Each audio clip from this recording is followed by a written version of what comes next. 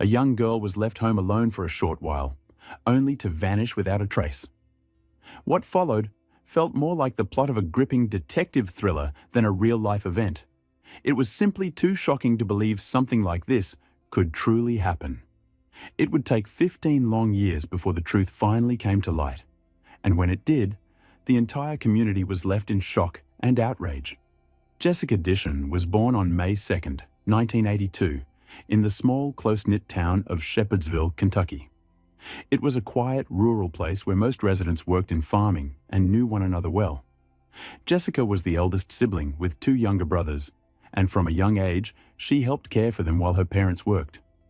This responsibility made her independent, and her parents always trusted her completely.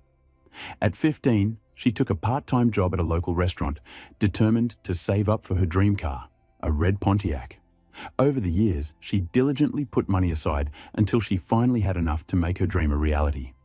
Despite juggling work and school, Jessica excelled academically. She had big plans to attend college after graduation and pursue a career in accounting. By the fall of 1999, at 17, she was entering her senior year of high school. Around this time, she also started dating someone, which made her even more excited about the future. On the morning of Friday, September 10th, Jessica's day started off like any other. Her parents left for work while she was still asleep, and her younger brothers caught the school bus. Jessica stayed behind, planning to drive herself to school shortly after. Around noon, her mother returned home and immediately sensed something was off. Jessica's car was still parked in front of the house. Strange, since she should have been in class. Concerned, her mother entered the house and checked Jessica's bedroom, thinking she might have overslept. But the room was empty.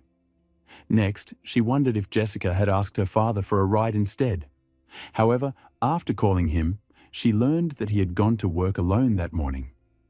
Worried, she decided to check Jessica's car, thinking it might not have started that morning. She grabbed a spare key from inside the house and walked outside. But as she approached, a chilling sight stopped her in her tracks. The driver's door was slightly ajar, and inside, Jessica's cell phone lay on the seat with the numbers 9 and 1 already dialed. Beneath the driver's seat, one of Jessica's shoes and her keys were left behind. In the back seat, her school books, work uniform, and purse remained untouched. The disturbing scene painted a grim picture.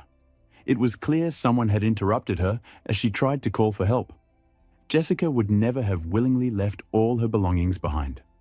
The family lived on the outskirts of town, so if she had gone anywhere on foot, she would have had to walk for miles. Her parents immediately called the school, only to discover that Jessica had never made it to class. Strangely, the school had failed to notify them of her absence, as it should have. Their worry deepened when Jessica's best friend from the restaurant called later that day, asking why she hadn't shown up for her shift.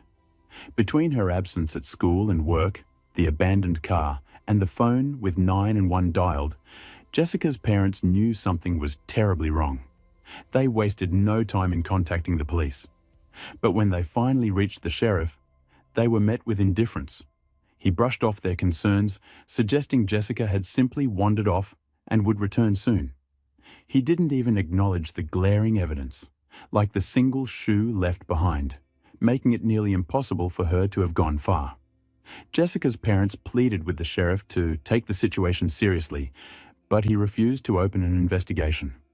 Frustrated and heartbroken, they had no choice but to return home. But they weren't ready to give up.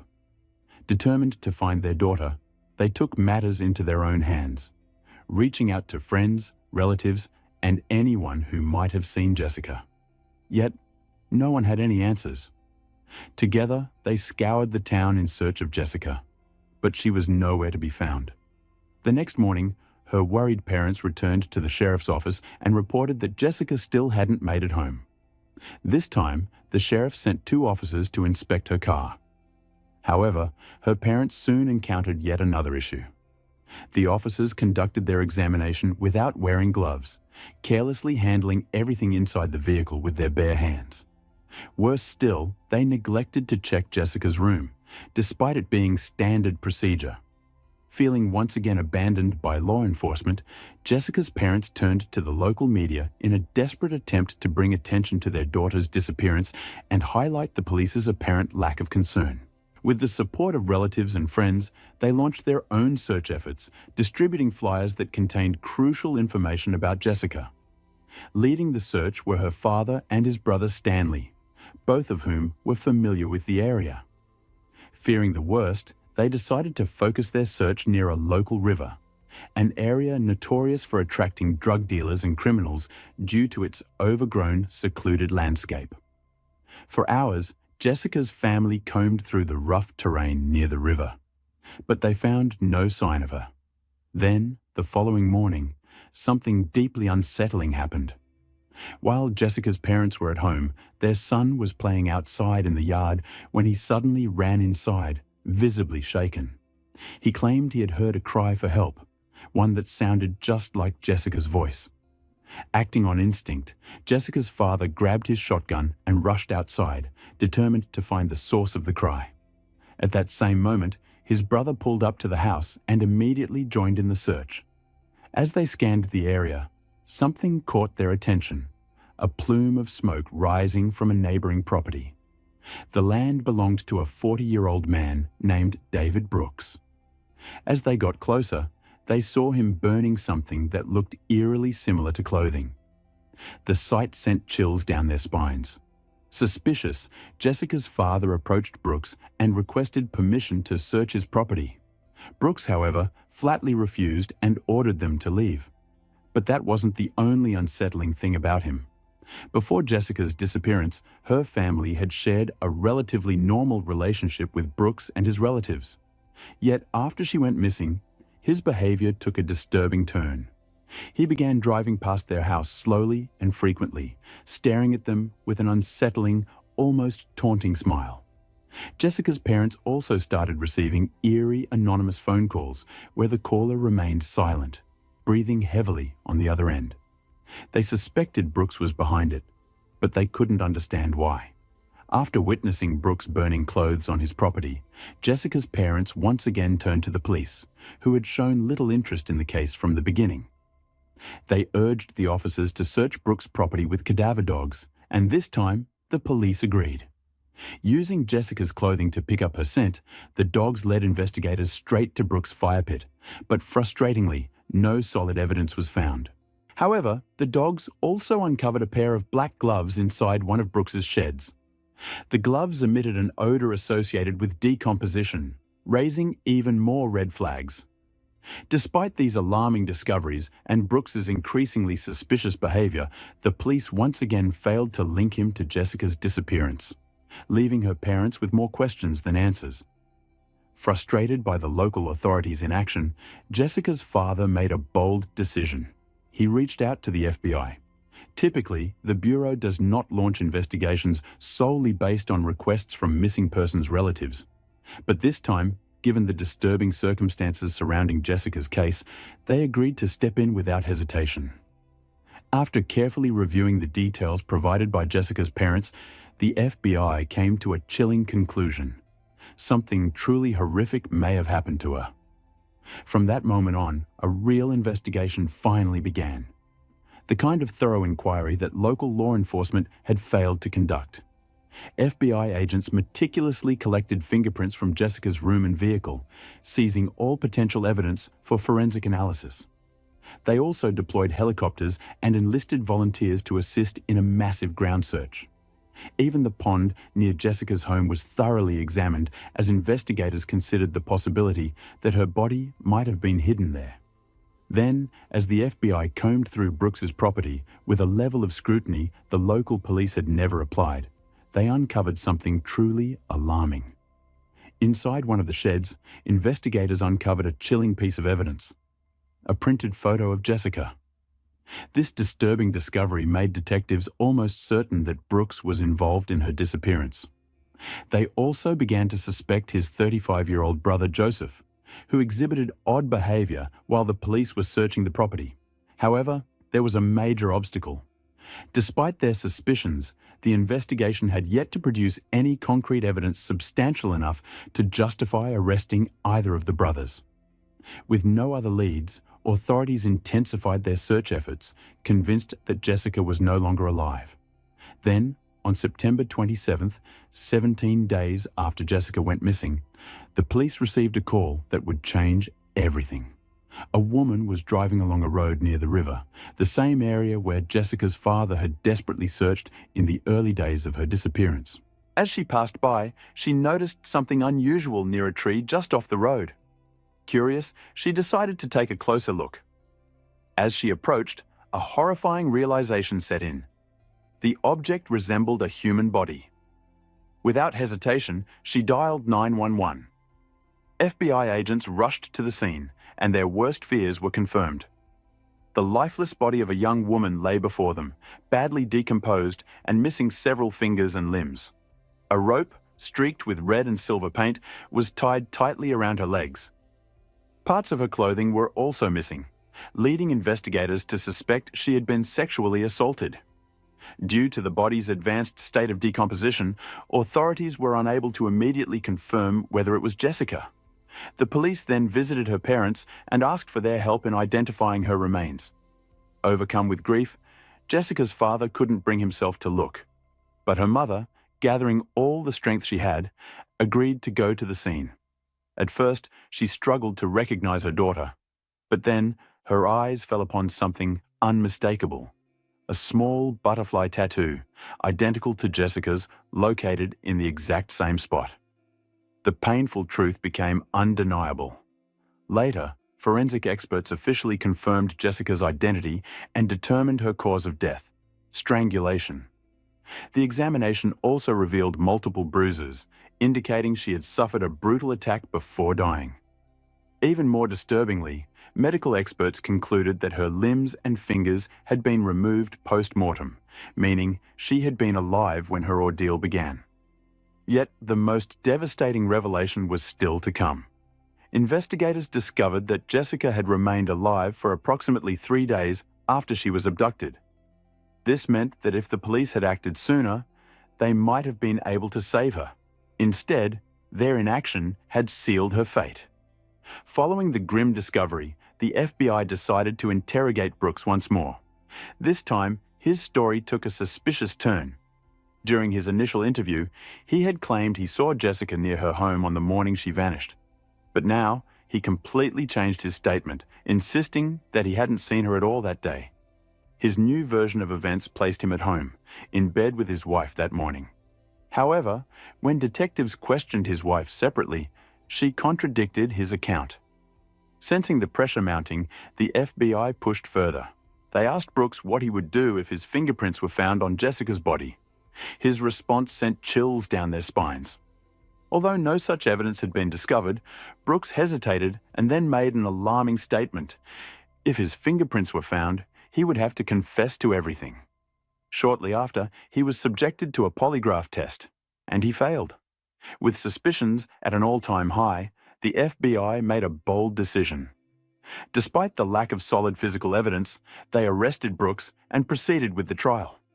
However, they knew the case would be an uphill battle. While the circumstantial evidence was overwhelming, it wasn't definitive. Without concrete proof directly linking Brooks to Jessica's murder, the odds of securing a guilty verdict remained uncertain. As the trial preparations progressed, detectives continued their search for additional evidence that could strengthen the case. While reviewing past findings, investigators recalled an intriguing detail. During their search of Brooks' car, they had discovered a rope strikingly similar to the one used to tie the victim's legs. However, without any DNA evidence on it, the rope remained yet another piece of circumstantial evidence rather than definitive proof. The trial commenced in January 2003.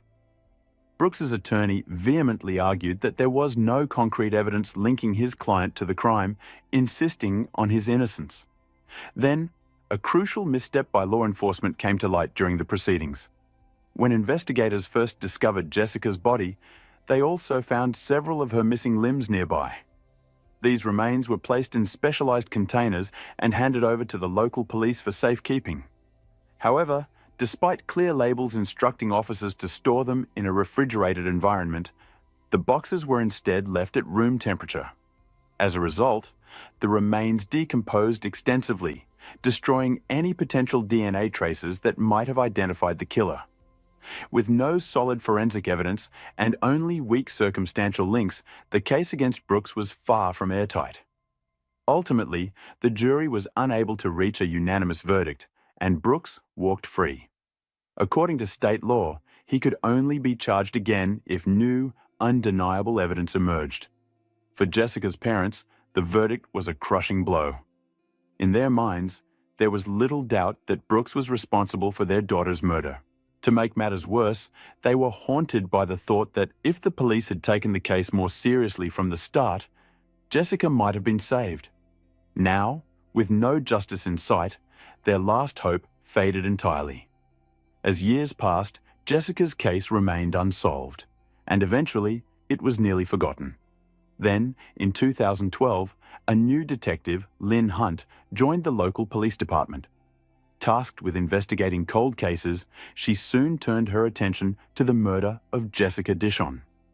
As she sifted through the case files, she was shocked by the sheer negligence of her predecessors. The records were riddled with errors, crucial conversations with key individuals were missing, and the handling of evidence was embarrassingly inadequate. It became clear that the case had been so poorly managed that Hunt had no choice but to start the investigation from scratch, despite the fact that 13 years had already passed since Jessica's murder. Her first step was to speak with Jessica's family.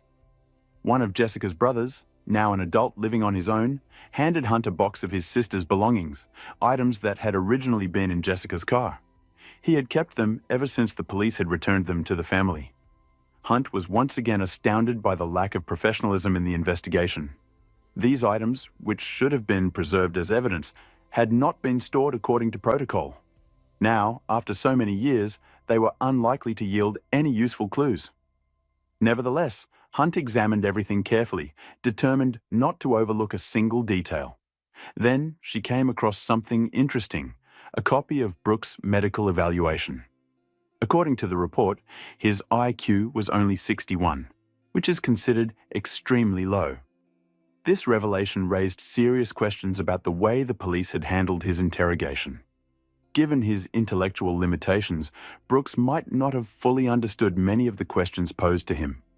His odd behavior, which had previously been considered suspicious, could very well have been a result of his cognitive impairment rather than guilt. This new perspective led Hunt to consider a shocking possibility. What if Brooks had nothing to do with Jessica's murder? What if the real killer had never even been investigated? Determined to find the truth, Hunt launched a fresh inquiry. She meticulously reviewed all individuals connected to the case, as well as people living in the area at the time of Jessica's disappearance. Her investigation continued until September 2014, nearly 15 years after Jessica's death, when an unexpected lead emerged. A fellow officer from another department reached out to Hunt with intriguing news. An inmate at a Kentucky state prison had come forward, claiming to know the true identity of Jessica Dishon's murderer. Hunt approached this tip with cautious skepticism. In her experience, inmates often fabricated stories in hopes of bargaining for reduced sentences or better prison conditions. More often than not, such leads proved to be nothing more than time-wasting dead ends. Still, she knew she couldn't afford to dismiss it without verification. Determined to follow every possible lead, Hunt made her way to the prison to meet the informant. The man revealed that he had once shared a cell with another inmate, a convict who had been sentenced for child abuse, the very same crime he himself had committed. Bound by shared experiences, the two inmates developed a twisted friendship, occasionally exchanging details about their past crimes. Then, one day, the cellmate made a shocking confession. Among other things, he claimed to have murdered Jessica Dishon. But what came next left Detective Hunt utterly stunned. The informant revealed the name of the man responsible for Jessica's death. It was none other than Stanley Dishon, Jessica's uncle and her father's own brother. According to the inmate, Stanley had confided in him, admitting that he had been sexually abusing Jessica for years while living under the same roof as her family. He had threatened her repeatedly, warning that if she ever told anyone, He would kill her or harm someone she loved. By the spring of 1999, Stanley grew increasingly paranoid. Jessica had started dating someone, and he feared that she might finally confess to her boyfriend about the abuse. Desperate to silence her, Stanley took action. On the morning of September 10th, he arrived at Jessica's home while she was alone. She was outside, getting into her car, her belongings already packed inside. Stanley confronted her, demanding that she end her relationship immediately. But Jessica refused. She had had enough, and this time, she fought back. She threatened to expose him if he didn't leave her alone. Panic set in. Stanley lashed out, issuing more threats. Jessica turned to grab the phone, intending to call 911. Realizing that his entire world could come crashing down, Stanley lunged at her. Jessica managed to break free and ran into the house, but he chased after her. Once inside, he followed her to her bedroom, struck her, and tightly bound her in her own bedsheets. Then, he carried her away to an abandoned shed, just a short distance from where her body would later be found. For several agonizing days, Stanley kept Jessica captive, subjecting her to unimaginable abuse and torture. Then, he ended her life. But his cruelty didn't stop there. He moved her body, placing it in a visible spot near the road, ensuring that it would eventually be discovered. Hoping to mislead investigators, he went even further, removing some of Jessica's limbs to make it appear as if her death had been the work of drug traffickers. Before leaving the scene, he buried the bedsheets beneath the shed, erasing the last traces of his crime. Detective Hunt was shaken. The details provided by the informant were eerily specific, details that had never been made public. Only Jessica's closest relatives knew about the missing limbs, meaning the inmate couldn't have fabricated that part of the story. Then, he revealed one final piece of information. Stanley had buried one of Jessica's shoes beneath a broken tree near the shed. If this was true, Hunt finally had a chance to prove his guilt. Determined to verify the claims, Hunt launched an independent search. But with limited resources at the local police department, she had no choice but to seek help elsewhere. She turned to Jessica's brother and a few other relatives who agreed to assist in the search. Not wanting to alarm them prematurely, Hunt chose not to disclose that Stanley was now the prime suspect. First, she needed concrete evidence. On the first day, the search was fruitless. In the midst of pouring rain, they dug through the areas matching the informant's description, but nothing surfaced. The next day, Hunt and Jessica's brother returned to the site with renewed determination. As they drove along the road, he pointed out an abandoned barn. Something about it caught Hunt's attention. They stopped the car, entered the barn, and started digging the soil inside. Almost immediately, they uncovered something buried beneath the dirt. A long-awaited breakthrough. It was a bedsheet. Hunt carefully collected the evidence and rushed to Jessica's home. Over the years, Jessica's parents had never changed a single thing in her bedroom. It remained frozen in time, exactly as it was on the day she disappeared.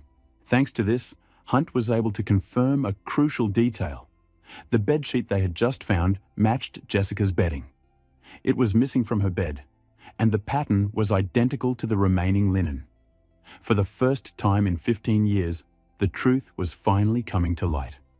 Immediately after this breakthrough, Stanley was arrested and brought in for questioning. Though he refused to confess, he appeared visibly shaken during his conversation with detectives. Eventually, he was formally charged with murder, and the case moved to trial. Jessica's father struggled to comprehend the horrifying truth that his own brother had committed such an unspeakable crime against his daughter. At first, he was in complete denial, unable to accept the reality of the situation. But over time, he was forced to come to terms with it. Looking back, he recalled something that now seemed painfully suspicious. During the initial days of Jessica's disappearance, it had been Stanley who suggested searching near the river. But while they were out there, Stanley suddenly claimed to feel sick, and his brother had to drive him home. It turned out that this moment had occurred just a few hundred yards from the barn where Jessica had been hidden. This raised a chilling possibility. Stanley may have deliberately diverted the search efforts, ensuring that no one would find Jessica while she was still alive. As preparations for the trial continued, Detective Hunt delved deeper into Stanley's past, hoping to uncover additional evidence. She already knew that he had previously served time for assaulting another young girl within their family. But what she uncovered next was even more disturbing.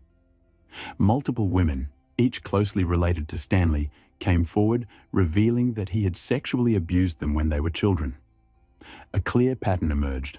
Stanley would approach his relatives, claiming to have nowhere to stay, and they would allow him to live with them temporarily. But once alone with their daughters, he took advantage of the situation, using threats to ensure their silence. After hearing these testimonies, investigators concluded that Stanley had been preying on young girls within his own family for 3 decades. Despite these revelations, Hunt knew that securing a conviction for Jessica's murder would be difficult. The case still lacked definitive forensic evidence. There were no fingerprints, no DNA, and nothing to physically tie Stanley to the crime. Determined to leave no stone unturned, she continued combing through old case files, searching for anything that might strengthen the prosecution's case. That's when she made another shocking discovery. In a box of forgotten records, Hunt came across a letter dated June 26, 2002. It had been written by a different informant, someone who, 12 years before, had told the police the same story that Hunt had just uncovered from the Kentucky prison inmate. By that time, Stanley was already serving a sentence for assaulting an underage relative. While in prison, he had confessed to his cellmate that he was the one who had murdered Jessica. The cellmate, who happened to be a police informant, sent a detailed letter to the department handling the case, outlining everything Stanley had told him. And what did the police do? Nothing. They ignored the letter, likely because they were still convinced that Brooks was the real culprit. Instead of investigating further, they dismissed the informant's claims, failing to consider any other suspects. Hunt was once again appalled by the negligence of her predecessors. If they had taken their job seriously, Jessica's case could have been solved back in 2002. But now, after all these years, all she could do was wait for the trial, hoping that Stanley would finally face the justice he had evaded for so long. The trial began in 2015. Despite overwhelming circumstantial evidence, Stanley insisted he was innocent. Seated in the courtroom, Jessica's parents could hardly bear to look at him. The man who had shared their family dinners, their holidays, their lives, was the same man who had destroyed everything. Their anger only deepened as he continued to deny the crime, refusing to give them even a shred of closure. Prosecutors knew that convicting Stanley of murder would be difficult. The case against him was largely circumstantial, with no direct physical evidence to secure a guilty verdict. There was also another complication. The women Stanley had assaulted as children would need to testify in court, recounting in painful detail the horrors they had endured. Given these challenges, the prosecution made a decision. They offered Stanley a plea deal. In exchange for his full confession to both Jessica's murder and the sexual assaults, they would drop the possibility of the death penalty. In the end, Stanley agreed. He pleaded guilty. But there was one condition. He wouldn't be required to reveal any further details about the crimes. Jessica's parents were devastated. After waiting for justice for nearly 15 years, they still didn't get the answers they so desperately sought. Why had he done it? What had really happened in those final moments? Stanley remained silent, offering them nothing. Under the terms of the plea deal, Stanley was sentenced to 20 years in prison, with the possibility of parole after 15 years. Given that he was already 56 at the time of sentencing, this meant that he could walk free at 71. After the trial, Jessica's father made a chilling promise. If his brother ever got out of prison, he would be waiting for him. And this time, he would take justice into his own hands. In 2019, Stanley gave his first interview from prison, claiming once again that he was innocent. According to him, he had been at work on the morning Jessica disappeared. But after 2 decades, verifying his alibi was impossible.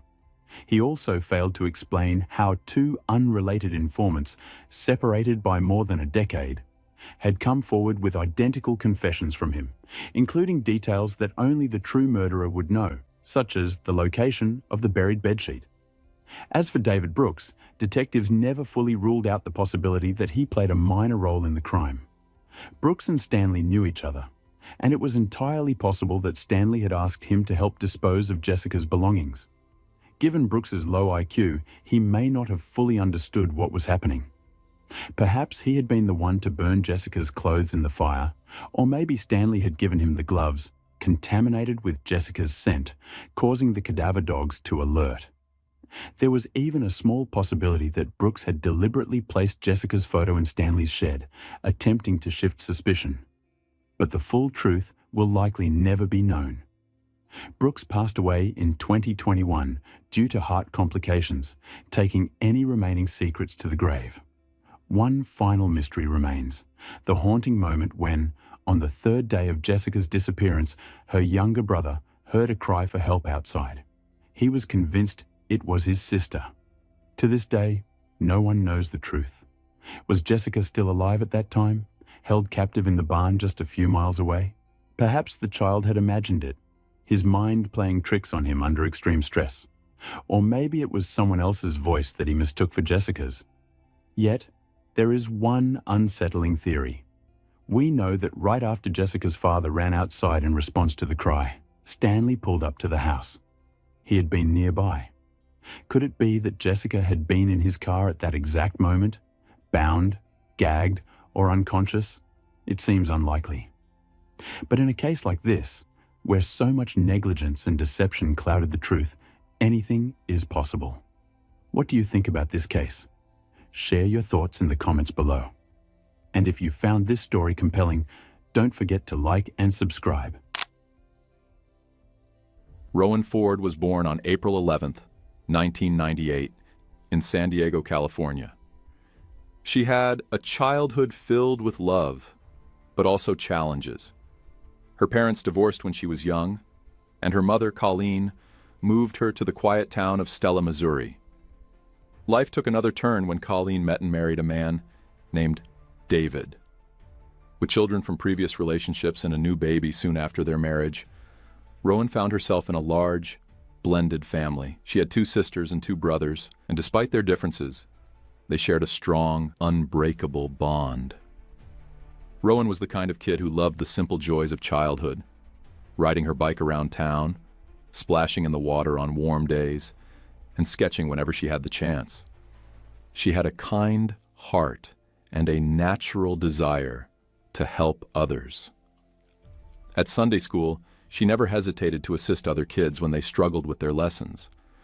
By November 2007, Rowan was 9 years old and in the 4th grade. Her mom worked night shifts at a local store, while her stepdad spent long hours working on a farm. As a result, Rowan was often left to take care of herself, which made her independent beyond her years. On the night of November 2nd, everything seemed normal.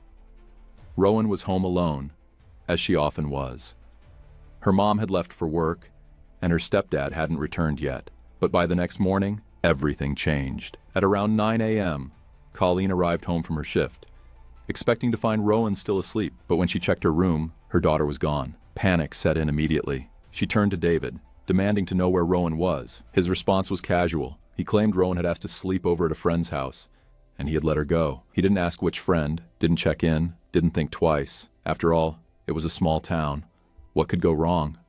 But Colleen's gut told her something wasn't right. She quickly checked with all of Rowan's friends, knocking on doors, making calls, anything to find out where her daughter was. But no one had seen Rowan. She hadn't stayed at any of their houses. That's when fear truly took hold. Desperation fueled Colleen as she searched the small town herself, looking down every street, calling out Rowan's name.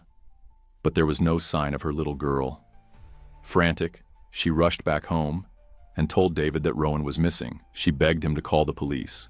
But instead of acting with urgency, David brushed off her fears, insisting that Rowan would come home soon. Hours passed, still no sign of Rowan. The fear in Colleen's chest turned to dread. She knew something was terribly wrong.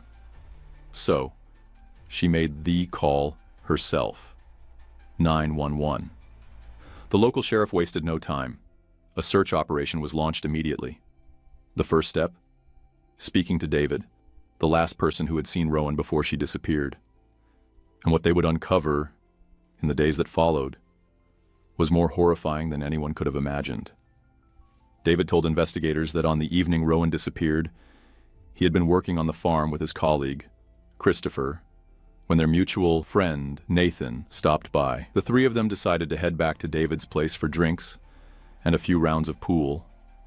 On the way, they stopped at a store, grabbed some alcohol, and spent the next few hours at David's house, unwinding. As the night wore on, Christopher asked Nathan to drive him home to his trailer in the neighboring town. The two convinced David to tag along, promising to keep the night going. Before leaving, David peeked into Rowan's room and saw her fast asleep. With that, he left with his friends. Once again, they stopped at a store for more alcohol before heading to Christopher's trailer, where the drinking continued for about an hour. Eventually, David decided to head back home and asked Nathan for a ride. Nathan, already intoxicated, chose to take the back roads instead of the highway. He was too drunk to risk running into the police. After dropping David off, Nathan drove home while David went straight to bed. Sometime later, David claimed he was woken up by Rowan, who asked if she could sleep over at a friend's house. Barely awake, he agreed without thinking twice and drifted back to sleep. This part of David's story didn't sit right with the police. A 9-year-old girl deciding to leave her house in the middle of the night, and her stepfather letting her go without even asking which friend she was talking about. Something felt off. The sheriff couldn't shake the feeling that David was either hiding something, or worse, directly involved in Rowan's disappearance. But without any evidence, suspicion alone wasn't enough. Meanwhile, the search for Rowan intensified. Officers combed through the small town and its outskirts late into the night, but there was no sign of her. News spread quickly. After all, Stella was home to just 150 people,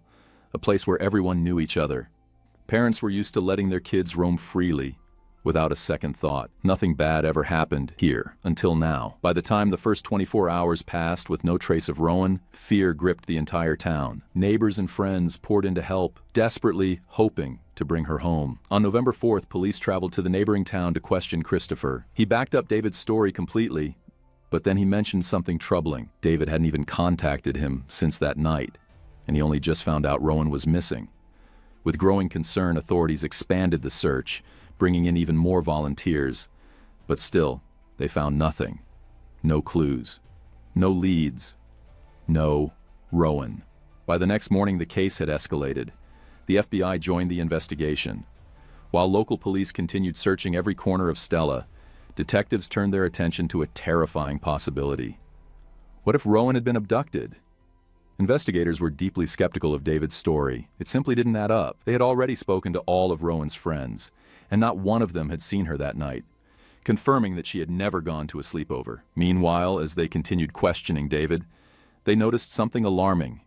He kept changing small but crucial details in his account. At first, his timeline for the night was inconsistent, making it unclear exactly how long he had been away from home. Then he backtracked on his original statement, suggesting that maybe Rowan hadn't even asked him for permission to leave and had simply wandered off on her own. This sudden shift only deepened the authorities' suspicions. The real turning point came when FBI agents discovered something David had conveniently failed to mention. On the night Rowan disappeared, he had asked his mother to borrow her car. Why would he need another vehicle when he had his own pickup truck? And why hadn't he told the police about this before? Determined to find answers, investigators seized both his mother's car and his truck for forensic examination.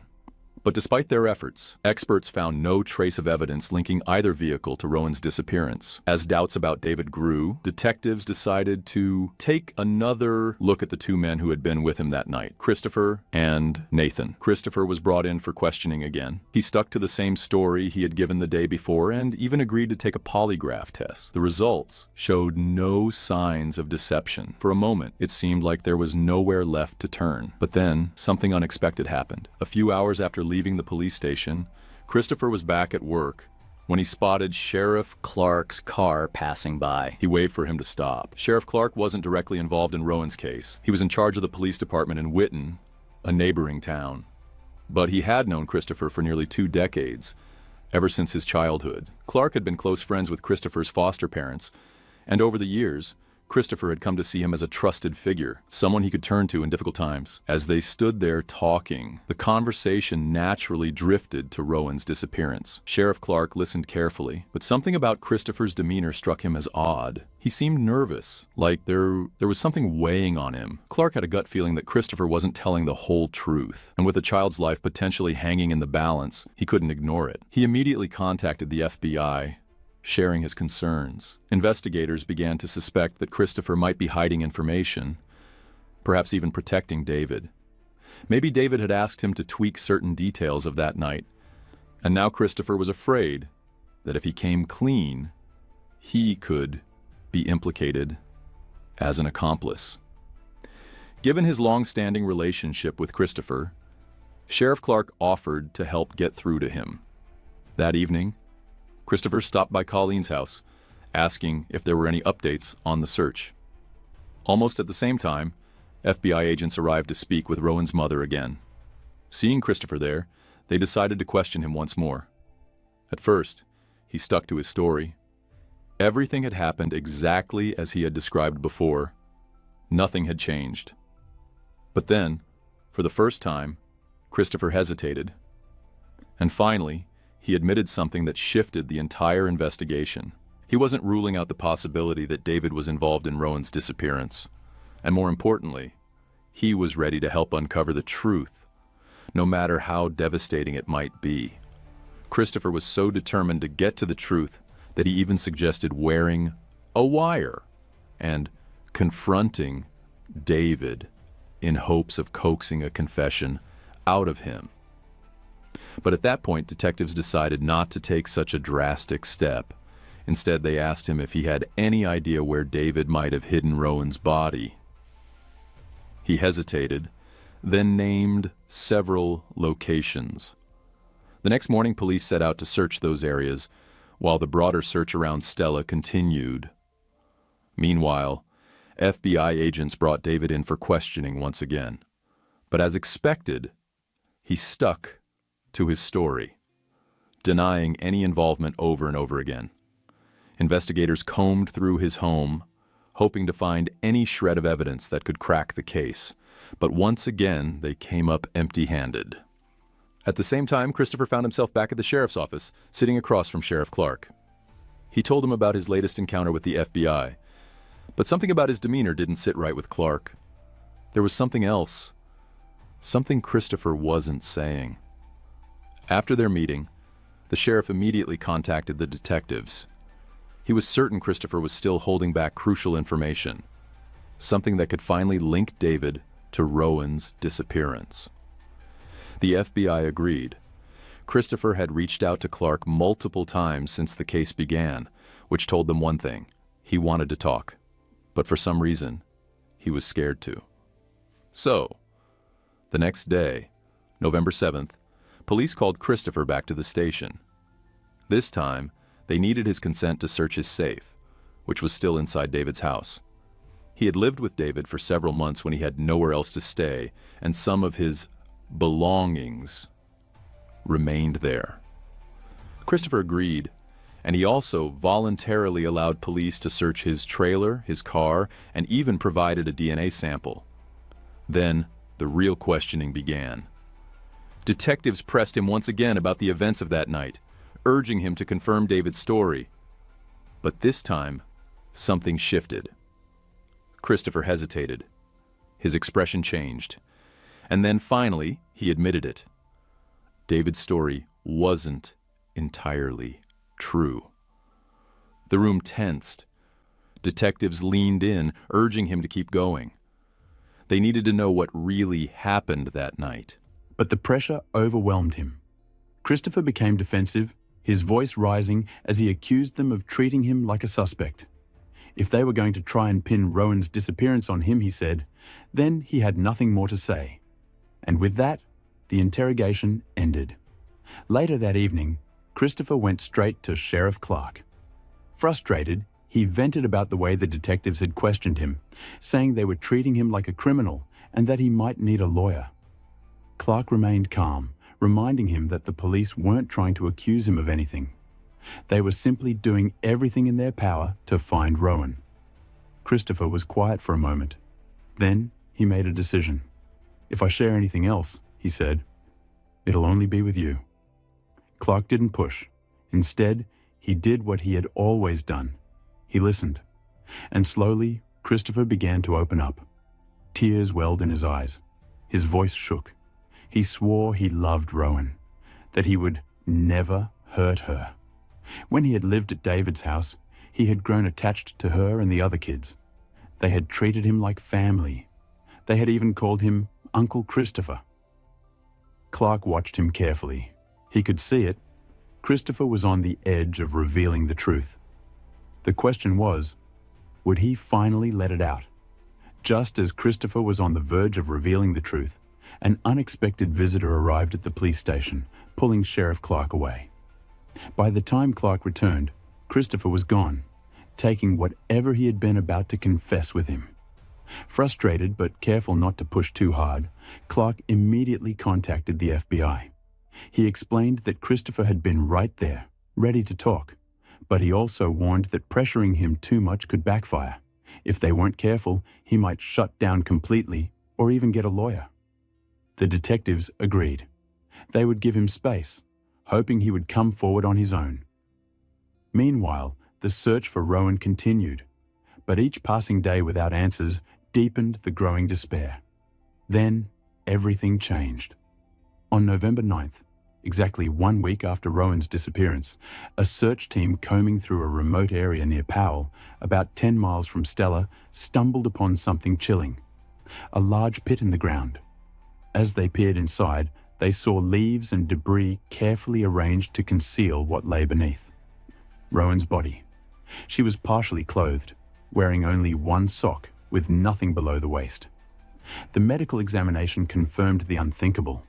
She had been sexually assaulted before being strangled to death. The discovery sent shockwaves through the entire investigation. FBI agents wasted no time. They reached out to Sheriff Clark, urging him to find Christopher now. With Rowan's body recovered and the case officially classified as a homicide, they were convinced he knew more than he had admitted. And this time, there was no room for hesitation. But there was a problem. That morning, while Clark had been away, Christopher had actually come to the station looking for him. He told the officers he needed to speak with Clark urgently, then left before anyone could stop him. Now, he was nowhere to be found. Clark searched every place he thought Christopher might go, but he had seemingly vanished. Hours passed. Then, finally, his phone rang. It was Christopher. His voice was tense, almost frantic. The first thing he asked was whether he was being followed. He explained that ever since hearing the news about Rowan's body being found, he had been driving aimlessly, trying to clear his head. But then he noticed something: a grey car trailing him. No matter where he went, it was always there. Fear seeped into his voice. Was someone watching him? Were they planning to pin the murder on him? Or worse, was someone looking for revenge? Clark reassured him that as far as he knew, there was no surveillance on him. Then he made a simple offer. "Let's meet in person." Christopher agreed. When they met, it was clear something had changed. He was on edge, his body tense, his hands shaking. He was scared, and not just in an anxious way. This was deep fear. Clark wasted no time. He brought Christopher back to the station and told him plainly, "Rowan's death is now a homicide case. If there's ever been a time to tell the truth, it's right now. What did David do to Rowan?" Tears welled up in Christopher's eyes. His breathing became uneven. But instead of answering, he hesitated. Then he glanced around the station, scanning the people moving through the building. And finally, he whispered, "There are too many people here. I can't talk about this here." Clark could see it. Christopher was standing on the edge of a confession. The question was, would he finally take the leap? Christopher suggested they go somewhere quieter, away from prying eyes. He mentioned a small bridge a few miles outside of town. Sheriff Clark agreed, and the two drove there in silence. As they stepped out of the car, Christopher did something unexpected. He raised his hands. "You should handcuff me," he said. Clark looked at him, startled. "That's not necessary," he replied. Christopher shook his head. "After I tell you what I did, you'll have to." And then he started talking. At first, his story sounded the same, the version he had repeated to the police many times. He, Nathan, and David had been drinking at his trailer. Later, David asked Nathan for a ride home, and they took the back roads to avoid the cops. But then Christopher took a deep breath and began telling the real story. One that sent a chill down Clark's spine. He confessed that he had been planning to assault Rowan. The thought had been in his mind all night. And when he realized his friends would take the long way home through the fields, he saw his opportunity. Instead of waiting, Christopher got into his car and sped toward David's house, taking the highway to get there as fast as possible. Once inside, he crept into Rowan's room, carefully lifted her sleeping body and carried her to his car, making sure she didn't wake up. He took her straight to his trailer. That was where she finally woke up. Disoriented and terrified, she struggled against him, but she was too small to fight back. Christopher never turned on the lights. He never spoke. He didn't want her to recognize him. And then he did the unthinkable. His original plan had been to take her back home afterward, to leave as if nothing had happened. But things didn't go as planned. When he carried Rowan outside, the moon was bright. And in that brief moment, she saw his face. Panic overtook him. He couldn't let her live. He grabbed a rope, and before she could scream, he strangled her. Sheriff Clark felt sick. He stood frozen, barely able to process what he was hearing. Christopher continued. Once Rowan was dead, he put her body in his car and started driving aimlessly, trying to figure out what to do next. His first thought was to dump her off the very bridge where they now stood. But he hesitated. Someone would find her too quickly. So he kept driving. And then he remembered the large pit outside the neighboring town. That's where he went. He tossed Rowan's body into the pit and tried to cover her with branches. But the hole was too deep, and everything he threw in just slid to the bottom. Defeated, he left her there and drove back to his trailer. That's when he noticed the blood. On his clothes, on his mattress. Evidence that needed to be destroyed. Rowan's pants, underwear, and the rope he used to kill her, all of it had to disappear. So he gathered everything, stuffed it into a large barrel, and planned to set it on fire. But then he realized something. A fire that size would be impossible to hide. Someone would see the flames, or worse, the smoke. So he dragged the barrel into the shed, shut the doors, and lit the fire inside.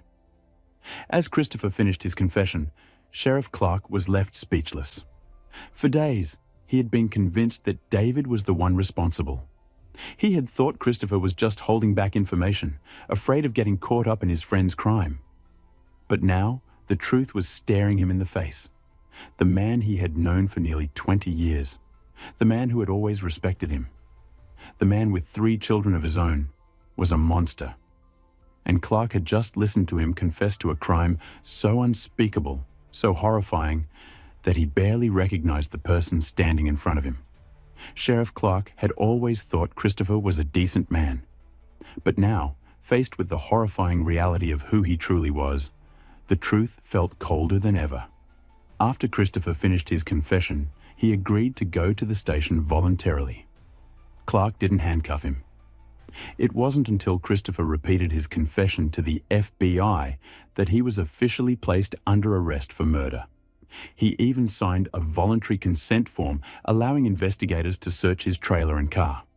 Before being taken away, he muttered that he regretted everything, that he had cried like a baby the entire next day. But just when detectives thought they had uncovered the full truth, the case took yet another shocking turn. When they informed David that Christopher had confessed, they expected some kind of reaction, maybe relief, maybe fear. What they didn't expect was for David to suddenly change his version of events. This time, his story was even darker. According to David, when he got home that night and saw that Rowan was missing, he immediately suspected Christopher had taken her. Instead of calling the police, he took his mother's car and drove straight to Christopher's trailer. What he saw inside made him freeze. Rowan was lying on the bed. Christopher was leaning over her. And instead of stopping him, instead of saving Rowan, David joined in. He claimed that after they both assaulted her, they decided she couldn't be allowed to live. Together, they strangled her and dumped her body. David insisted that his brain had shut off that night and that for days afterward, he couldn't even remember what had happened. Detectives, stunned by this revelation, rushed back to Christopher to confirm David's claims. But Christopher denied it. He stuck to his original story, saying David wasn't involved, that he alone had committed the crime. This contradiction left investigators baffled. Whose version was the truth? Forensic evidence provided some clarity. The medical exam confirmed Rowan had been strangled with a thin rope, just as Christopher had described. And during a search of his trailer, police found ashes in a barrel, evidence of the items he had burned. In his car, they discovered strands of hair that appeared to belong to Rowan. Despite the conflicting confessions, both men had admitted to serious crimes. There was no question. They were both going to be prosecuted. Christopher was charged with murder. David was arrested too, but his case was more complicated. If prosecutors pursued murder charges against him, it could create legal loopholes that might allow Christopher's conviction to be overturned. Worse yet, without solid DNA or physical evidence linking David to the murder, there was a real possibility he could walk free entirely. It was a gamble the prosecution couldn't afford to take. So they made a difficult decision. To ensure Christopher's death sentence remained intact, they lowered David's charges to child endangerment and obstruction of justice. David pleaded guilty. His punishment? 11 years in prison, with a minimum of only 5 years before possible release. The sentence was met with outrage. If David had been involved in the murder, then his punishment was nothing short of an insult. But legally, there was no other way to guarantee a conviction. And with double jeopardy laws in place, it was unlikely he would ever be tried for Rowan's murder again. As for Christopher, he was sentenced to death in 2012, 5 years after the crime. He appealed the ruling, but all attempts were denied. He remains in prison, awaiting execution. But as with many death row cases, years, sometimes decades, can pass before a sentence is carried out. There's a strong possibility that Christopher will never face execution at all, and will simply live out the rest of his life behind bars. And basically they told me that I need to come in and meet up, and they briefed me on what they had at the time, which ultimately was Tommy Carlton, who was trying to find someone to murder his ex-wife. Breakups and divorces, they can get messy, right? We've all heard about custody battles, arguments over money, or just drama in general. But this story, this one takes things to a whole new level. Tommy Carlton and Elizabeth Nicholas didn't just end things the ordinary way. When they split, it turned into a case so twisted that even the police were caught off guard. And boy, oh boy, this isn't just a messy divorce story.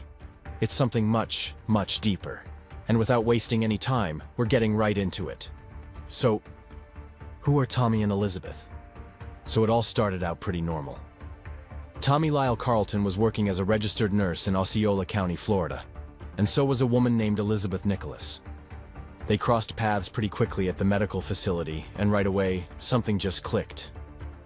It wasn't long before they became friends, and, well, you can probably guess what happened next. That friendship didn't stay just a friendship for long. It turned romantic. Barely a year had passed, and they were already walking down the aisle. Life was looking good. Everything seemed perfect.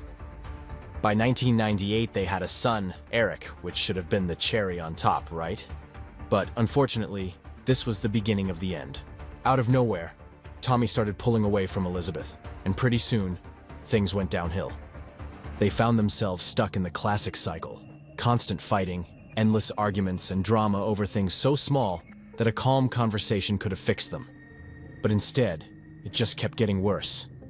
And things escalated quickly, way faster than you'd expect. Just about 6 weeks after their baby was born, Elizabeth had to undergo gallbladder surgery. While she was recovering in the hospital, Tommy visited her. Not to check on her well-being or even argue, but to tell her that she needed to take care of Eric because he had other commitments. What commitments, you ask? The one standing right beside him. No, it wasn't a mistress or a meeting, but to everyone's shock, especially Elizabeth's, Tommy revealed that he was gay. This is happening just weeks after Eric's born, and while Elizabeth's still dealing with surgery recovery. It's safe to say she was completely blindsided, but it didn't matter. Tommy had discovered who he truly was, and over time, his attention was on spending time away with his new male partners. As for the marriage, it was deteriorating more and more. The verbal fights were now becoming physical.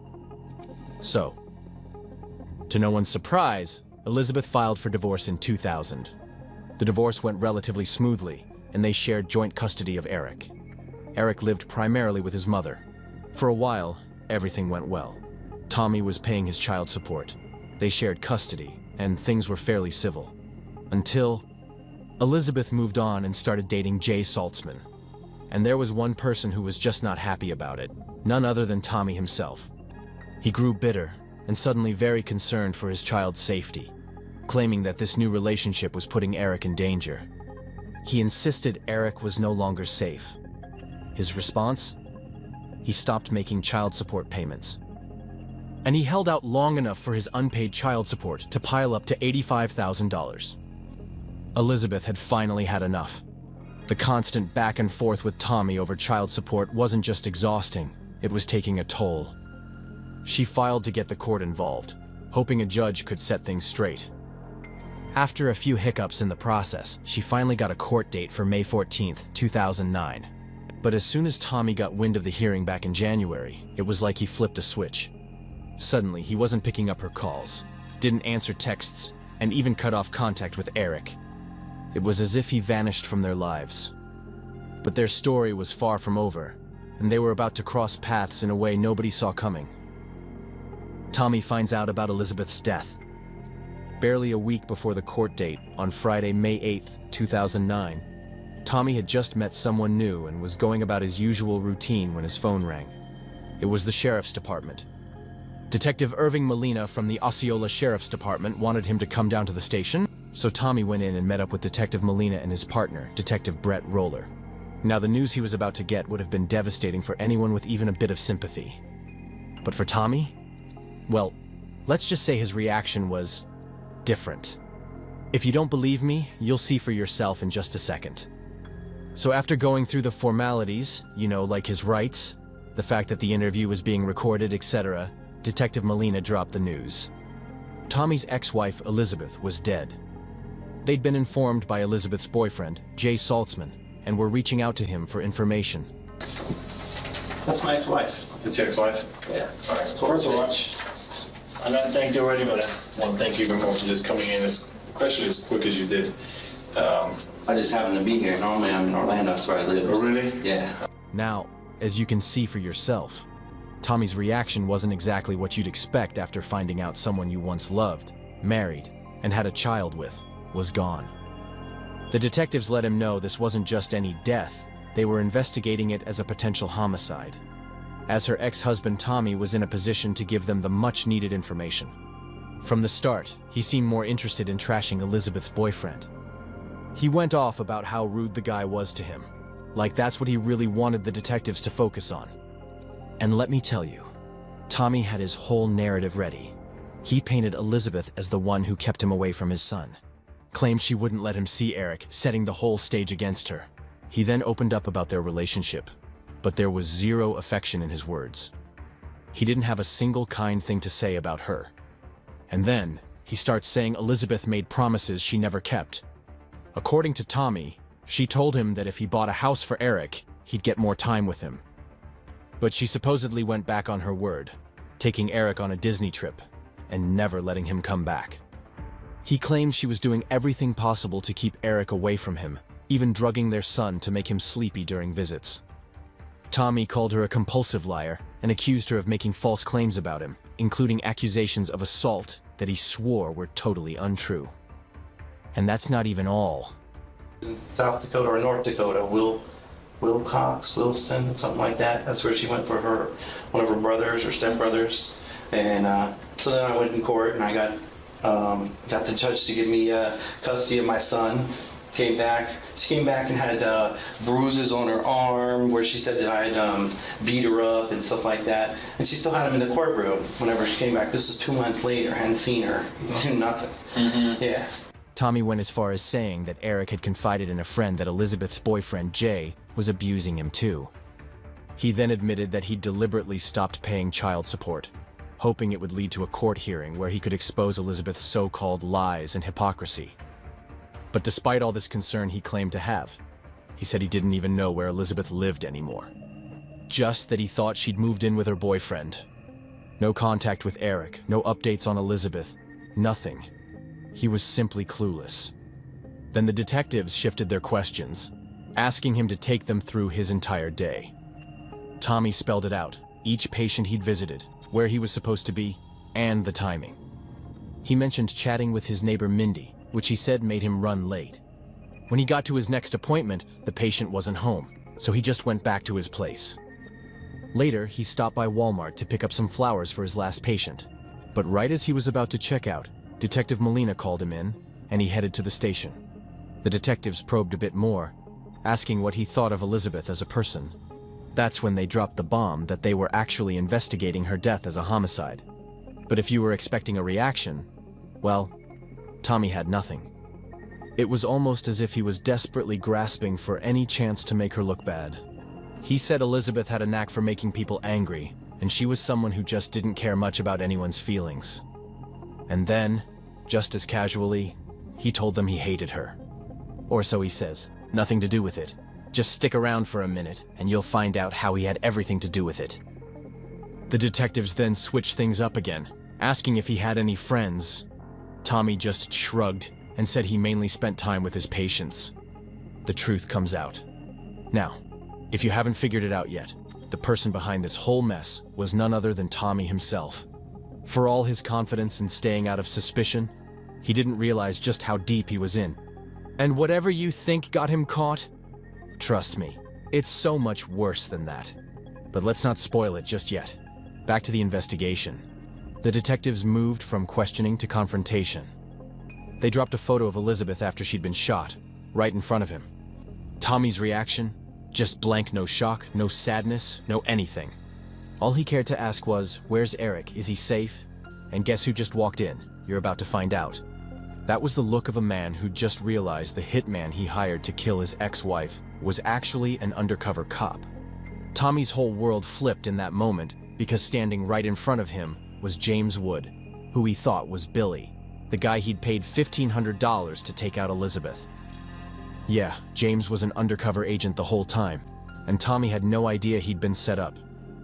Detectives Roller and Molina then laid it all out for him. They told Tommy they'd actually been watching him for over 2 weeks. And why, you ask? I mean, aren't we all wondering? Let's see how he responds. Is there something that we don't know that we should know? I'm not following. Why would you take the steps that you did to get rid of your wife? I didn't take any steps to get rid of my wife. Have you been meeting with Billy the last week? I saw him, yeah, like twice. Okay. Billy is Agent Griffin. He has been my partner for 5 years. You understand that? Okay. So where he goes, I go. So everywhere you've been with him, I've been there with him and with you.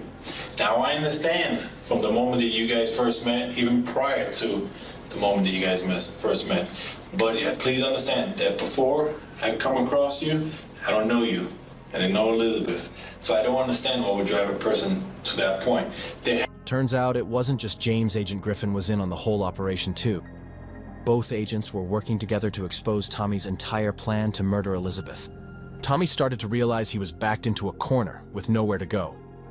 And just when things couldn't get any worse for Tommy, in walks the head of the Violent Crimes Unit, the very person who'd been leading this investigation from day one. And he didn't just walk in empty-handed. He came in with solid proof, showing Tommy the exact cash, the bills he'd handed over to Billy to make Elizabeth disappear. And it gets worse. Every detail of Tommy's plot, every step of his plan from just a week earlier. They had it all on camera. It was all right there, undeniable. But here's the thing that might be the worst part for Tommy. Not only was he caught red-handed, but the person he wanted dead? Elizabeth was still alive. She hadn't been harmed at all. Detective Roller looked him straight in the eye and told him that the evidence they'd collected was enough to lock him up for good. And that's when Tommy finally asked for a lawyer. He was arrested for solicitation to commit murder and attempted murder, and held without bond at the Osceola County Jail. And in the weeks that followed, Tommy decided he'd represent himself in court. But, oh, we're just scratching the surface here. Don't worry, we're going to take a look into exactly what the detectives found, all the proof they had, and how they set this entire thing up. Here's how it went down. By June 2008, Tommy Carlton had reached his limit with Elizabeth. He didn't just want her out of his life, he wanted her gone, permanently. So while he's supposed to be getting his act together at Narcotics Anonymous, he meets this guy named Ricky Donovan. Now, instead of talking about recovery, Tommy started hinting to Ricky that he wanted Elizabeth out of the picture for good. Ricky listened, and before you know it, he ended up introducing Tommy to someone else, a guy named James Wood. And that's where things take a turn. A good one. For Elizabeth, at least. James wasn't exactly living a great life himself. He also had a kid he barely saw because his ex had cut him off. And somehow that became a weird bond between him and Tommy. They both felt stuck, cut off from their kids, and for the next few weeks, they got closer. Tommy started feeding James this sob story about how he was just trying to protect his son. Then, things got real. Tommy wasn't just complaining about Elizabeth anymore. He had ideas, and he was spelling them out. He talked about poisoning her, even messing with her car to make it look like an accident. And then Tommy hit James with this. If James helped him get rid of Elizabeth, Tommy would take care of James's ex so he could be with his son. At first, James thought it was just talk, something Tommy would vent about and forget. But Tommy wouldn't let it go. He kept bringing it up again and again, and it became clear he was dead serious. It was clear he was locked in on making this happen. That's when James threw out an idea, almost like a dare. Why don't you hire a hitman? But here's what Tommy didn't know. James was getting pretty freaked out. Realizing Tommy was actually serious, James started panicking, and he decided to bring someone else in on it. He reached out to a family friend, Sheriff's Deputy David Snyder. James told Snyder the whole story, how he met this guy Tommy through someone at Narcotics Anonymous, and how Tommy was dead set on getting someone to take care of his ex, Elizabeth. By May 4th, James and Deputy Snyder decided to go all in. They'd take things to the next level and set up a plan Tommy wouldn't see coming. They met with Sergeant Wiley Black from the Osceola County Sheriff's Violent Crimes Unit. Sergeant Black and two detectives sat down with James to hear the full story. That's when they decided they needed backup for this one. Lieutenant Howard Griffin, who had experience working undercover, was brought in to help get to the bottom of this. They got everything set up and told James to call Tommy to set up a meeting for later that night. The location was a room at the local Quality Inn. While officers worked fast to set up surveillance in the room next door, Lieutenant Griffin was getting into character as Hitman Billy. That night, Tommy was on his way to meet Billy for the first time, not knowing that a whole team from the Violent Crimes Unit was right next door, ready to catch everything on tape. Just in case Tommy got cold feet later, they wanted to make sure they had everything on tape. On May 4th, 2009, Tommy showed up, already convinced that James had a guy lined up to handle things for him. At first, the conversation was pretty normal. But it didn't take long before Tommy started getting into the real reason he was there, almost as if he was ready to puke out his grievances.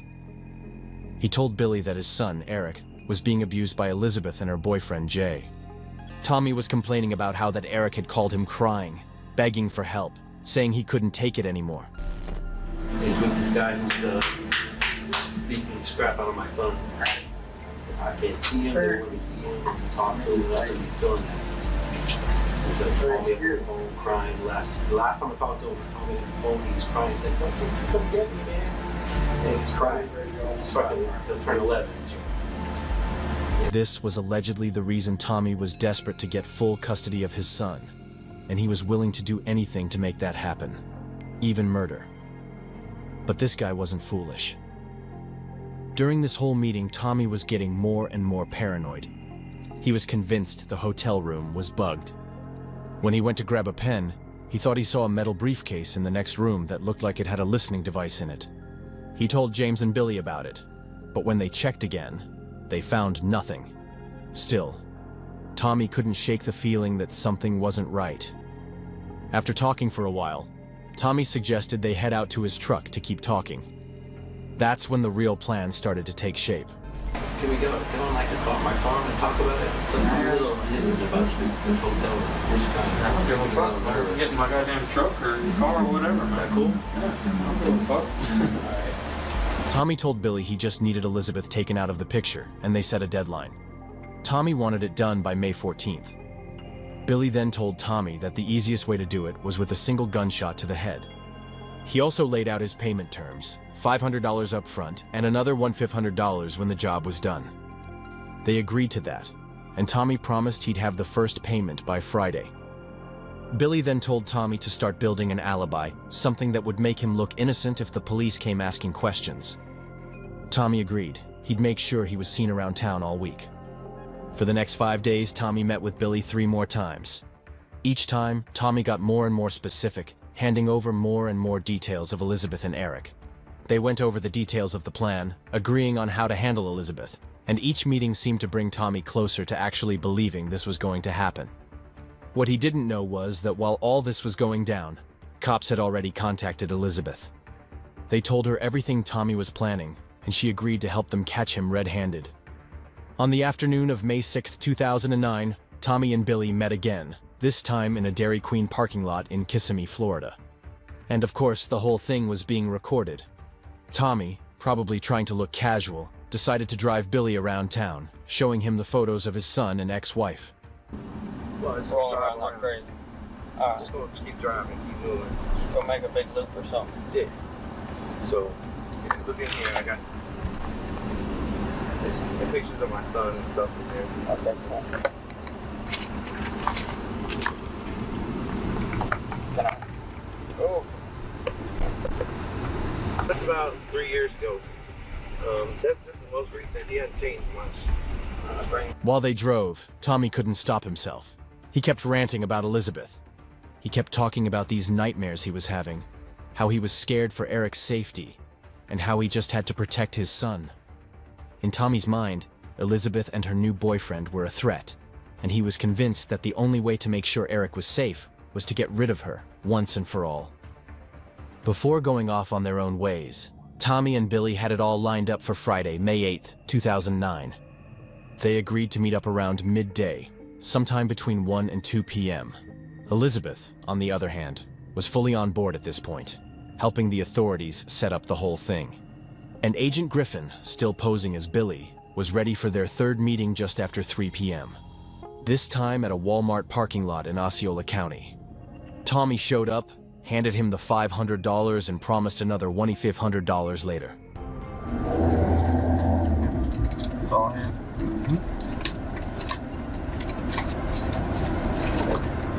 Just give me a holler and let me know when you want me to, visit my friend. Once the cash was exchanged, Tommy left, completely unaware that the sheriff's office was already preparing to set up the crime scene. They had everything they needed, including fake photos of Elizabeth for Tommy's benefit. As Tommy drove away, Griffin called him to remind him to start putting his alibi together for later that night. No problem. I'm gonna haul out away now, because yesterday she got off at 6:30 anyway, so. I don't know if you've ever been to that job, but I haven't. It's a sweet spot. Billy then laid out the plan for the next step. He told Tommy that he was heading to Elizabeth's house now. But Tommy had to wait for a call, so he could create the perfect alibi. Tommy continued going about his day as usual, visiting patients and setting up IV drips. But as the hours passed, he got a call from Billy. Billy wanted to make sure Tommy was caught on camera, so Tommy agreed to go along with it. Shortly after, Billy called again, and this time he had news. He told Tommy to meet him at the Walmart once more. With the plan completed, Tommy felt a sense of relief. Done, brother. Thank God. done, man. Look at this stupid man. In her car, I was hiding in the woods, man. I couldn't find her ID, so I said, it. I snapped the picture and then took off in the woods. It was perfect, dude. But you can watch the news tonight or something. I'm sure it's gonna be on there. You know what I'm saying? So great. But I just wanted to show you to know where you know it's done. Sweet. All right. Oh, thank God. All right, man. The two men parted ways, agreeing to stick to their alibis to avoid any complications. But as Tommy got into his car and drove off, his phone rang. It was Detective Irving Molina from the Osceola Sheriff's Department, and you know exactly what happened after that. So, that leads to the most important part, the trial. Tommy Carlton's trial began on February 7th, 2011, at the Osceola County Courthouse. Let's talk about what he was charged with. 2 heavy crimes: solicitation to commit first-degree murder and attempted first-degree murder with a firearm. Prosecutors argued that Tommy had gone all in to make sure that her death would happen, taking steps to cover his tracks and remove Elizabeth permanently. The judge for this case was Scott Padna, but the one making Tommy's story crystal clear to the jury was the prosecutor, Michelle Heller. She wanted them to see Tommy exactly as she did. A man who, beyond a doubt, wanted Elizabeth gone and didn't care how. The defendant, Tommy Carlton, hated his ex-wife, and he wanted her dead, and he hired Billy, the undercover hitman, to do so. When Deputy Griffin shows him the cell phone photo, what is his reaction? You'll see it and you'll hear it. Sweet, he says. He's happy. In fact, he's certain he wants her dead, out of the way, out of the picture. He just doesn't want to be caught. In her words, Tommy had planned her death like it was a solution to all his problems, a way to get rid of her from his life and, maybe more importantly, from the life of their son Eric. From the very beginning, Heller argued that Tommy's hatred for Elizabeth wasn't something new or hidden. Who he didn't know was a deputy, he thought was a hitman, that he wanted her out of the way, he wanted the problem solved, and he wanted her out of the way. There was discussion between the two of them about price. She presented recordings from the sting operation, audio and video, to show his cold, indifferent attitude, his almost frightening lack of concern for what might happen if he went through with this. There was no remorse, no hesitation, but Tommy's defense had a different story. Tommy's defense said that he had been entrapped. His lawyer, Mark Consalo, claimed that law enforcement set him up, manipulated him, pushed him into a corner. According to Consalo, Tommy never directly said he wanted Elizabeth dead. His defense argued that the undercover agent, Howard Griffin, actually made things worse by pressuring Tommy, basically guiding him to say things he wouldn't have otherwise. They were hoping to convince the jury that this was all the cops doing. Consalo painted Tommy as a guy just trying to regain some control over his life, specifically his relationship with his son. This was a man, not a murderer, who had been driven to desperate measures. They also later argued that, yes, Tommy might have planned something, but he didn't actually try to kill Elizabeth himself. His lawyer claimed that all his actions were merely preparations, things he thought about, but nothing more. The defense's position was simple. Because he never actually did anything to harm Elizabeth directly, the charges of attempted murder shouldn't stand. They insisted there was a difference between planning and taking actual steps to kill her. Now this is where things get a bit questionable. See, the legal standard for attempted murder requires more than just thinking about it or planning it. You have to take some pretty substantial steps toward the act itself. So, the big question was, were Tommy's actions enough to be considered substantial? Was the fact that he hired the undercover cop, gave him details, and even set up an alibi enough to prove that he wasn't just talking? The defense argued Tommy hadn't crossed that line into action. To them, he had only ever planned, nothing more.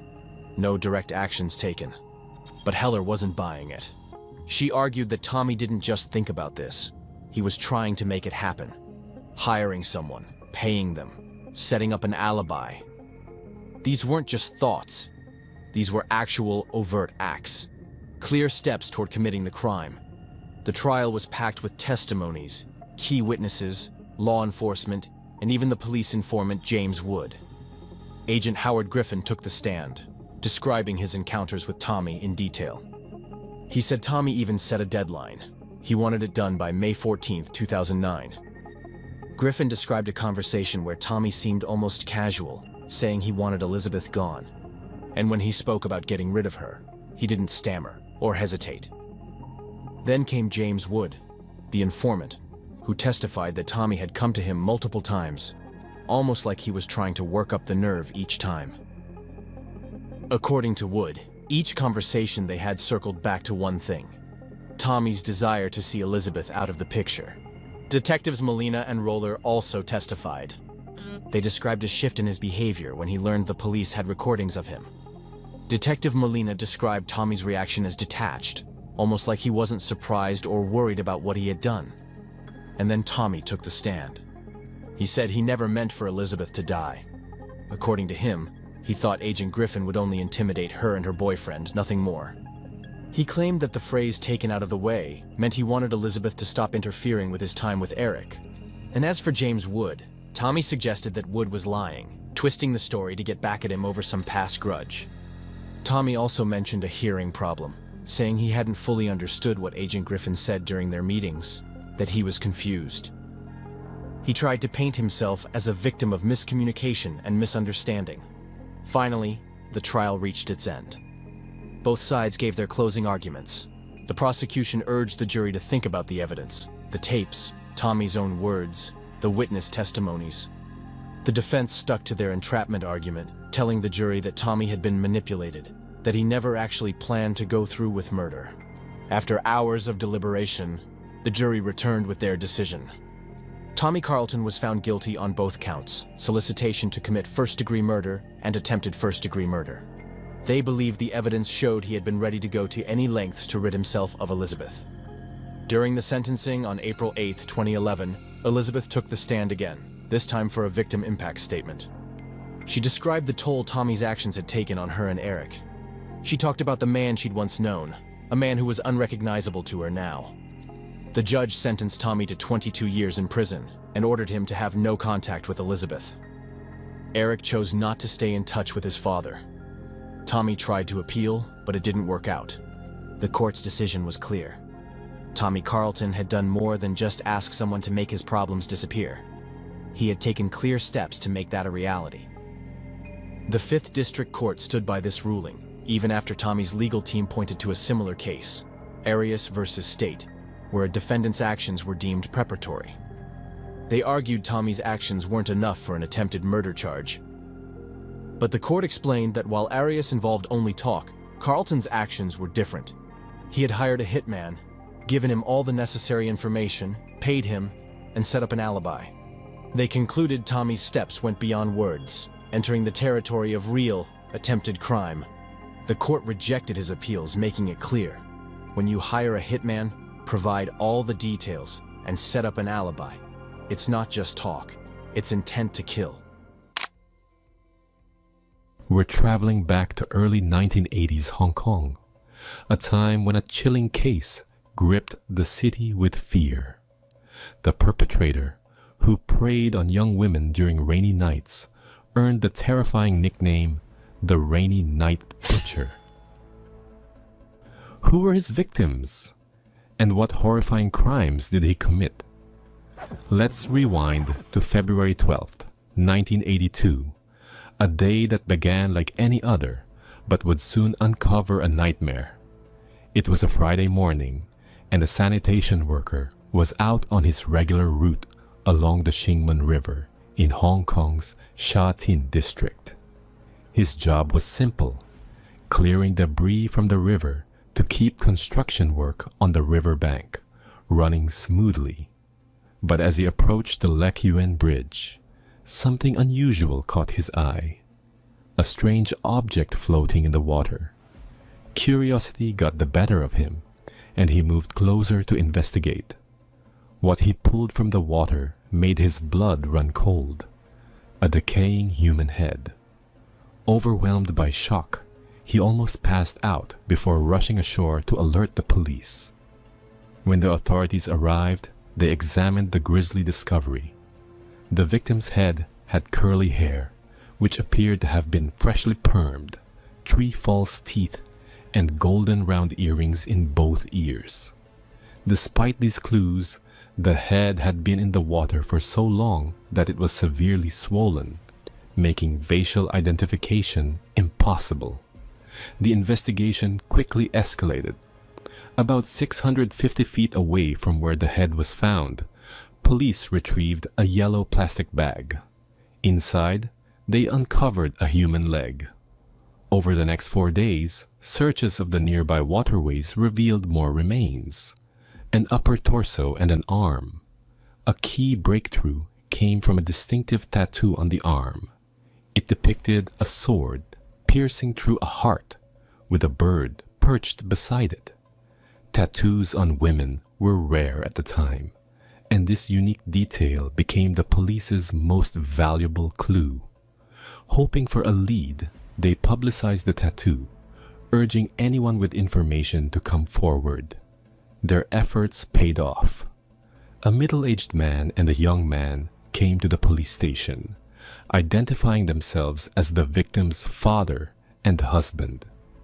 The father confirmed that his daughter had false teeth and a tattoo of a swallow and a heart on her right arm. Tragically, this confirmed the victim's identity: 22-year-old Chan Fung Lan. Chan, a nightclub worker from Simshatsui, was married and the mother of 2 young daughters.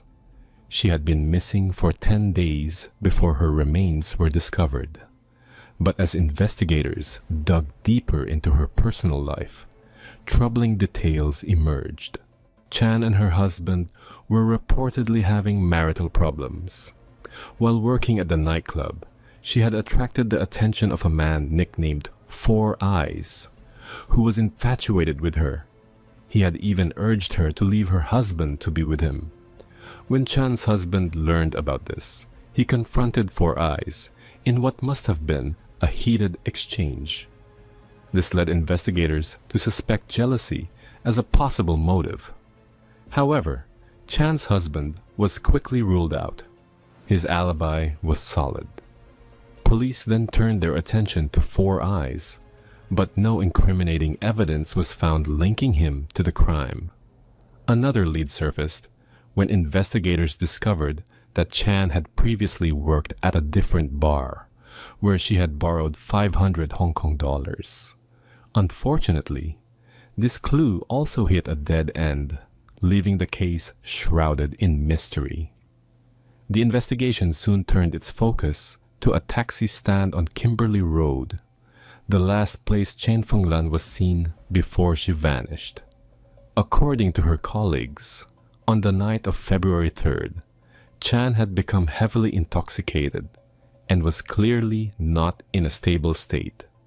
Concerned, some of her co-workers helped her into a taxi and watched as it drove off into the rainy night. That was the last time anyone saw her alive. Chan's husband confirmed she never made it home that night. Desperate for answers, police tried to track down the taxi, but none of her co-workers had noted the license plate number. Given the sheer number of taxis in the area, this lead quickly turned cold. Over the following months, fear spread like wildfire as more women began disappearing under eerily similar circumstances. Each disappearance occurred on a rainy night, plunging the community into panic. In one particularly chilling incident, a woman reportedly leapt out of a moving taxi, terrified for her life as she recalled the ongoing string of disappearances. Despite extensive efforts, the investigation remained at a frustrating standstill until mid-August, when a startling tip came in that changed everything. The police received a phone call from an employee at a photo processing shop. The worker explained that while developing a set of photos for a customer, he noticed something deeply disturbing. The images appeared to show human body parts. Alarmed, he immediately contacted the authorities. Police rushed to the shop and began piecing together the details. The photos hadn't been taken by the shop, but had been brought in by a customer who claimed his own equipment wasn't working. An employee named Zhang revealed that this wasn't the first time the same customer had brought in photos. The man reportedly claimed to work as a mortuary photographer, responsible for taking pictures of cadavers and their body parts. To avoid alarming the other staff, Zhang had usually handled these unsettling photos himself. However, on the day in question, Zhang wasn't in the shop, so another employee processed the images, and they were horrified by what they saw. When the police examined the photos, they made a shocking discovery. Forensic experts determined that the body parts in the images were far too fresh to be from preserved cadavers. The estimated time of death was no more than 3 hours before the photos were taken. This contradicted the customer's claims, as mortuary bodies used for educational purposes are typically preserved for much longer and would have already shown visible signs of rigor mortis. This revelation marked a critical turning point in the case, drawing the police closer to uncovering the truth behind the rainy night butcher. However, the bodies in the photos told a different story. They hadn't yet reached the advanced stages of decomposition, and the dismemberment showed clear signs of inexperience. The cuts were rough and imprecise, indicating that whoever was responsible had no medical training and didn't use surgical tools. This ruled out any possibility of the photos being connected to medical education. Forensic experts examined the photos closely and confirmed they weren't reproductions of prints. They had been taken directly of the bodies. In one of the images, they spotted something small but crucial, a reflective droplet of water in the upper right corner. When magnified, the droplet revealed a partial reflection of a girl's face. Her features closely matched those of Leung Wai Sum, a 17-year-old girl who had gone missing a month earlier. With this breakthrough, the customer who brought in the photos became a prime suspect. Unfortunately, Zhang, the employee who had handled the transaction, could only give a vague description of the man. He didn't know the suspect's name or where he lived. The police had no choice but to wait for the man to return to collect his photos. To avoid tipping him off, they devised a discreet ambush plan. Undercover officers disguised themselves as shop employees, customers, and even street vendors near the photo shop, quietly monitoring the area. To prepare further, they mixed unrelated photos in with the suspects, waiting for him to identify the ones he had brought in. On August 17th at 6 p.m., their patience paid off.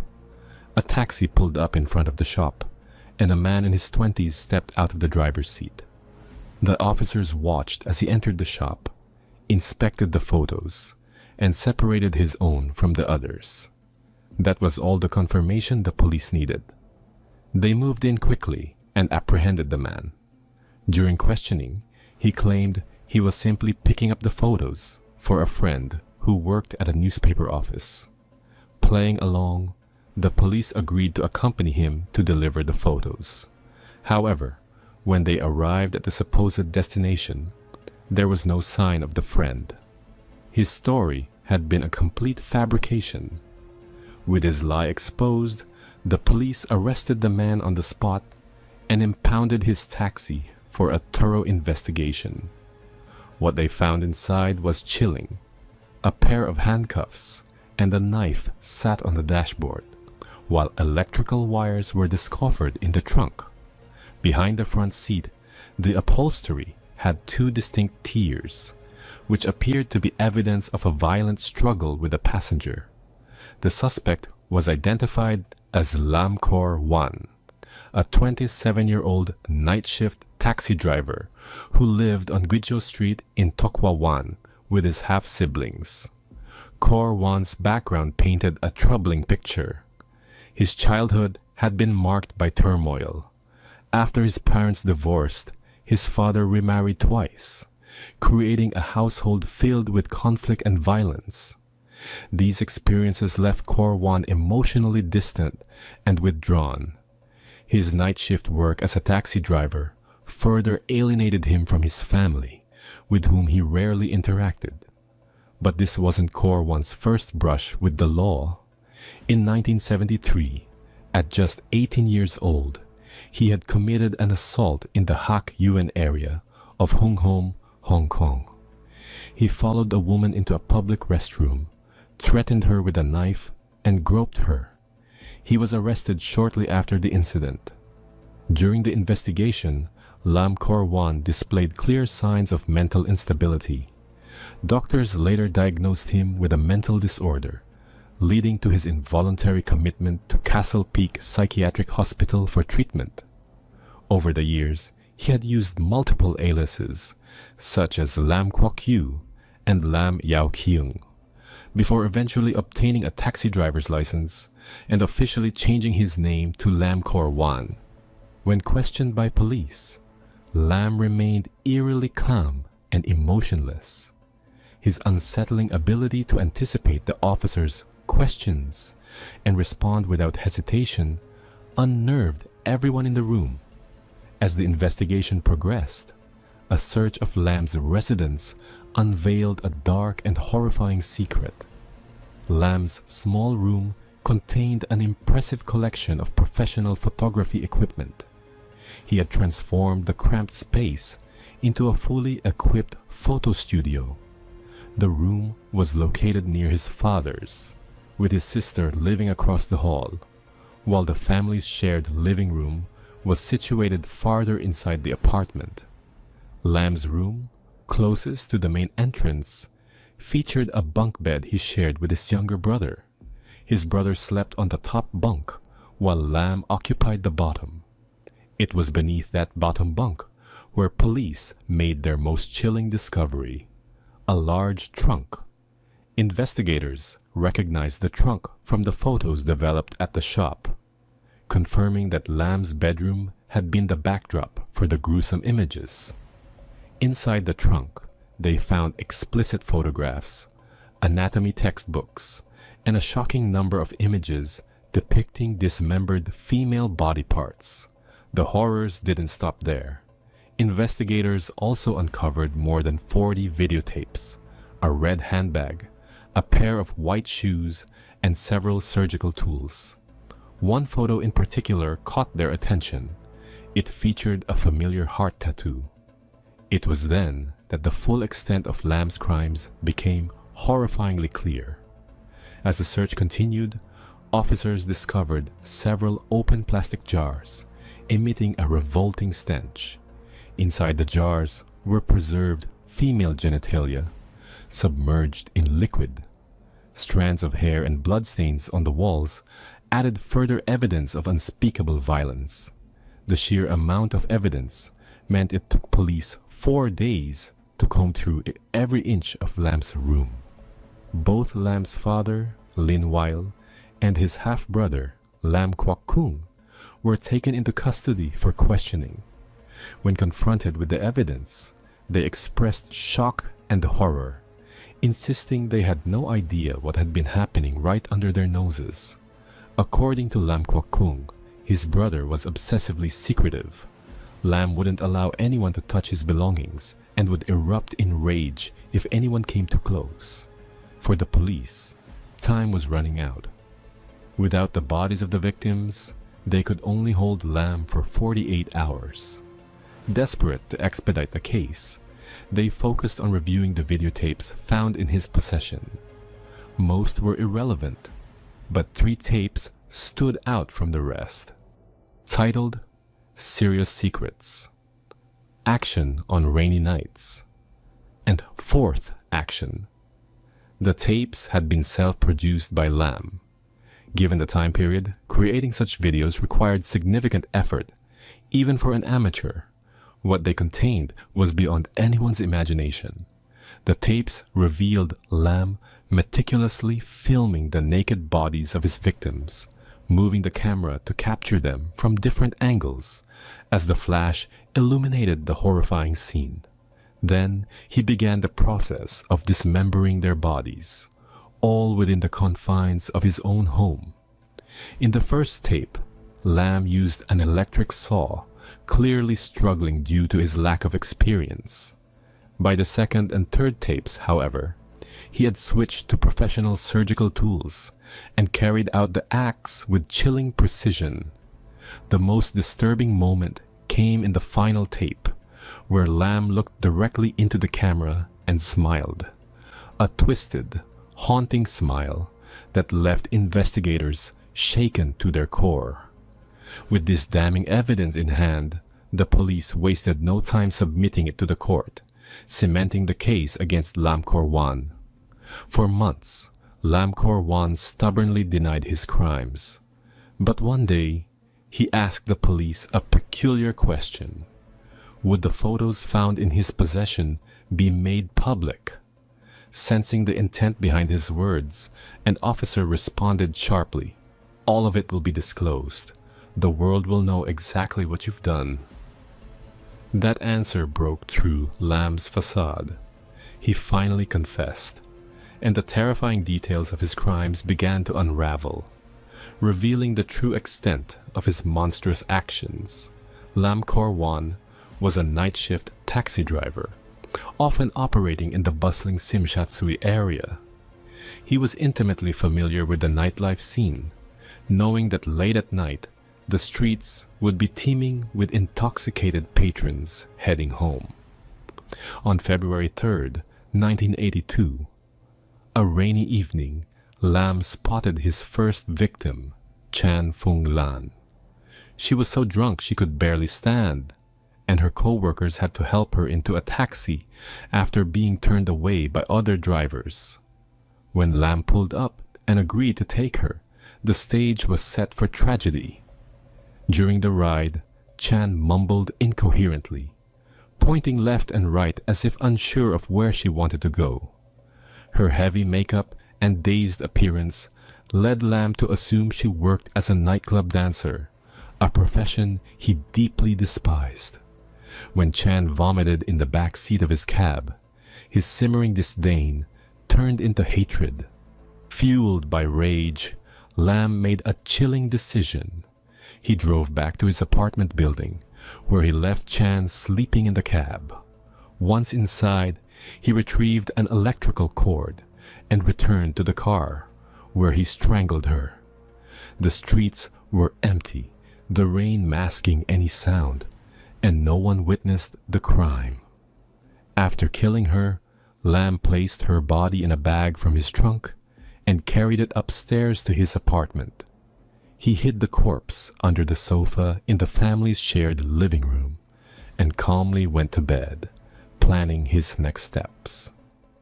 The following day, after his family had left the house, Lam carried out the grim plan he'd been formulating.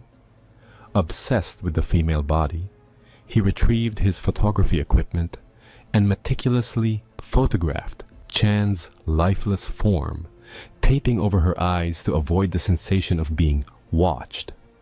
Then, using an electric saw, he dismembered her body into 7 parts, wrapping each piece in newspaper. Lam loaded the remains into his car and drove aimlessly, searching for a place to dispose of them.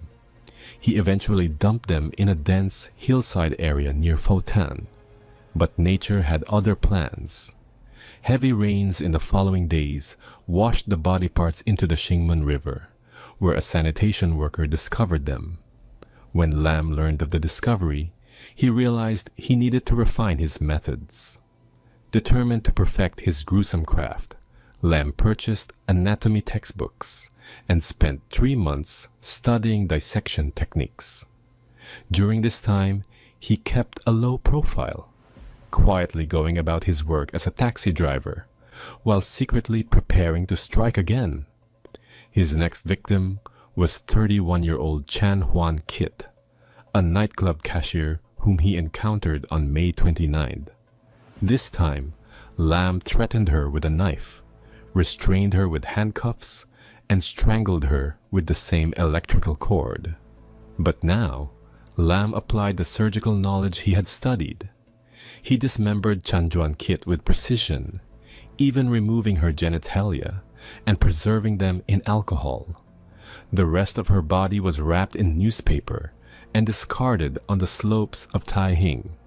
By now, Lam had evolved into a methodical killer. Each act revealed not only his growing expertise, but also his complete lack of remorse. On June 17th, he targeted his third victim, 29-year-old nightclub waitress Leung Sao Wan. This time, he escalated further, opening her abdomen and even consuming parts of her body. But Lam's fourth victim would prove to be different.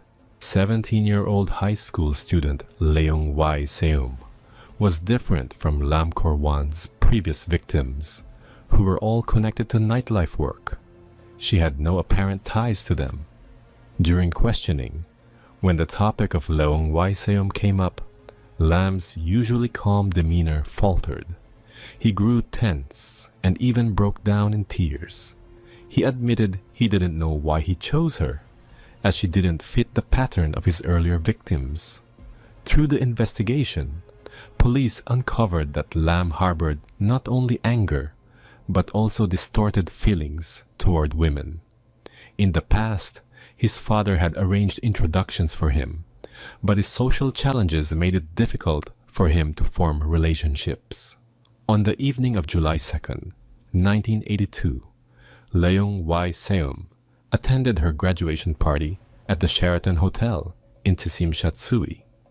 Normally, she would take the subway home, but that night, she decided to take a taxi. Lam, as he often did, observed his passenger carefully. He noticed that she was modestly dressed, appeared calm, and wasn't under the influence of alcohol. During the ride, they struck up a conversation about school, family, religion, and spirituality. Lam later admitted he felt a sense of connection with her and had no intention of causing harm. However, when Leung Y Seum fell asleep in the back seat, likely from exhaustion, Lam's impulses overwhelmed him. He used a cord to harm her fatally. Unlike his previous actions, he later admitted to inappropriate behavior, which he described as an act he had never committed before. Based on his confession, Lam marked the location of her remains on a map and guided police to the site. A search involving over 140 officers uncovered 2 intact bodies inside bags. While the remains were largely unharmed externally, investigators noted troubling damage to specific areas. Police suspected there were more victims, potentially up to 15, based on photographs found in Lam's possession and markings on a calendar in his home, which they believed corresponded to his actions. However, without further evidence to identify the victims or locate their remains, authorities could only formally charge him with 4 counts. Lam Kor Wan was arrested in mid-August 1982, but it took police over 6 months to gather enough evidence for trial. During this time, his family urged him to confess. Lam insisted that his crimes were his own and unrelated to his family. However, the complexity of the case initially led police to suspect his younger brother, Lam Kwok Kung, of being involved. Both brothers were charged, and Lam was sent to Co Lam Psychiatric Center for evaluation. Eventually, due to insufficient evidence, charges against his brother were dropped. On March 3, 1983, 6 months after his arrest, Lam's trial began at the Hong Kong Supreme Court. The case presented overwhelming evidence, including 696 rolls of film, 1,500 negatives, and nearly 1,900 photographs. The trial attracted massive public attention, with large crowds gathering outside the courthouse every day. Inside the courtroom, the defense and prosecution debated fiercely. Lam's lawyer argued that he suffered from severe mental illness, experiencing delusions that impaired his ability to distinguish right from wrong. The prosecution, however, maintained that his actions were deliberate and calculated. 5 psychiatrists were called to testify, but their opinions were divided. 2 believed the Lamb was mentally unfit and lacked full control over his actions, while 3 asserted that he was fully aware of his choices and capable of understanding the consequences. After 3.5 hours of deliberation, the jury returned a unanimous verdict. Lamkor Wan was convicted of 4 counts of murder and sentenced to death. His father remarked that his son deserved the punishment and should not appeal. However, Hong Kong had not carried out the death penalty in years, and Lam's sentence was commuted to life imprisonment. In prison, Lam was held in solitary confinement. He spent most of his time reading newspapers and books, and his behavior was reportedly cooperative. Despite this, unsettling rumors surrounded him. One story involved a staff member delivering food who claimed Lam handed him a matchbox containing the parts of an insect that had been meticulously arranged and glued together. Others whispered about supernatural occurrences, with prison guards reportedly seeing ghostly figures resembling his victims. On rainy nights, Lam was said to cry out as though haunted, unsettling everyone nearby. Throughout his imprisonment, Lam's family never visited him. Occasionally, rumors of his potential release surfaced, but they were always disproven. A police officer involved in the case once remarked, "If Lam were ever freed, I'd never let my family take a taxi again." Today, more than 45 years later, Lamkor Wan remains incarcerated, undergoing rehabilitation.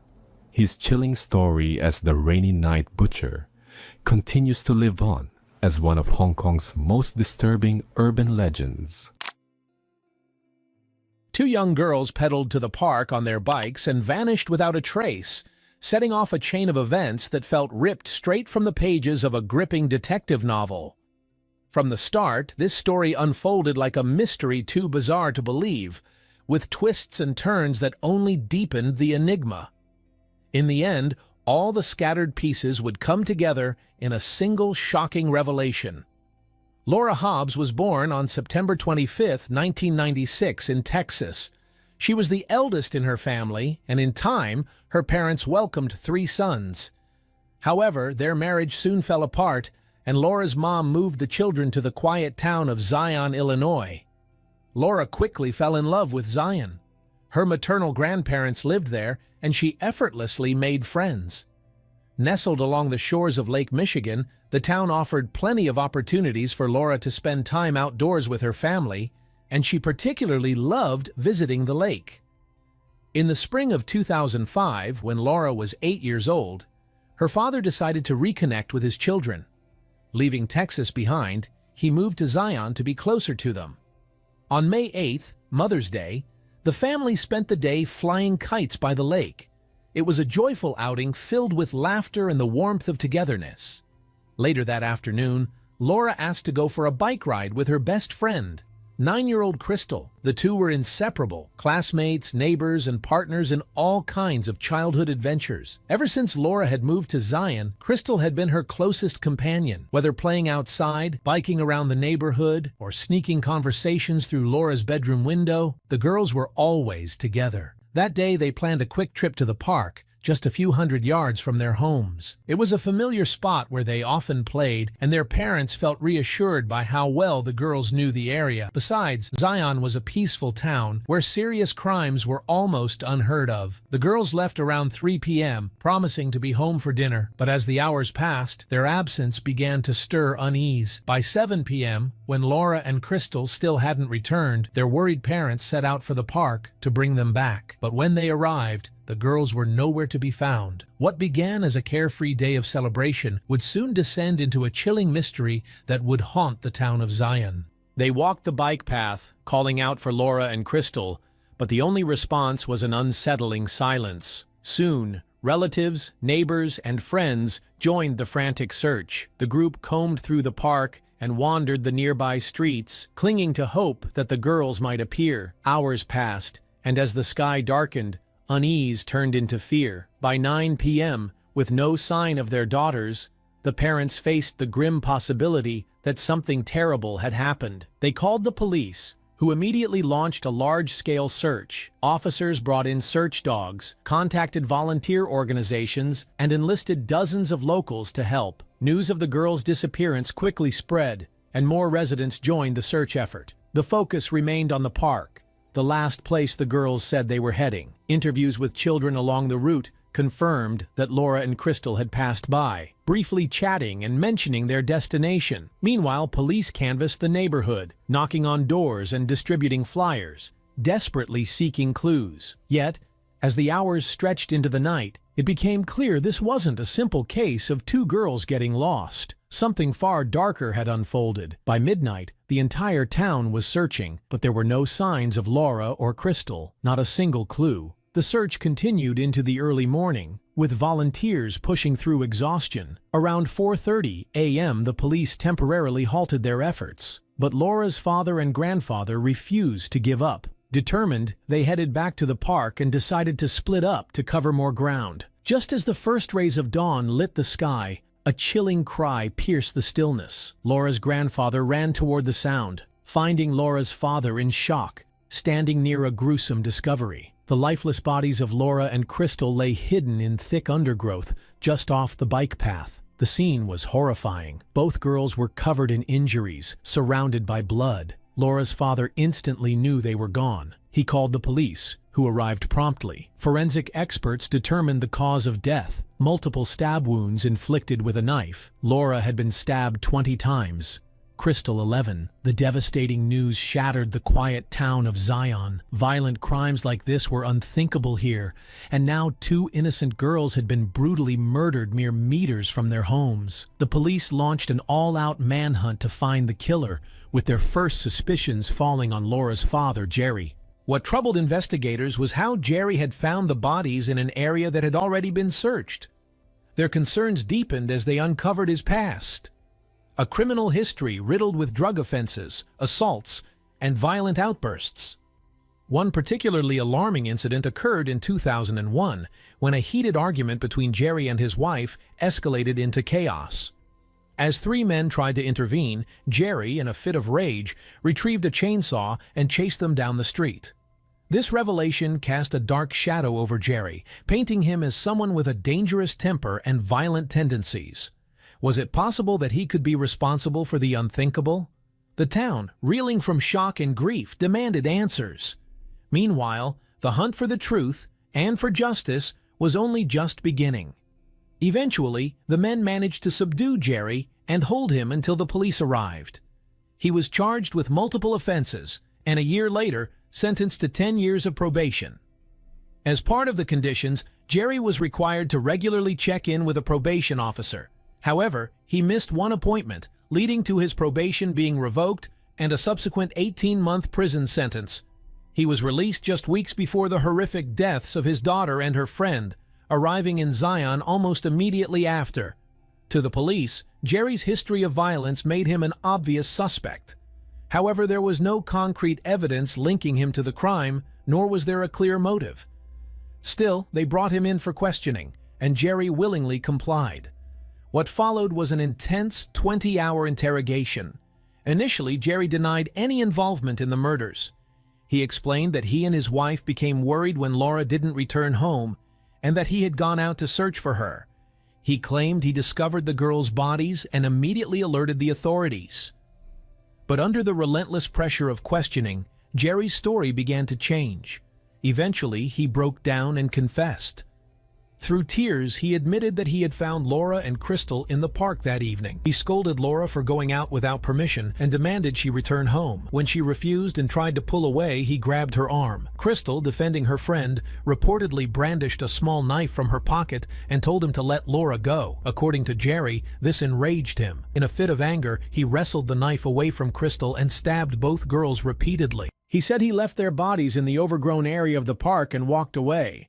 By morning, he claimed, he returned to the scene, pretending to stumble upon the bodies so he could report the discovery to the police and divert suspicion. Jerry signed his confession, repeated it on camera, and described the events in chilling detail, adding that Laura had bitten him during the scuffle, which prompted him to hit her before everything escalated. The confession shocked the entire town, but the revelation was especially devastating for the girls' families. None of them could fathom that Laura's own father would commit such a monstrous act. However, Jerry's wife later admitted to the police that she had long feared his temper, given his history of aggression and criminal offenses. Jerry was promptly arrested, and the prosecutor announced plans to seek the death penalty. As the trial loomed, the case took another dramatic turn. Appointed a defense attorney, Jerry suddenly recanted his confession. He claimed he had been coerced into admitting to the murders under immense pressure from the detectives. According to Jerry, the interrogation was grueling, lasting over 20 hours with no food or rest, and he was emotionally shattered from the discovery of his daughter's body.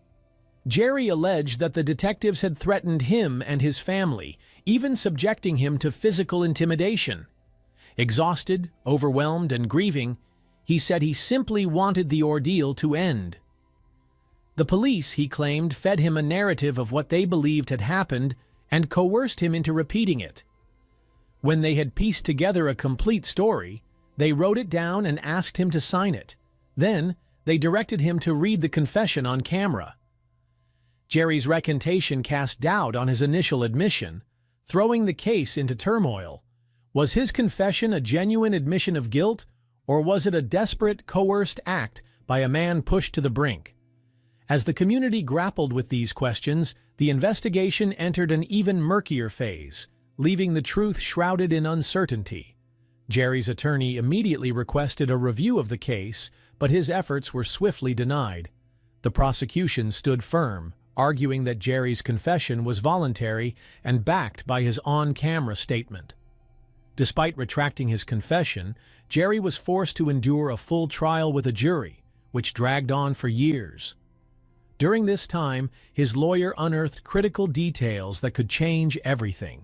From the start, the attorney knew there wasn't a single piece of concrete evidence tying Jerry to the crime. This lack of evidence became the focal point of his investigation.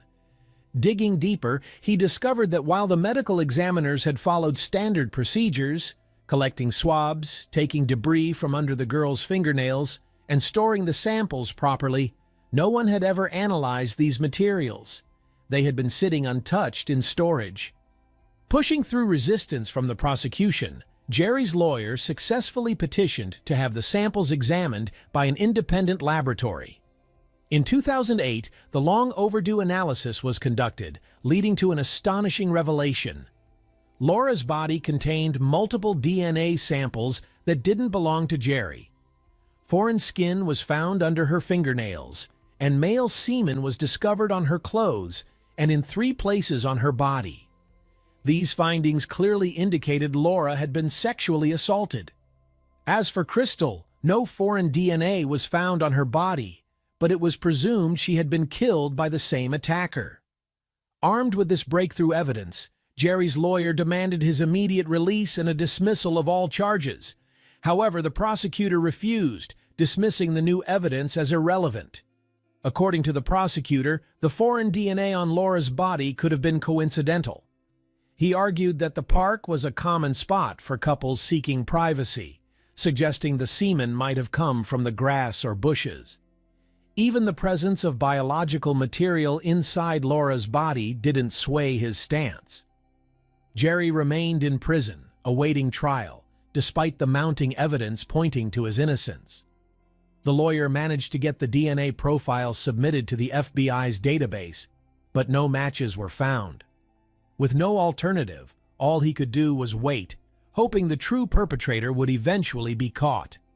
4 years later, and hundreds of miles from Zion, a tragic case began to unfold in Arlington, Virginia. Amanda Snell, a 20-year-old military service member, lived on a base there. Coming from a family with a rich military history, Amanda had joined with pride.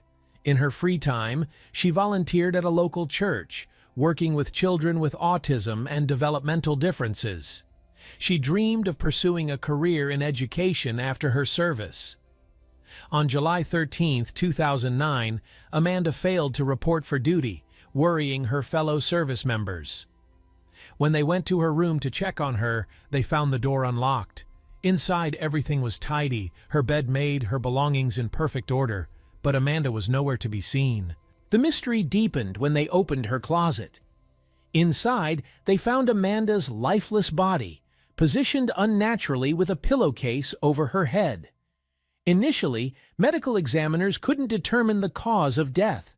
However, further investigation revealed that Amanda had been suffocated, likely over 24 hours before her body was discovered. This chilling discovery marked the beginning of yet another heartbreaking case, one that would soon connect in unexpected ways to the murders of Laura and Crystal years earlier. There were no visible signs of trauma on Amanda Snell's body, and investigators confirmed that she had not been sexually assaulted. However, her laptop and tablet were missing from her room, raising suspicions of foul play. When detectives spoke with Amanda's parents, they learned a curious detail. Amanda suffered from severe headaches. During episodes of intense pain, she would sometimes retreat to a dark room and cover her head with a pillowcase to ease the discomfort. This revelation led investigators to consider an alternative theory. What if Amanda's death was a tragic accident? Her body had been found in her own closet with a pillowcase over her head, suggesting the possibility that she had sought relief from her headache and something went horribly wrong. However, detectives weren't quick to dismiss the murder angle. In front of the closet, they discovered a trace from a men's shoe. Unable to determine its ownership, they kept the investigation open, suspecting a possible intruder. While Amanda's case remained unresolved, a chilling incident in Arlington brought new fears to the community. In February 2010, a 26-year-old woman exited a metro station and was walking to her boyfriend's home when a man approached her on the street. Brandishing a gun, he demanded she get into his car. When she resisted, he grabbed her arm and pulled out a knife, but the woman managed to outsmart him. She threw her purse as a distraction and fled toward her boyfriend's house, screaming for help. Her cries alerted him and his friends, who rushed outside and called the police. Though the assailant fled, the woman provided a detailed description of his appearance and the beige Dodge Durango he was driving. Using this information, police created a composite sketch and began their search. Just 2 weeks later, on February 27th, 2 women returning home from an evening with friends encountered the same nightmare. As they stood on their doorstep, an unknown man approached them from behind with a gun, demanding their wallets. When the women explained they had no money, he forced them inside the house and tied their hands. While the man stepped out of the room briefly, one of the women managed to free herself and call 911. Unfortunately, the assailant returned before she could finish the call. He grabbed the phone and smashed it against the wall. Without hesitation, he seized one of the women, dragged her outside, and drove off in his car. What followed was horrific. The man drove her to a remote location where he brutally raped her, wrapped her head with duct tape, and strangled her with a scarf until she lost consciousness. Hours later, she woke up in the snow, abandoned by the side of the road. Passers-by found her and immediately called for help. These horrifying events painted a grim picture of a violent predator preying on women in Arlington, and they raised questions about whether Amanda's death might be connected. As investigators worked tirelessly to identify the attacker, the pieces of the puzzle were slowly coming together. The true extent of this man's crimes was yet to be revealed, but the trail he left behind was unmistakable. She was rushed to the hospital, where police quickly arrived to take her statement. The woman described her attacker in detail and noted the model of his car, a beige Dodge Durango. In a remarkable twist, just 2 hours before this assault, another woman had reported a strikingly similar incident. She told police that a man fitting the same description, driving the same type of car, had approached her on the street and attempted to force her into his vehicle. However, she managed to use her stun gun on him and escaped unharmed. With these two chilling accounts, investigators realized they were dealing with a dangerous serial offender. They focused their efforts on the vehicle, as tracing a specific car through databases offered a clear path forward. Police began visiting every registered owner of a beige Dodge Durango in the area, and soon their persistence paid off. During an inspection of one vehicle, officers uncovered damning evidence: a student ID belonging to the woman who had been left for dead in the snow, along with one of her earrings. Inside the car, they also found duct tape matching the type used to bind her head and a stun gun, which matched the description given by one of the victims. Car's owner was identified as 21-year-old Jorge Avila Torres, an active-duty serviceman stationed at the same military base where Amanda Snell had been found dead months earlier. Even more unsettling, Torres lived in the same building as Amanda, just a few floors below her apartment. When detectives searched Torres's room, they found a recently purchased pistol and large quantities of ammunition. On his computer, they uncovered a disturbing collection of explicit videos depicting violence, cruelty, and unconscious women. The evidence was mounting. Photos of Torres were shown to all 3 surviving victims, and they immediately identified him as their attacker. None of them hesitated. His face was burned into their memories because he hadn't made any attempt to conceal it during the assaults. With this overwhelming evidence, Torres was arrested and held in custody, facing charges for kidnapping, assault, and attempted murder. However, detectives soon began to suspect that he was also responsible for Amanda Snell's death. While circumstantial connections tied him to her, such as living in the same building, there was no concrete evidence linking him directly to her murder. Determined to build their case, investigators came up with a bold plan. They planted an informant in Torres's cell, equipping him with a wire to record any incriminating conversations. To their surprise, this strategy worked faster than expected. Within a week, Torres began boasting about his crimes. He openly confessed to killing Amanda, claiming he did it simply because the opportunity presented itself. Torres described how he had killed her for the adrenaline rush, recounting in chilling detail how he suffocated her and placed her body in the closet. He even admitted that he had carefully cleaned her room afterward to eliminate any traces of his involvement. However, Torres inadvertently revealed a crucial piece of evidence during his confession. He admitted to sexually assaulting Amanda on her bed and using contraception during the act. This admission proved to be the missing link investigators needed to tie him definitively to Amanda's murder. What began as a string of random assaults now had a clear connection to the tragedy of Amanda Snell, exposing Jorge Avila Torres as a calculated predator who had left a trail of terror in his wake. After moving Amanda to the closet, Jorge Avila Torres carefully made her bed but removed the top sheet. However, he left the mattress pad, which proved to be his undoing. Forensic experts analyzed it and found a minute sample of male semen that matched Torres's DNA perfectly. As if that weren't enough, Torres unwittingly provided more evidence during his conversations with the cell informant. He mentioned owning a pair of Nike sneakers that he kept in his car. Crime scene analysts seized the shoes and compared their sole pattern to the footprint found outside Amanda's closet. It was a perfect match.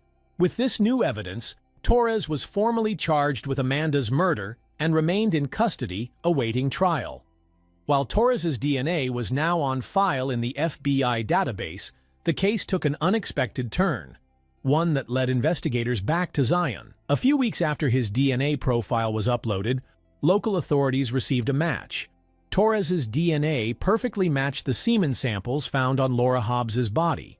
The revelations didn't stop there. Investigators uncovered that Torres was originally from Zion and had been friends with the older brother of the second victim, Crystal.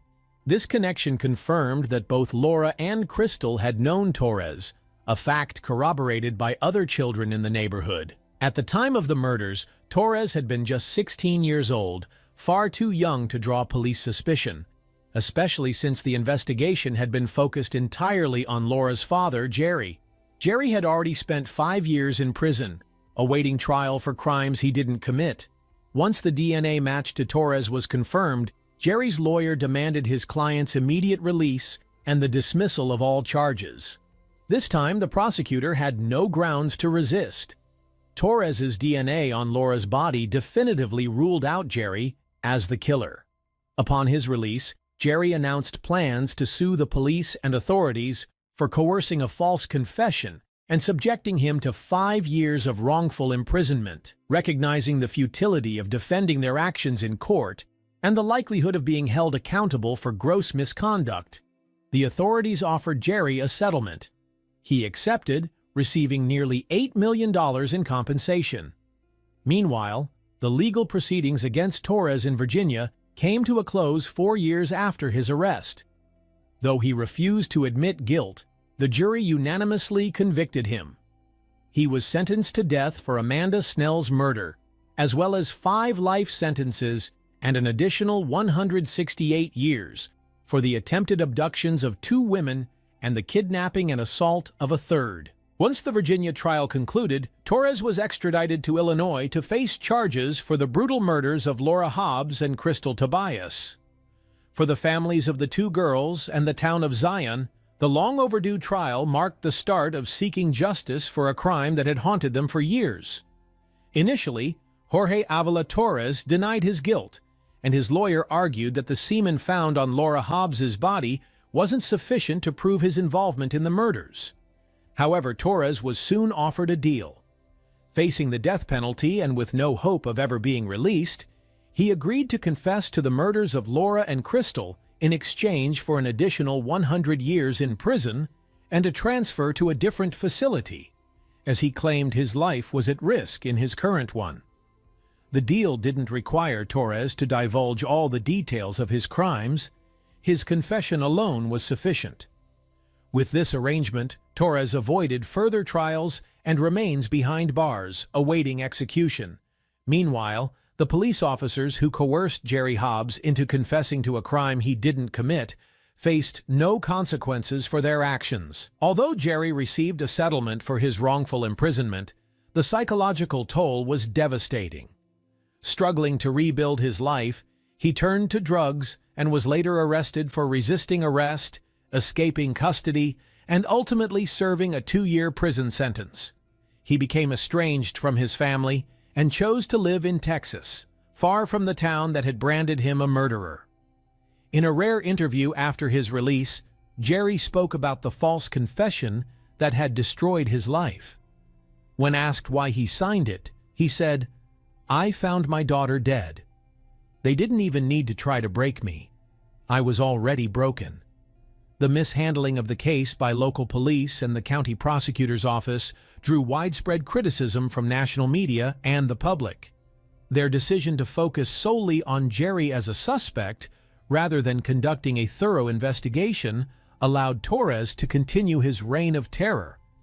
Had they followed proper procedures, they might have caught Torres years earlier, potentially saving Amanda Snell's life and preventing the assaults on 3 other women.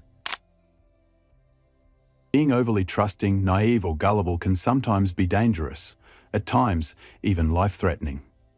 Yet we all have moments when we want to believe in miracles, when childhood dreams feel within reach, and our longing for something makes us ignore caution and common sense. Unfortunately, this vulnerability is exactly what criminals exploit. The tragic story of Elodie Morel, a young French woman in 2005, shocked the country not just because of its brutality, but also because of the cold indifference of people who chose silence and greed over her life. This is a story about how blind trust in promises of a fairy tale ending can lead to a nightmare. Who was Elodie Morel? Elodie Morel was born on February 18, 1976 in Marseille. From a young age, her angelic beauty was hard to miss. As she grew older, Elodie's striking looks drew attention, and many believed she was destined for the spotlight, whether on TV or in magazines. As a teenager, she became deeply passionate about becoming a model. However, her family, living a modest life, didn't take her dream seriously. When her sports In the 1990s, Elodie repeatedly sent her photos to modeling agencies but never received any replies. After high school, she attended college, married her classmate Sienne at 22, and became a mother by 25. At that point, it seemed like she had left her dream of modeling behind. By 2005, Elodie was 29 and working as a sales associate at a trendy clothing store in Marseille. She still turned heads with her flawless figure and youthful appearance, often receiving compliments or envious looks. Though she no longer openly talked about modeling, the dream never truly left her heart. She believed her time had passed, but deep down, there was still a flicker of hope. In April 2005, she stumbled upon an online modeling application. Encouraged by her desire to revisit her dream, she filled it out, attached her best photos, and submitted it. To her surprise, she received a quick response. The offer seemed exciting, a chance to finally achieve what she had always wanted. But what Elodie didn't know was that the alluring promise from a so-called fashion photographer was nothing more than a cruel trap. What awaited her wasn't a glamorous career, but a slow, agonizing death. A devastating fate for someone who simply wanted to believe in her dreams. About 2 weeks after Elodie posted her profile online, she received an exciting offer. She was invited to be the new face of Rolls-Royce, the renowned English luxury car brand. The job promised $1,000 per day for a photo shoot, but to seal the deal, she needed to meet the photographer for a test shoot. The meeting was scheduled for May 2nd at a bar in the town of Aigues-Mortes. Elodie was thrilled and immediately shared the news with her husband, Sylvain. Although he was skeptical, he didn't argue with her decision. Early that morning, Elodie left her son with her parents and drove to the meeting spot, planning to stay in Aigues-Mortes for 3 days. She had already booked a hotel room. That evening, she called Sylvain to tell him she was heading to the bar and feeling a bit nervous. He wished her luck and asked her to call him as soon as she could. Tragically, that would be the last time he ever spoke to her. The last meeting. Elodie arrived at the bar as planned and sat at a table on the terrace, waiting to meet the female photographer she had been corresponding with via email. Instead, about 10 minutes later, a man in his mid-40s joined her at the table.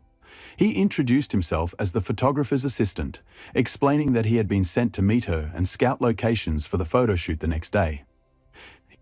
Having no real experience in the modeling industry, Elodie didn't find this unusual and trusted him. The man appeared professional, spoke confidently, and seemed to know all the details of her previous emails with the photographer. Their conversation flowed naturally, focusing on Elodie's potential career. In her mind, she was already envisioning herself gracing the covers of magazines and imagining how she would spend her future earnings. By around 9 p.m., with darkness fully set in, the man suggested they go scout for the perfect location for the shoot. Aigues-Mortes, a charming medieval town, is known for its picturesque towers, fortresses, and chapels, ideal spots for a stunning photo shoot.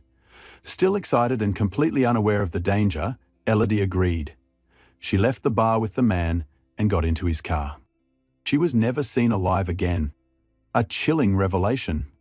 What's especially disturbing is that another man, who personally knew the perpetrator, later revealed chilling details about the crime.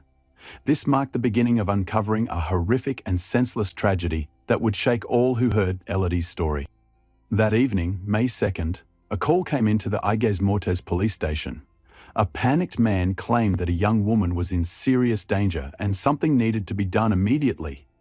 He didn't know her name or exactly where she might have been taken, but he was certain there wasn't much time to act.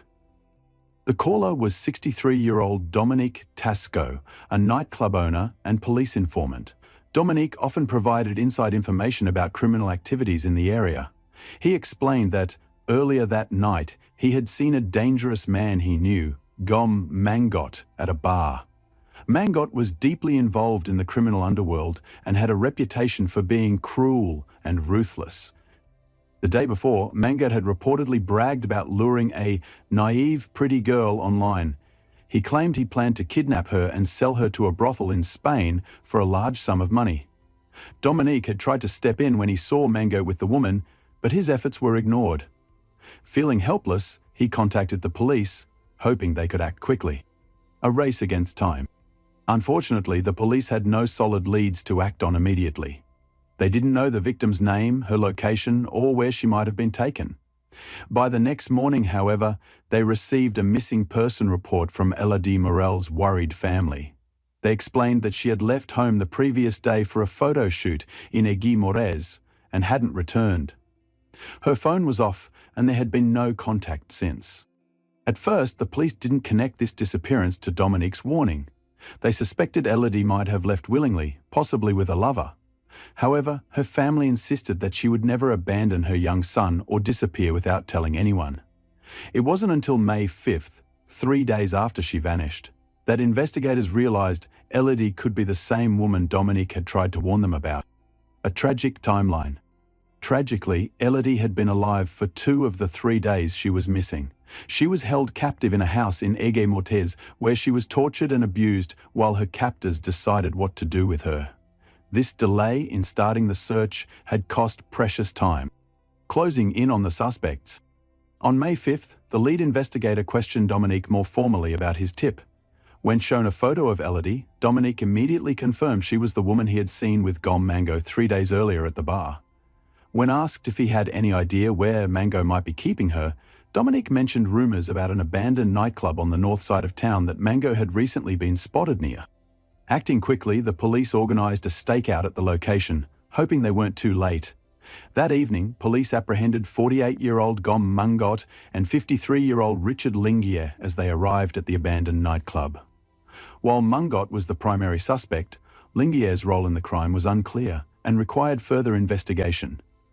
During a search, officers found Elodie Morel's credit card in Mangot's pocket, leaving no doubt about his involvement in her disappearance. Both men were brought in for questioning, but Lingier was released after a few hours due to insufficient evidence. Lingier, who lived on the outskirts of town with his family, was friendly with Mangot but had no prior criminal record. Mangot's first story. Initially, Mango denied knowing Elodie, claiming he had simply stolen her credit card. According to his first version of events, he noticed an attractive, well-dressed woman at the bar on May 2nd and assumed she had money. He claimed he sat down at her table, complimented her and offered to buy her a coffee. Elodie, who mentioned she was waiting for someone, didn't ask him to leave. Mangot said they chatted briefly before he managed to swipe her credit card from her purse, which was hanging on the back of her chair, and left before she realized it was missing. Mangot admitted to using the stolen card the same day, withdrawing cash from an ATM on the outskirts of town. However, he couldn't explain how he knew Elodie's PIN if she hadn't told him. His story raised suspicions and lacked credibility. A background check revealed Mangot's extensive criminal history, including armed robbery, drug trafficking, and a brutal rape for which he had served 9 years in prison. Despite his past convictions, Mangot hadn't reformed and had merely become more cautious to avoid getting caught again. The truth begins to unravel. The investigation took a sharp turn when police found Elodie's phone number saved in Mango's contacts, as well as email exchanges between them regarding the supposed photo shoot. This evidence completely contradicted Mango's initial claims and forced him to change his story. Mangot confessed that he had come across Elodie's modeling profile online and began messaging her, pretending to be a professional photographer. Using a fake female identity, he convinced Elodie that she was being considered for a lucrative opportunity. She was eager to trust him and agreed to meet without asking many questions, making her an easy target. The lies Mangot had spun to lure Elodie into his trap were starting to unravel, leaving investigators to piece together the horrifying truth. Mangot was nervous that Elodie might become suspicious when he showed up, instead of the female photographer she had been communicating with. However, Elodie, trusting and eager for the opportunity, didn't find anything unusual. She agreed to scout photo shoot locations with him late at night and even got into his car without hesitation, a detail later confirmed by witnesses. Once they reached a secluded area, Mangot veered off the main road and stopped the car. Pulling out a gun, he demanded Elodie hand over her credit card. When she refused, he grabbed her purse and found the card himself. He then demanded the PIN, but Elodie still wouldn't give it to him. Furious, Mangot slammed her head against the dashboard and began choking her until she finally gave in and revealed the code. Afterward, he locked her in the trunk and drove to the nearest ATM to verify the PIN. It worked, and he drained her account. With the money in hand, Mangot began contemplating his next move. What to do with the woman now trapped in his trunk? Hiding the victim and the role of the accomplice. Needing time to figure out his next steps, Mango drove to his friend Richard Lingier's house. He told Lingier about the woman in his trunk and revealed his plan to sell her for a substantial profit, promising to share the money. Lingier and his wife had previously worked at the same nightclub, which had since shut down. After losing their jobs, they struggled financially, and Lingier turned to heavy drinking. Desperate for money, he agreed to help Mango. Both Richard and his wife were taken into custody, while their 14-year-old daughter was temporarily placed with relatives. When questioned about how Elodie's belongings ended up in their home, the couple admitted that Gom had brought them in exchange for letting him use their garage. They confessed to knowing that he was holding a woman there, but chose not to intervene, as Gom had promised them a share of the profit. They also admitted to giving him a bottle of water and a piece of rope upon his request, claiming they didn't ask why. Forensic evidence and the third story. Forensic analysis confirmed that the brown stains on the garage floor were Elodie's blood. DNA found on the crumpled tissues matched Gom's, and saliva on the cigarette butts belonged to both Elodie and Gom. Elodie's family later revealed she had never smoked in her life due to severe asthma, which made the presence of her DNA on cigarette butts even more chilling. The evidence painted a horrifying picture. Gom had kept Elodie in the garage for 2 days, during which she suffered unimaginable torment, only to find Elodie lifeless on the floor. According to Gom's latest version, she must have overdosed on the drugs he had given her. He claimed that he panicked and called Richard for help. Together, they decided to dispose of her body to avoid getting caught. Investigators debunk Gom's story. This new story raised further questions and inconsistencies. For one, the drug dosage found in the water bottle was far higher than what could be considered calming. It was clear the drugs were meant to incapacitate, not soothe. Additionally, Gom's claim that Elodie overdosed on her own contradicted earlier forensic evidence indicating that she had been strangled. The bruising patterns on her neck and other injuries showed clear signs of a violent assault. Furthermore, neighbors reported hearing muffled screams coming from the garage on the second night she was held captive, directly contradicting Gom's claim that she had been calm or unconscious. The timeline also didn't add up. By his own admission, he left Elodie alone for extended periods, which was inconsistent with his supposed concern for her not escaping. The final hours. Forensic reconstruction and witness accounts pieced together a grim timeline. After 2 days of torture, Elodie likely tried to resist or escape, prompting Gom to use the rope found in the garage to strangle her. The presence of blood stains and signs of a struggle indicated that her final moments were violent and terrifying. Once she was dead, Gom called Richard to help dispose of her body. It was later revealed that the two men transported her remains to a secluded area outside the town under the cover of darkness. Despite an extensive search of the region, Elodie's body has never been recovered, as Gom and Richard both refused to reveal the exact location, and contradictory statements made pinpointing it impossible. Trial and sentencing. The evidence against Gom Mangot was overwhelming. Between the DNA, bloodstains, and witness testimonies, his guilt was indisputable. Richard Lingier, while less directly involved, was charged as an accomplice for providing the location and aiding in covering up the crime.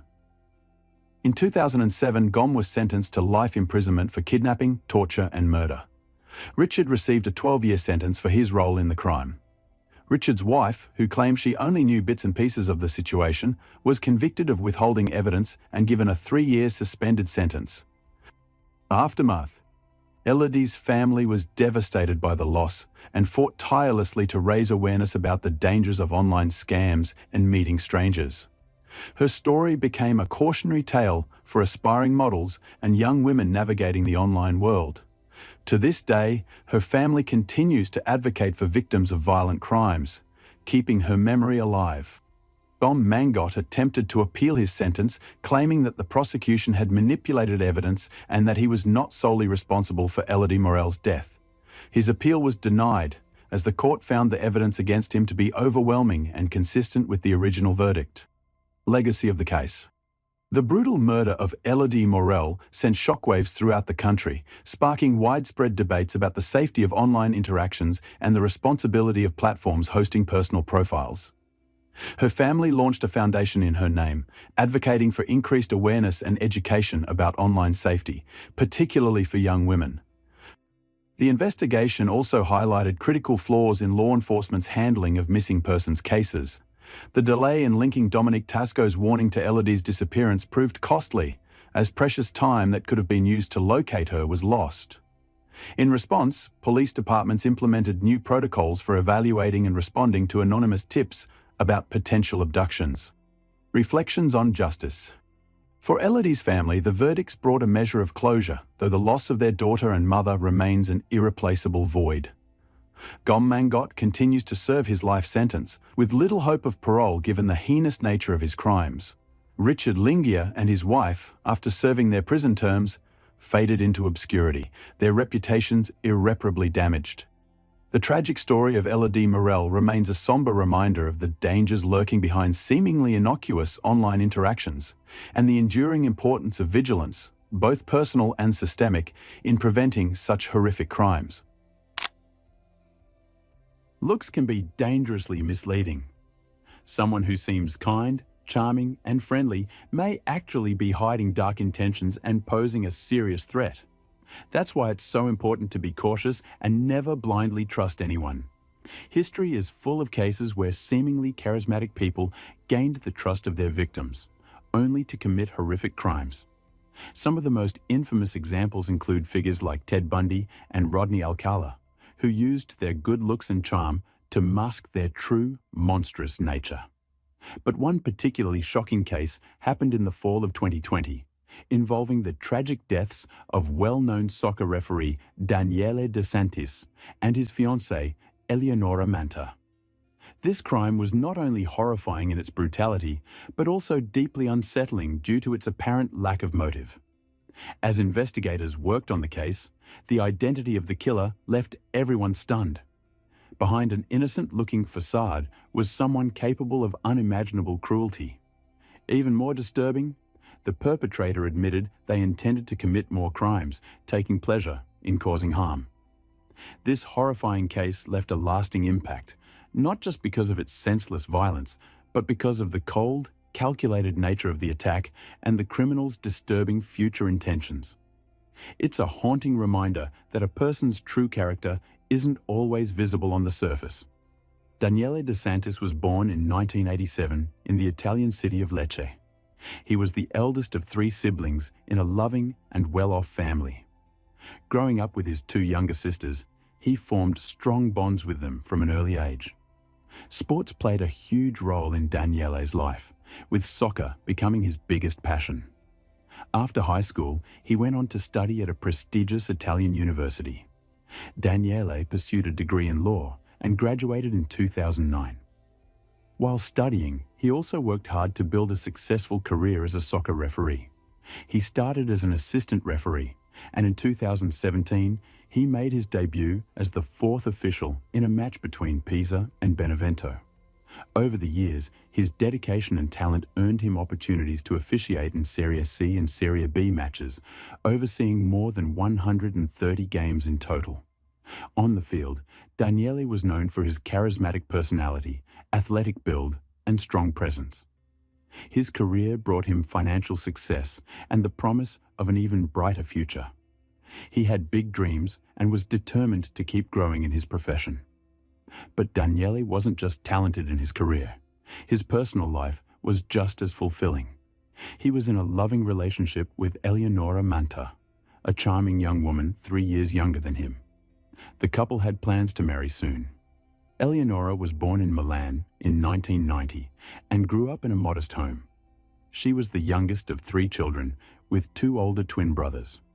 During her early school years, her parents divorced, and her father eventually remarried. After that, he became mostly absent from his children's lives, leaving their mother to raise them on her own. From a young age, Eleonora was passionate about sports and dance, dedicating herself fully to both.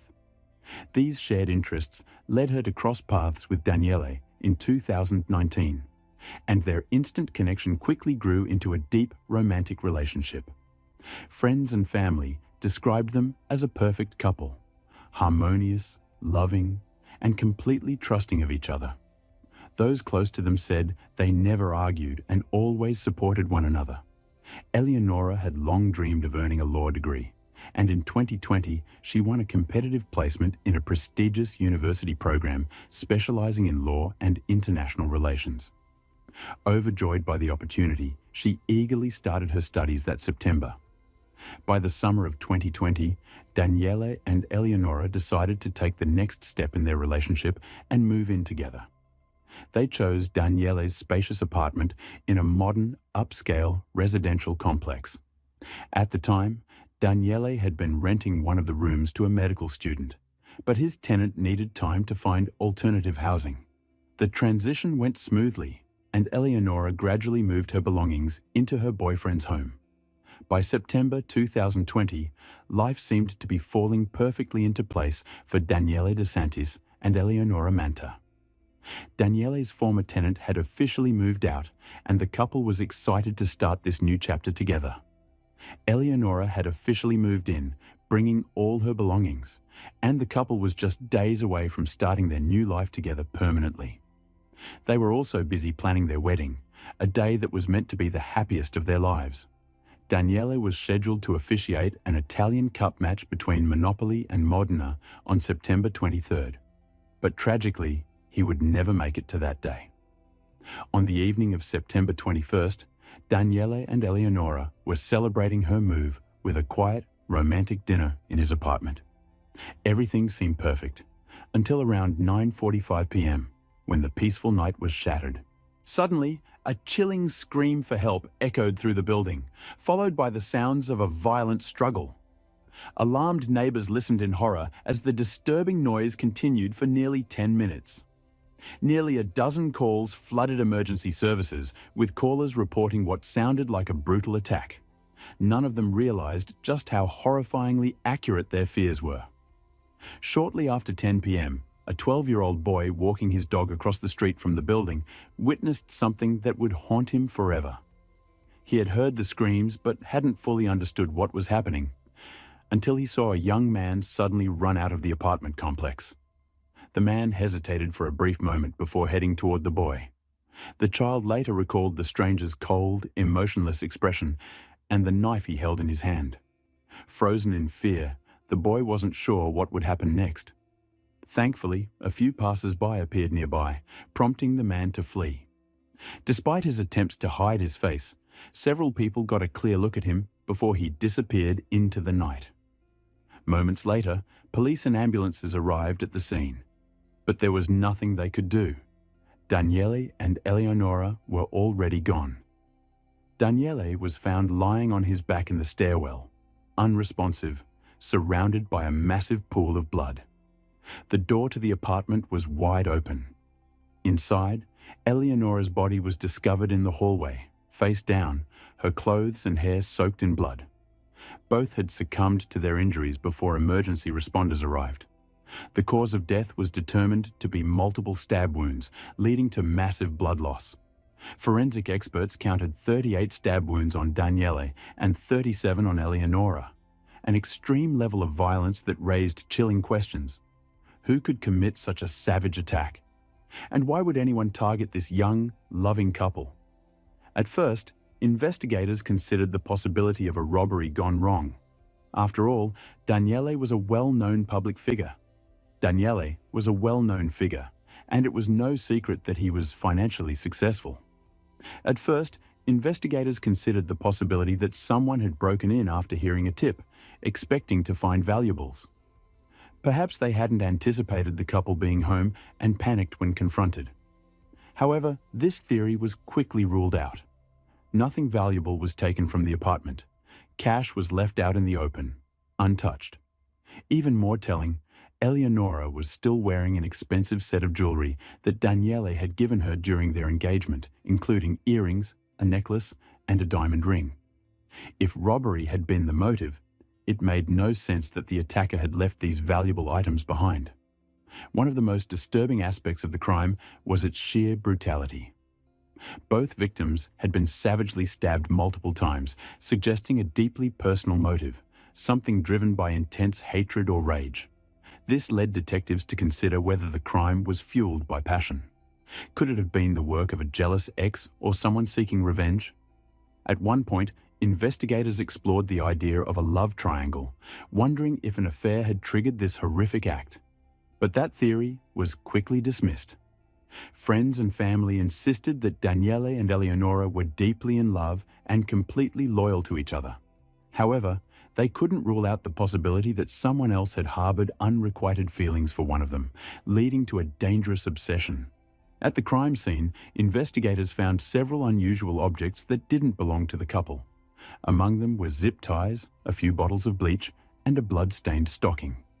These items were scattered around the room, suggesting they had been brought by the killer. Forensic analysis later confirmed that the stocking had traces of Daniele's blood, along with the DNA of an unknown man. It seemed likely that the attacker had worn the stocking as a mask, but during the violent struggle, Daniele had managed to rip it off. There was also a chilling detail. Someone had drawn a sad face on the fabric with a black marker. With witness accounts, police were able to create a composite sketch of the suspect. The most detailed description came from the 12-year-old boy who had come face to face with the attacker. Understandably, the child was terrified, and given that it was late at night, investigators were concerned about the accuracy of his recollection.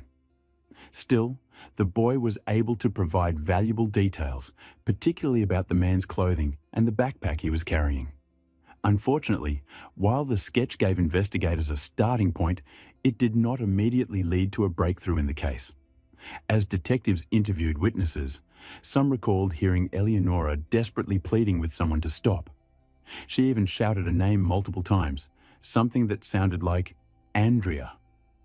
This was the first significant lead in the case.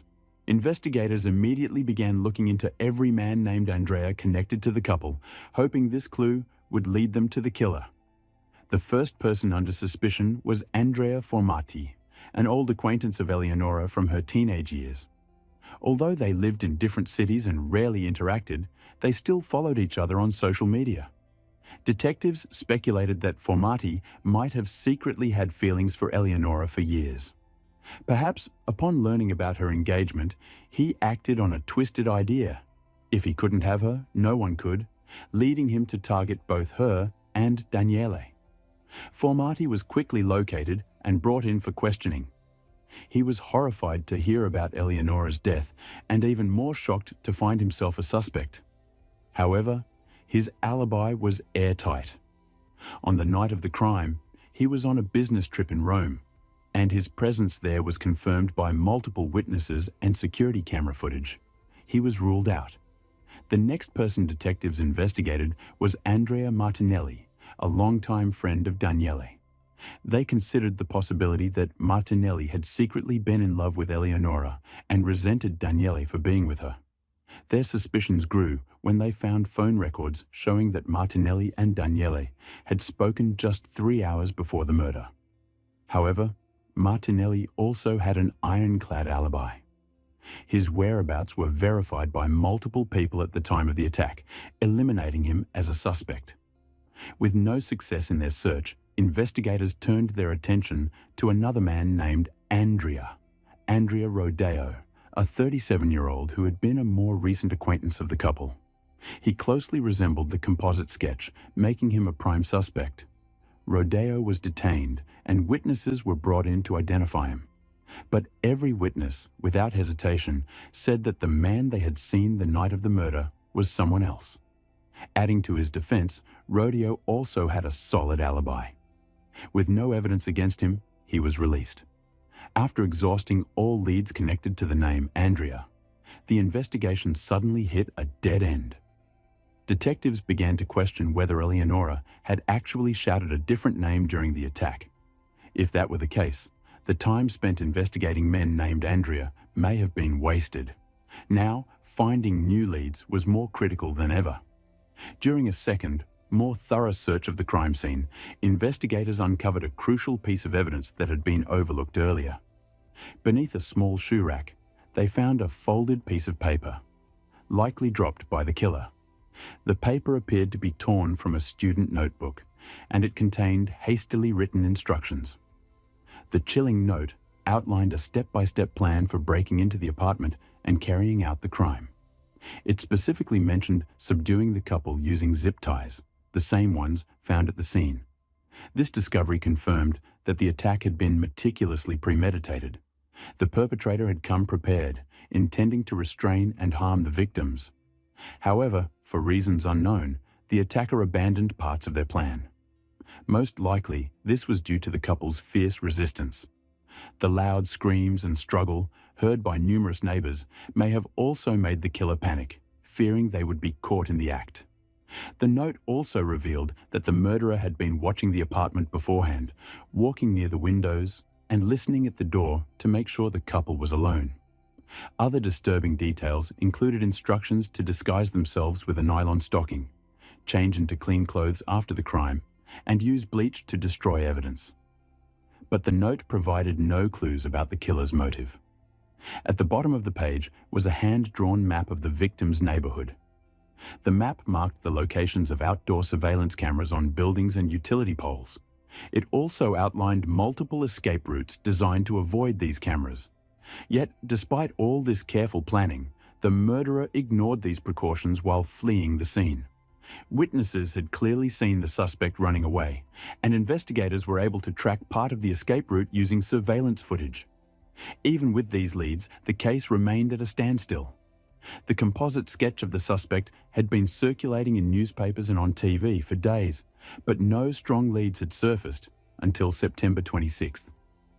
That day, a young man walked into a police station and reported that the sketch strongly resembled his classmate, a 21-year-old medical student named Antonio DeMarco. What caught the attention of investigators was that Antonio had not attended classes or contacted anyone at the university for several days. Following the crime, it soon came to light that Antonio had previously rented a room in Daniele DeSantis's apartment, but had moved out a few months earlier. He had not initially been considered a person of interest because he no longer lived there. Antonio was described as quiet and unremarkable, someone who avoided conflict and focused solely on his studies. Many people in the building didn't even remember that Daniele had once rented out a room. Those who did recall Antonio spoke of him positively. He was diligent, polite, and reserved. He rarely interacted with others, didn't attend social gatherings or parties, and had no known romantic relationships. To most, he seemed like a typical bookworm. Law enforcement quickly obtained handwriting samples from Antonio's university records to compare with the writing on the note found at the crime scene. Forensic analysis confirmed a perfect match, leaving little doubt that the police had identified their suspect. At first, investigators struggled to determine Antonio's current address. After leaving Daniele's apartment, he had not officially registered a new residence. However, detectives managed to track him down through his mother, who provided them with his whereabouts. Antonio was renting a room in a shared house with 2 other students, just 3 blocks from the crime scene. The lease was under another student's name, and the rent was split between the 3 of them. On September 28, 2020, a week after the murders, Antonio DeMarco was arrested outside a comic book store, where he had been casually browsing and purchasing a magazine. When approached by officers, he showed no surprise, made no attempt to resist, and didn't try to escape.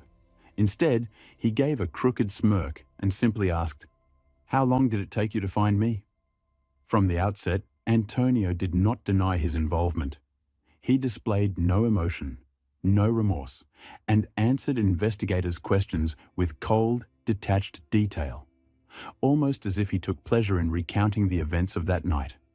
He admitted to seeing the young eyewitness walking his dog and even confessed that he had considered silencing the boy, but was in too much of a rush. He also noted that other people in the area had made it too risky. Antonio's chillingly calm demeanor and lack of regret stood in stark contrast to his angelic appearance and the glowing remarks from his university professors and supervisors at the hospital where he was training as a medical intern. Despite being known as a shy student, Antonio had been considered a promising and dedicated young doctor. Detectives knew there had to be more to his story. To understand how someone like Antonio could commit such an atrocity, they turned to the person who knew him best, his mother. She had raised him alone. Antonio was her only child, deeply cherished and adored. She was devastated by the accusations against him. During questioning, she admitted that her son had always been different. As a child, he struggled to connect with others, avoided forming friendships, and preferred solitude.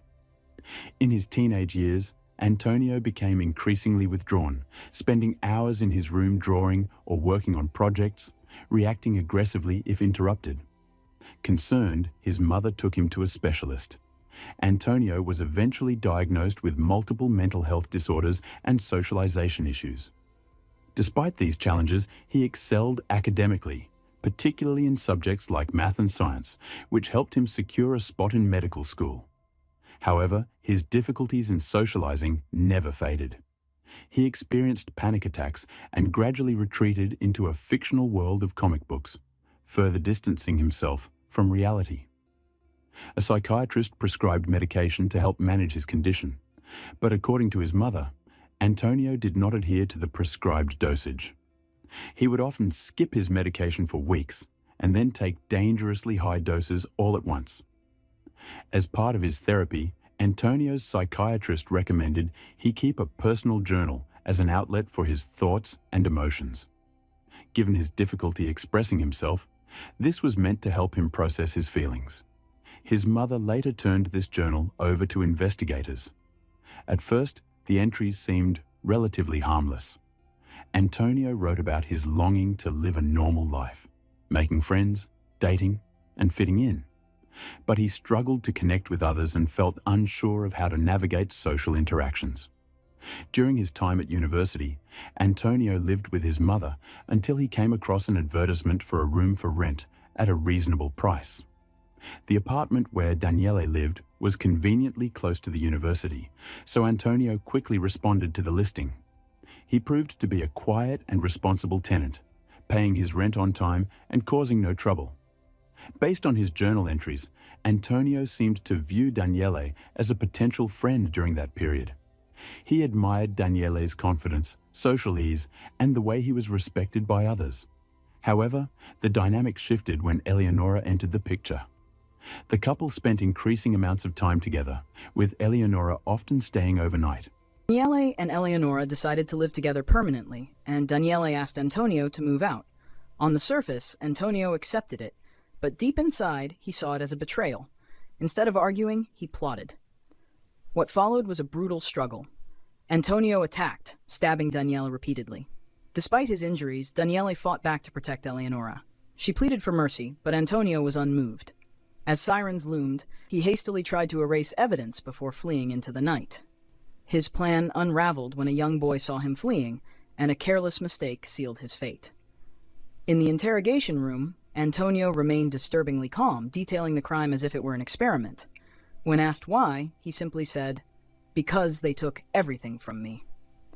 At trial, his lack of remorse and calculated brutality left no doubt. He was sentenced to life without parole. While justice was served, Daniele and Eleonora's families were left with irreparable loss. Antonio's case sparked debate. Was he born a monster, or did he become one? Experts speculated he could have been a serial killer, if not caught. Even as his name faded from headlines, his story remained a chilling reminder. Sometimes, the greatest darkness hides in plain sight. The Shafia family escaped war and chaos, hoping to start fresh in Canada. They were originally from Afghanistan, a country where tradition dictates fate and family honor matters more than personal freedom. On the surface, they seemed like an ordinary immigrant family. A father who had built a successful business, 2 wives, and 7 children.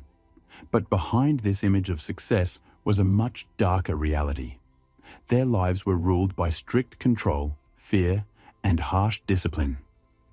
Then, one day, they became the center of one of the most shocking and tragic crimes in Canadian history. Muhammad Shafia was born into a poor Afghan family. His father died when he was just 2 years old, leaving his mother to raise the family alone. From a young age, he knew survival meant being tough. Education was a luxury he couldn't afford, so he started working early. At first, he helped his mother with household chores, then moved on to fixing appliances. Over time, he discovered he could make money by buying and reselling goods for profit. His business quickly grew: electronics, furniture, cars. He always found new ways to expand his wealth. Without formal schooling, he relied on instinct and sharp business skills to seize opportunities. As his fortune grew, he decided it was time to start a family. Rona came from a wealthy and respected background. Her family valued tradition, but also made sure their daughters were educated. She grew up in a loving home, but her future was already decided. Like most young women in her community, she was expected to marry the man her parents chose for her. When they told her she would be marrying Muhammad Shafia, she had no say in the matter. She accepted it as her duty. Their wedding was a grand event, held at one of Kabul's finest hotels, with hundreds of guests in attendance. To the outside world, it seemed like a perfect union between two honorable families. No one ever asked Rona what she truly wanted. After the wedding, her life changed completely. She was expected to obey her husband, manage the household, and meet all his expectations. Years passed, but she never had children. In Afghan society, a woman's worth is often tied to her ability to bear children, and without them, Rona's position in the family became uncertain. Muhammad grew frustrated, and soon rumors spread among relatives that she couldn't conceive. His frustration turned into cold indifference, and the distance between them only grew. After 7 childless years, Muhammad decided to take a second wife. Tuba was younger, more obedient, and most importantly, able to give him heirs. Soon after their marriage, she gave birth to their first son, followed by another child. With each birth, her influence in the household grew, while Rona was pushed further into the background. Muhammad ruled his household with strict, unquestioned authority. No one dared to defy him. Any disobedience was met with humiliation or physical punishment. He controlled all the finances, made every decision, and demanded absolute respect. The women in the home had no freedom beyond what he allowed. Tuba didn't just accept these rules, she reinforced them. She fully embraced her role as the primary wife, completely overshadowing Rona. Over time, she became the one in charge of the household, managing the children, the money, and even Rona's fate. Her treatment of Rona grew harsher, isolating her from the children and stripping her of even the most basic freedoms. Hamed, the eldest son, became an enforcer of control over his sisters. Raised in a home where men ruled and women obeyed without question, he followed his father's beliefs without hesitation. He saw it as his duty to watch over his sisters, ensuring they followed the family's strict rules and reporting any signs of defiance. The sisters, Zob, Sahar, and Gidi, lived under constant surveillance. Any attempt to challenge their father or Hamed led to punishment. They weren't allowed to make friends, leave the house freely, or even choose their own clothes. Muhammad didn't see his daughters as individuals with their own dreams. To him, they were simply extensions of the family, meant to uphold his idea of honor. When the family moved to Canada, many assumed this would give the children a chance at a better life. But a new country didn't change the way their household operated. If anything, Muhammad's control became even stricter. He knew his children were now in a place where women had rights, so he tightened his grip to maintain authority. The daughters soon realized that life outside their home was nothing like what they had known. They watched their classmates interact freely, choose their own clothes, and make decisions about their futures. But inside their home, nothing changed. Hamed, their eldest brother, became even more controlling. He monitored their phones, watched their behavior at school, and reported everything to their parents to ensure they didn't adopt Western habits. Rona had once hoped that moving to Canada would change her life, but her fate remained the same. She didn't know the language, had no legal documents, and couldn't work. Without a passport or financial independence, she was completely under the family's control. For the Shafia family, Canada wasn't a land of freedom. It was simply a new place where their old rules still applied. Zab, Muhammad's eldest daughter, was the first to openly defy the family. Despite the strict control over her, she secretly started a relationship with a young man named Ammar. He was older, Pakistani, and most importantly, someone her father would never approve of. Their connection began with passing notes, then evolved into emails, and eventually secret meetings. Zab knew the risks. At home, she was constantly watched by Hamed. Even at school, she never felt completely safe. But her love for Ammar made her willing to take the chance. When her father left for a business trip, she saw an opportunity and invited Ammar to the house, believing no one would find out. But Hamed happened to notice a pair of unfamiliar shoes in the hallway. He immediately realized that someone from outside had entered the home. Without hesitation, he reported it to his parents. Ammar managed to escape, but Zab faced brutal consequences. She was physically punished and locked in her room for months, forbidden from stepping outside. While she remained in isolation, Sahar tried to fight for her freedom in a different way. She didn't rebel openly, but slowly distanced herself from the strict expectations of her family.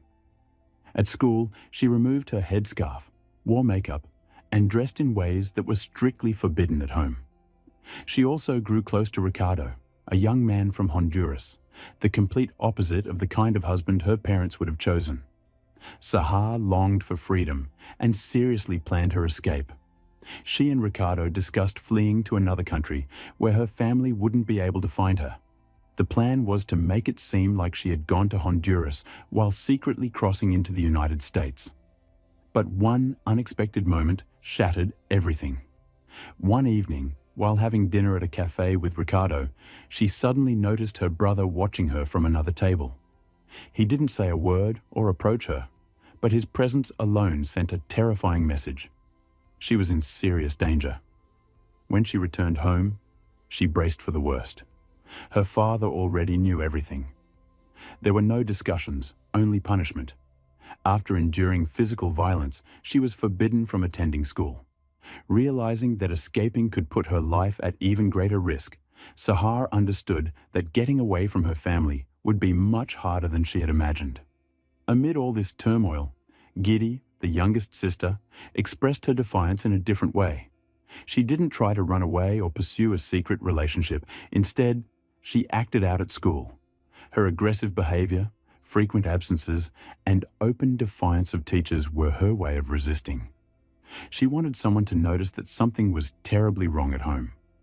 Her behavior led to a meeting with the principal and social services. But when her parents were called in, they blamed Western influence, claiming that Giddy's actions were just a phase. They assured social workers they would handle the situation themselves. The sisters' attempts to break free only made things worse. Their father and brother became convinced they were losing control, and in their eyes, that meant punishment was necessary. The conflict between the daughters and their family had reached a breaking point. Their fate was now sealed. When Zab, Sahar, and Giddy tried to break free from their family's control, they knew the risks. But they never expected that the very system meant to protect them would be powerless against their father and brother's authority. Zab was the first to seek help. After months of confinement, she realized her only chance at survival was to leave for good. She escaped and found refuge in a shelter for women in crisis. For the first time, she felt safe. But her disappearance didn't go unnoticed. Hamed immediately contacted the police, claiming his sister had been kidnapped. He even accused Ammar, hoping to get him arrested. When the police found Zab, she told them the truth. She had left on her own to escape her family. The authorities didn't force her to return, but they also failed to offer her real protection. She was left vulnerable, and she knew it. After seeing what happened to her sister, Sahar tried to find her own way out. She was too afraid to go directly to the police, so she reached out to Child Protective Services. She told them about the strict rules, the constant threats, and her fear for her life. The caseworkers listened, but in the end, they decided not to intervene. As Sahar neared her 18th birthday, she was offered temporary shelter, but it came with one unavoidable condition. Once her stay ended, she would have to return home. Terrified, Sahar knew that if she went back, the punishment awaiting her would be far worse than anything she had previously endured. She declined their help, realizing that the system could offer no real protection. Rona was the only one who understood the true danger the sisters were facing, but she, too, was powerless to intervene. Living in fear herself, she knew that Muhammad and Tuba no longer saw their daughters as obedient family members, but as threats to their honor. She also understood that any attempt to intervene would be futile. Inside the Shafia household, it had become painfully clear. The daughters had defied the rules. They had openly rejected the traditional way of life. To their father and brother, this was not just defiance. It was an unforgivable betrayal, an attack on the family's reputation. Muhammad could not allow rumors about his disobedient daughters to spread. In Afghan culture, such stories traveled quickly, and losing respect in the community was unimaginable. What angered him most was that their defiance had occurred in Canada, a place where he couldn't control their environment like he could in Afghanistan. The greatest threat in their eyes was Zab. She hadn't merely disobeyed, she had run away. To them, this was unthinkable. She was living on her own, making her own decisions, no longer bound by her father's rules. This was the ultimate betrayal. Tuba realized that forcing Zab to return wouldn't work, so she devised a plan to lure her back willingly. She contacted her daughter, telling her that their father had had a change of heart and given his blessing for her to marry Ammar. Zab could now be with him, officially. On May 18, 2009, a religious ceremony took place at an Islamic center. The next day, Zab had her hair styled and her hands decorated with henna. Her uncle drove her to a restaurant, making one last attempt to convince her to reconsider the marriage. But Zab remained firm. She wanted to go through with it. However, her fleeting freedom was short-lived. None of the groom's family members attended the ceremony. They, too, disapproved of the marriage. Tuba, overwhelmed with humiliation, collapsed, fainting from the embarrassment. People tried to revive her by pouring water on her. At that moment, Zab ran into her mother's arms, saying, "If you're against the marriage, I'll walk away from him." Zab requested a divorce, and Ammar agreed. "I can't bring shame to my family," he said. Right there in the restaurant, a cleric declared them divorced.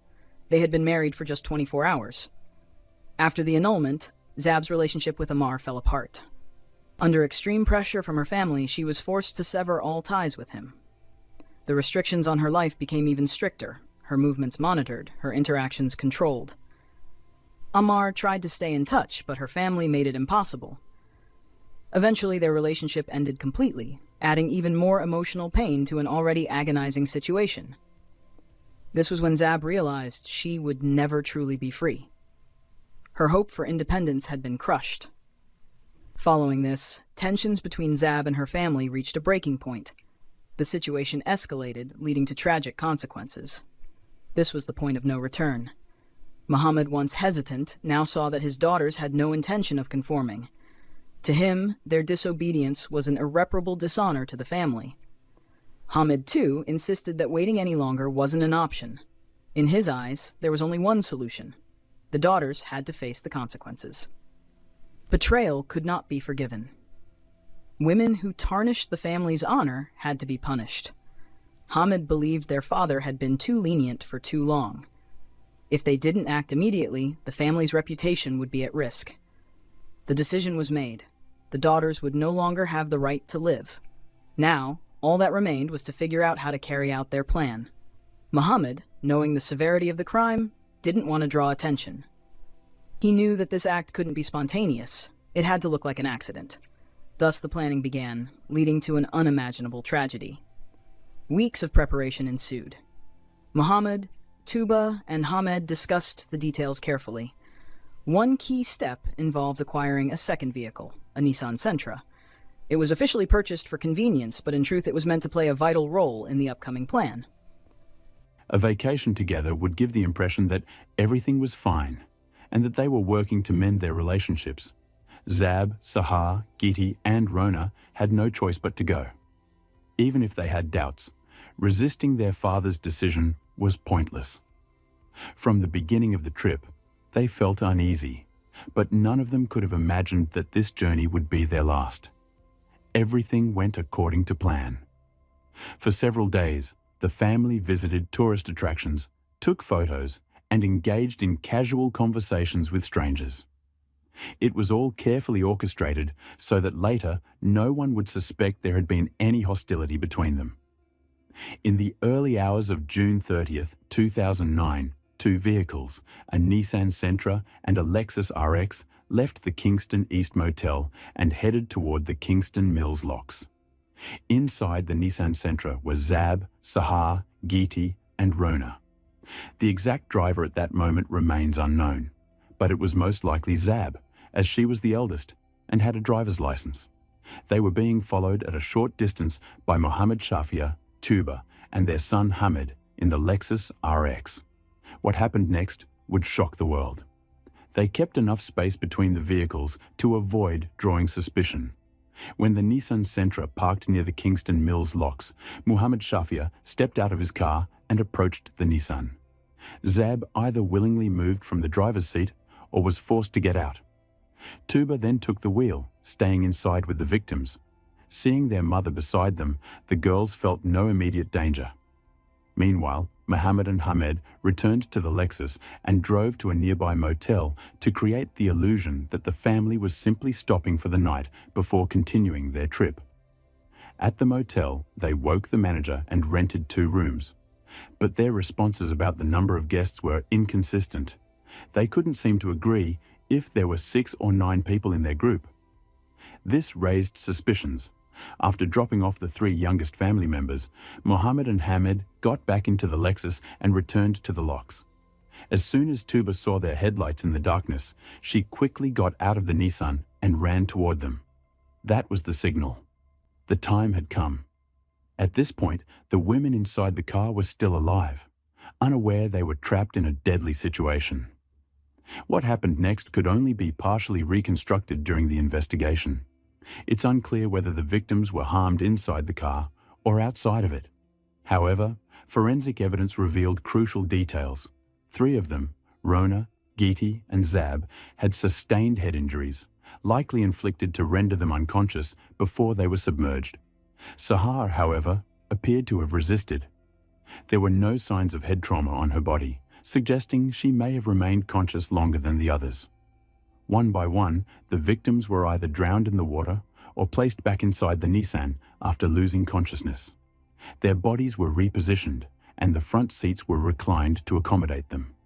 At this stage, Mohammed, Tuba, and Hamed began staging the scene to make it appear like a tragic accident. Their plan was to send the vehicle into the water, making it seem as if it had rolled in by mistake. One of them started the engine, shifted the car into neutral, and exited, expecting the Nissan to roll into the canal on its own. But something went wrong. The car got stuck on the edge of the concrete ledge. The front wheels had gone over, but instead of plunging into the water, the vehicle remained suspended, teetering on the edge. This was a major setback. If anyone had appeared at that moment, they would have been caught at the scene. One of them reached through the open driver's window and turned off the ignition.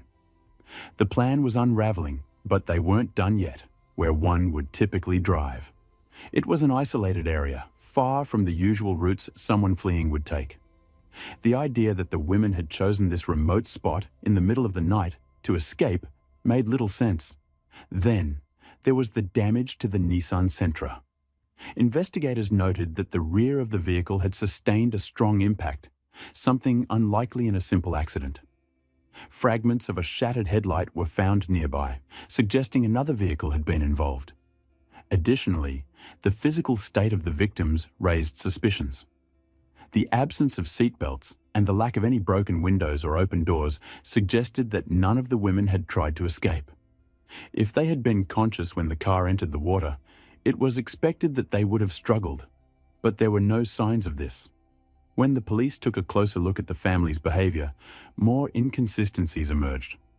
Muhammad Shafia, Tuba, and Hamed seemed oddly composed for people who had just lost 4 family members. Their story also kept changing. At times, they implied the women had run away voluntarily. At other times, they suggested it was an accident. The suspicions deepened when authorities reviewed the motel's security footage.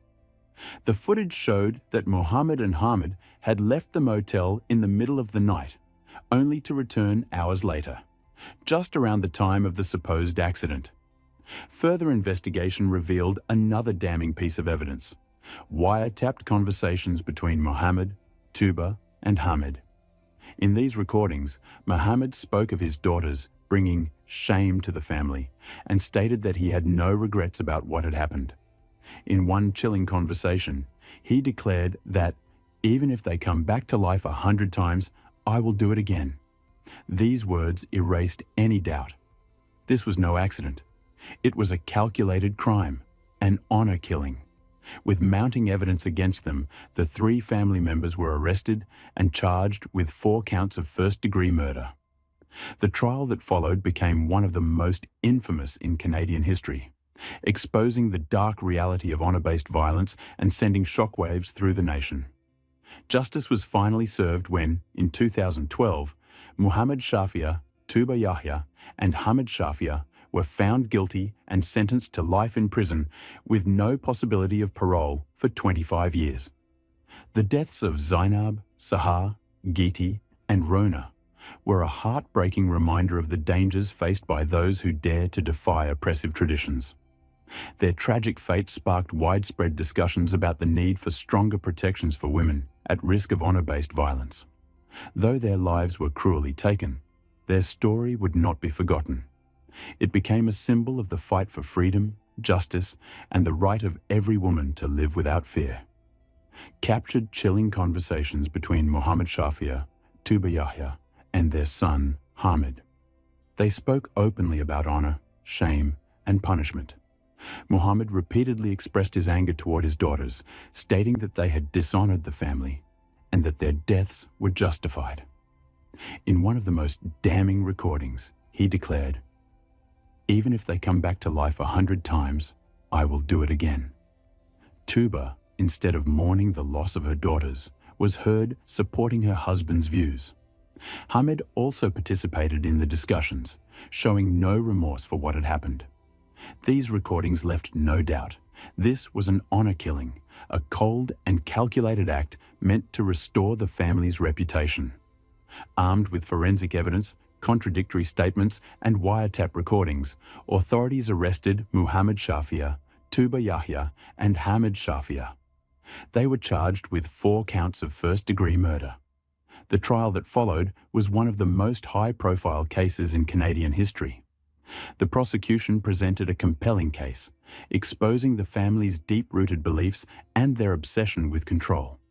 Witnesses testified about the abuse and oppression the victims had endured, painting a tragic picture of lives cut short by rigid cultural expectations. After weeks of testimony, the jury reached a unanimous verdict: guilty. Muhammad Shafia, Tuba Yahya, and Hamid Shafia were sentenced to life in prison with no possibility of parole for 25 years. The case sent shockwaves throughout Canada and beyond, sparking discussions about honor-based violence and the urgent need to protect vulnerable individuals from family abuse. While justice was served, nothing could bring back Zainab, Sahar, Geeti, and Rona, 4 women whose only crime was wanting to live freely. Their story became a symbol of resistance against oppression, a reminder that no one should ever have to choose between family and freedom. Though their lives were stolen, their voices would never be silenced. Abigail Abby. Maria Hernandez was born on October 12, 1998, in Manchester, New Hampshire, along the banks of the Merrimack River. She was the youngest of 2 daughters born to Ruben and Xenia Hernandez and shared a close bond with her older sister, Sarah. Abby's mother worked as a nurse at a local hospital, while her father was a sales agent. The Hernandez family was generally happy, strong, and financially stable. However, during Abby's middle school years, her parents decided to divorce. Shortly after the separation, her father remarried and began a new family. The daughters from Ruben's first marriage continued to live with their mother after the divorce. Although Ruben still provided financial support, his relationship with Abby and Sarah dwindled to occasional birthday and Christmas greetings. From a young age, Abby was an active, curious, and social child. She had a wide circle of friends and was constantly exploring new hobbies and activities. Abby played sports, excelled as an artist, enjoyed photography, loved to read, and had a knack for picking up foreign languages effortlessly. At around 12 years old, Abby joined a local outdoor club where she developed a passion for camping, hiking, and the natural world. She fell in love with the mountains and became skilled in wilderness survival, applying these lessons during various adventures. Growing up in New Hampshire, a state known for its breathtaking natural beauty with forests, mountains, and rivers, Abby thrived in an environment that attracts adventurers and nature enthusiasts from across the country. Her classmates described her as brave, intelligent, friendly, and determined. A girl with the rare ability to easily connect with everyone around her. Abby was the kind of person who could effortlessly engage in a conversation about almost any topic. She thrived on challenges and had a natural ability to spread positivity wherever she went. Restless and full of energy, she was always on the move, making plans and envisioning an exciting future for herself. The summer of 2013 was a whirlwind of activity for Abby. When she returned to school in September, she eagerly shared stories about her summer adventures, where she had been, what she had experienced, and all the exciting things she had accomplished. By this time, 14-year-old Abby had started dating Jimmy, a boy from her school who was a year older. Her mom, Xenia, was aware of the relationship and approved of her daughter seeing him. In early October 2013, with fall break and her 15th birthday approaching, Abby was busy preparing for a hiking trip with her outdoor club. She had received a brand new pair of hiking boots as a gift, but since they were a bit snug, she decided to break them in by wearing them to school. On October 9th, Abby left for school like any other day.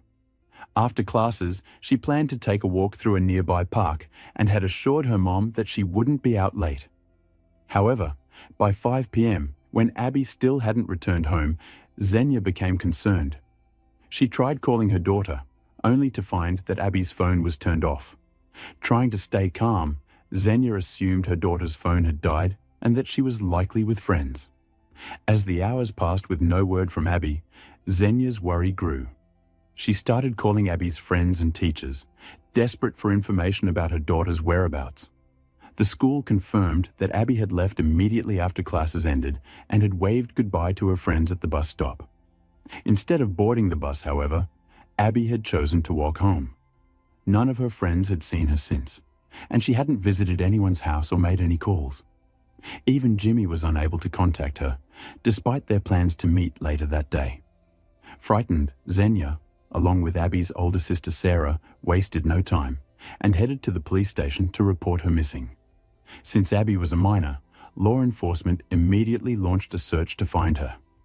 Investigators determined that the last signal from Abby's cell phone was picked up approximately a mile from her home. News of the missing high school student quickly spread across social media.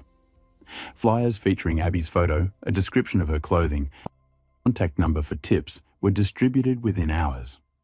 By the next morning, her story was featured on the 7 a.m. news, urging anyone with information to come forward. Hundreds of people, including police officers, volunteers, and concerned citizens, joined the search for the 14-year-old. They combed through parks, empty lots, wooded areas, bodies of water, and abandoned buildings. Law enforcement followed leads, sought potential witnesses, and interviewed Abby's friends and family. But every effort led to a dead end. Detectives began their investigation by exploring whether Abby had any enemies, unresolved grudges, or even a persistent admirer. However, everyone who knew her insisted that Abby was a warm, friendly, and kind-hearted person who avoided conflicts. she was well liked and had no known adversaries or incidents of harassment. One of the first people interviewed was Abby's boyfriend, Jimmy, who initially became the prime suspect. Detectives questioned him about their relationship, asking if they had argued, if he had any reason to be upset with her, or if he could have had a motive to harm her.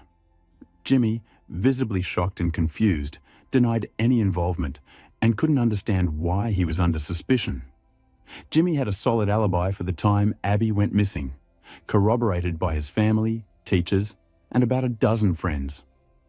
On the day Abby disappeared, Jimmy's schedule was packed with school, sports practice, rehearsals for a school band performance, and his grandfather's birthday party, all of which he attended without missing a beat. He fully cooperated with the investigation and shared everything he knew, but his alibi left no room for doubt. Despite these efforts, the case went cold. It was as if Abby had vanished into thin air. Months of searching yielded no clues or leads, and detectives realized the likelihood of finding her alive was decreasing. Nevertheless, Abby's family refused to give up hope. A month and a half after Abby's disappearance, her mother discovered an unusual letter in the mailbox. The letter was from Abby.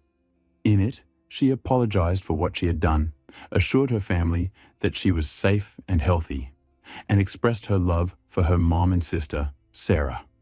However, she didn't disclose her location or the reason for her disappearance. The letter ended with a cryptic and puzzling phrase: "Dreams come true." Handwriting analysis confirmed that the letter was indeed written by Abby and dated to early November, strongly indicating that she was still alive. But where could she be? And why couldn't she explain her situation? Was she frightened, or had someone coerced her into writing the letter? This discovery gave rise to a new theory. Perhaps Abby had voluntarily run away, but after seeing media coverage of her disappearance, decided to let her family know she was okay. Still, the circumstances remained unclear, leaving investigators and her loved ones with more questions than answers. There was speculation that Abby might have been pregnant and had run away with the baby's father, fearing her family's anger and societal judgment. However, the Hernandez family strongly refuted this theory. Abby's older sister, Sarah, was particularly upset, stating that if Abby had been pregnant, she would have been the first to know. The sisters were extremely close and kept no secrets from each other. Additionally, Abby's only boyfriend was Jimmy, and he insisted they had not been intimate. Both were still virgins, a claim supported by Abby's friends, who confirmed that she had never dated anyone else or shown interest in another romantic relationship. Her best friend, Miranda, also dismissed the idea, emphasizing that Abby would never have caused so much pain to her mom and sister by running away. Furthermore, all of Abby's personal belongings, her documents, savings, and valuables remained at home, casting doubt on the runaway theory. Investigators carefully analyzed Abby's letter, searching for hidden messages or clues to her location, but found none. Despite this, the FBI stepped in, classifying the case as an abduction. They believed Abby had written the letter under duress, with no opportunity to disclose her location. Their assumption proved correct. Abby and her kidnapper were just a few dozen miles away from her family home. What made the situation even more unsettling was that police had visited the kidnapper's residence multiple times since Abby's disappearance, but found nothing suspicious. Meanwhile, the abductor grew increasingly paranoid and desperate, trying to decide what to do with his captive. Now it's time to introduce the man behind the crime, Nathaniel "Nate" Kibbe. Born on July 15, 1980, in the same town as Abby, there is little reliable information about his family. Some sources suggest he was raised solely by his mother and never knew his biological father. As a child, Nate was notorious for being a troublemaker, a bully, and the type of kid everyone avoided. He frequently got into fights and created problems, even keeping a list of people he disliked, individuals he planned to harm. His aggressive and cruel behavior made him an outcast among peers and a challenge for his teachers. As a teenager, Nate frequently came into contact with the police for various offences. He joined a gang and developed a fascination with firearms, gaining extensive knowledge about them. Over the years, he faced legal troubles for assault, causing serious injuries, illegal possession of substances, and petty theft. Despite his troubling behavior, he often received only minor punishments. Interestingly, Nate had attended the same high school as Abby, but their paths never crossed due to their 18-year age gap. After graduating, he appeared to attempt to turn his life around, securing a job at a local business. Initially, his co-workers and supervisors had positive impressions of him. However, after a severe conflict at work, Nate quit his job, moved to the suburbs, and settled in a trailer park in a struggling neighborhood. Neighbors described him as odd, erratic, and aggressive. They avoided him as much as possible. By 2011, already in his 30s, Kibbe had begun a relationship and even lived with a much younger girl. This relationship hinted at the dark and troubling behavior he would later reveal. Truong Thi Duanshi was from a dysfunctional family, ran away from home, and moved into the adult man's trailer. Remarkably, Nate didn't even try to hide their relationship, openly introducing her as his girlfriend. In the spring of 2013, Nate attempted his first known kidnapping, but failed. He attacked a 15-year-old schoolgirl at a bus stop near her school, trying to force her into his car. Despite the victim's testimony and multiple witnesses, the case was inexplicably closed, and it never went to trial. Authorities didn't view him as a serious threat, a decision that would have devastating consequences. Let's return to the day of Abigail Hernandez's disappearance, October 9th, 2013. As her 15th birthday approached, Abby had received a pair of hiking boots as a gift. Although they were slightly too tight, she decided to break them in by wearing them to school. By the end of the day, she regretted her choice. Her feet were sore, each step increasingly painful, but she was determined to walk home. The journey was long, and as she limped along the road, an old pickup truck pulled up beside her. Behind the wheel was Nathaniel Kibbe. The man smiled warmly and offered her a ride, saying he could drop her off wherever she needed to go. Abby politely declined, but Nate wasn't discouraged. He continued driving slowly alongside her, observing her limp. Noticing her discomfort, he asked what had happened. Abby sighed and admitted that her new boots were giving her blisters. Hearing this, Nate swung open the passenger door and gestured for her to hop in. After a brief moment of hesitation, Abby accepted. She reasoned that this kind, smiling man couldn't possibly pose any danger. Unfortunately, she couldn't have been more wrong. As they drove, Nate struck up a friendly conversation to put Abby at ease. He asked questions, cracked jokes, and acted like a good Samaritan. Abby felt safe enough to answer his questions and even laugh at his jokes. At one point, Nate casually mentioned needing to stop by a hardware store to pick up some tools for a repair job. He pulled into a dark, secluded parking lot, and Abby's unease grew. She told him that her house wasn't far from there, and that she could walk the rest of the way. Noticing the shift in her tone and the nervous expression on her face, Nate's demeanor changed. As Abby reached to unbuckle her seat and escape, Nate acted swiftly. Anticipating her move, he grabbed her clothes with one hand and, with the other, pulled a gun from the glove compartment. Abby's instincts were correct. This wasn't a kind stranger. It was the beginning of a nightmare. He pointed the gun directly at Abby's face and threatened to kill her if she resisted. The attacker then tied her hands and feet with zip ties and placed a baseball cap on her head, angling it to block her view of their route. However, when he noticed Abby attempting to shift the cap to see the road, he became enraged. Without hesitation, he pulled out a stun gun and shocked her until she lost consciousness. Abby woke up in a stifling, windowless space. She quickly realized she was inside a small shipping container that Nathaniel owned and had hidden behind some trees in the trailer park. Shortly after, Nate appeared with duct tape and a motorcycle helmet. He taped her mouth and eyes shut, placed the helmet on her head, and ensured she was completely immobilized. Then, stripping her of her dignity and humanity, he assaulted her. From that moment on, Nate subjected Abby to near daily physical and psychological abuse, using her to fulfill his twisted fantasies. He constantly threatened to harm her family if she tried to escape or call for help. At the same time, he dangled false hope, promising to release her if she behaved and didn't resist. During the first few days, Abby was in a state of shock, preparing herself for the worst. Over time, she realized her captor wasn't planning to kill her, at least not yet. Determined to survive, she devised a plan to emotionally connect with him. She told him she didn't judge him, that everyone makes mistakes, and that she wouldn't go to the police if he let her go. But Nate was dangerously unpredictable. The smallest word or action could set him off, turning him into a violent monster. While he occasionally displayed twisted moments of tenderness, his brutality was relentless. About a month into her captivity, Nate began allowing Abby into his trailer for short periods. She was permitted to take showers and even watch TV with him. Through the news, they saw the intense search efforts underway to find her. This prompted Nate to force Abby to write a letter to her mother, aiming to convince her family she was safe and to halt the search operation. Under Nate's dictation, Abigail wrote several letters. Each time she tried to sneak in a clue about her location, but Nate was quick to notice and severely punished her.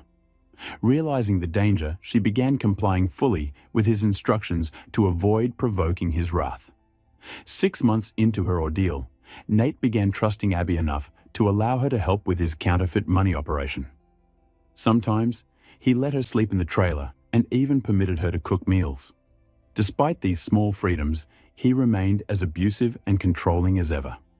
He forced her to call him master and never revealed his real name.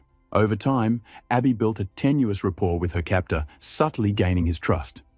He occasionally brought her books and magazines at her request. One day, as she flipped through a magazine, she came across the name Nathaniel Kibbe.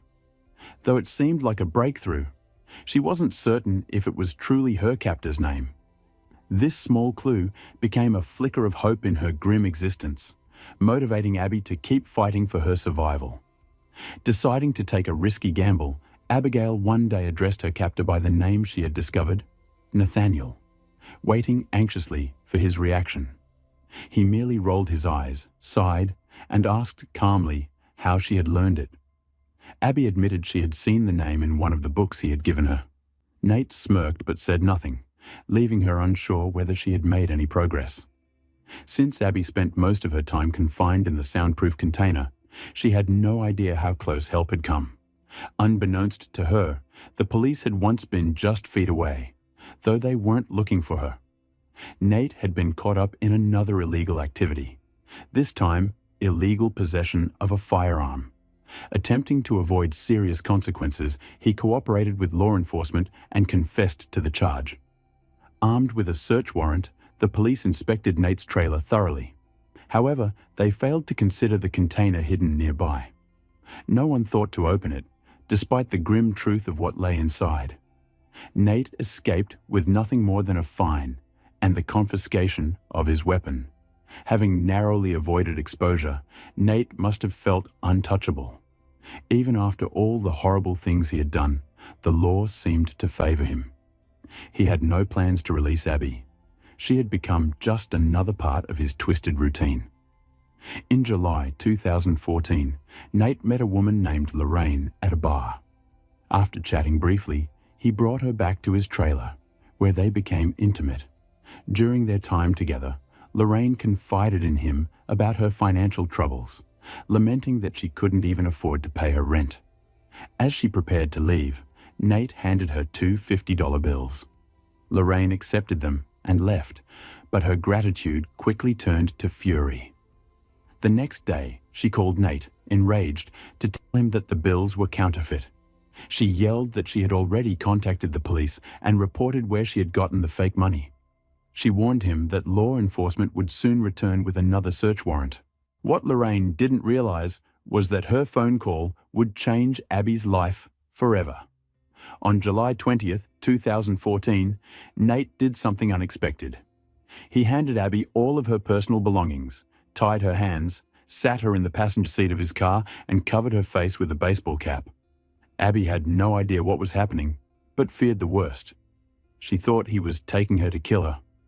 After driving for some time, Nate pulled over on a deserted country road. To Abby's astonishment, he untied her hands, ordered her out of the car, and told her not to go to the police. Before she could process what was happening, he sped away. Stunned and disoriented, Abby wandered along the road until she saw a sign that told her she wasn't far from home. Overwhelmed with disbelief and fear, she walked for hours, constantly looking over her shoulder, terrified that Nate might return to recapture her. Finally, Abby arrived at her family's home. A surveillance camera at the front door recorded the moment she walked in. Inside, she heard her mother talking to someone on the phone. Summoning all her strength, she called out loudly, "Mom!" Her mother turned, stunned and overjoyed to see her daughter safe and alive. Abby had finally escaped the nightmare and returned to the embrace of her family. Her mother dropped the phone in shock and ran to the door, embracing Abby tightly. They held each other for a long time, sobbing, unable to believe the nightmare was finally over. Abby noticed how much her mother's appearance had changed. She looked older, worn down from months of relentless worry and despair. Xenia, overwhelmed with relief, began asking Abby where she had been and what had happened, insisting they go to the police immediately. But Abby, still haunted by Nate's threats, refused to reveal the truth. She lied, claiming she didn't know who had taken her or where she had been held.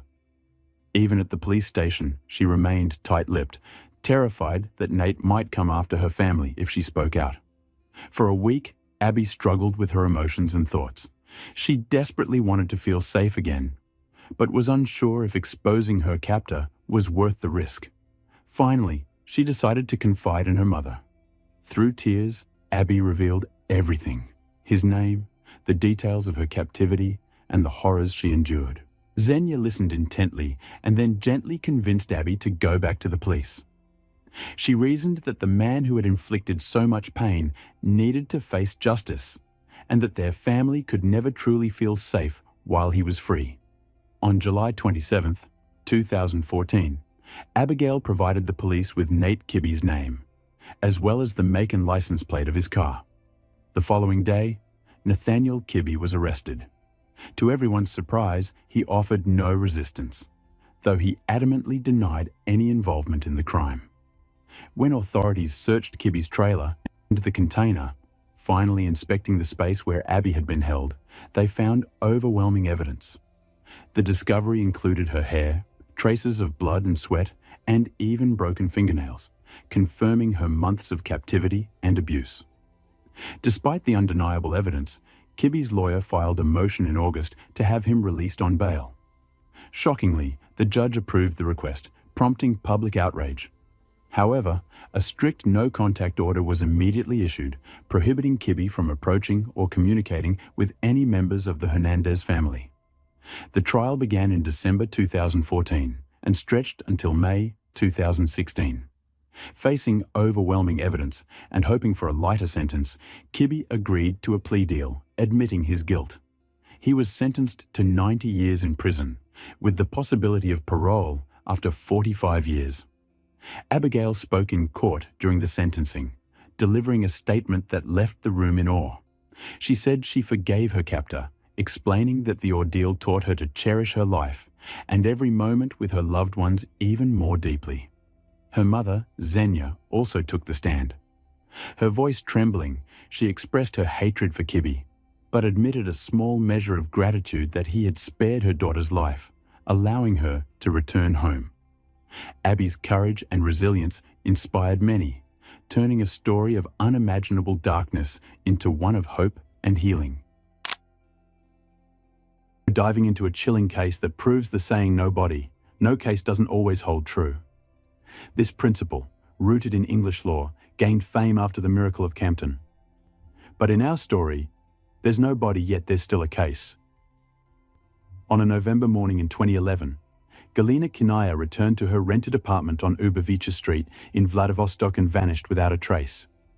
3 years later, her boyfriend, Victor Cohen, was convicted of her murder. However, no physical evidence of Galina's death was ever presented in court. Her parents remain convinced she is alive and continue to hope for her return.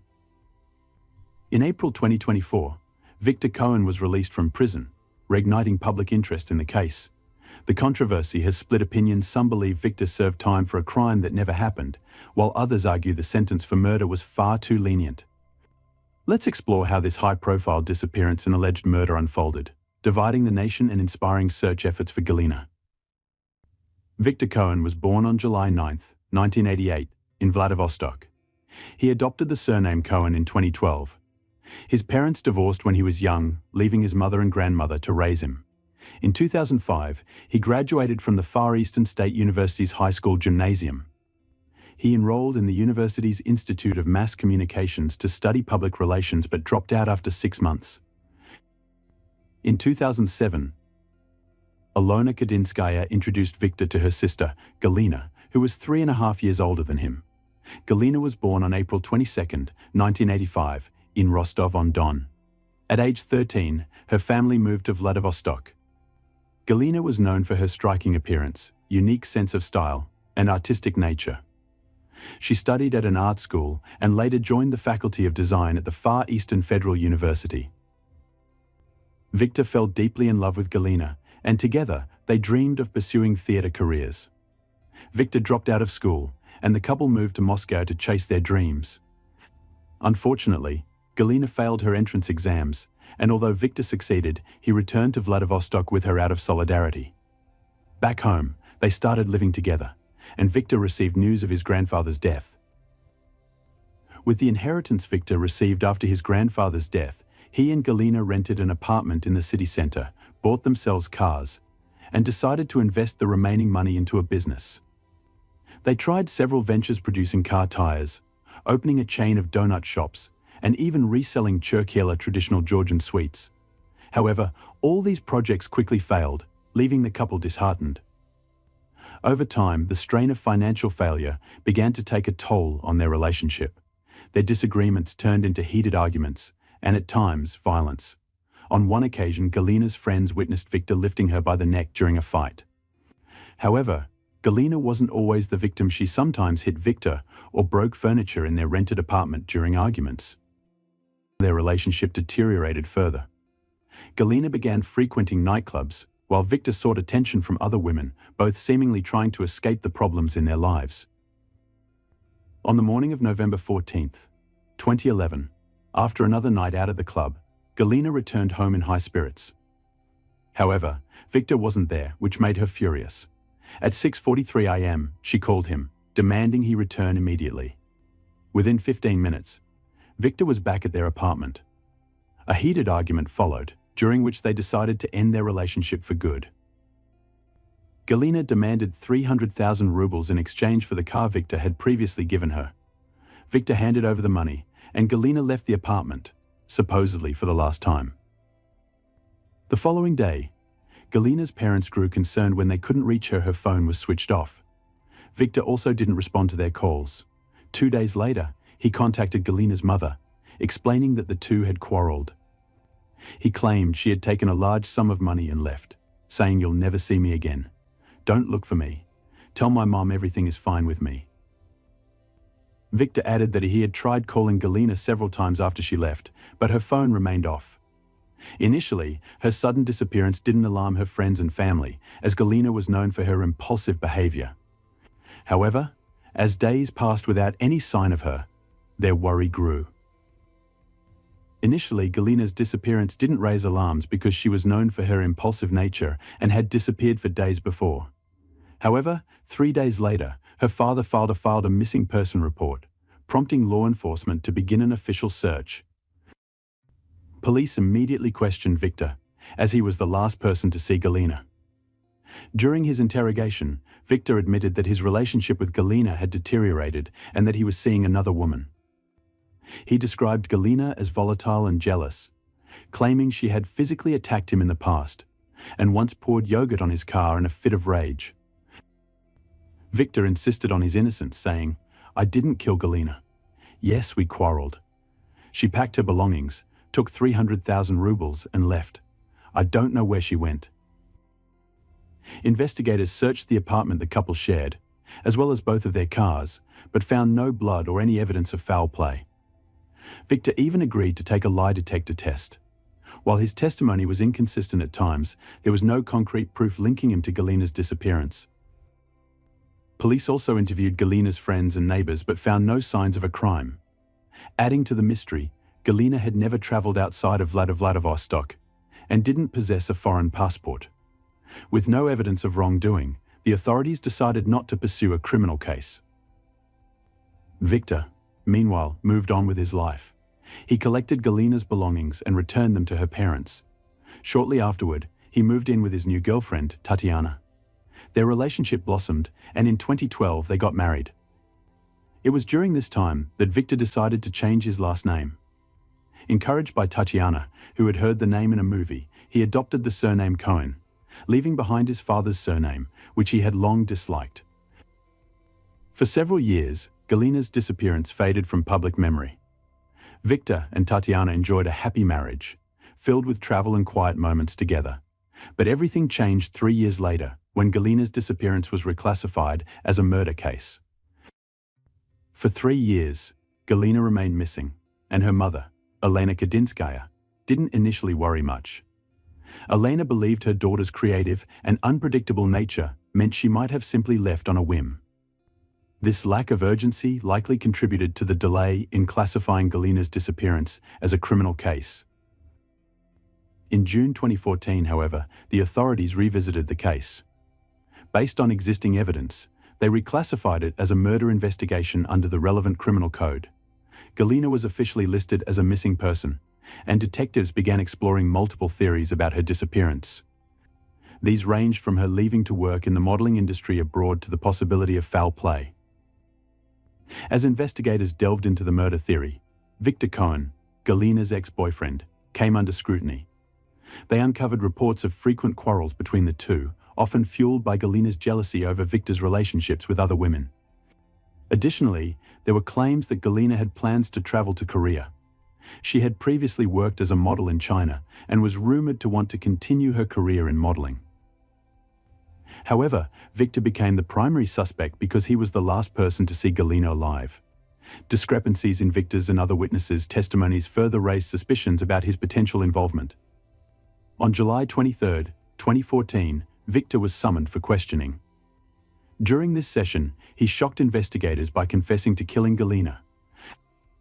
Victor admitted that during an argument on the morning of November 14, 2011, he strangled Galina. He then dismembered her body in the bathroom, placed the remains into 3 plastic buckets, and transported them to a wooded area near the Vareg factory. There, he built a fire using car tires, burned the body, and scattered the ashes in various locations. Victor displayed an unsettling level of confidence during the interrogation. He spoke casually with investigators, used foul language, and even smiled as he recounted the gruesome details. Sitting comfortably, with his feet on the floor, he behaved as though the entire ordeal was a routine conversation. He shared chilling details, including how he had initially planned to boil Galina's body in a steamer, grind the remains with a meat grinder, and flush them down the toilet. However, he abandoned this idea, fearing the sewer system might clog and incriminate him. Victor coldly explained that he killed Galina because she was interfering with his new relationship. This shocking confession left even seasoned detectives stunned by Victor's lack of remorse and the sheer brutality of his actions. Victor described Galina as an unconventional woman who thrived on attention. She frequently went out to nightclubs and had a fiery temper, often causing loud arguments at home. According to Victor, Galina sometimes spoke of wanting the glamorous life of an escort model. However, she refused to accept that such a lifestyle often required providing intimate services. Despite her eccentric behavior, Victor found her charming and interesting until things took a darker turn. From Victor Cohen's interrogation. I was irritated. I was standing near the coffee machine, drinking coffee, and something in me just snapped. That was it. I went home, walked up to her while she was sleeping, said, "I'm sorry," and started choking her. She woke up and tried to fight back. But I strangled her for a long time. Then I left the house and cried. It wasn't fear, it was frustration and loss. I understood what I had done, but as a rational person, I kept my composure. Following the confession, investigators brought Victor to the apartment he shared with Galina in 2011 to conduct an investigative experiment. There, Victor demonstrated how he strangled Galina on a folding sofa. He claimed she had been drunk and asleep, making it easy for him to overpower her. After ensuring she was dead, Victor said he left the apartment, went to his car, and devised a calculated plan to dispose of her body. Victor explained that he had learned about burning bodies using car tires from a documentary about India, where the practice was used in traditional cremation rituals to achieve higher temperatures. He told investigators that disposing of Galina's body was much simpler than he had initially imagined. Late that night, Victor was taken to the vacant lot where he claimed to have burned Galina's remains. Under pitch darkness, he was asked to pinpoint the exact location. However, according to human rights activists, the chosen location had no traffic or CCTV cameras, raising suspicions about the integrity of the investigation. Key gaps in the case emerged during the investigation. Victor repeatedly pointed out inconsistencies himself. It wasn't clear what tool he used to dismember Galina's body, as an ordinary kitchen knife wouldn't suffice. Questions arose about how he fit her remains into 3 buckets, carried them out in full view, and why no one noticed him leaving with such unusual items. The landlord who rented the apartment to Galina was later brought in for questioning, as investigators tried to piece together the missing details. When investigators questioned the landlords who rented the apartment to Galina and Victor, they revealed that they had lost contact with Victor after learning the police had been there.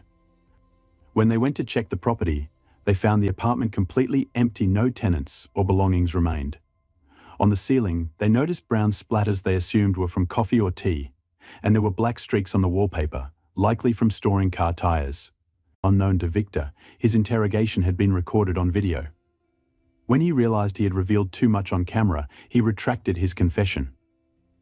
Victor claimed that during his questioning at the investigation unit on Kareva Street, officers had forced him to confess through unauthorized methods.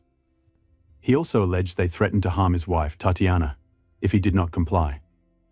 Victor stated that the story he told was fabricated under duress by the officers, and that the location of the alleged burning of Galina's remains had been deduced using his phone records. However, questions about his claims of torture arose. CCTV footage from the investigation unit showed that Tatiana Cohen arrived at the building around 6 p.m., but was not allowed inside. She waited outside until 6:20 p.m., at which point Victor was brought in. Tatiana entered the building at 6:30 p.m., and Victor's recorded interrogation began at 6:38 p.m. Critics questioned how torture could occur in just 8 minutes, leading Victor to make up such a detailed and graphic confession. On August 11, 2015, after the first court hearing, Victor Cohen was found guilty of the murder of Galina Kadinskaya. The court sentenced him to 9 years and 10 months of imprisonment in a strict regime penal colony. After Victor's conviction, his wife Tatiana became his staunchest supporter and primary defender. Convinced of his innocence, she tirelessly fought to clear his name. The case captured the attention of Vladivostok residents, dividing the public into 2 camps: those who believed Victor was wrongfully convicted and those who saw him as a cold-blooded killer. Supporters even organized rallies in Victor's defense, while his wife remained unwavering in her fight for justice. Even after the devastating news that her husband would spend nearly 10 years in prison, Tatiana remained steadfast in her belief in Victor's innocence. During the court proceedings, a revealing video included in the case files was shown.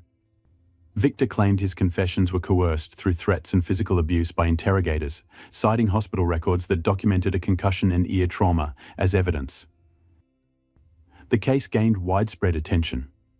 The idea that a young, charming man with striking brown eyes could coldly strangle, dismember, and burn his girlfriend shocked the public. Many struggled to reconcile these accusations with Victor's charismatic persona and his background. He had even been admitted to the prestigious Moscow Theatre Institute but chose not to pursue it. Friends, classmates, and acquaintances universally described Victor as a positive, well-mannered individual. Victor's defense focused on the lack of concrete evidence. Neither the apartment, where the murder allegedly occurred, nor the site where the body was reportedly burned yielded any traces of human DNA. Witnesses even claimed to have seen Galina in the city after her disappearance. The case's emotional intensity was further amplified by Galina's mother, Elena Kadinskaya. She genuinely believed her daughter was alive and consistently stated in interviews that Victor was innocent. She held on to the hope that Galina would eventually return and explain her absence. After being convicted, Victor continued to claim that the narrative of the murder was entirely fabricated. He pointed out the absence of biological traces at the alleged burning site, as well as inconclusive forensic results from his apartment and car. Galina's parents, surprisingly, supported Victor, remaining convinced that their daughter was still alive. Victor's lawyer, Ivan Mikheyev, also emphasized the lack of objective evidence. Soil samples from the site where Victor allegedly burned the body showed no biological remains. Furthermore, critical case materials were reportedly missing, including inspection reports from the apartment and car, lie detector results, and camera footage from 2011. Victor's family and defense team suggested the case had been hastily reclassified as a murder to avoid accountability for an unsolved disappearance. Despite the conviction, questions lingered about the integrity of the investigation, leaving the public divided over Victor's guilt and Galina's fate. Galina Kadinskaya was never found, but the case against Victor Cohen proceeded despite the absence of a body. Victor, disagreeing with the verdict, filed an appeal, maintaining his innocence and insisting that his confession had been coerced by law enforcement. Tatiana Cohen, Victor's wife at the time, launched a massive campaign in his defense. She appeared on various talk shows, organized rallies, and maintained an active presence on social media, where she raised funds for legal fees while posting what many believed to be fabricated updates. On December 7, 2015, the Court of Appeals overturned Victor's conviction, citing violations of the Code of Criminal Procedure. The case was sent back to the Court of First Instance for retrial. Despite this, on June 21, 2016, the court again found Victor guilty of murdering Galina. He was sentenced to 9 years and 9 months in a strict regime penal colony. Victor's defense team appealed the ruling once more, but on November 28, 2016, the Court of Appeals upheld the sentence, and Victor began serving his time. Following the final ruling, Tatiana distanced herself from Victor, withdrew from the campaign, and filed for divorce. It was later revealed that she had entered a new relationship almost immediately after Victor's arrest. This unexpected development led to speculation about her true motives, but Tatiana refused to comment. Despite the lack of a body, the court convicted Victor based on circumstantial evidence, which prosecutors argued was overwhelming. Among the key pieces of evidence was his confession, in which he described a plan to dispose of Galina's body using a meat grinder. Investigators later uncovered corroborating records from November 14, 2011. According to these records, Victor purchased a meat grinder and a pressure cooker from the Dominica store at the Maxim shopping center. In 2015, the investigation retrieved receipts and matched them with Victor's phone records. A purchase under the surname Pouv matched the exact time of the billing. The store's administrator testified in court, confirming the authenticity of the database and that there had been no tampering. This evidence, combined with Victor's initial confession and his inconsistent testimony, led to his conviction. Though Victor and his defense continued to contest the fairness of the trial, public opinion remained divided, with many questioning the justice of convicting someone in the absence of direct forensic evidence. The court's decision to convict Victor Cohen heavily relied on circumstantial evidence, as the body of Galina Kadinskaya was never recovered. Key factors in the verdict included discrepancies in Victor's statements and corroborative details from various sources. Cell phone billings and behavior. Victor's cell phone records from November 14, 2011, showed that he stayed at the apartment from 11 a.m. to 6 p.m. This time frame coincided with the alleged dismemberment of Galina's body. Later that night, his phone connected to a tower near the Vareg plant, where he reportedly disposed of her remains. Victor had previously claimed that he tried to call Galina after she left, but phone records indicated otherwise. Between 10 a.m. and the evening, he made no attempts to contact her. His last call that day was at 11:51 p.m. to Tatiana, made near the plant. What stood out to investigators in the court was Victor's lack of effort to contact Galina after her disappearance. Unlike her relatives, friends, and even Victor's own mother, who repeatedly tried calling her, Victor made no such attempts. Prosecutors argued that this behavior suggested Victor already knew she would not answer. Purchases and evidence in the apartment. Victor reportedly purchased 3 20-liter plastic buckets with lids on the same day he bought a meat grinder and pressure cooker. While the receipts for these buckets did not contain a name, investigators linked them to Victor. Questions arose about how Galina's body could have fit into 3 20-liter buckets. Prosecutors argued that Victor meticulously dismembered her in the bathtub to make this possible. Further evidence came from the bathtub itself. According to Victor's confession, he dismembered Galina there, covering the area with foil to prevent blood from leaving traces. He then scrubbed the tub vigorously with a metal brush, damaging the enamel. Later, Victor claimed that the damaged enamel was the result of Galina using harsh cleaning chemicals. Witness testimonies. Witnesses claimed to have seen Galina in a supermarket in Vladivostok and at Sheremetyevo Airport in Moscow after her disappearance. However, these claims were debunked during the investigation. CCTV footage from the airport revealed no evidence of Galina's presence, and the alleged supermarket sighting was also proven false. One witness, who falsely testified to seeing Galina, was later charged with providing false evidence. Final judgment. The combination of Victor's inconsistent statements, the phone billing records, the detailed confession later recanted, the purchases tied to the timeline of events, and the damage to the apartment's bathtub formed a compelling narrative for the prosecution. While the defense continued to argue that the evidence was circumstantial and that no physical traces of Galina were ever found, the court upheld its decision. Victor Cohen was sentenced to 9 years and 9 months in a strict regime penal colony. Despite ongoing debate, Victor's conviction remains one of the more controversial cases, as it hinges on circumstantial evidence without the recovery of the victim's body. The mystery surrounding Galina Kadin's disappearance and the subsequent conviction of Victor Cohen has left many unresolved questions. One of the main issues discussed by investigators and journalists is why no physical traces of Galina were found, despite the brutal nature of the crime. The lack of traces. The key question that loomed over the investigation was why, after committing such a gruesome crime, there were no physical traces of Galina's body or DNA in Victor's apartment or cars.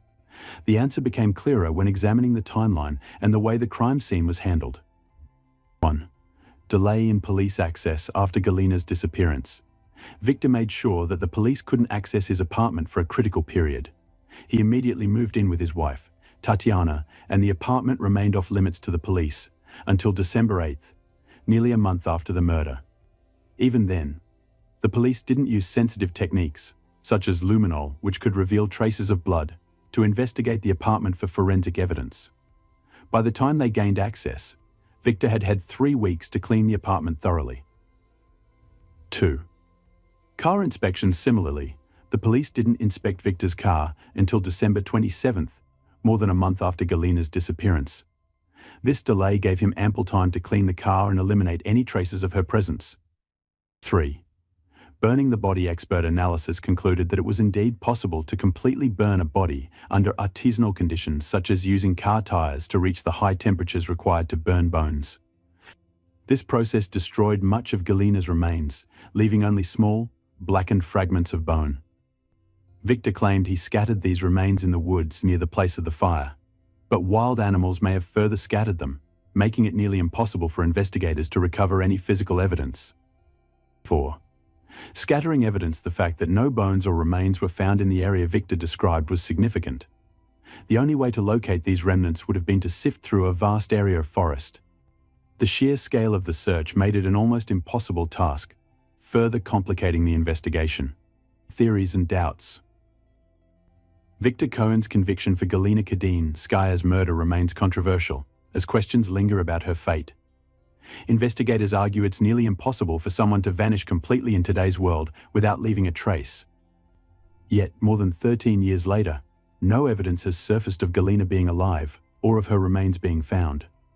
Victor never suggested Galina might return, focusing instead on denying his guilt. Unanswered questions. The case lacks definitive evidence, such as DNA or a body, leaving uncertainty about Victor's guilt and what truly happened to Galina. His passive acceptance of his conviction and lack of efforts to prove his innocence have raised doubts. Lack of closure. Galina's family continues to search for her, clinging to hope despite the years gone by. The absence of answers keeps the case alive in the public's mind, with many still skeptical of the official story. Legacy of mystery. The disappearance of Galina Kadinskaya is a haunting reminder of how elusive the truth can be. Victor's behavior, coupled with the unresolved case, ensures the mystery continues to stir emotions and speculation. In 2022, a young man named Bryce Brawl disappeared under strange circumstances, leaving only scattered clues and many unanswered questions. His girlfriend Cordelia's family was puzzled by what had happened, and her father, Michael Elix, seemed to know more than he let on. What started as a routine missing persons case quickly turned into a chilling tale of lies, revenge, and desperation. What really happened that fateful day? How deep does this mystery run? Stay with us as we uncover the truth buried beneath layers of deceit and suspicion. It was a cold day in a small Minnesota town, with mist blanketing the streets and a damp chill in the air. The usually quiet town of Center felt even more desolate. This was the last place Bryce was seen, leaving home to visit a storage unit with Cordelia's father, Michael. Cordelia had just returned to Minnesota after months of traveling across the country, hoping for a warm welcome and some peace. Instead, she found herself entangled in a series of unsettling events. Shortly after her return, she sensed something was off. Bryce had gone with her father to drop off some belongings at a storage unit just a short walk from their home. The trip should have only taken 30 minutes, but as the hours passed, Bryce didn't come back. Cordelia's unease grew. She tried to distract herself by settling in and taking a shower, but the anxiety wouldn't fade. Later that day, Michael returned alone. He looked shaken and told Cordelia that Bryce had been taken at the storage facility. Michael explained that 2 dark grey cars had pulled up while they were there. People who seemed like officials got out, but they didn't show any identification or introduce themselves. According to Michael, everything happened so quickly that he couldn't ask questions or figure out what was going on. The strangers restrained Bryce, handcuffed him, and drove off. The cars were plain and unmarked, their headlights cutting through the evening gloom, leaving more questions than answers. The fog clouded Michael's memory, and he couldn't recall any details that might help identify who or what he had seen. His vague words left Cordelia shocked. Desperate for answers, she immediately tried calling Bryce, but his phone was off. She sent him messages, begging him to come back and explain what had happened, but he never replied. As each minute passed, Cordelia's worry grew stronger. By Friday, October 28th, after several days without any news, she went to the Crow Wing County Sheriff's Office and filed a missing person report. She didn't have much information to give the authorities except for Michael's confusing account. The police wasted no time and launched an investigation. Detectives reviewed all the messages Cordelia had sent Bryce on the night he disappeared. Her panic was clear in the texts, with each message showing her growing fear. Her distress seemed to strike a chord with the investigators. What started as a standard missing persons case quickly became something much darker and more complicated. Officers questioned Michael Elix, but his statements were inconsistent and left too many unanswered questions. This led to further interviews with him. Meanwhile, investigators visited the storage facility where Bryce was last seen. What they found there only made the situation more mysterious. There were drag marks, like something heavy had been moved, and other pieces of evidence that added a sinister feel to the story. The deeper the police dug into the case, the more unsettling the details became. Bryce Brawl's disappearance wasn't just a simple case anymore, it had turned into a troubling enigma filled with fear and uncertainty. Cordelia, who initially trusted her father's story, started to doubt him as everything around her became increasingly strange and incomprehensible. Michael Elix knew he would be the first person the police would question after Cordelia reported Bryce missing. He tried to mentally prepare himself for the inevitable. That Friday, October 28th, officers tracked Michael down at a family Halloween party in Brainerd. He agreed to return with them to the storage facility and provide a more detailed explanation of what had happened on the day Bryce vanished. Despite this, the story only grew more complex. Each new detail uncovered by the police seemed to raise even more questions. The truth felt increasingly out of reach. Michael recounted the events, trying to include every detail. He explained that he and Bryce had arrived at the storage unit in a white Ford Escape with a trailer to go through some belongings after the long road trip he and Cordelia had recently taken. The task took about 45 minutes, with Bryce sorting through his items to decide what to keep and what to throw away. Around 5:45 p.m., they were getting ready to leave when something unexpected happened. As they started pulling out of the storage unit, two dark grey vehicles blocked their path. Michael described the cars as having flashing lights, but not the kind used by regular patrol cars. Instead, they looked like the lights often seen on unmarked law enforcement vehicles. This immediately made Michael suspicious and question if the people inside were legitimate authorities. According to Michael, both he and Bryce were briefly detained by these unidentified individuals. Michael was taken back to his white Ford Escape, while Bryce was placed in a different vehicle, a dark grey SUV. Michael remembered the COV's interior as plain, except for a small computer mounted on the dashboard. During the encounter, Michael said it seemed highly organized, involving several people. Bryce appeared to understand that this wasn't a random situation. Before they were separated, Bryce thanked Michael for his help but didn't say anything else.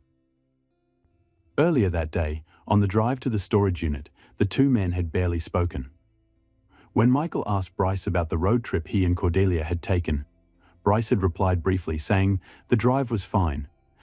Both men remained quiet and distant, showing little interest in starting a conversation.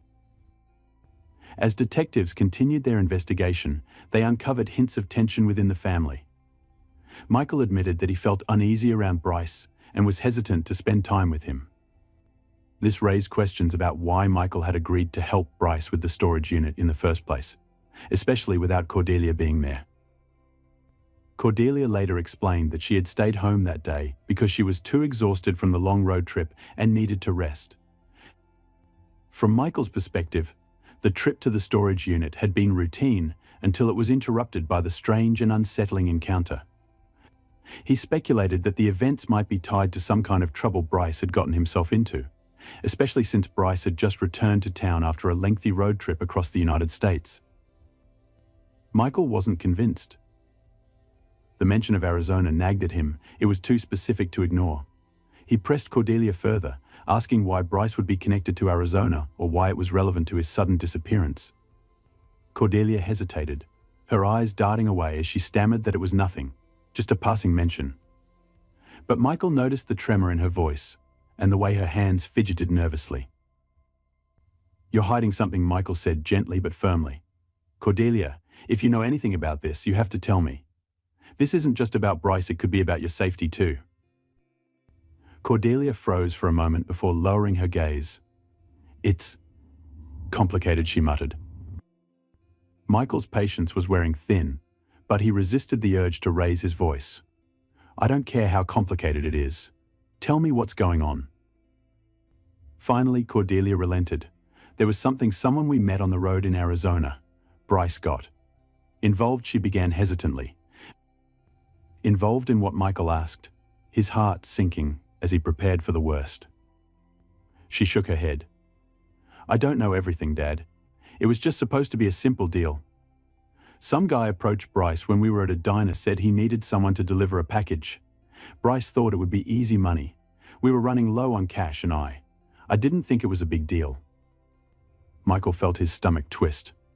"What kind of package?" Cordelia's voice dropped to a whisper. "I don't know. He wouldn't tell me, and Bryce wouldn't let me see it. He just said it wasn't a big deal, that we'd drop it off and be done with it.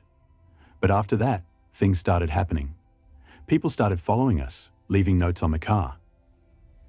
Bryce said he could handle it, but I was scared. Dad. I wanted to come home, but he insisted we finish the trip." Michael's mind raced. "And when you came home early, was it because of this?" Cordelia nodded slowly. "Something happened. Bryce didn't tell me everything, but he said we had to leave right away. He looked terrified." Michael's instincts told him they were in over their heads. If Bryce had gotten tangled up in something illegal, it could explain his disappearance. But there was still so much Cordelia wasn't saying or didn't know. Did you ever see the man again? The one who gave Bryce the package. Cordelia shook her head. No, but Bryce got a call from someone after we got home. I don't know who it was, but after that he started acting even stranger. Michael exhaled, his mind piecing together fragments of a puzzle that still didn't make sense. Whoever Bryce had gotten involved with, it wasn't over. Okay, Michael said, trying to steady his voice. We're going to figure this out. But you have to tell me everything, Cordelia. No more hiding things, no matter how bad they seem. Cordelia nodded, her eyes glistening with tears. I'm sorry, Dad. I didn't mean for any of this to happen. As Michael embraced his daughter, he couldn't shake the feeling that they were both standing at the edge of something far darker than they had imagined. And for Bryce, wherever he was, time might be running out. Michael's mind raced as he processed Cordelia's revelation. Washington? What were you doing there? Cordelia hesitated, her hands fidgeting nervously. Bryce wanted to meet someone there, she said. He said it was important, something about tying up loose ends. I didn't ask too many questions because, well, he wasn't in the mood to explain. Do you remember where in Washington? Who he was meeting? Michael pressed, his voice tight with concern. I don't know exactly, Cordelia admitted. It was somewhere near Seattle. The guy seemed off. Bryce called him Jack, but I don't think that was his real name. Michael leaned forward, trying to piece together the fragments of information. Did you meet this Jack? What did he want? Cordelia nodded reluctantly. I saw him once. He was older, maybe in his late 40s or 50s. He gave Bryce something, a small package. Bryce told me to wait in the car while they talked. He didn't want me involved. Did Bryce ever tell you what was in the package? Michael asked. No, Cordelia said, her voice trembling. But after that meeting, Bryce started acting even more paranoid. He kept checking his phone, looking over his shoulder, and talking about people following us. Michael's heart sank. Whatever Bryce had gotten involved in, it was serious. He realized that his daughter might be in more danger than she realized. Did Bryce ever say why he was so worried? Or what these people wanted? Cordelia shook her head. Not really. He just said that we needed to lay low and stay out of sight for a while. Michael stood up and began pacing the room. Cordelia, this is bigger than just Bryce disappearing. If he was involved with dangerous people, they might come after you too. We need to go to the police and tell them everything you know. Cordelia's eyes widened in fear. No, we can't do that, Dad. Bryce said they would kill us if we talked to anyone. Michael stopped in his tracks, his chest tightening. He knelt in front of his daughter, gripping her shoulders gently. Listen to me, Cordelia. Keeping quiet isn't going to protect you. If these people are as dangerous as Bryce thought, they won't stop just because you stay silent. We need help. Cordelia hesitated, tears streaming down her face. I'm scared, Dad. I don't know what to do. Michael pulled her into a tight embrace. We'll figure this out together. But I need you to trust me, okay? We'll find a way to keep you safe. As he held his daughter, Michael resolved to get to the bottom of the mystery, no matter the cost. Bryce's disappearance was just the beginning. Whatever secrets had been buried during their travels, Michael was determined to uncover them before it was too late. The tension was palpable as the investigation progressed. Michael, though cooperative, found himself increasingly under scrutiny. Investigators began to notice inconsistencies in his timeline, which only added to the air of suspicion surrounding the case. Cordelia, for her part, seemed trapped in a web of fear and loyalty. She admitted to the controlling nature of her relationship with Bryce, but still appeared reluctant to speak ill of him outright. Her hesitance frustrated both her father and the authorities. I don't understand, Michael confided to the lead detective one evening. I just want to help my daughter, but she's hiding something. Bryce's disappearance feels like a piece of a much larger puzzle. The detective nodded. That's what we're trying to figure out, Mr. Howard. But we need complete transparency from everyone involved. A new development. Just when it seemed the case had stalled, the police received a tip from a motel owner in Flagstaff, Arizona. The owner recognized Bryce and Cordelia from a photo circulated by investigators. He claimed they had stayed there for 3 nights about 2 weeks prior to Bryce's disappearance. The motel records confirmed that they had checked in under fake names and paid in cash. Surveillance footage showed Bryce frequently leaving their room late at night, sometimes returning with small packages. When confronted with this information, Cordelia broke down. Bryce was in trouble, she admitted tearfully. He owed money to people. Dangerous people. That's why we were in Arizona. He said he needed to settle a debt. Debt? For what, Michael asked, his voice trembling. I don't know exactly, Cordelia replied. But he was desperate. He said if he didn't pay, they'd come after us. The revelation sent chills through Michael. It confirmed his worst fears that Bryce's disappearance was tied to something criminal. The missing phones. Investigators focused on tracking down Bryce's and Cordelia's phones, hoping they held vital information. After days of searching, they located one of Bryce's smartphones at a pawn shop in Flagstaff. The device had been wiped clean, but forensic experts managed to recover fragments of data. Among the recovered messages was an exchange with a contact saved as J. The messages were cryptic, but hinted at a deal gone wrong. Phrases like running out of time and they want more than we agreed painted a grim picture. The storage unit. Attention shifted back to the storage unit where Bryce was last seen. A thorough search revealed a hidden compartment in one of the walls. Inside, police found a burner phone and a small stash of cash. The burner phone contained a single unsent message. I'm out. Can't do this anymore. If you come near her, I'll make sure everyone knows. The message was timestamped just hours before Bryce's disappearance. The unraveling. As the pieces of the puzzle came together, a troubling narrative emerged. Bryce appeared to be entangled in a smuggling operation, likely involving drugs or illegal goods. His sudden disappearance suggested he had either tried to back out of the arrangement or had been silenced. Cordelia, despite her loyalty to Bryce, seemed to be an unwitting accomplice. Her fear and evasiveness made sense in light of the danger they were in. Michael, meanwhile, remained determined to protect his daughter. But as he reflected on the events leading up to Bryce's disappearance, he couldn't shake the feeling that something or someone was still missing from the story. The deeper the investigation went, the more it revealed the tangled history between the Elix family and the tragic events surrounding Bryce and Cordelia. As authorities unraveled more details, it became clear that the relationship between father and daughter had a significant impact on the unfolding situation. Family dynamics and tensions. Michael's tight control over Cordelia's life was a growing point of concern. His mistrust of her choices, and especially his dislike for Bryce, painted a clearer picture of why Cordelia had been so eager to escape on her cross-country trip. While it had initially seemed like an innocent adventure, it was clear that the road trip served as an escape from the mounting pressures and tension at home. Cordelia's family dynamics were complex. Her mother's battle with Huntington's disease, combined with the challenges faced by her younger sibling, had created an already volatile household. But Michael's behavior, specifically his relentless pressure on Cordelia, had pushed her further away.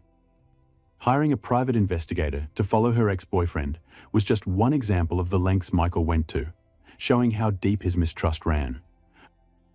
Investigators began to suspect that Michael's influence over his daughter had more to do with the conflict than Cordelia was willing to admit. She had wanted to break free, but in doing so, she had connected herself to Bryce, whose own life was full of uncertainties and struggles. Michael's admission. It wasn't until investigators confronted Michael about Bryce's phone that the truth started to come out. Initially, Michael denied any involvement with the phone, claiming he had never handled it. But after further questioning, he admitted that he had taken the phone from the car and disposed of it in a gas station trash bin in Brainerd the same evening Bryce disappeared. His reasoning was that he wanted to protect Cordelia from being tracked by whoever was behind Bryce's disappearance. The admission was a significant moment in the investigation. Michael had gone to great lengths to shield his daughter from what he believed was an even darker situation. But the authorities now wondered, was he protecting her, or was he concealing something more troubling? Bryce the dreamer with a hidden life. Bryce Brogel's background also added more layers to the investigation. Born in Brainerd in 1999, Bryce had always been a dreamer. At 23, he had aspirations of building a homestead in Alaska, hoping to live off the land and create a self-sufficient life. His relationship with Cordelia had started in February 2022, and the two had bonded over their shared love for adventure and the outdoors. Their trip across the country had been meant to give them the freedom they longed for, but as the investigation revealed, their relationship wasn't as idyllic as it seemed. While Bryce had envisioned a simple life, free of the constraints of society, he was also entangled in a world of danger and secrecy. His ties to people who could be dangerous were becoming clearer, and it appeared that his disappearance wasn't an accident, it was part of a larger, more sinister story. The search for truth. As Michael's actions and the details of Cordelia's life began to surface, it became evident that there were more questions than answers. Was Michael's overbearing control over his daughter a catalyst for her getting involved with Bryce? Or had something darker been happening between them during their travels?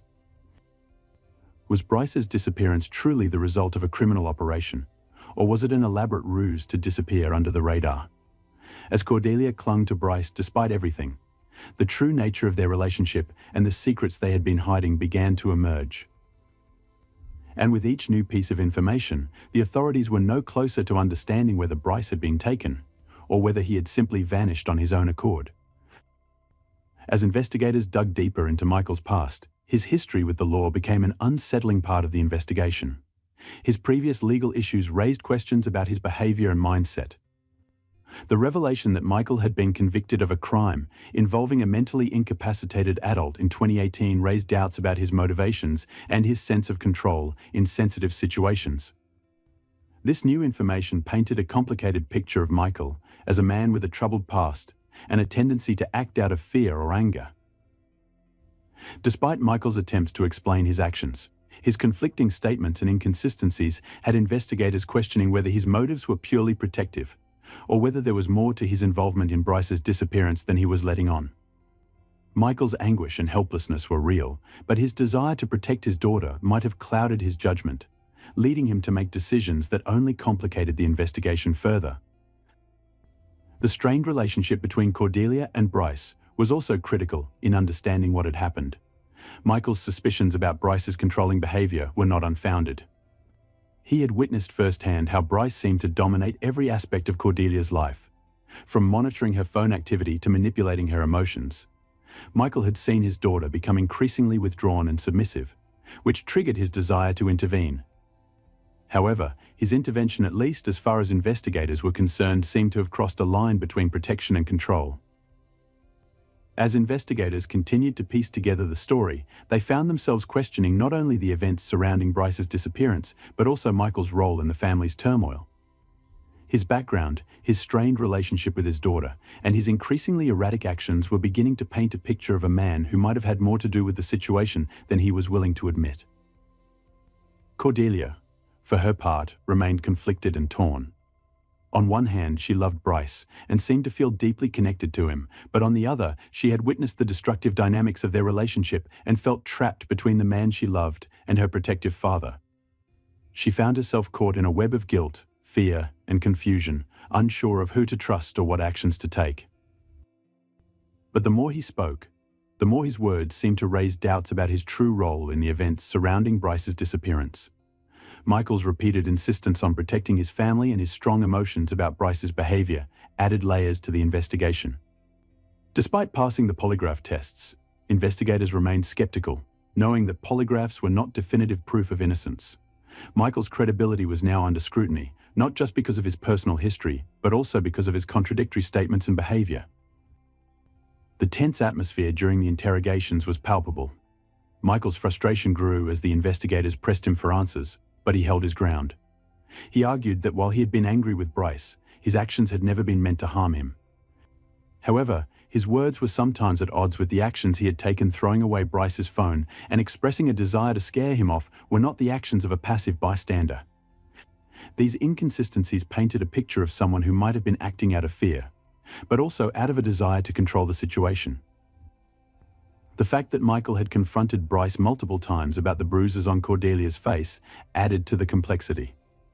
He claimed that he had warned Bryce that any further harm to his daughter would result in consequences, But was this really an act of protection? Or was it driven by something deeper, like a need for control over Cordelia's choices? Investigators were not convinced by Michael's explanations, especially since he kept referring to Bryce in the past tense, as if he had already accepted Bryce's disappearance as a fait accompli. His continued focus on his daughter's relationship with Bryce was not lost on the investigators, who now had to consider whether Michael was involved in a more direct way than he had let on. Michael Elix's controlling relationship with his daughter Cordelia and his growing mistrust of her boyfriend, Bryce Bogle, set the stage for a tragic and violent crime. Concerned for Cordelia's well-being and fueled by suspicions of abuse, Michael's protective instincts transformed into frustration and anger. This led him to confront Bryce at his storage unit, where an argument turned fatal. Michael shot Bryce in the back of the head, claiming it was an impulsive act to protect his daughter. However, the evidence painted a darker picture. Investigators uncovered forensic evidence and testimony revealing a premeditated plan. Michael had previously threatened Bryce and told others he intended to kill him. A bleach bottle found in the storage unit contained both Bryce's and Michael's DNA, while a sled used to move Bryce's body was discovered with traces of blood. Phone records showed Michael's movements from the storage unit to a remote area near Edward Lake, where Bryce's body was eventually found buried. Despite Michael's claims of acting out of fear for Cordelia's safety, the jury found him guilty of first-degree murder. Testimonies revealed Michael's long-standing animosity toward Bryce and his belief that killing him was the only way to protect Cordelia, even though she denied any abuse. In April 2024, Michael was sentenced to life in prison without parole. The case highlights the destructive power of fear, mistrust, and unresolved conflict, which led to the loss of a young man's life and the irreversible fracture of a family. It serves as a sobering reminder of the importance of addressing concerns through understanding and open communication, rather than resorting to violence. This recording conceals an upsetting mystery. The couple cheering in the stands is Celeste and Stephen Beard. They're going to the secondary school graduation of their twin little girls, Jennifer and Christina. Presently, check the lady out sitting alone before them. She is Tracy Tarleton. From an external perspective, she looks supportive of the twins, applauding as they stroll across the stage. In any case, what the young ladies don't have the foggiest idea is that only a couple of months before this recording was taken, Tracy was set free from a mental office also, has been meeting with their mom's secret, plotting a violent wrongdoing that will drive the two teenagers to run for their lives. She's very scary. There wasn't enough locks on the door for the two of us to feel safe. We were scared to death. We thought she'd kill the girls. You better get your home tonight. You understand that? Because if you don't, you will be sorry. It's 1993. 13-year-old Christina lives with her mom Celeste and her stepdad Stephen in Austin, Texas, while Jennifer, Christina's identical twin sister, lives with their biological father Craig in Washington State. The twins' parents went through a lengthy custody battle after their divorce, which ended in the twins being separated between both parents. Living hundreds of miles away from each other was difficult for the girls because they were each other's best friends. I missed her a lot. I missed Jen a whole lot. We were built-in friends with each other. I would not know how to be a regular sibling. You know, it's always been nice to have someone that knows exactly what I'm going through. It was definitely hard not to have my other half. It's July 1996. After 3 years of living apart, the twins have finally planned a summer trip together, reuniting at their grandparents' house in California. They're really excited, because it's the first time they have seen each other in over 2 years. My sister and I never skipped a beat. Laughing so hard that we were crying, and I just couldn't believe that we were actually back together again. However, things take a turn for the worse when Jennifer tries to call their father Craig to let him know they've arrived safely, but no one is picking up the phone. They keep trying to call, but still no answer. After 2 days of not talking, the twins receive the news that their father has been found dead in his home, leaving behind a handwritten letter. He had been quietly struggling for years, leaving his daughters asking themselves why he would do this. I felt like I died that day. The twins are in a state of shock. What was supposed to be only a 2-week reunion turned into Jennifer suddenly moving in with Christina, Celeste, and their new stepdad, Stephen Beard, in Austin, Texas. At first, she had a hard time adjusting to the change, but when she met Steve Beard, her new stepdad, he was surprisingly very welcoming and loving, showing a lot of attention to his new stepdaughter. After years of living together, the new blended family from the outside appears to be living a happy life. When I first met Steve, it was just so sweet, which was a relief, you know, because he was technically my stepdad. On Sundays, it was really special because Steve and I would always go to breakfast together. I was very grateful to have his relationship. The sisters have just started their senior year of high school, and they, for once, have a stable father figure. Stephen even formally adopted the twins, giving them each a special family ring. He had always wore his. He just gave it to us after he adopted us, and we thought it was the coolest thing. I mean, I was definitely moved that he had this special ring made, and I mean, just the adoption alone, you know, I felt pretty connected to him. But everything changes on October 2nd, 1999 at 2:30 a.m. Jennifer is staying with her boyfriend while back at Stephen's house. Christina is asleep like any other night, when all of a sudden, Christina's bedroom door swings open. The lights turn on, and my mom is running through the door saying, "Someone's at the door." And I'm like, what is going on here? I jump out of bed because she's in a panic, and I'm on my way to that front door when I see these white flashing lights. Christina is in a state of shock, not knowing who is outside or what they want. So she runs to the phone and calls 911 in a panic. The girl tells them that there is someone banging on their front door, and sirens are blaring outside, with lights flashing all around their home. The 911 operator tells Christina that the people outside are the police. Moments earlier, the dispatchers received this 911 call from someone else inside the house. What is going on there? I'm in bed. How did I'm in awful pain. Okay, are you there by yourself? My wife is somewhere in the house. I can't find her. Christina rushes to the front door to let the police inside.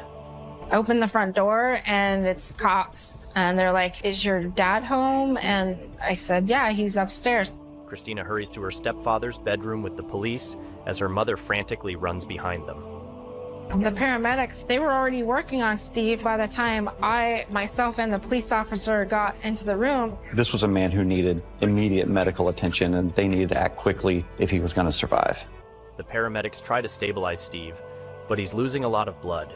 While they scrambled to transport him to the hospital as quickly as possible, one of the police officers makes a shocking discovery: a shotgun shell on the ground next to his bed. I'm like, "What? Are you telling me he was shot?" And they said, "Yes." And I just couldn't believe it. Christina calls her sister and tells her what is happening as Steve is airlifted to the nearest hospital. Just couldn't believe what he just said. I'm panicked. I'm definitely panicked.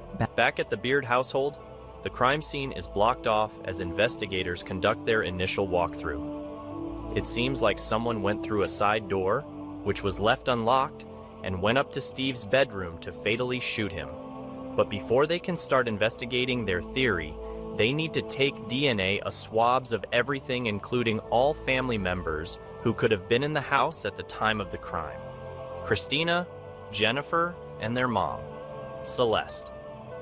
So at that point, I'm shocked that, first off, Steve had been shot, but I wouldn't have even thought who could have done it. I was wondering if it was burglar or random, but as soon as we walked out of the house, Celeste whispers to me, "If the police ask you who might have done this, don't mention Tracy's name." Why would Celeste say don't mention Tracy's name? Tracy Tarleton. 6 months before the night of the attack, Celeste met 45-year-old Tracy. She was the manager of a local bookstore in Austin and had recently become close friends with Celeste. She would often get invited by the twins' mom for dinner and birthday parties, and even attended their high school graduation. They had this weird friendship. I just remember thinking that this lady wants more from our mom than just a platonic relationship. The twins are on their way to the hospital as they try to understand what's happening. They are confused, because they were told by their mother not to mention Tracy, but that only raises suspicions in their mind. I was thinking maybe she's protecting Tracy because she thought it was Tracy. After getting to the hospital and talking to the detectives, they asked me, who do I believe shot my father? And I said, my mom doesn't want me to mention this, but I'm not supposed to say Tracy Tarleton. Tracy Tarleton is investigated, and her closeness to the Beard family makes her the prime suspect. But something is off. Without any clear motive, detectives have suspicions that someone else is involved. There was no reason for Tracy to do this completely on her own. Police quickly obtained a search warrant for Tracy Tarleton's house based on compelling evidence: a 20-gauge shotgun shell, the very bullet that had wounded Stephen Beard. They then proceeded to Tracy Tarleton's home and knock on her front door. Miss Tarleton was asked if she owned a shotgun. She said yes. I asked if I could see it. She thought for a few minutes and she said, okay, you can see it. She gave us a Franchi 20-gauge shotgun. Had her name inscribed on the weapon itself. Law enforcement take possession of the shotgun, bringing it in for further analysis. Days go by, and everyone is left waiting for news from the investigators until finally, the detectives have the results. And that shotgun turns out to be the shotgun from which the bullet that injured Mr. Beard was fired from. October 8th, 1999. 5 days after the shooting of Stephen Beard, Tracy Tarleton is arrested and charged with attempted murder, but investigators are not satisfied. Tracy is refusing to talk about why she did this, and they know there's more to this story than they have so far. Detectives continue to ask questions because they believe Tracy did not act alone, and there might be someone else responsible who currently walks free, but she remains completely silent.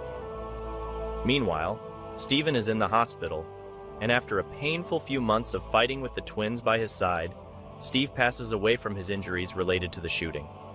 We loved Steve. He never wanted us to worry about anything. He just wanted us to be loved and enjoy our lives. Coming from Washington State, losing my father, he filled that role for me that I'll never forget. As the sisters try to cope with their father's death, they're only left with pain and more questions than ever. Why would someone want to hurt him? Their mother, Celeste, tries to be there for them and goes with the girls to prepare for the funeral and buy a casket for him, but the twins never expected what would happen next. A lot of crying's going on. We just lost a loved one. And while we were there, she purchased 2 pink caskets for Jen and I. And she's like, I'm gonna get these for you guys. The confusing part to me was Celeste suggesting that 18-year-olds needed to pick out a casket. And in the back of my mind, I thought, well, am I going in this casket soon? Local newspapers and television networks start publishing the story, and everyone starts to worry that the real killer might still be walking free. But without any concrete evidence, the investigators are at a standstill. In the midst of it all, the twins notice their mom's behavior is becoming increasingly disturbing and erratic. We're all crying, and Celeste is just laughing. She kind of had like these crazy eyes. Kind of manic, very loud and emotional, but didn't really seem real. But things reach a breaking point on February 16th, 2000, when no one could imagine what was in store for 2 young twins. She then said, hey, why don't we all kill ourselves?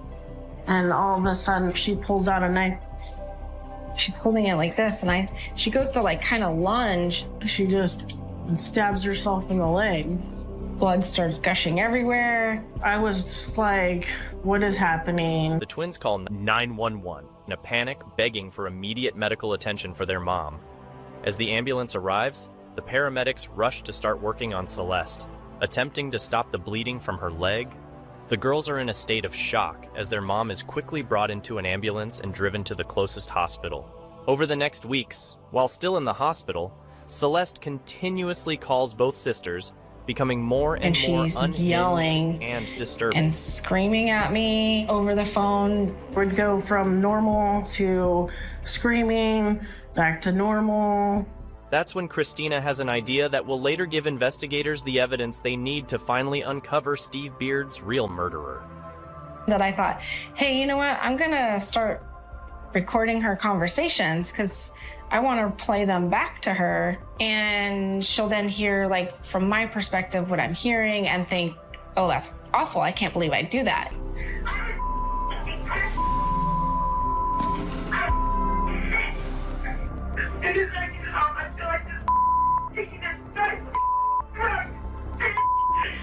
And you will be sorry. But then, just as Christina is about to stop recording, Celeste exposes a crucial piece of evidence that will change the investigation forever. She says, I hired somebody to kill Tracy. I froze. It made it all real, and it made it all unsafe.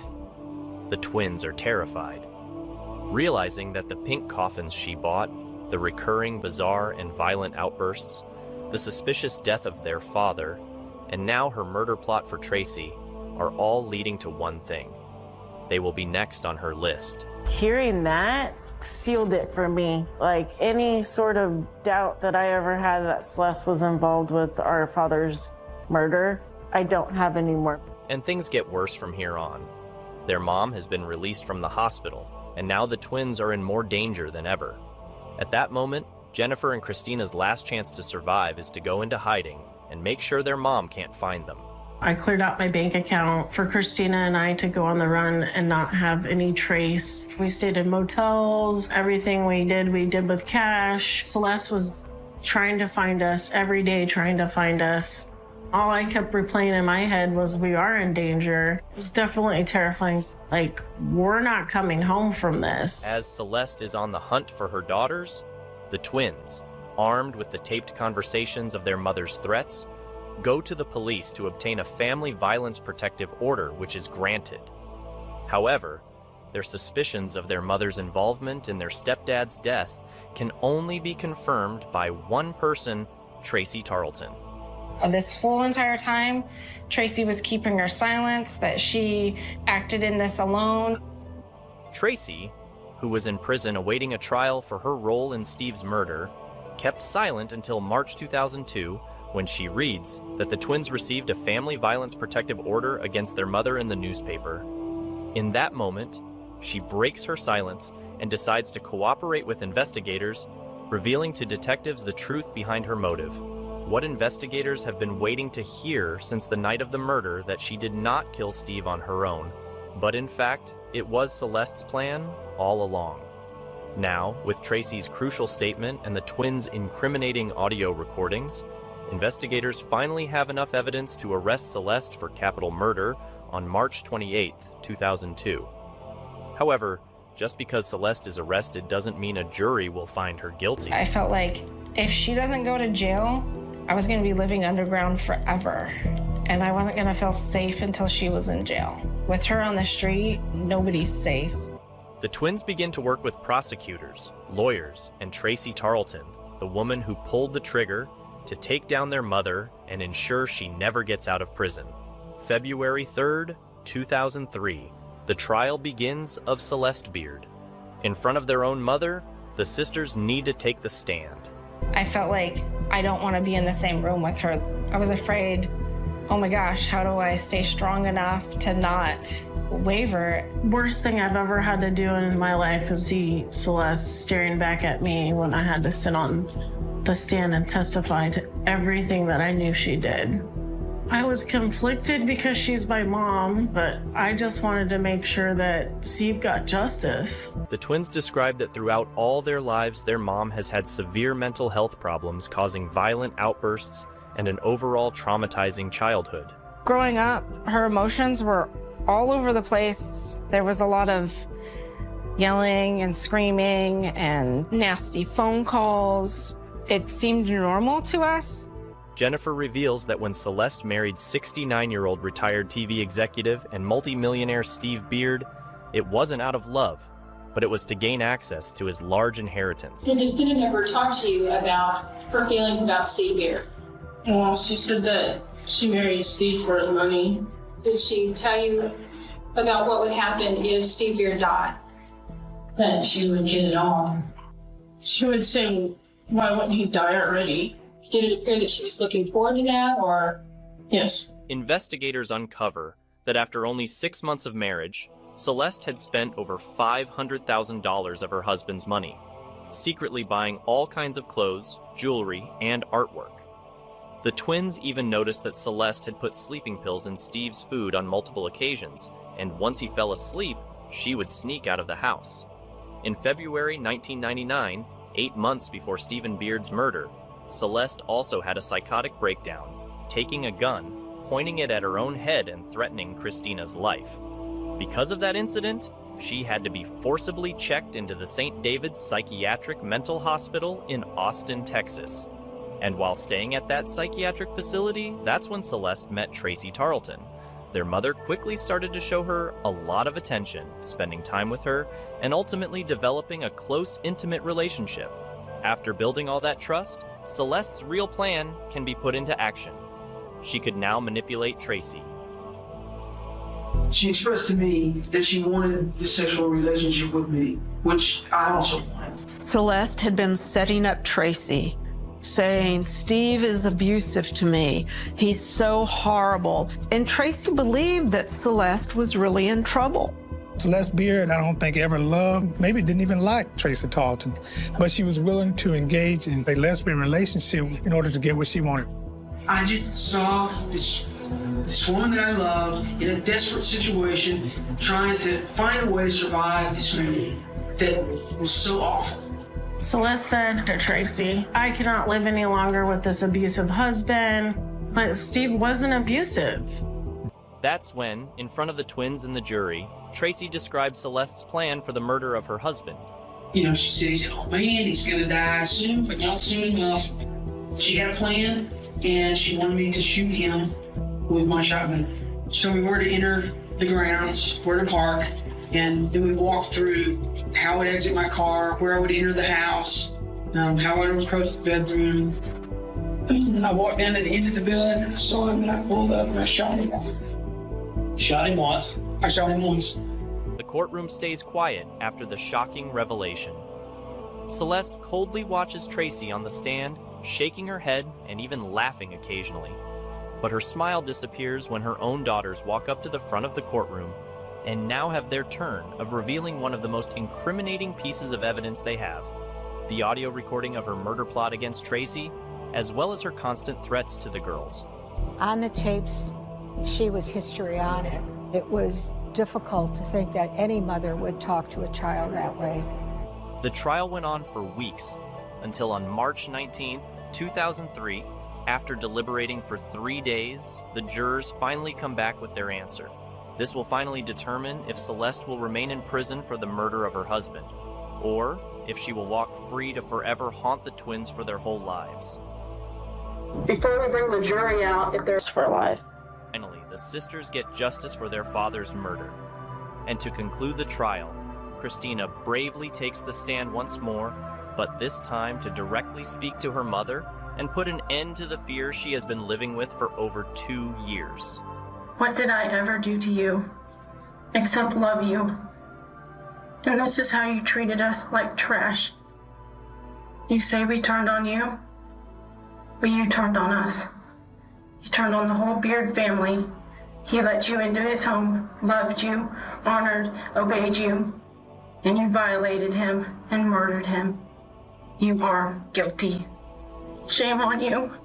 Celeste Beard is sentenced to 2 consecutive 40-year prison terms, and she won't have the possibility of parole until she's 79 years old. The twins can finally breathe a sigh of relief, as now they don't need to stay in hiding.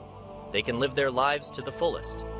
After court is adjourned, Tracy asks to meet with the twins and apologizes to them directly for the pain she has caused the sisters. I mean, that's not an easy thing to do, is sit in a room with the person that actually pulled the trigger. She said that she felt really guilty for killing our father and that she was really sorry. I remember that. She thought she was agreeing to kill an evil man. I feel really bad for her. I could really relate with the fact that she was a victim here too. twins say that for them, this sincere moment of forgiveness helped them begin their long process of healing. Now, 20 years after the trial, their sisterly bond only became stronger. I have Christina. Like, Christina's my strength. We don't live close to each other, but any chance we can get to go visit each other, we will. The twins are now 42 years old. Jennifer has a good job, which she enjoys, and spends her time focusing on her mental health. Christina got married and is a loving mother of 2 children. She is proud to give her kids the life, attention, love, and nurturing she never received growing up. Being the mom that I wanted. They get to do life like I wish I got to. Celeste never expected that her downfall would come from her own daughters. And even though it took years for Jennifer and Christina to heal from the wounds created by their mom, they show that their love for each other is stronger than their mother's hatred.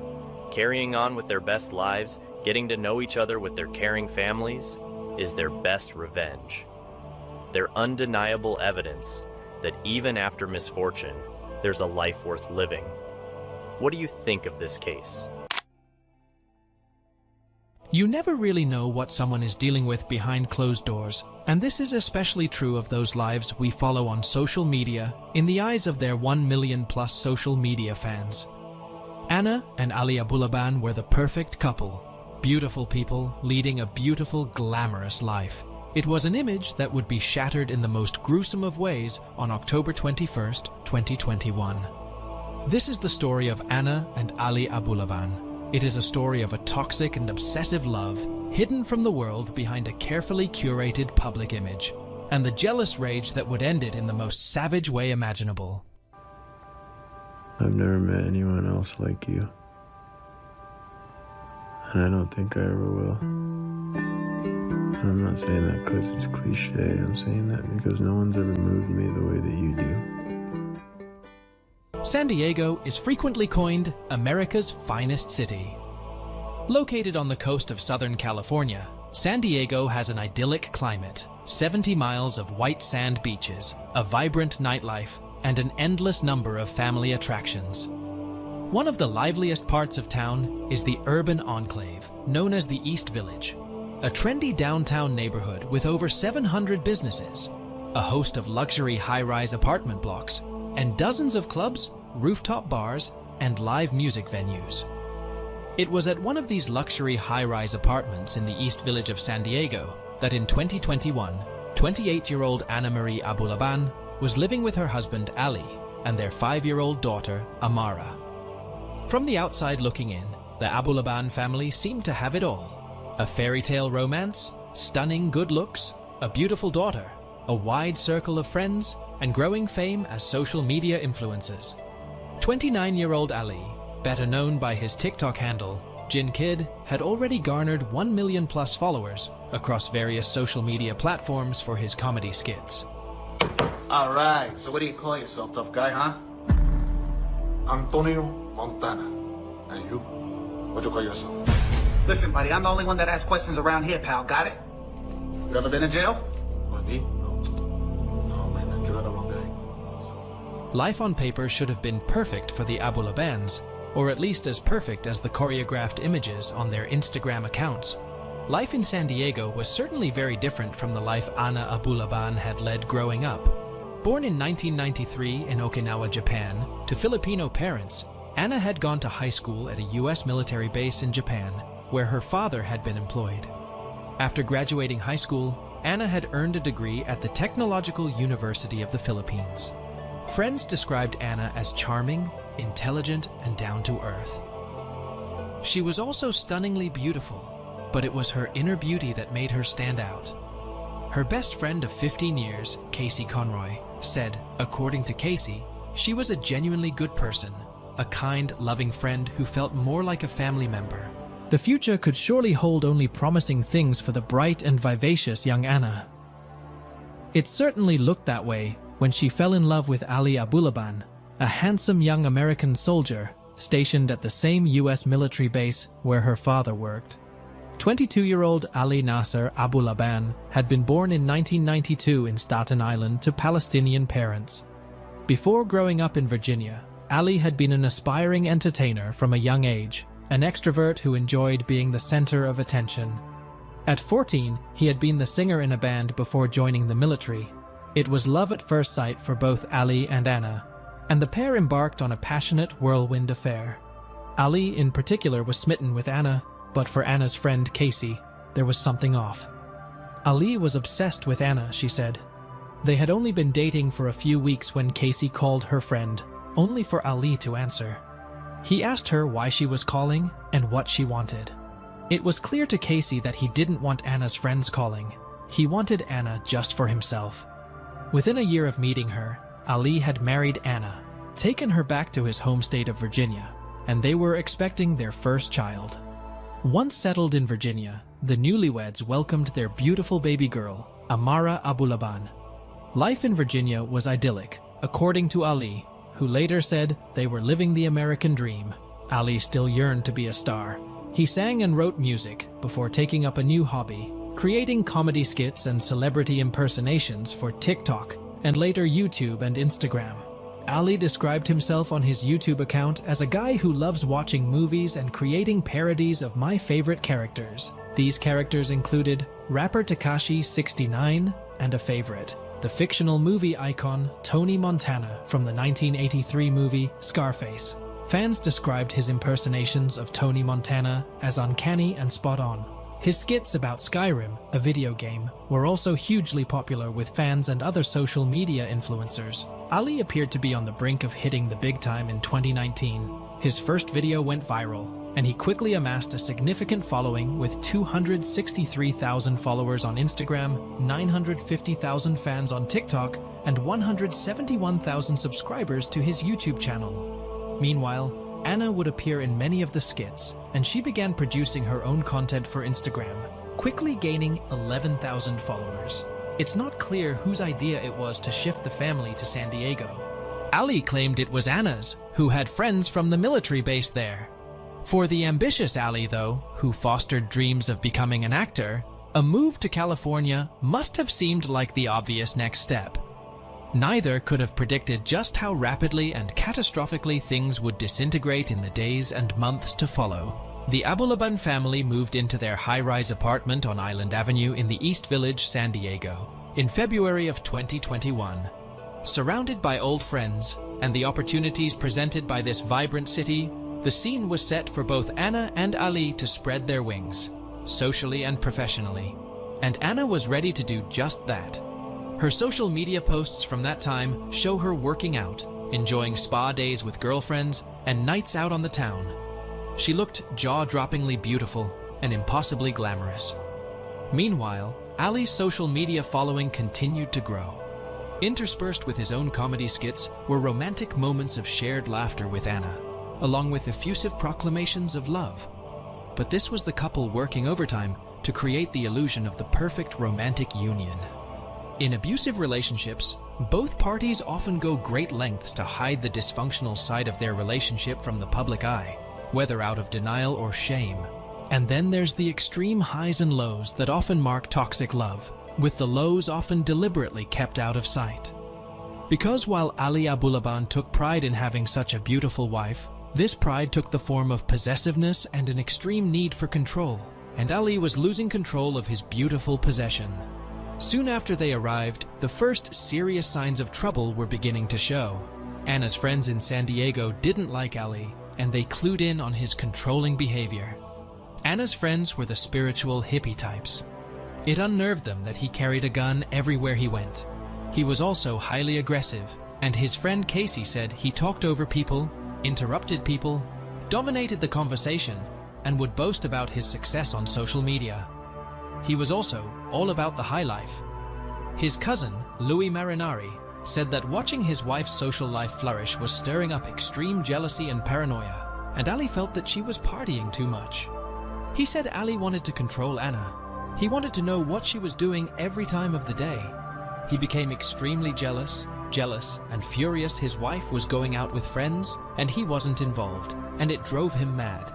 While Ali was a funny guy and loved by his family, Ali had a dark side, his cousin said. He had observed his relationship with Anna close up, and at times found Ali's treatment of her to be abusive. And as the months wore on, that dark side rose to the forefront. Even his skits seemed to escalate in their aggression and take on a foreboding edge. It's not clear when Ali first started using cocaine. It was quickly apparent to everyone, however, when he became a regular user of the drug. Once, while on Instagram Live, a drunk Ali pulled out a bag of cocaine and started snorting it. People thought it was part of a skit until they realized it wasn't. In an apology video the next day, Ali explained that it was his first time using it, and he warned people of the dangers of drugs. But it was a weak and implausible explanation. He then ranted about how much he loved his wife, but that he didn't like her friends, who he said would bring men into their homes to cheat on their husbands. His family didn't support him, he said, and were not in touch with him. Ali's mental state was clearly unraveling right before the eyes of his fans, whose comments now were increasingly turning towards his weight loss and state of mind, and suggestions for him to relax and be strong. One fan wrote, "I knew there was something wrong with him. He was drinking so much and looked so thin." But with his marriage disintegrating, Ali's drug use accelerated. His cousin explained that once while they were out in a bar, he pulled out a huge bag of cocaine and put it on the table. His cousin said that they would be thrown out, to which Ali said that no one could touch him. He could do whatever he wanted. He was Jin Kid. With his over 1 million followers, Ali was starting to feel like a star, superior, untouchable. Things he had always secretly known about himself. Only why couldn't he get his wife, Anna, to see the same? Ali's cousin found his obsession with his wife strange. Ali seemed to sense that he was losing her, or control of her at least. When Anna's friends called, he'd often take the phone and challenge them on why they were calling her. When they were in bars, he would scroll through his phone, looking at photos of Anna, and talking about how much he loved her, how beautiful she was, how he would never let anyone else have her. It was clear that Ali was reaching a breaking point. Things were about to implode suddenly and violently. In early October, Anna called the police and reported that Ali had pushed her in front of their daughter, giving her minor injuries. She said that Ali had also shown their daughter a loaded gun and showed her how to hold it. In a video posted around the same time, an incensed Ali is seen hurling abuse at Anna, who is off camera. He accuses her of using him to get into America. Fucking taking away my whole life? I got a top secret clearance, you trying to fuck that up? Fucking bitch.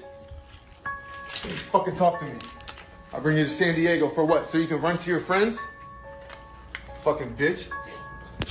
You're not even an American citizen. I brought you to this goddamn country.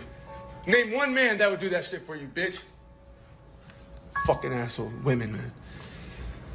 Ungrateful motherfuckers.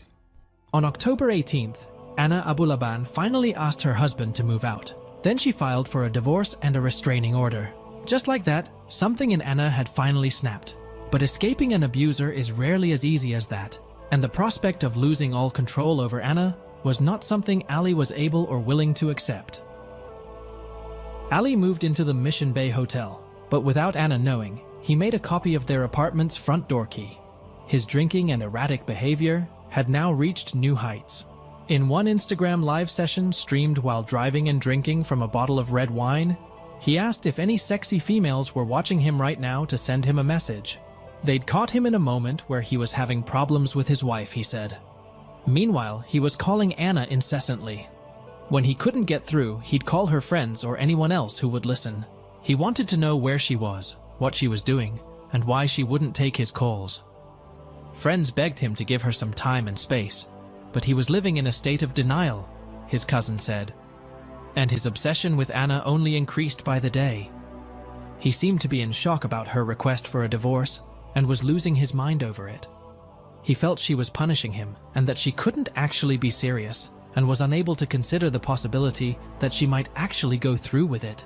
His cousin urged him to move on. He assured him that he could find someone else, he could get anyone he wanted.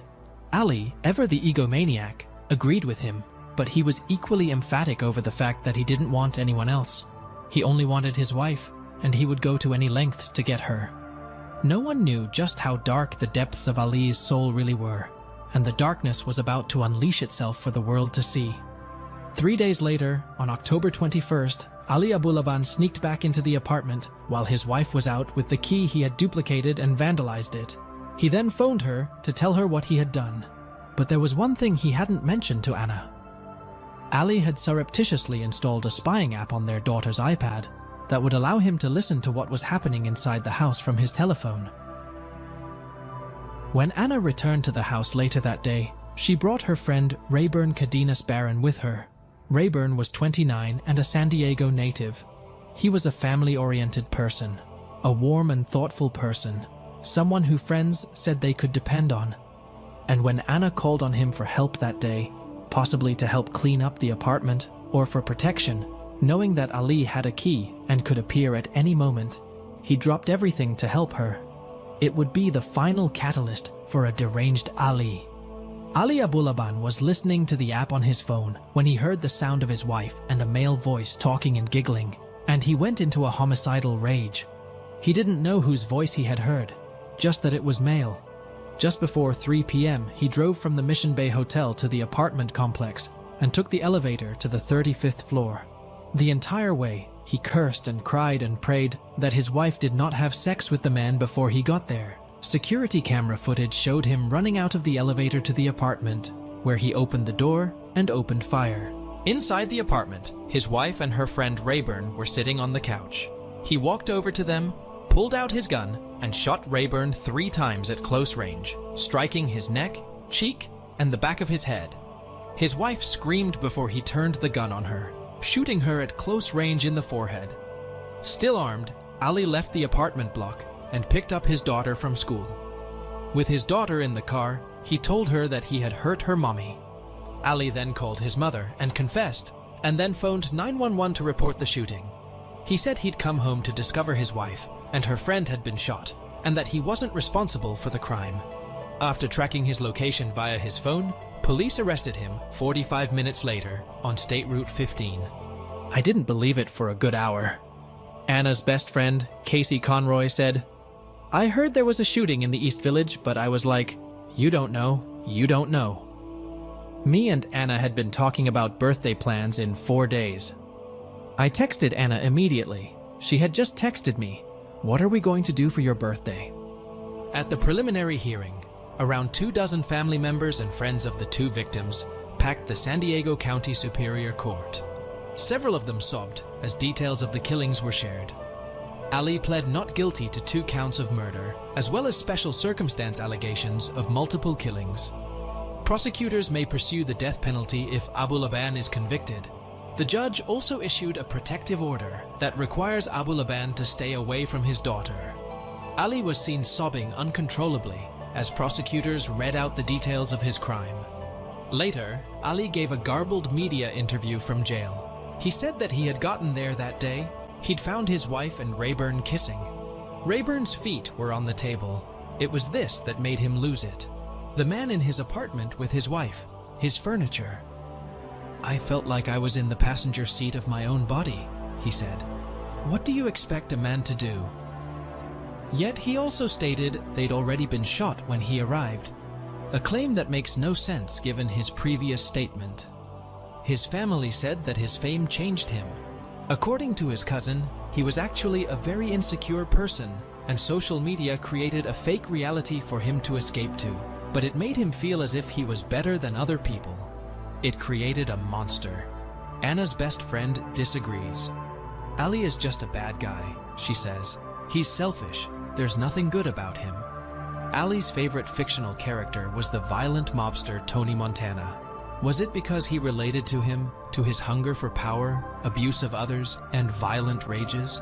It seems the more Ali indulged himself in playing the character, the more he came to emulate the violent, paranoid megalomaniac he so admired. And Ali's life ostensibly ended much the same way as Tony Montana's, in carnage, violence, and tragedy. If you were captivated by this story, please remember to give the video a thumbs up. Share your thoughts in the comments section below, and be sure to subscribe to the channel. In a tale that unravels like a gripping thriller, Keith Smith concocts a chilling panhandler murder hoax, manipulating not only the minds of a nation, but also the heart of his own daughter. as the layers of deception peel away, revealing a past marred by armed robberies, HIV diagnoses, and a sinister plan for life insurance. The shocking narrative culminates in a courtroom drama where truth battles against a web of lies. Brace yourself for a riveting journey into the dark intricacies of Keith Smith's calculated deception, a story that transcends the boundaries of crime and tragedy. On November 30th, 2018, the Smith family in Baltimore, Maryland, were having a night out. Valeria Smith was with her father, Keith, and her stepmother, Jacqueline, belatedly celebrating her 28th birthday at the American Legion Hall. They ate, drank, danced, and took photos. When the family exited the Legion just before midnight, no one would have predicted that the night was about to turn deadly. A few blocks from Valeria's home, Keith slowed the car to a stop and rolled down the passenger window. Jacqueline wished to offer money to a new mother who was out on the street carrying a small bundle in her arms, as well as a sign that read, "Please help me feed my baby." As Keith would later tragically recount, stopping to help the woman in need would prove to be Jacqueline Smith's fatal mistake. Both he and his daughter had a message for the city of Baltimore: be careful who you trust, because things are not always as they seem.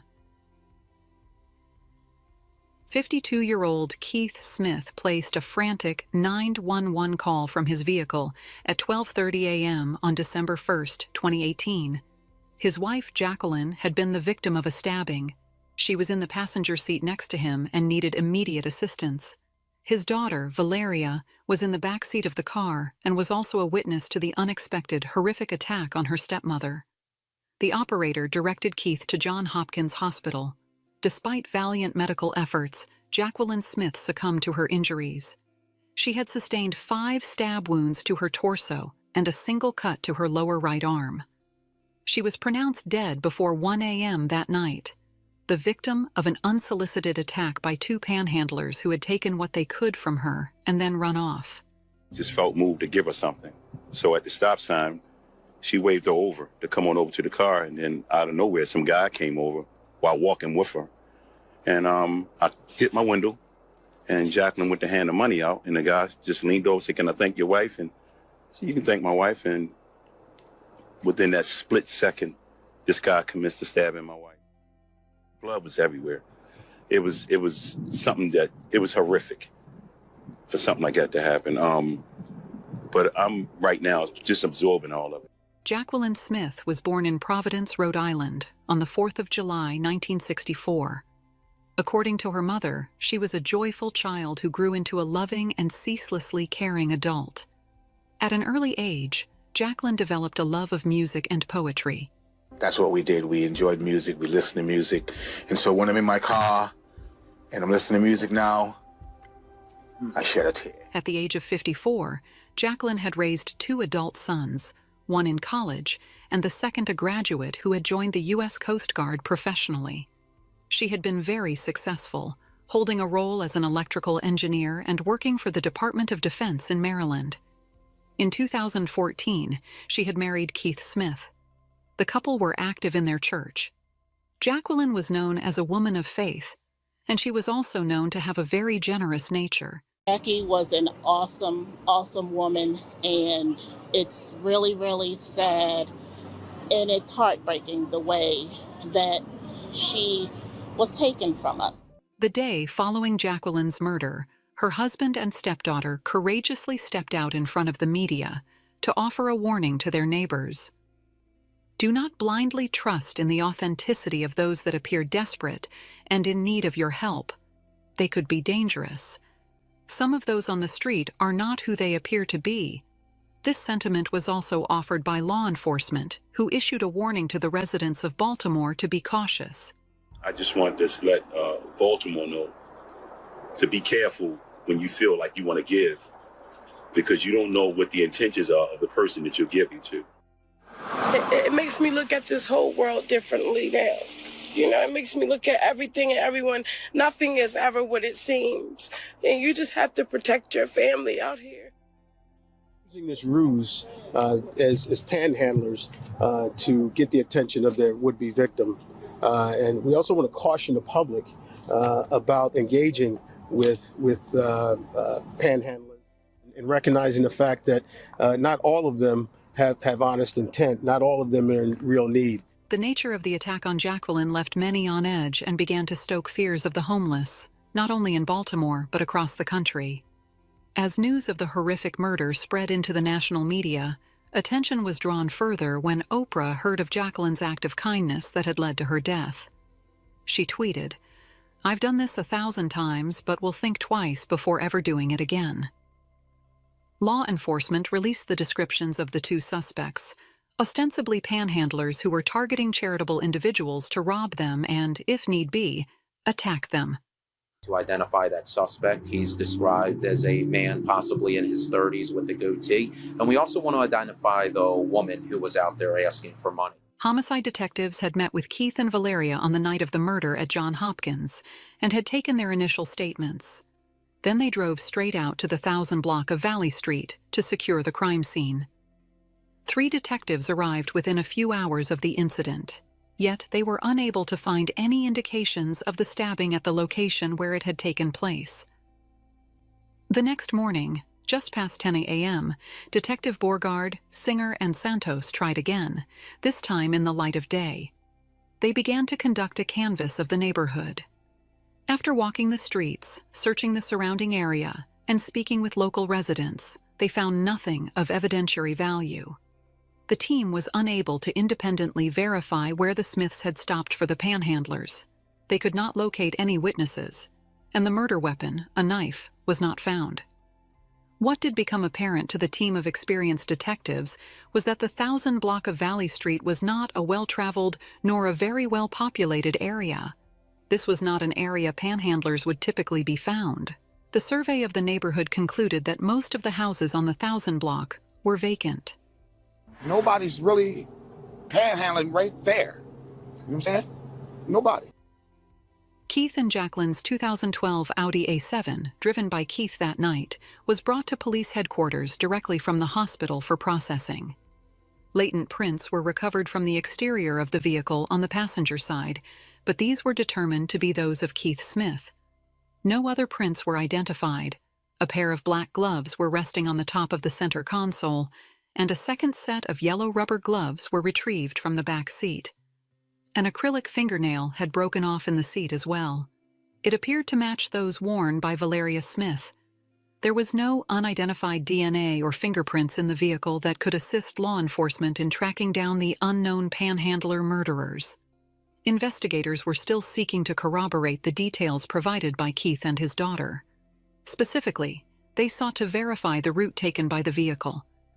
The FBI was called in to assist with extracting data from the Audi's computer to obtain GPS location data. They were unsuccessful despite their thorough and focused efforts. The Baltimore police were struggling to locate any leads. The Homeless Outreach Team, or HOT Team, was also notified.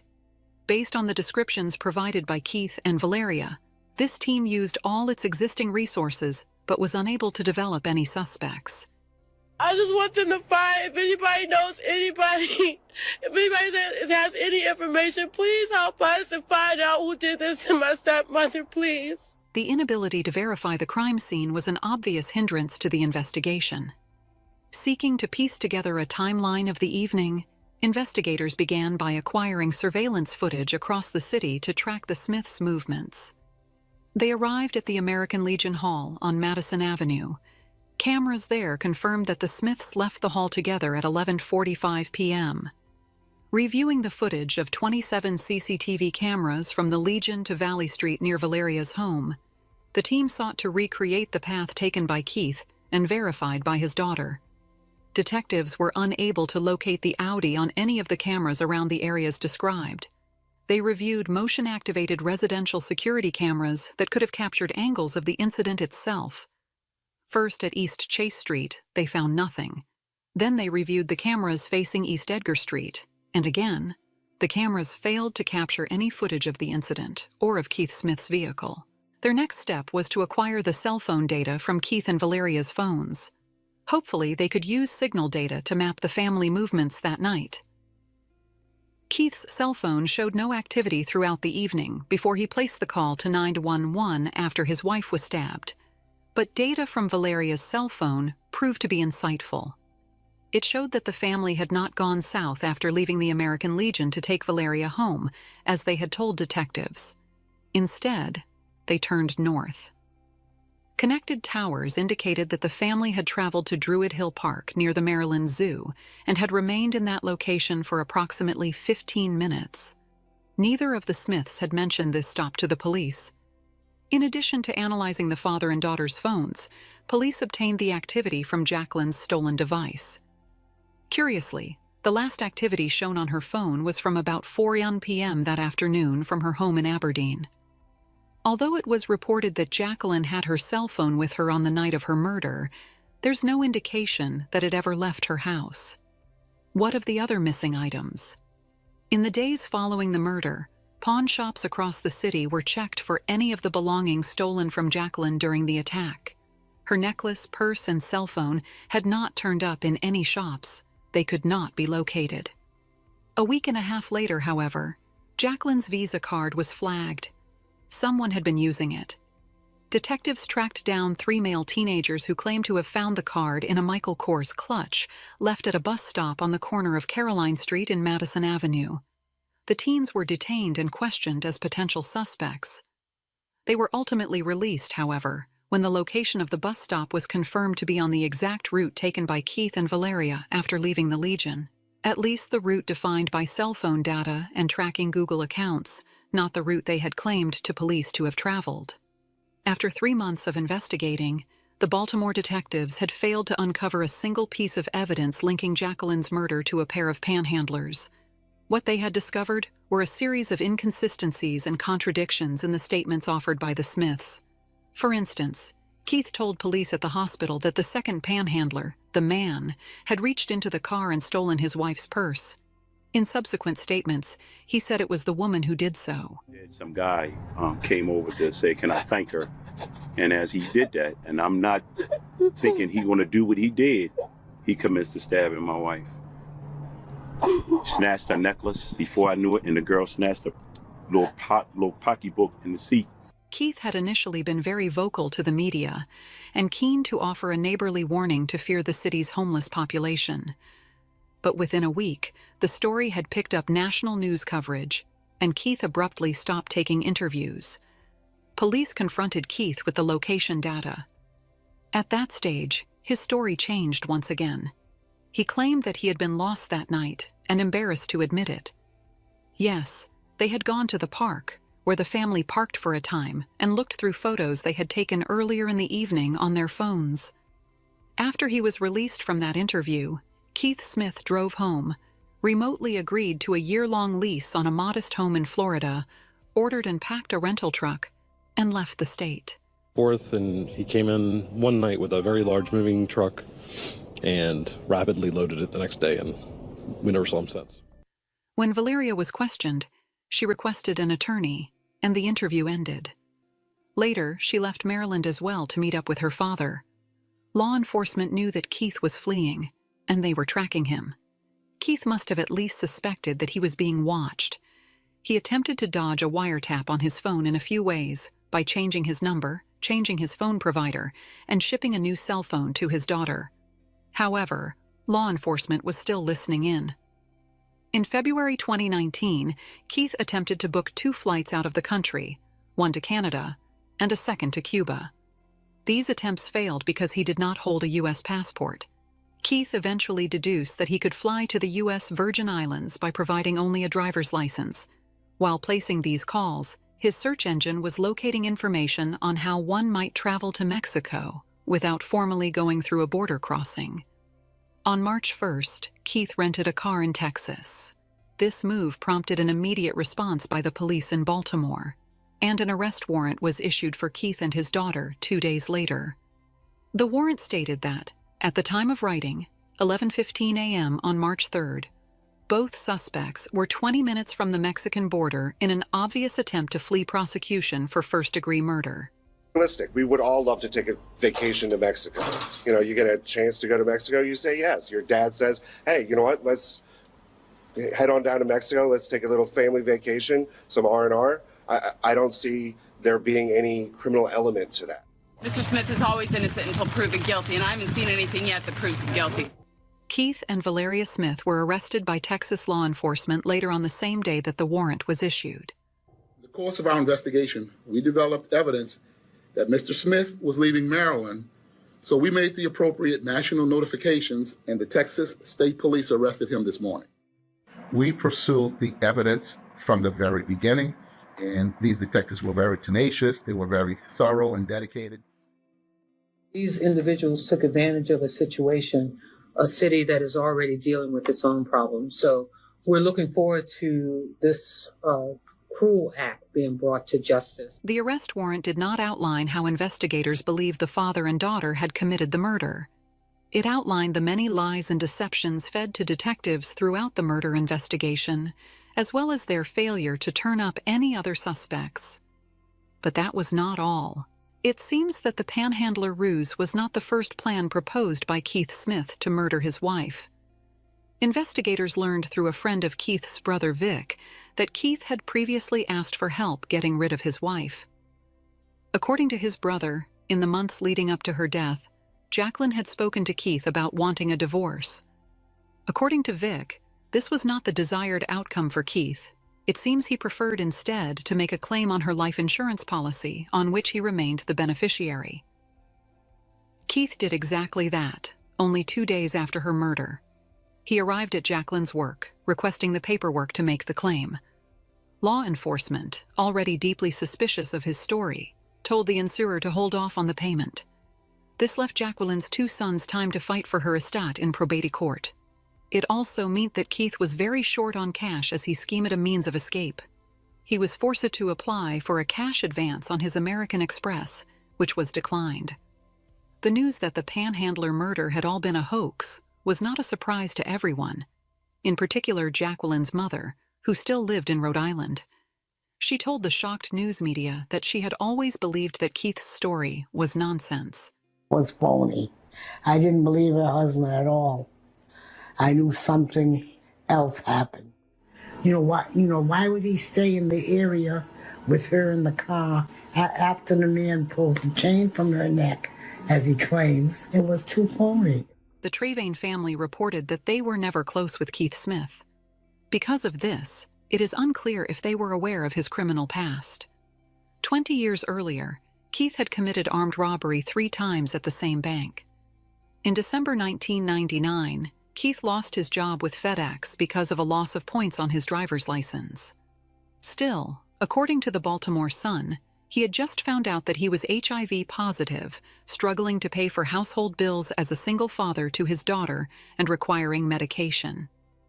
Keith decided that the First Union Bank on York Road in Towson was a prime target. Its proximity to Interstate 83 allowed for a quick getaway. So, he walked into the bank wearing a ski mask and carrying a pellet gun. He jumped over the counter, emptied the drawers of cash, and exited from the back. This first robbery yielded a payout of about $15,000. 3 months later, he did it again. That time, he took home $6,000. It was 5 months later that he decided to put his plan into effect one more time. By that point, police had a description of his vehicle after it was spotted in East Baltimore. A police chase ensued, ending in a crash and the arrest of Keith Smith. He served 6 years of a 12-year sentence in state prison. Keith told police that he had used the stolen funds to pay bills. When they searched his home, they located roughly $20,000 wrapped into bundles and hidden away in a black bag. Valeria Smith was charged as an accessory to the murder. It is unclear what case, if any, the prosecutors had developed to link her to the premeditated murder of her stepmother. It was clear that she assisted in covering up the murder after the fact. It was revealed that Valeria had been struggling. She was diagnosed as bipolar and spent some time institutionalized for treatment back in 2012. Since that time, she had also developed an addiction to heroin. It was believed that she was, in many ways, another victim of her father's, coerced into assisting him to cover up the murder. For this reason, Valeria was offered a plea deal. Helped her father. She's indicated in the plea agreement that, she helped her father dispose of the knife, helped her father dispose of, the other property, things of that nature. She's taken full responsibility for that. You know, she's still extremely upset about the entire thing, and she, you know, certainly apologizes to the rest of the family for her role in this. But you can't tell us whether or not she's going to testify against her own father? Valeria admitted guilt as an accessory after the fact, and she did agree to testify against her father.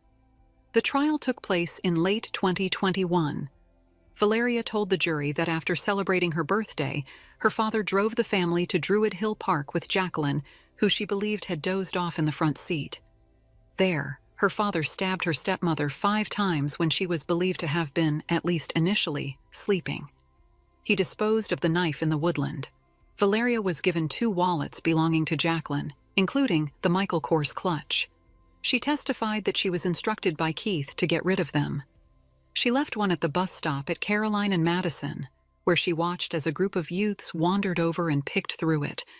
The panhandler story was given to her by Keith. The defense team grilled Valeria over the length of time it took her to come clean. They accused her of playing a more active role in the murder and lying on the stand to save herself. The 32-year-old recovering addict testified that she was forced by her father to lie, but was telling the truth now, because she did not want to go to prison for a murder that she did not commit. They were soulmates.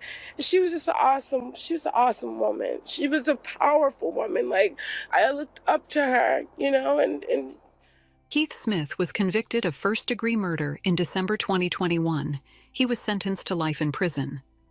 A selfish act where he not only manipulated the hearts and the minds of a country, but he manipulated the heart and the mind of his of his daughter, who was addicted to drugs. He was able to utilize this elaborate scheme and story to prey upon her and who she was and her character. A month after her father, Valeria, was also sentenced. She was given 5 years for her role in covering up the murder. The verdict and sentencing came as a relief to Jacqueline's family. It was exactly the justice that they had sought. I was laughing then, and, you know, I knew it was a circus. I knew it was all for optics. I knew it was a show, and I was just laughing. And I knew this day would come. I didn't know it would come this soon. And that was the story of Keith Smith and the panhandler murder hoax. The story of a British woman named Dina Thompson, nicknamed the Black Widow, became in the mid-20s one of the main topics for numerous documentaries, TV shows, and crime programs. This pleasant, at first glance woman turned out to be a pathological liar and fraudster, leading at least one man who loved her wholeheartedly to the grave. Dina repeatedly managed to escape punishment, but in 2003 she was still in the dock, despite facing life imprisonment. The court was surprisingly mild, allowing parole. So, in 2022, one of the most dangerous criminals, who miraculously survived her ex-husband, characterized as pure evil, went free. Thompson's victims were always men, which, according to experts, may indicate some kind of trauma received by the criminal in childhood or adolescence. However, Dina's early years were quite prosperous. The girl was born in 1960 in North London and brought up in a full family. Her parents lived modestly, but did everything to ensure that their daughter did not need anything. The head of the family worked as a prison guard, seriously engaged in sports, and from childhood, motivated Dina to attend gyms where she diligently engaged in gymnastics. In addition, the man often participated in all kinds of sports competitions, including those held in other countries, and constantly took his daughter with him. Dina grew up as a quite active, cheerful, and sociable child. She easily made acquaintances and friendships with peers and, with age, learned to quickly win the attention of guys she liked. After school, the girl went to college and then got a job in one of the local banks. At the age of 22 years, Dina met her future first spouse, Lee Wyatt. They first met thanks to the cousin of the guy who organized a couple blind date. Between the young people immediately burst feelings and a stormy romance began. They got along well, spent a lot of time together, and 2 years later officially legalized their relationship. After the wedding, the couple moved to a provincial place called Yapton, with a population of only 3,000 people. Soon the couple had a son, and the new parents began to slowly develop their own business, creating Author's Soft Toys, the images of which they invented together. In parallel, Dinah worked as a cashier in a construction organization, and their family, according to neighbors, was quite happy and prosperous. The head of the family was often away on business matters and was absent from home for long periods of time.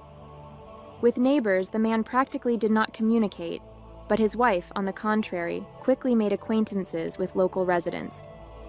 Dinah knew how to win the favor of others easily and gained their trust. In addition, men often paid attention to the attractive young woman and even tried to court her. At the dawn of the 90s, Dinah met a young journalist named Julian Webb. The man offered her to work as a model for advertising clothing and household appliances, and soon her pictures were painted on the pages of local newspapers and magazines. Dinah was eager to pose and felt at ease in front of the camera.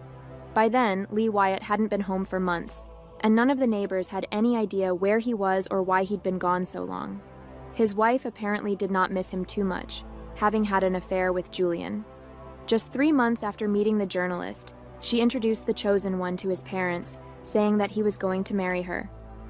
Subsequently, Webb's mother recalled that she was quite surprised by such a hasty decision of her son. In addition, a potential daughter-in-law, who was a few years older than Julian, did not inspire her confidence. When the neighbors learned about the upcoming wedding, they were puzzled because they knew that Dinah was already legally married to another man.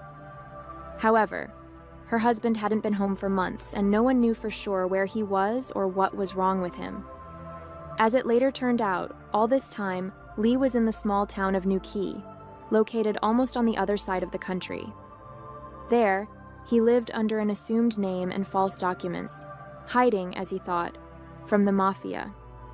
In fact, the man became a victim of skillful lies of his wife, who convinced him that their family was in mortal danger and escape was the only way out. The couple, as mentioned, were engaged in creating Author's soft toys, and their most successful creation was Leprechaun Sean, which sold well and gained a certain popularity. In early 1991, Dinah told her husband that their creation had piqued the interest of the corporation Disney and was ready to pay £50 million sterling for the opportunity to use this character. But the joy was short-lived, and soon the woman reported that representatives of the criminal world, having learned about the big deal, wanted to get most of the money, threatening otherwise to kill the whole family. Dinah also came up with a way out of the situation, convincing her husband that he needed to hide. Lee quickly acquired fake documents and went on the run. But before this, the cunning woman persuaded Lee to write several threatening letters to her and make several similar recordings of phone calls, which allegedly were supposed to be proof that he hates his wife so that the mafia would stop pursuing her. The trusting husband, not suspecting anything, did as his wife told him to do, and then fled. In a foreign city with no home or friends, Lee was ready to take on any job, and all the money he earned was sent to his wife and son so that his family did not need anything. Most likely, this escape really saved his life, but the threat came not from fictional bandits but from his own wife. In November of the same 1991, Dinah married her new favorite, Julian, and the wedding couple played on the very money that faithfully sent home-deceived Lee. Webb was madly in love and happy, but soon after the wedding, neighbors began to notice that the woman regularly visited her lovers while her husband was at work.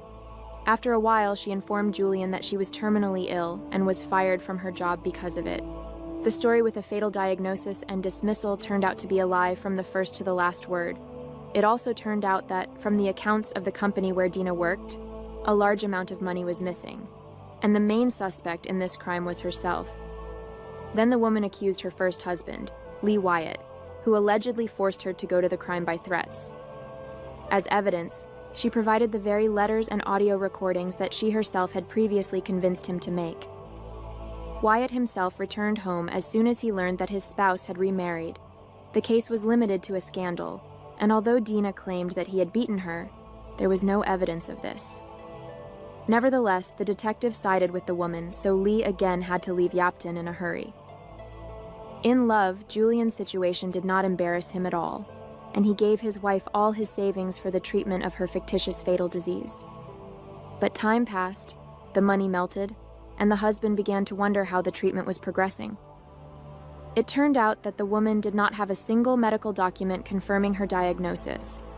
Relationships in the family broke down, neighbors heard how the spouses fought loudly, and in June 1994, the day after celebrating Julian's 31st birthday, he died suddenly.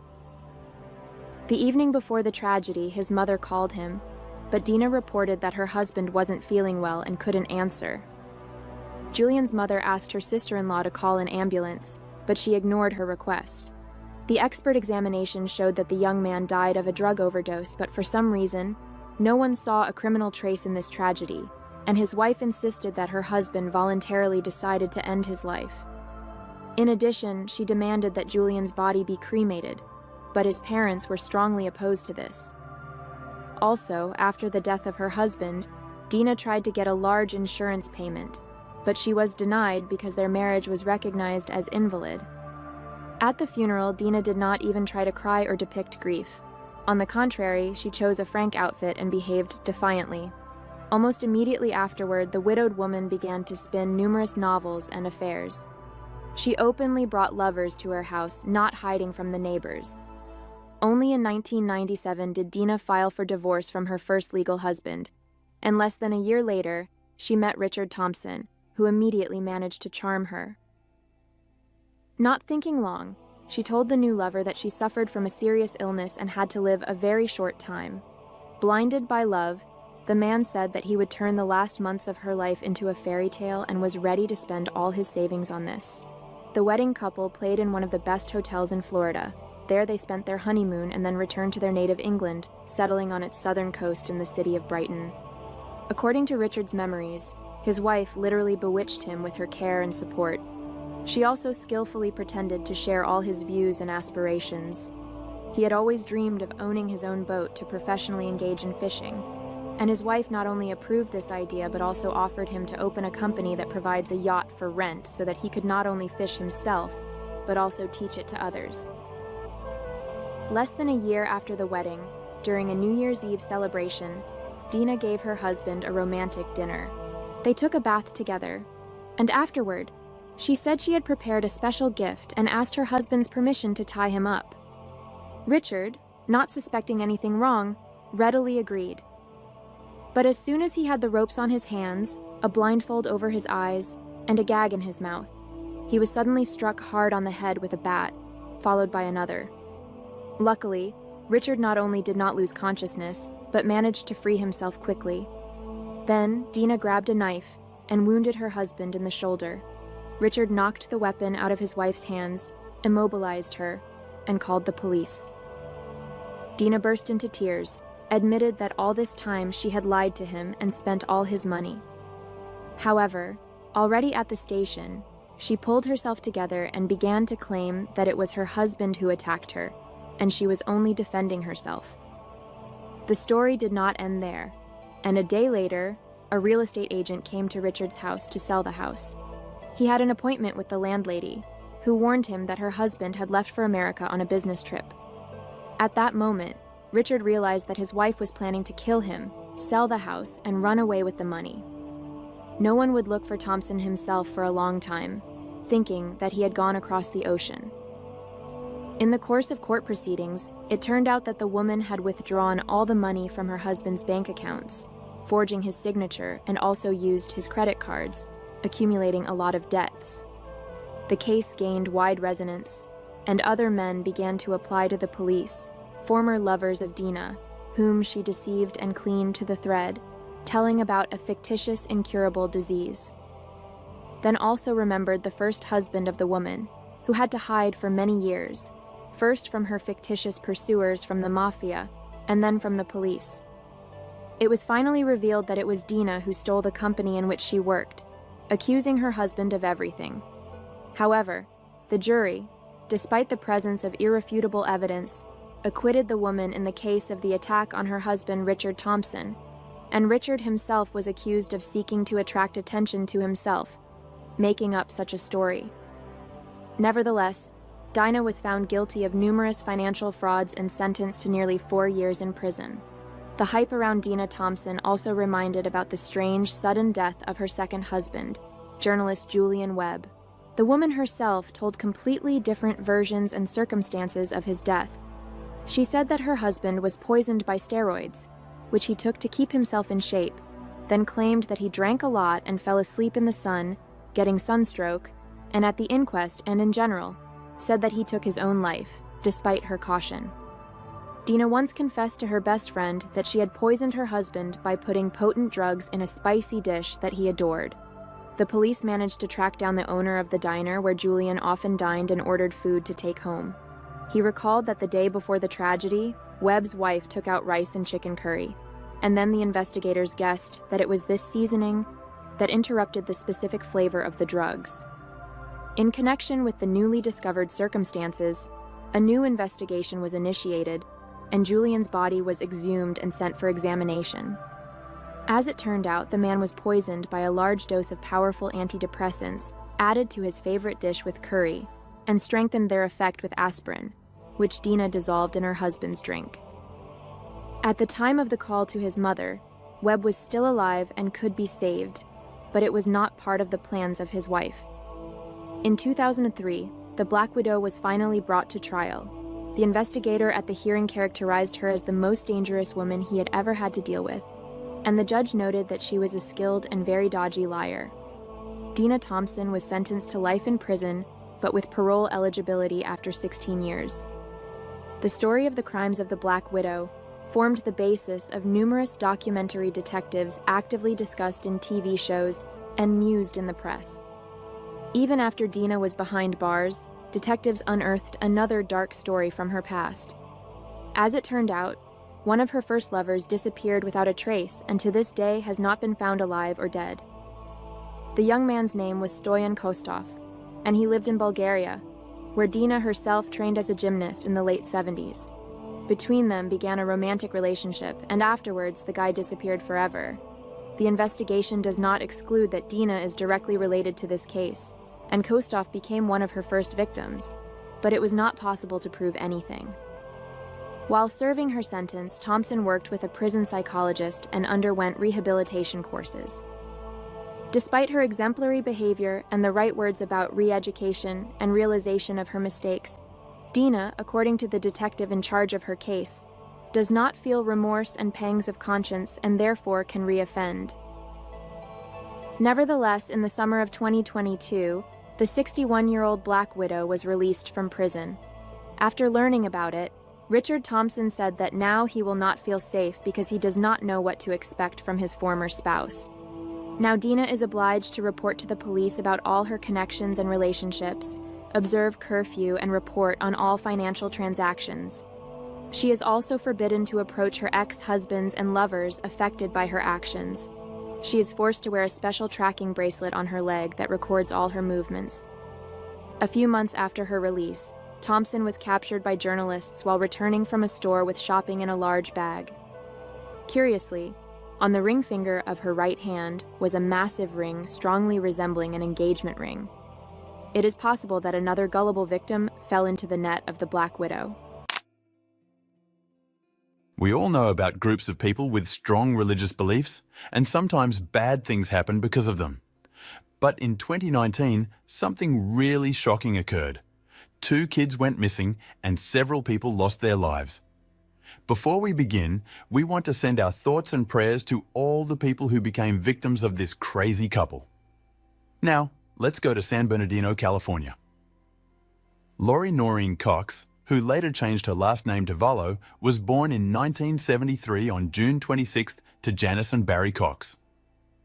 She had a big family with brothers named Alex and Adam and 3 sisters, Stacy, Laura, and Summer. Lori's childhood was normal, but let's fast forward to 1992. She married her high school boyfriend, Nelson Yanes, when she was 19. Even though they were deeply in love, things went wrong after a year, and their beautiful love story ended in divorce. But Lori didn't stay single for long. 2 years later, in 1995, she became a wife again, marrying a man named William. Things seemed good, and they even had a son named Colby Ryan. However, a pattern emerged, and in 1998, Lori divorced William. 3 more years passed, and Lori decided to become a wife for the 3rd time. In 2001, she married Joseph Ryan. The couple had a child on September 24, 2002. This time, Laurie welcomed a daughter named Tylee into the world. However, it seemed like the third time wasn't a charm because in 2004, Laurie asked for a divorce. The two didn't part ways amicably. Laurie told her brother Alex that her ex-husband was abusive towards her. In response, Alex threatened Joseph and even attacked him with a taser because of his actions. Her brother ended up with a 90-day prison sentence and 5 years of probation. Despite the tumultuous relationships, Laurie was a very attractive woman and caught the attention of many admirers. In 2004, she even took part in the Miss Texas beauty pageant. However, Laurie was a free spirit and had a tendency to be impatient.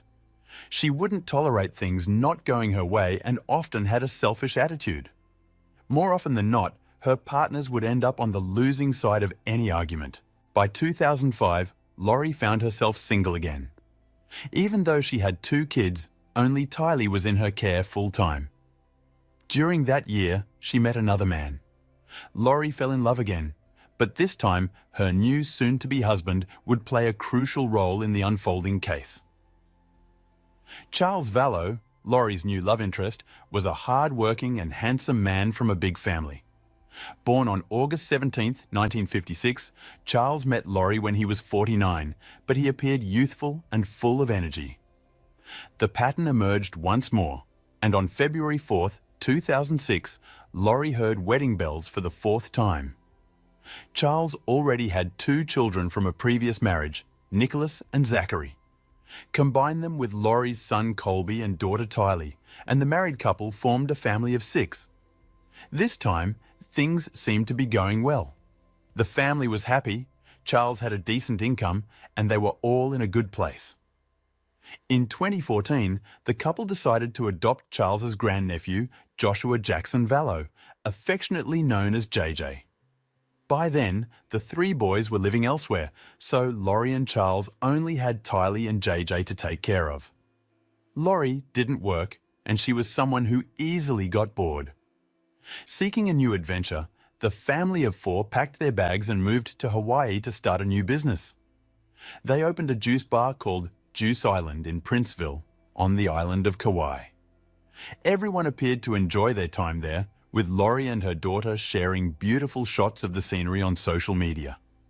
During their time in Hawaii, Laurie became fascinated by a series of books called Standing in Holy Places. Already a Mormon and deeply religious due to her upbringing, these books intensified her beliefs. Reading them brought about changes in her lifestyle and overall demeanor. Despite the idyllic surroundings, their business venture was not successful. After a couple of years, in late 2016, they had no choice but to move back to Arizona. This marked the beginning of the downfall in the Vallow household. Laurie remained invested in the series of books, this time written by Chad Daybell, a religious author. In 2018, Laurie and her friend Melanie attended an event called Preparing a People. This gathering turned out to be where she met the author of the books that seemingly changed her life and how she saw the world around her. For those questioning why they would attend a preparedness conference, Laurie and her friend discussed preparing a statement to share upon their return. During the event, Laurie and her friend engaged with Chad Daybell, the author of the influential books. They discussed their beliefs, and Chad even expressed a fondness for Laurie, claiming they had been married in 7 previous lifetimes. Despite the event ending, Laurie and Chad continued messaging and staying in touch. A few weeks later, when Charles was away on a business trip, Laurie invited Chad Daybell to her home. However, the gathering wasn't romantic. Melanie and other followers of Chad joined them, and they spent the evening delving into the deeper meanings of God and various religious theories and teachings. Chad couldn't help but focus on Laurie, making her the center of attention in their discussions. Chad Daybell had always been an eccentric figure. Born on August 11, 1968 in Provo, Utah, he grew up in a peculiar way. During his teen years, he met a girl named Tamara, and by the age of 22, they were married. 2 years later, in 1992, he graduated with a degree in journalism. Chad Daybell's life took an interesting turn. After working as a gravedigger at a local cemetery, he ventured into entrepreneurship in 2004 by starting his own book company named Spring Creek Books. About half of the books he published were ones that Lori had become obsessed with during her previous marriage to Tamara. Chad and Tamara had 5 children, and the family relocated to Rexburg, Idaho, with Chad claiming that God had directed them to do so. Chad viewed the world uniquely, categorizing people as either light or dark. In his perspective, dark individuals were from Earth but followers of Satan, while light people were followers of Jesus. During a gathering, Chad informed Lori that she was an eternal being with 21 previous lives, 5 of which were on planet Earth. Lori not only embraced these teachings, but became genuinely excited about them. She developed a profound obsession with her newfound purpose and with Chad himself. Even after the gathering, Lori and Chad continued to exchange text messages and emails. In 2018, Chad emailed her a chart related to the categories of light and dark, and he went as far as grading her family based on the criteria he provided. Fast forward to 2019, and the Valo marriage was in jeopardy as Lori immersed herself more deeply into the religion that was gradually evolving into a cult. She began to distance herself from everyday life. Lori strongly believed in the concept of light and dark people, often referring to the latter as zombies. She held on to the idea that she was an eternal being destined to lead the 144,000, a group believed to have special protection from God. As her beliefs intensified, conflicts between Lori and Charles escalated. On January 31st, Charles returned from a business trip to find that he couldn't contact his wife and children for the last 2 days. Upon arriving home, he discovered the locks had been changed, his clothes were in the trash, and his bank account had been drained of almost $35,000. Alarmed and with no other recourse, he called the police. When the officers arrived, Charles explained the situation, expressing his concern about not being able to reach his kids for 2 days. He revealed that Lori seemed to have lost touch with reality, believing herself to be a resurrected being and a god, focusing on the prophecy of the 144,000. Charles emphasized that she had taken all the money from their bank account and had even taken his truck from the airport. The situation had become a cause for immediate concern. Charles explained to the police that he had just flown in from Houston to Dallas and a friend was trying to pick him up. He had gone to the community bridges or something to file a report, and they had ordered a pickup. When asked about what made Lori a danger to herself and others, Charles disclosed that Lori had threatened to murder him. Charles clarified that she had threatened him with murder, saying she didn't know who he was and that she could use her powers to kill him. The police tried to understand the situation and asked if this was a recent development or if it had been ongoing. Charles revealed that it had been going on for about 4 or 5 years, escalating recently. Lori would go to the temple every day, claiming to speak with Moroni and Jesus Christ, who would guide her actions. In the last couple of days, Lori told Charles that he wasn't Charles, but someone named Nick Schneider. She claimed to have information from people in Utah who told her about her past lives, probation, and marriages to figures like Moroni and James the Just. Charles acknowledged that this information was foreign to him, and while he used LDS, Latter-day Saints terms, he recognized the craziness of the situation. Charles had previously informed the police about Lori's threats, but they were not taken seriously at that time. Lori would then disappear, remaining off the radar for a total of 58 days. During this period, Charles took action and filed for divorce. During the 58-day period when Lori disappeared, it was later revealed that she had flown to Hawaii with her daughter Tylee. Even after their return, Lori kept her distance from the rest of the family. However, this was just the beginning of her disturbing behavior. On July 11th, 2019, the police received a call from a man reporting that he had killed someone. The perpetrator was Alex Cox, Lori's older brother.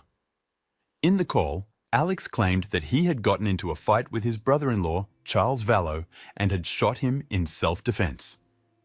The dispatcher asked for details, and Alex mentioned that Charles had come at him with a bat. When asked about Lori's whereabouts, Alex said he believed she was taking her son to school. The police instructed him to come out with his hands empty and walk outside. They confirmed the front door was unlocked and officers were on their way.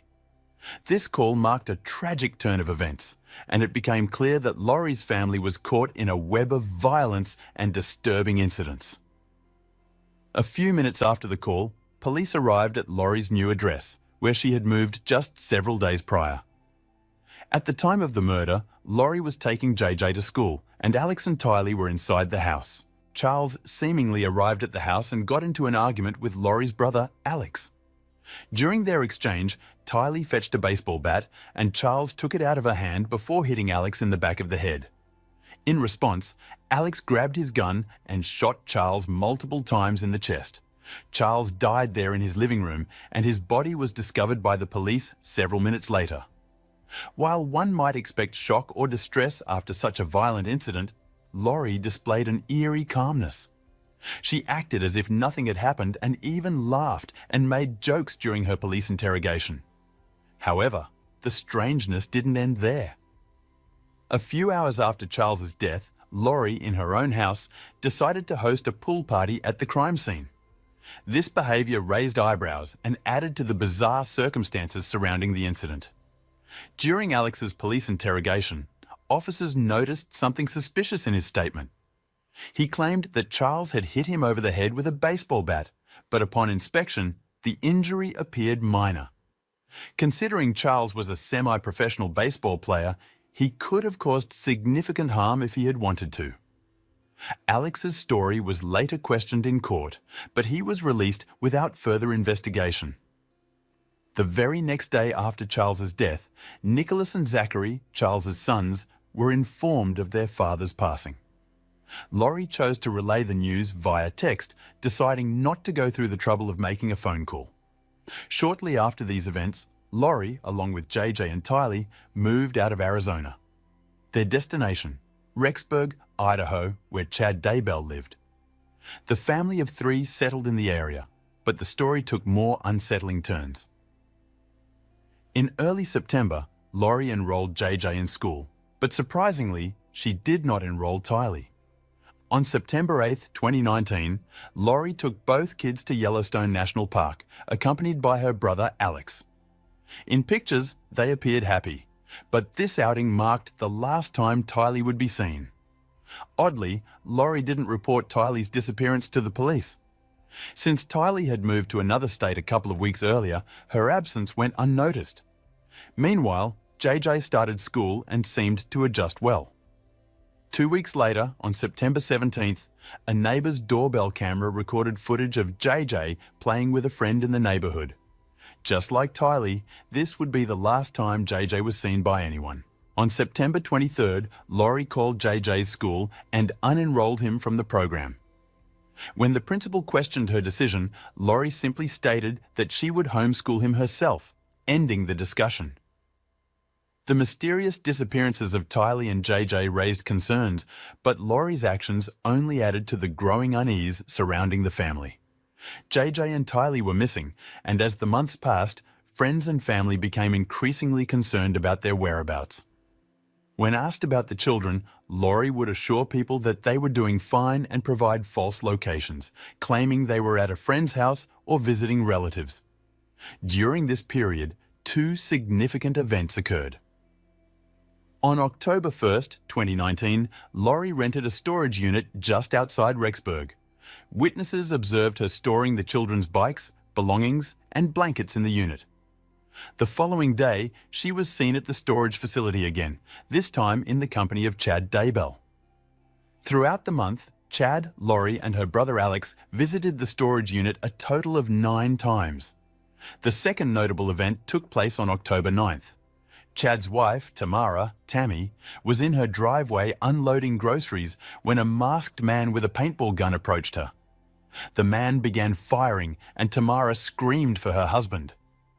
The assailant fled and Tamara survived the attack. She shared the incident on Facebook. However, just 10 days later, on October 19th, Tamara was found dead in her bed. Chad Daybell called 911, reporting that he had discovered her lifeless. Detectives investigated the scene and initially concluded that Tamara's death was natural. When asked about an autopsy, Chad declined, raising suspicions surrounding the circumstances of Tamara's demise. Chad's refusal for an autopsy on Tamara's death left authorities with no choice but to accept his decision without further probing. Seemingly unaffected by his wife's death, Chad and Lori flew to Hawaii 2 weeks later, where they got married on the beach in all-white attire. The media and police couldn't ignore the peculiar chain of events and started keeping a close eye on the newlyweds. During and after their honeymoon, when questioned about their family and children, Chad and Lori began lying. Chad claimed Lori had never had any kids, while Lori stated that Tylee had died a few years back without providing any explanation. On November 26th, police decided to conduct a welfare check on JJ. They visited Lori's house and requested to see him, but Lori claimed he wasn't at home. She insisted that JJ was back in Arizona with her friend Melanie. The police quickly involved and cooperated with the Arizona Police Department. When confronted, Melanie expressed surprise, stating she hadn't seen JJ in weeks. However, her next statement raised alarms. Melanie revealed that before the authorities arrived, Lori and Chad had called her, asking her to lie and say that JJ was with her. The next day, armed with a search warrant, the police headed to Lori's house, but she and Chad were gone. The couple had returned to Hawaii. Between December 2019 and January 2020, the police officially declared JJ and Tylee missing. They raided Chad's house, seizing his computers, journals, and cell phones. Lori was notified that she needed to bring the children to the police station within 5 days, or she risked arrest. Amidst this investigation, on December 12th, Lori's brother, Alex, suddenly died. The cause was attributed to blood clots, and his death was ruled as resulting from natural causes. Lori, failing to bring the kids to the police station, was finally arrested on February 20th, 2020. Her bail was set at $5 million, and she was extradited to Rexburg, where she remained in custody. Despite Lori being behind bars, the authorities still didn't know the whereabouts of the missing children or what had happened to them. After 4 agonizing months, on June 9th, 2020, Rexburg police arrived at Chad's door at 7 in the morning. Armed with a search warrant for his 1960s home on 4 acres of land, investigators spent a few hours at the property. Soon, they made a grim discovery: human remains buried next to Chad's red barn. Initially unidentified, a day later, it was confirmed that the remains belonged to JJ and Tylee through DNA testing. The long-awaited discovery brought devastating news to the families and friends who had hoped for a different outcome. JJ and Tylee were found, but unfortunately, their fate was not the one their loved ones had wished for. In Rexburg, moments of shared grief and condolences unfolded on Wednesday as neighbours, community members, and the media expressed sympathy to the grandparents of JJ Vallow. The heartbreak of the situation resonated through the community, and people expressed their sorrow for the family's pain. Community member Janice Summers, who closely followed the case, captured a video of Kay and Larry Woodcock, JJ's grandparents, walking near the Daybell property where they believed the remains of their grandson and his sister Tylee were buried. The video captured the devastating impact of the situation on the family and the community. On the day of the discovery, Chad Daybell attempted to flee, but was quickly apprehended by police. After running just 1 mile from his property, he was tackled and arrested. Chad was charged with concealment and alteration of evidence. Both Lori and Chad remained in prison, with their trial set for 2023. The community and the affected families were left grappling with the tragedy that had unfolded in their midst. After the disappearance of JJ and Tylee, witnesses reported that Lori began referring to her children as zombies. This disturbing terminology aligns with Laurie's previous characterization of dark individuals as zombies. The tragic fate of the children might be connected to these ominous beliefs and practices. The man in this video is 35-year-old John Poulos. He recently left his wife and 3 children, transferring their entire marital estate to an offshore trust, leaving them in a state of financial difficulty. He embarked on a new life with a 21-year-old DJ from Colombia, whom he met online. While his family back home had to fend for themselves, John traveled the world with his new romantic interest. He even boasted on Twitter about the woman from Colombia, whom he had invited on a vacation before even meeting her. This tweet was posted in December 2022, and just over a month later, surveillance footage captured John attempting to dispose of his girlfriend's lifeless body and subsequently trying to leave the country. This is the astonishing case of John Poulos. John Poulos was born in 1988 in Franklin, Wisconsin. He married his high school sweetheart, Ashley, in 2009, and the couple had 3 beautiful children together. To the outside world, they appeared to be the perfect couple. However, in 2016, their happy family faced a devastating blow. Their eldest son, just 4 years old at the time, was diagnosed with an extremely rare form of cancer affecting only 350 people annually. John and Ashley became tireless advocates for their son, fighting for FDA approval of a promising new treatment and rallying community support to raise $60,000 for medical bills. In 2017, after 13 grueling hours in surgery to remove 150 tumors, the Poulos' brave little boy finally emerged cancer-free. His inspirational journey resonated nationwide, and the family was even invited as honored guests of the Speaker of the House for the President's State of the Union address in 2018. There, the family epitomized strength, hope, and perseverance in the face of such frightening odds. They became a symbol of hope for many couples throughout America, yet few could have imagined the tragic troubles that would soon engulf the Poulos household. What many didn't know was that behind closed doors, the Poulos' marriage was far from ideal. John's abusive and controlling behavior had taken its toll on Ashley. In 2021, after years of living in fear, she finally filed for divorce. Before the divorce was even finalized, John transferred the family's entire marital estate into an offshore trust, leaving Ashley and the children with nothing. He abandoned them all and soon started living a high life, residing in various European countries, including Cyprus, Turkey, and Ukraine, before establishing residence in Texas.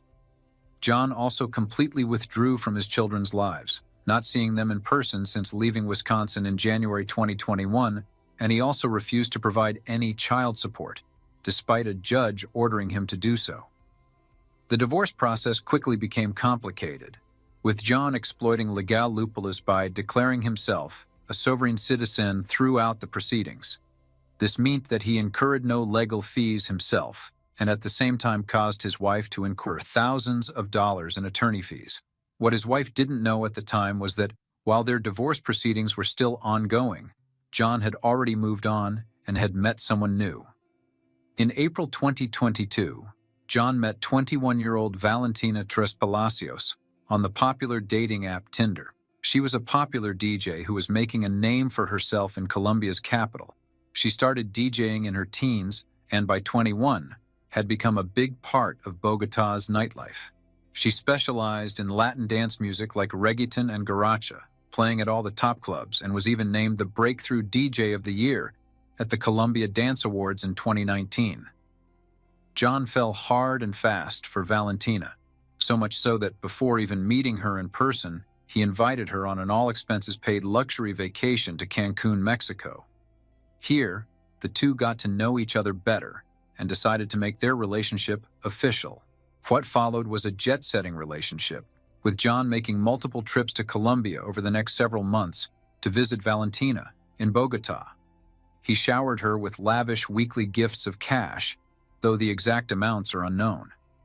It was clear that John was completely infatuated, and only a few months into dating he proposed marriage.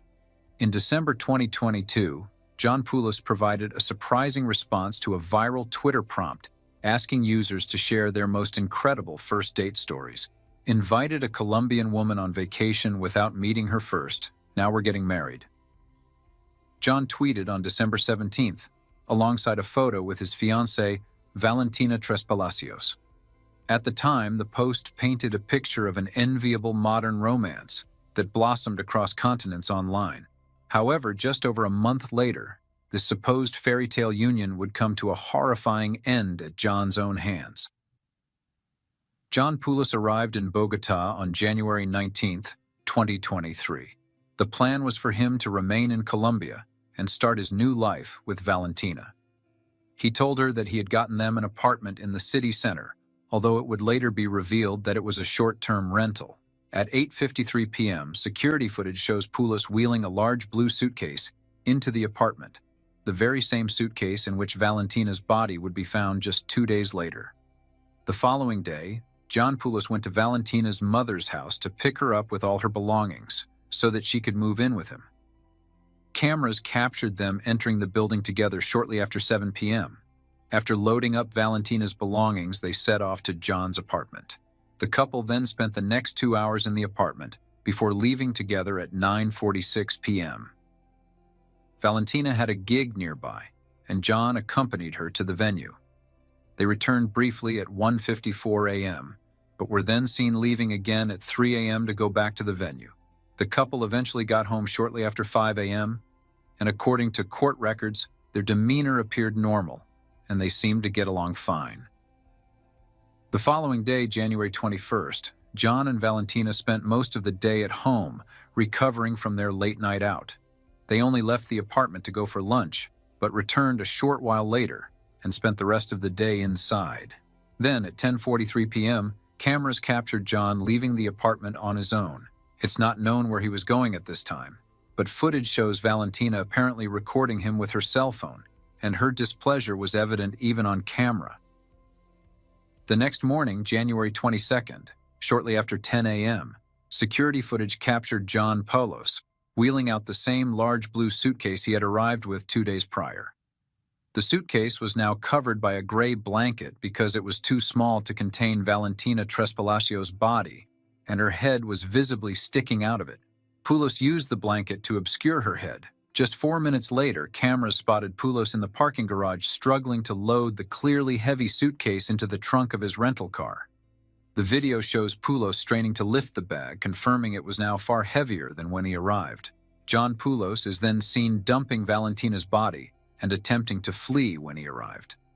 John Poulos then sets off, and cameras along the way capture him driving the rental vehicle in the direction of the Los Cambulos neighborhood. Poulos stopped near a dumpster in this area where he abandoned the suitcase containing Valentina's body. He immediately sets off again and drives towards Bogotá's airport. Cameras showed him arriving at the airport before he boards a plane and leaves the country. That evening, a homeless man who was rummaging through the dumpsters in the Los Cambulos neighborhood came across a blue suitcase with the head of a female protruding from it. He immediately called the police, who soon confirmed the body to be that of Valentina Tres Palacios. Her body told the story of a brutal attack with extensive bruising on her neck and severe head trauma. Police immediately knew who their main suspect was, and knowing that he held an American passport, they knew that the chances were high that he would attempt to flee the country. Colombian police rushed to place John Poulos on a no-fly list to prevent his escape, but upon arriving at the airport, they learned he had already fled the country, boarding a flight to Panama City earlier that day. What was even more horrifying was that police learned that John Poulos had purchased onward tickets from Panama to Turkey and then Montenegro, a country that had no extradition agreement with Colombia. Recognizing the urgency of the situation, Colombian authorities swiftly contacted law enforcement counterparts in Panama, hoping to intercept Poulos before he flew to Montenegro and was out of their grasp for good. Luckily for the police, they were able to intercept John Poulos just as he was about to board his flight from Panama, and police arrested him and extradited him back to Colombia. Despite the strong evidence against him, Poulos staunchly maintained his innocence and even went as far as to blame Valentina's murder on the Medellin cartel, a now defunct cartel in Colombia that was once headed by notorious gang boss Pablo Escobar. Needless to say, the police didn't buy his story, and they charged John Poulos with the crime of femicide It turns out that just as with his ex-wife, John was also abusive and controlling towards Valentina. He would monitor her social media, dictate who she could speak to, and even go as far as to hire a private investigator to follow her around when he wasn't in the country. Prosecutors claimed that on the night of the murder, an argument broke out between the couple, and John started physically abusing Valentina. This was evident from the number of bruises on her body. He eventually strangled her, which ultimately led to her death. He then folded her body into the suitcase and dumped it in an attempt to conceal the crime and flee the country. The crime of femicide carries a sentence of 40 years in Colombia. It's defined as the killing of a woman due to her gender, and it is not a charge that exists in the United States. John Poulos has attempted to exploit this technicality to avoid culpability. He claimed there was no translator present during his arrest, and that as an American, he didn't understand the femicide charge. Prosecutors refuted this, stating they fully explained the charges and that Poulos comprehended them. They indicated that if convicted, they would ask the court to sentence Poulos to a minimum term of 50 years behind bars.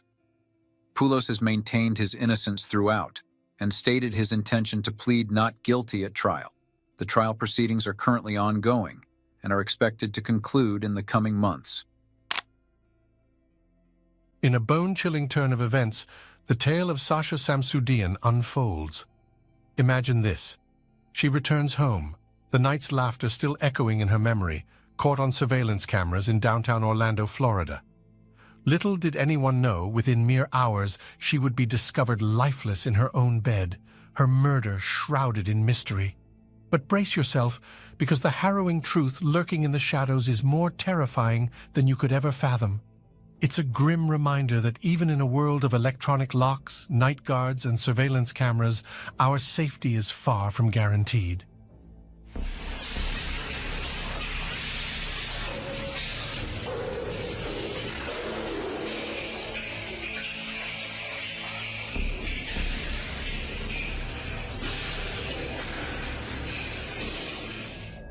Meet 27-year-old Sasha Samsudyan.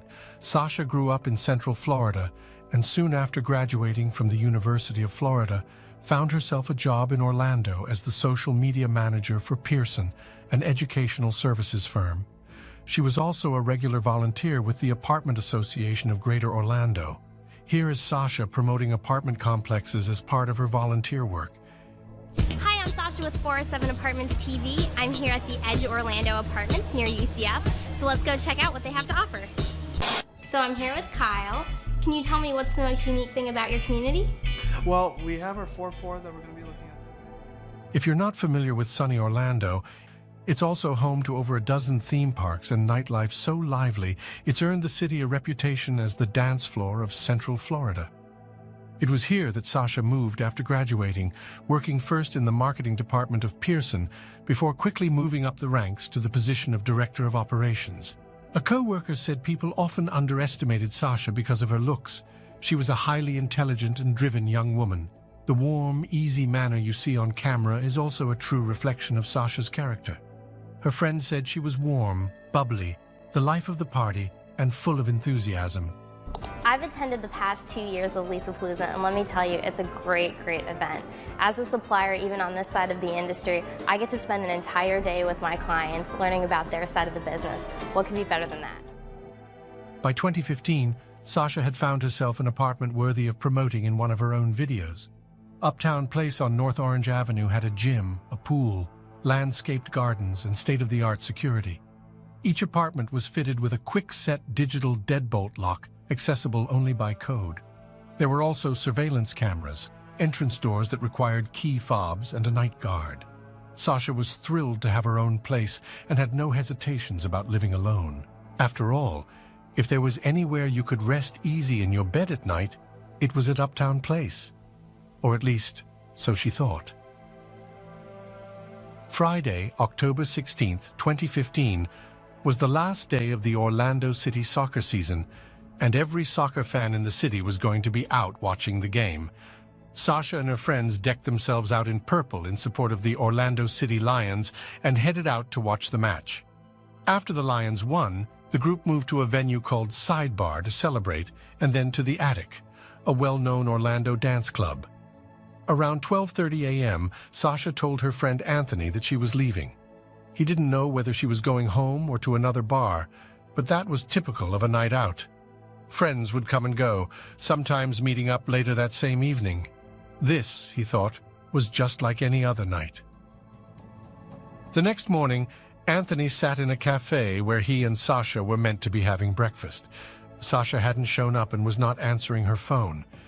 Figuring she was hungover and sleeping it off, Anthony ate his food and left. Several hours passed with still no word from Sasha. He contacted two of her closest friends, Katie and Megan, who also had not heard from Sasha. Sasha had a baby shower to attend that day, and it was totally out of character for her to be unreachable this long. The three friends decided to swing by her apartment in the parking garage at Uptown Place. They found Sasha's car, and the gift she had bought for the baby shower was still in the back seat. After slipping through the front entrance of the complex, they banged on the door of Sasha's third-floor apartment. No one answered. A sick feeling was now kicking in. The friends rang local hospitals and police stations, thinking that maybe she had been in an accident. No one had seen a girl matching Sasha's description. Anthony called 911. When police arrived at Uptown Place that evening, they were met by the on-site security guard, Stephen Duxbury. He was off duty at the time, but knew without asking why they were there, and quickly obtained permission for them to enter Sasha's apartment. With Sasha's friends waiting outside, officers did a quick search inside. Everything was in perfect order. There were no signs of struggle, and no signs of Sasha either. Then, one of the officers took a closer look at the master bedroom. The comforter had been rolled up into an odd tube shape, and there was something else too, something spine-chilling. Locks of long dark hair were coming from the end of the comforter, and on one side a limp hand protruded. They had found Sasha Samsudian. Sasha had been violently beaten, raped, and strangled. Later, the medical examiner who performed her autopsy would report never having seen such a severe neck fracture. Sasha had fought her attacker hard. Her arms and hands were covered with defensive wounds. Just one look at the officers' faces as they came out of the apartment was enough for Sasha's friends to know that she was dead. In the coming days, their grief and anger, and that of the devastated Samsudian family, would only grow stronger with each new revelation. The suspicious death of a 27-year-old Orlando woman. Sasha Samsudian's body was found Saturday night inside of her apartment at Uptown Place on North Orange Avenue. Right now, police are not releasing many details, but friends and neighbors say they were stunned to hear about it. Typical girl, just nice, fun-loving girl. She wasn't too boastful, too loud. Just a nice, quiet type. She seemed to get along with everybody. I guess kind of nervous because we don't really know how she was killed or if we should be concerned that there's someone dangerous living in our building. An analysis of the crime scene revealed no signs of forced entry. It seemed that whoever had killed Sasha was someone she'd unwittingly welcomed into her home. Her purse, phone, and key fob for the building were missing. The apartment smelled strongly of bleach, and an examination of Sasha's body revealed that cleaning products had been poured onto her skin in what they believed was an attempt at destroying DNA evidence. The sheets on her bed also had patches of discoloration where someone had poured the cleaning product, but whoever had tried to cover their tracks had not been as thorough as they thought. The toilet seat had been left up, with 2 thumbprints found on the underside of the lid. Another was found on her nightstand. A condom wrapper had been left on the floor by the bed. Police dusted the hardwood floors throughout the apartment, revealing several size 9 shoe prints. DNA had meanwhile been retrieved from Sasha's chest. 33-year-old Stephen Duxbury had been a security guard at the Uptown Apartments for just over 5 months. Newly married, he was a veteran of the U.S. Air Force and had acquired his security guard license earlier that year. During his interview, he told police that Sasha had arrived at the entrance of Uptown Place around 1:45 a.m. the previous morning with 2 other women, but no ID and no key fob. He chuckled to himself. He was used to these sorts of situations, drunks who had forgotten their fob keys. But the 2 young women were extremely concerned that Sasha should get in safely. He reminded them that he wasn't allowed to let anyone into the building without proof that they were a resident. When a male resident who arrived at the entrance seemed to know Sasha, he turned a blind eye when Sasha had slipped in behind him. He couldn't allow drunks to wander around the building, though. He told police he searched several floors before locating Sasha outside her apartment, trying and failing to put her code into the door's keypad. She asked him to walk with her to her car to see if her fob was inside. Exasperated at having to babysit a drunk, he relented and escorted her to the parking garage. But before they reached her car, she suddenly remembered the code once again, though it was wrong. He said he'd do a favor and leave her to keep trying while he did another sweep of the building. If she hadn't gotten it right by the time he was back, they needed to come up with an alternative arrangement. When he returned, she'd gone. He figured she must have worked out the code, but later that morning she had walked by him in the hall with a man he didn't recognize. Police now focused on corroborating Stephen's account. They needed more information on Sasha's movements that night.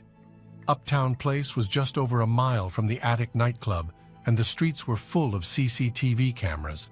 CCTV footage taken from the street outside the Attic nightclub showed Sasha alone and walking unsteadily through the crowd.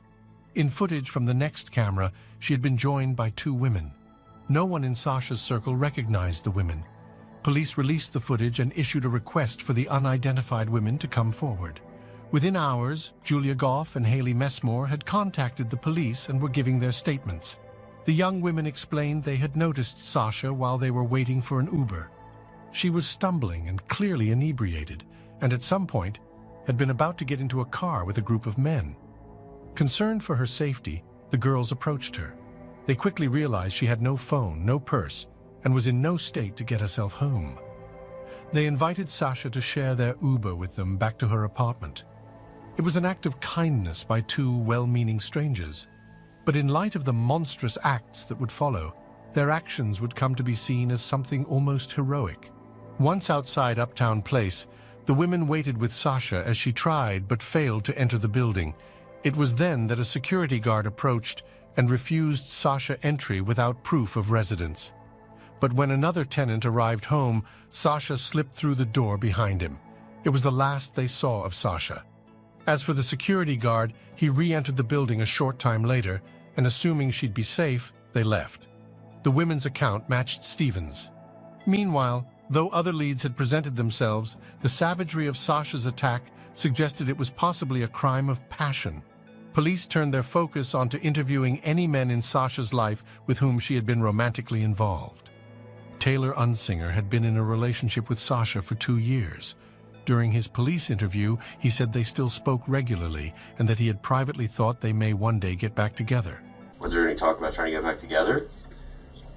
We didn't really talk about it, but it was something that I always thought that we would, down the road. On the night of the murder, he had been working a bar shift. He said his parents had been staying with him, and he had come home and gone to bed around 1 a.m. His whereabouts were later corroborated, and he would be eliminated from the investigation when his DNA proved not to be a match of the killers. Taylor's interview had provided other useful information, however. He had once known the password to Sasha's iPad, and this new information helped the police to gain access to it. Sasha's iPad had been found at her apartment, and it shared data with her iPhone, including her messages. On the night Sasha had been murdered, several messages had been exchanged between Sasha and someone by the name of Ben. At 5:12 a.m., Sasha had sent a text message containing one word, Ben. He'd replied 16 minutes later, but she never responded. It was the last message she'd sent and the last activity that had taken place on any of her devices. A man called Ben Roebuck had already contacted the police after hearing of Sasha's murder. Police now called him in for an interview. Ben told police that he and Sasha had known each other since high school and had dated during their college years. They had been good friends ever since. He'd last seen Sasha the previous Thursday night when they had been at a bar. And you haven't seen her since Thursday night? Correct. Okay. When's the last time you spoke to her? received a message from her at 5:12 a.m. on Saturday morning. That was are you talking about on the phone or via text message or anything? On the phone or text message. Yeah, text message. The last kind of back and forth we had was around 1 in the morning, but I got a message from her at 5:12 a.m. Just said my name, and then I responded about 16 minutes later, and I never heard back from her after that. Okay. And that was Saturday morning? On the night of the murder, they'd messaged several times about potentially meeting at a friend's place. Despite the eerie last message, Ben's account of his movements also checked out, and his DNA was also not a match. He was eliminated from the investigation. By now, the security footage from Uptown Place had been retrieved from an off-site security company, and officers sifted through every minute of it. What they would find would horrify every resident of Uptown Place and cause the case to hit the national headlines. The footage shows Sasha entering Uptown Place at 1:46 a.m. Moments later, an unknown male appears behind her. He can be heard on the video asking her if she's all right, to which she replies with a cheerful, "Yes, thank you."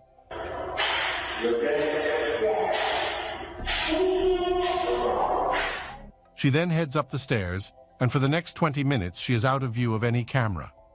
At 1:48 a.m., Stephen Duxbury re-enters, looking for Sasha. Sasha, meanwhile, can be seen stumbling up another flight of stairs. At 2:06 a.m., she is picked up on a different camera. There is the clanging of Sasha's shoes through the stairwell as she runs up the stairs, apparently to escape Stephen, who she believes is going to throw her off the premises. A few seconds later, he can be seen following stealthily behind her. At 2:25 a.m., she appears again, only this time she's walking with Stephen down the flight of stairs to the first-floor parking garage, and they're chatting amicably. They exit the building before appearing again moments later at 2:27 a.m. They take the flight of stairs up to the third-floor garage and then reappear again when Sasha apparently remembers the code. This is the last footage taken of Sasha. No footage could be found of Sasha with any mystery man. At 5:05 a.m., Stephen is seen entering the third-floor parking garage, then re-entering at 5:13 a.m. It seemed that the case had reached a dead end, but then officers spotted something odd. At 6:36 a.m., Stephen Duxbury is captured entering the second-floor garage, carrying 3 white trash bags. He re-enters the building 2 minutes later before leaving with his shoulder bag and belongings at 6:40 a.m. Police asked the building's property manager if taking out the trash was usually part of a security guard's duties. It wasn't. Stephen had also told officers that his shift ended at 6 a.m. He had mentioned needing to spend a few minutes writing up a daily report, but that was unlikely to take 40 minutes. There's also a 90-minute black hole between 5:14 a.m. and 6:36 a.m., during which Stephen could not be located on a single camera in the building. Police obtained a search warrant for Stephen's home and asked him to come in for another interview and a polygraph test. Before administering the polygraph, the examiner asked Stephen if he had ever been arrested. Stephen now mentioned that he had when he was a juvenile, but it was a misunderstanding. In the following bizarre account, he explains that he was falsely accused of assault by a girl with serious emotional issues. He'd then been a true hero and pleaded guilty in order to save his best friend and the girl's reputation. Nah, basically it was just, my best friend's older sister was babysitting my siblings because they wouldn't listen to me. My mother was a single mother raising 4 kids. We lived in a farm, and this is when I lived in Otis, Massachusetts. Kid that lived down the road kept sneaking over to our farm and opening all the doors, letting our animals out in the middle of the night. We lived on a major highway. I had to take the dogs out to the barn. She came with me to help me because I had a golden retriever and another dog. And while we were out there, I'd forgotten to plug in the cord that gave power to the barn in the house, so it was pitch black, and I thought I heard something upstairs. And I thought, oh, God, that little shit's upstairs. So, not really thinking, I went over to the wall of tools, and I grabbed the first thing that seemed sense to me, which was a shovel head that had broken off the staff. Mm-hmm. I go up the stairs, and she's following me. She was about a year or two older than I was, and, she's kind of a little nervous about what's going on, so I'm like, okay, stay here at the top of the stairs. If anyone tries to run by you, stop them. She's like, okay. So I go walking around, but I can barely see anything. I'm walking, I hear floorboards creak, I see a shadow move out of the corner of my eye, turn around, upside the back of her head.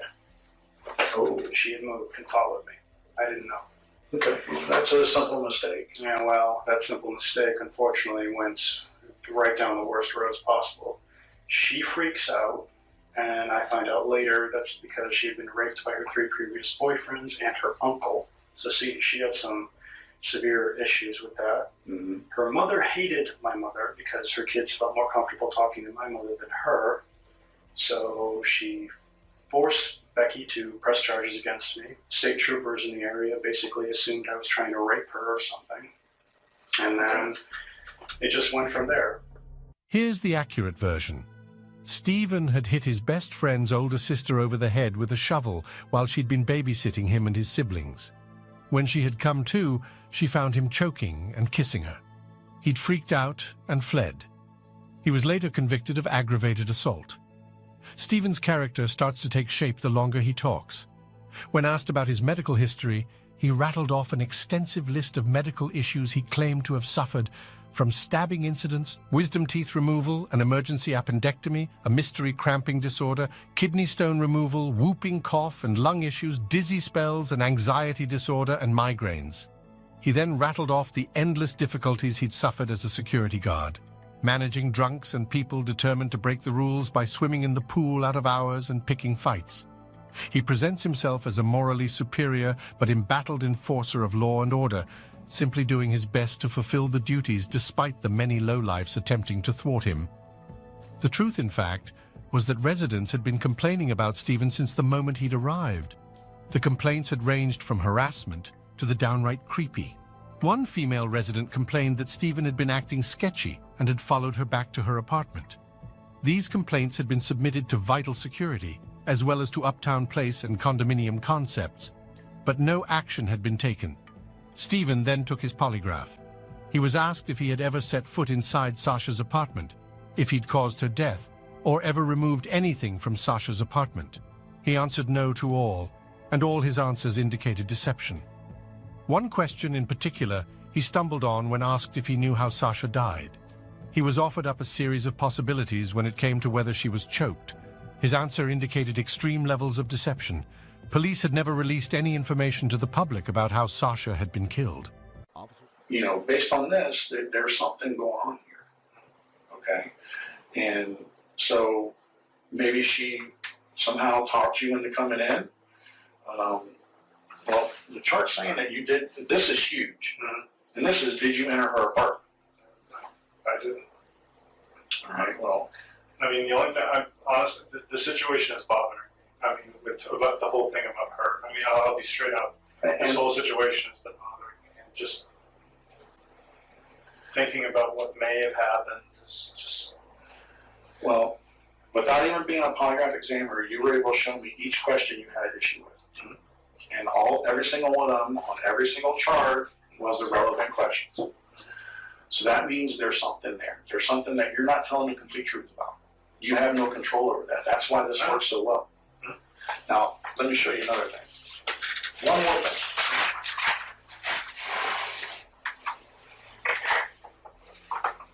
What's that say? Significant reactions. Probably this result was produced by a truthful person. 0.003% chance that the result was produced by a truthful person. Damn. 0.003% chance that you were truthful on this test today. Officers now interviewed Stephen and asked him about the trash bags. He said he'd seen them on the second floor after his shift had ended and thought he would do the cleaners a favor. Here's a glimpse of the extraordinary arrogance and delusional moral superiority that is Stephen Duxbury. We were tracking her from downtown where she's trying to pick up guys. So she wasn't flirting with me. I mean, other than, you know, leaning against me in the hallway because she could barely stand. But she wasn't flirting with me. She never flirted with you? No. She never asked you to come inside the apartment? No. If she had asked me to come inside the apartment, I would have told her no. But this is the problem, according to what I'm looking at. I know, but I've been asked by other residents in the past too to come into their apartments, and I've also told them no. I had one offer me sexual favors, and I declined. The only person who knows that other than me is my supervisor. because we didn't want to embarrass the resident because he was drunk at the time. Or possibly just lonely and maybe tipsy, I don't know. I take my job seriously, and when my job says I'm not allowed to go into someone's apartment, I don't go into someone's apartment. Yes, I've been bothered by this since the moment I saw and heard about the situation. It's been bothering me. I've been having a hard time sleeping because of this. I've been terrified of what's going to happen when I go to work tonight because I know I'm going to be having residents asking me questions. I might even have newspaper people trying to corner me. Now, this whole thing is bothering me. And I knew this was going to end up happening because this is not the first time I've had police officers assume I did the worst thing. Okay. I'm not trying to get you to say anything that didn't happen. I'm just telling you the way it works. Mm-hmm. You understand what I'm saying? You didn't want to hurt her. I didn't hurt. Christine, can we at least agree that you did go inside? Now, you may not have heard her. I did not go inside of her apartment. There's a lot of physical evidence. Even after she invited you in? She didn't invite me into her apartment. And if we're going to continue on this line of discussion, I think we're done here. The interview concluded with an indignant and condescending lecture from Stephen, who presented himself as a morally superior but embattled enforcer of law and order. Police later found that Stephen had scratch marks up and down both arms and one mark that looked like a potential bite mark. He claimed that he had a nervous condition which caused skin irritations. A search of Stephen's apartment uncovered a pair of size 9 Skechers sneakers that matched the shoe print on the floor of Sasha's apartment. 3 days later, the thumbprints under the toilet seat were confirmed to be a match to the right thumb of Stephen Duxbury. The trash bags Stephen could be seen carrying in the surveillance footage were the same as those Sasha used in her apartment. And then the final damning evidence. His DNA was a match for that taken from Sasha's chest. The only real question that remained was how Stephen entered her apartment. An examination of Stephen's phone revealed that from 4:56 a.m. until 5:01 a.m., he'd searched for how to override a quick-set digital lock, the type of lock on Sasha's door. He can be seen entering the third-floor parking garage shortly after this and re-entering at 5:13 a.m. At 5:12 a.m., Sasha had sent her last message to her ex-boyfriend Ben, simply saying his name. She'd never had a chance to write anymore. Police believe that Stephen overrode her security lock shortly after 5:13 a.m. and quietly entered Sasha's apartment while she lay in bed. He then sexually assaulted and beat her before strangling her to death. He had attempted to clean the evidence away with bleach before removing what he could in trash bags, which he placed in his car and disposed of later.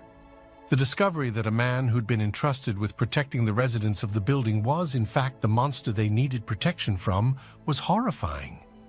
How had he hidden in plain sight for so long? And was there anything that could have been done to prevent this horrific crime? Sasha's parents blamed Vital Security, the security company that employed Stephen Duxbury. Stephen had a criminal past, and other residents' complaints had been ignored. But the company argued that Duxbury had passed the state-level FBI background check. The family also filed a lawsuit against Spectrum Brands, the company which manufactured the quick-set lock on Sasha's door. Criticism over flaws in the lock and the ease with which they could be manipulated had been appearing in news articles since a 2013 article in Wired magazine. Sasha, along with every individual with a quick-set lock, had been dangerously vulnerable to a forced entry attack. The company, however, argued that the lock on Sasha's door was most likely faulty, but this could not be proved since it had been discarded. In January 2016, Kwikset redesigned the Smart Key deadbolt. Stephen Duxbury was arrested in November of 2015 and charged with first-degree murder, sexual battery, and burglary to an occupied dwelling. Orlando Police Chief John Mina called the murder a crime of opportunity by a man working in what should have been the protective service of the residents of Uptown Place apartments. This crime could have happened in any apartment complex in any city in the United States. Following a 7-day trial and just 4 hours of deliberation, Stephen Duxbury was given a life sentence without the possibility of parole for the murder of Sasha Samsudien. During their statements, Sasha's parents, Ken and Tara Samsudien, extended their sympathies to Stephen's mother. 2 sets of parents had lost their children, they said. Ken and Tara Samsudeen continue to honor their daughter's legacy by working to help other families deal with the grief that comes from being a victim of violent crime.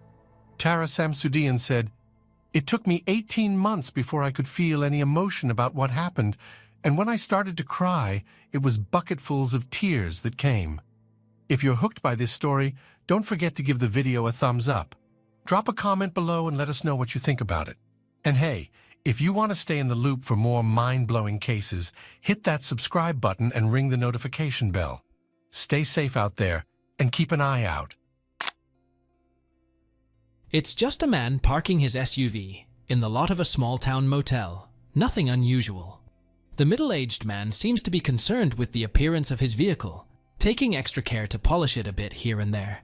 He certainly doesn't seem to have a worry in the world as he walks away. That's actually quite surprising, since the man, Daniel Prince of Bostic, North Carolina, had just brutally murdered an 80-year-old woman less than an hour before. No one who would have seen him walking down the street to another nearby parking lot would have any idea that a serial killer was casually moving among them, satisfied with his kill and enjoying a warm, sunny day. No one would have suspected that he was on his way to put that woman's body in a shallow grave in the mountains. This was at least his fourth kill. Thanks to some carelessness on his part, it would be his last. Come with us as we look into the sinister case of serial killer Daniel Prince. If you tell him to turn that off, I will talk to you a little more freely. Before we start, we want to express our heartfelt condolences to the families and friends of Edna Suttles and the other victims involved in this tragic case.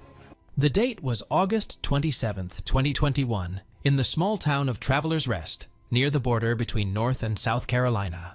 A scenic rural area in the foothills of the Appalachian Mountains, this Greenville County, South Carolina location is a quiet, out-of-the-way place and made a perfect hunting ground for 59-year-old Daniel Prince. Prince, working as a handyman, had been employed by Edna Suttles to do some work on her home. A repair or two here or there. A relationship between them developed, a friendship that brought Prince into her realm of trust. An 80-year-old retired businesswoman and the owner of a One Freedom bail bonding, Edna was a fixture in the community, vibrant and active. She took care to check up on and assist a number of elderly people in her community. On this very morning, she was scheduled to sit with a homebound friend, a friend whose family was counting on her that day. Edna left her home that morning but never showed up at her intended destination. Greenville County 911, what's the location of your emergency? The thing is, a fitter was supposed to show up to be with my mom today, and she's in her 80s, and she didn't show up. We've come to her house, and we can't get nobody to the door or anything. Her name is Edna Suttles. It's not like her. She shows up like clockwork. So something's wrong. In almost all jurisdictions, there's an unspoken rule that a competent adult is generally not considered missing until they've been out of contact for at least 24 hours. Very recently, however, the Greenville County Sheriff's Office had decided to change that policy. Initially, from a Sheriff's Office standpoint, our missing persons were reported by phone. We would take a report by phone. The Suttles case, we changed some things here, and the Suttles case was kind of in time with that, if you will, where we were going to respond to every missing person. Usually it was, there had to be some extenuating circumstances, some type of medical issue. Members of the Sheriff's Office were dispatched to make a wellness check on Suttles, but could get no answer at the door of her home. After obtaining a warrant, they entered the property. Inside, they did not find her, any evidence of foul play, or any clues as to her whereabouts. Her vehicle was not at the residence. That vehicle, a champagne-coloured Jeep Grand Cherokee, would prove to be the starting point of suspicions that something terrible may have befallen the woman. Miss Suttles was pretty well known in the northern part of this county. She was a bail bonding agent. She was a tough lady, street smart, had a great reputation here in our area. She was certainly nobody's fool. Edna was gone. The police put out alerts through all the local media. They described her vehicle, gave its license plate number, and warned that she could be in need of immediate medical attention. They could not have known that Edna had already been killed and taken across a nearby state line. It was 7 days before the Jeep was found by an officer of a local police department on September 3rd in the parking lot of the Best Western Hotel in the town of Travelers Rest. The Jeep had been backed into a parking space, concealing the license plate from anyone just driving through the lot. After determining that Edna had not checked into the hotel, members of the Greenville County Sheriff's Office scanned the hotel security footage for the day of the disappearance. They found what they were looking for: footage of the Jeep being driven into the parking lot, and the person who got out was definitely not Edna Suttles. A man got out of the car and then began to wipe it down, paying particular attention to the inside of the front seat passenger's door, and then the door frame and quarter panels. He left and then came back quickly to give it one more wipe down, and then he walked away, leaving the property. Any number of missing persons cases turn out to have nothing sinister about them. Some are just a person taking a short trip without telling anyone. Sometimes it can come from a mental health crisis. Sometimes just a romantic rendezvous that ran a little long. At this moment, though, investigators realised that any pretense of Suttles willfully being out of touch with those that she knew was probably gone.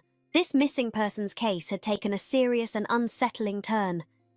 Investigators now had to determine who the mysterious man was and what happened prior to the 1:46 p.m. timestamp on the security video. There were hours still unaccounted for from that morning when Edna Suttles presumably left her home to visit and sit with a friend. In this day and age, security cameras are nearly everywhere, and investigators began searching for the pieces of the puzzle that were unfolding before them. Now, with a date and time to work backward from, it was a matter of finding the footage and canvassing locations in the small town until they could pick up a trail. Working diligently, law enforcement was able to piece together video from around the area that gave a timeline for the day's events. At 9:22 a.m. on the morning of August 27, 2021, a security camera video shows a Chevrolet Cruiser pull into the parking lot at a Food Lion supermarket in Travelers Rest.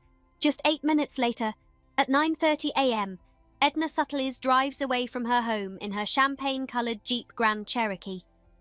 Security camera footage from a nearby antique store showed the time of departure and initial direction of travel. At 9:38 a.m., a man matching the appearance of the individual spotted leaving her Jeep at the Best Western purchases a pack of strawberry yogurt cups at Food Lion.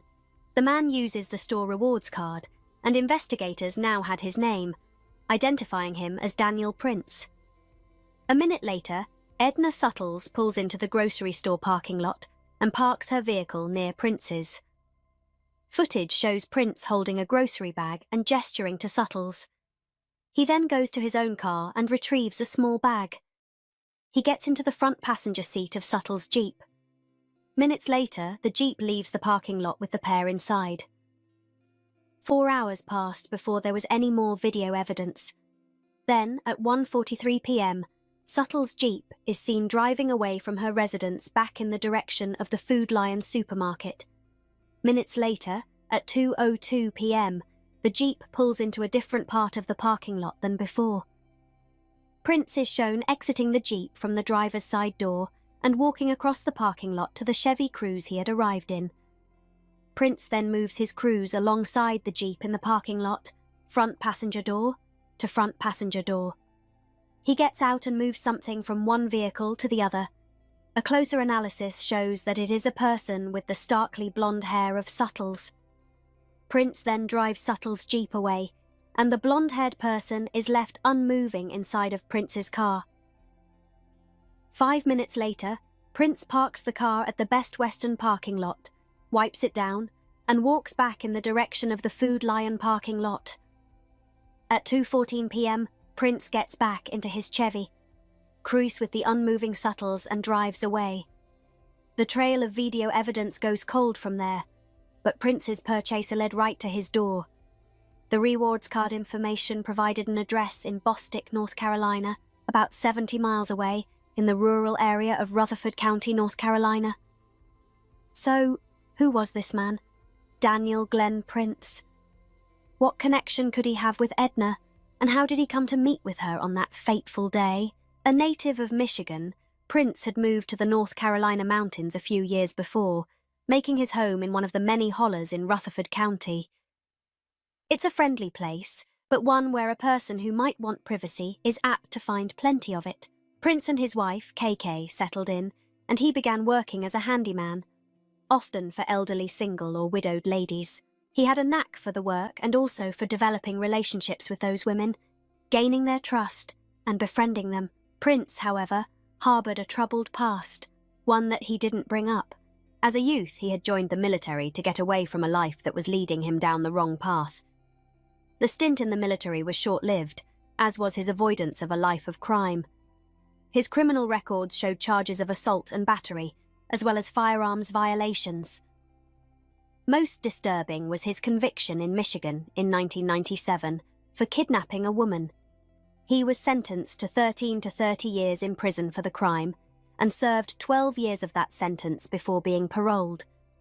His parole was terminated 2 years later, and he moved out of the state not long after that, before ending up in North Carolina. Detectives now had not just videos and a timeline, but they had the name of a man with a history of kidnapping. Quickly, the Greenville County Sheriff's Department contacted their counterparts in the Rutherford County Sheriff's Department, just across the state line. Probable cause for auto theft had been established, at the very least, and a warrant to arrest Prince and search his property was quickly granted.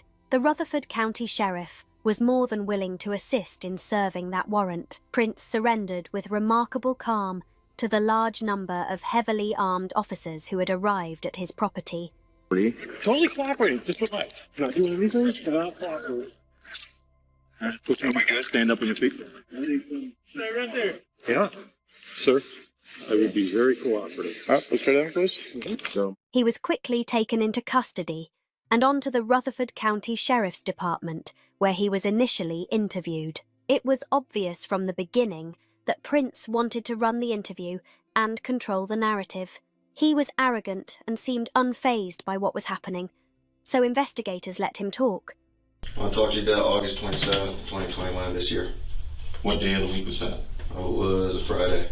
Okay. Where are you on that day? What's your typical Fridays like? Some Fridays I go do jobs, some Fridays I stay home, some Fridays I go look at jobs, I do all sorts of things. Days run together for me because I don't have a set schedule. Fair enough. As the jobs come, right? Mm-hmm. Okay, so specifically the 27th. Mm-hmm. What, 2 weeks ago? Do you remember where you were at?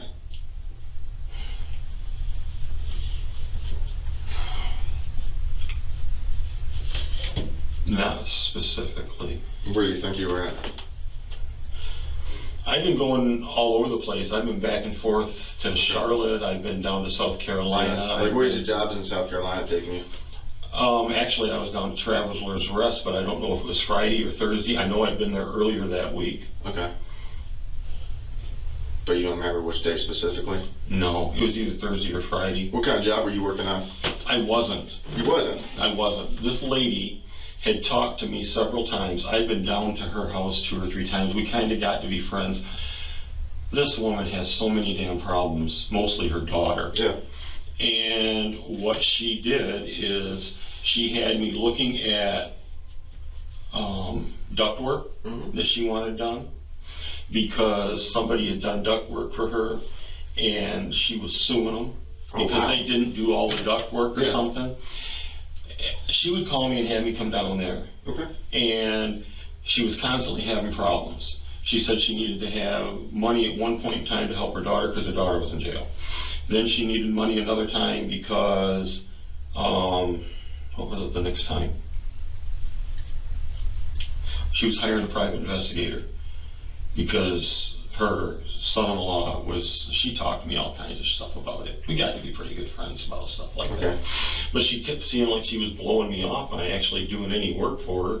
She was going to have a guy come out and wash her house, and I said, well, if I'm coming down here to look at other stuff, I got a power washer. I can wash your house and clean out your eaves for a couple $100.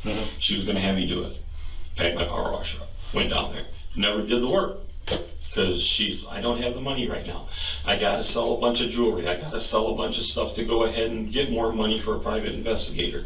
Then she wanted a different private investigator because she didn't like the one she had. So it was like one excuse after the other. How'd you meet her initially? years ago. Okay. Years ago, it was somebody had given me her name or number, or her my name and number. I get passed around a lot. Okay. So it was a years ago thing. That's pretty awesome. Your name made all the way down to Travelers Rest, South Carolina. Mm-hmm. That's good reputation. Yeah. Solid work. All right, so why what, are we? What you're telling us is that's not you on the 27th? Food Line parking lot, Travelers Rest?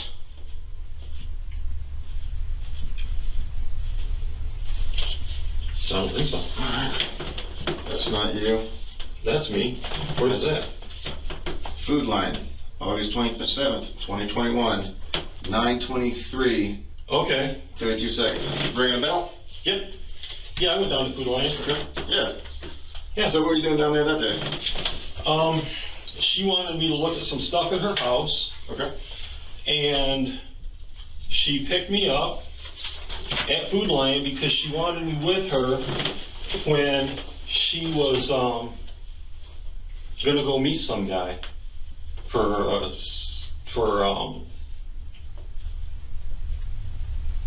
dang it, private investigator. Okay. Yeah. Tell us about that. She wanted me to meet her down there. Okay. She was nervous because she says, I'm not sure I trust this guy. And she knows I've been in the military. And she says, will you meet me? And I go, yeah.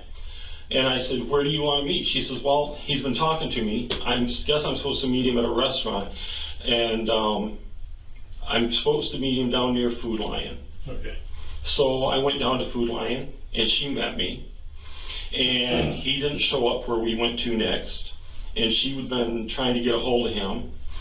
And we went to her house for about 2 hours. And then we went back to Food Lion. And she just dropped you off and you went home and you just noticed something about PI? Well, she wanted me to see if this guy was going to meet her where he was supposed to meet her. Do you know where? There was a hotel lobby that he had finally said, meet me at the hotel. Okay. She says, drive up there and see if he's there.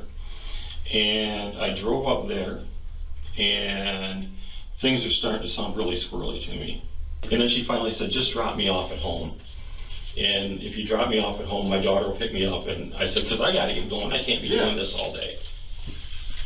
So that's y'all coming down 25, you and her together?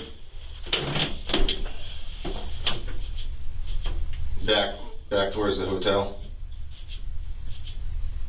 It could be. Okay, because that's her car. That's about 13:45 on the 27th.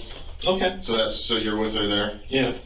Okay. I guess. Yeah. I'm not saying yeah. I'm just saying that could be her. Yeah, here's a different angle. But I mean, we've watched this car, right? Okay. Here's y'all in the hotel parking lot. Okay. Yeah.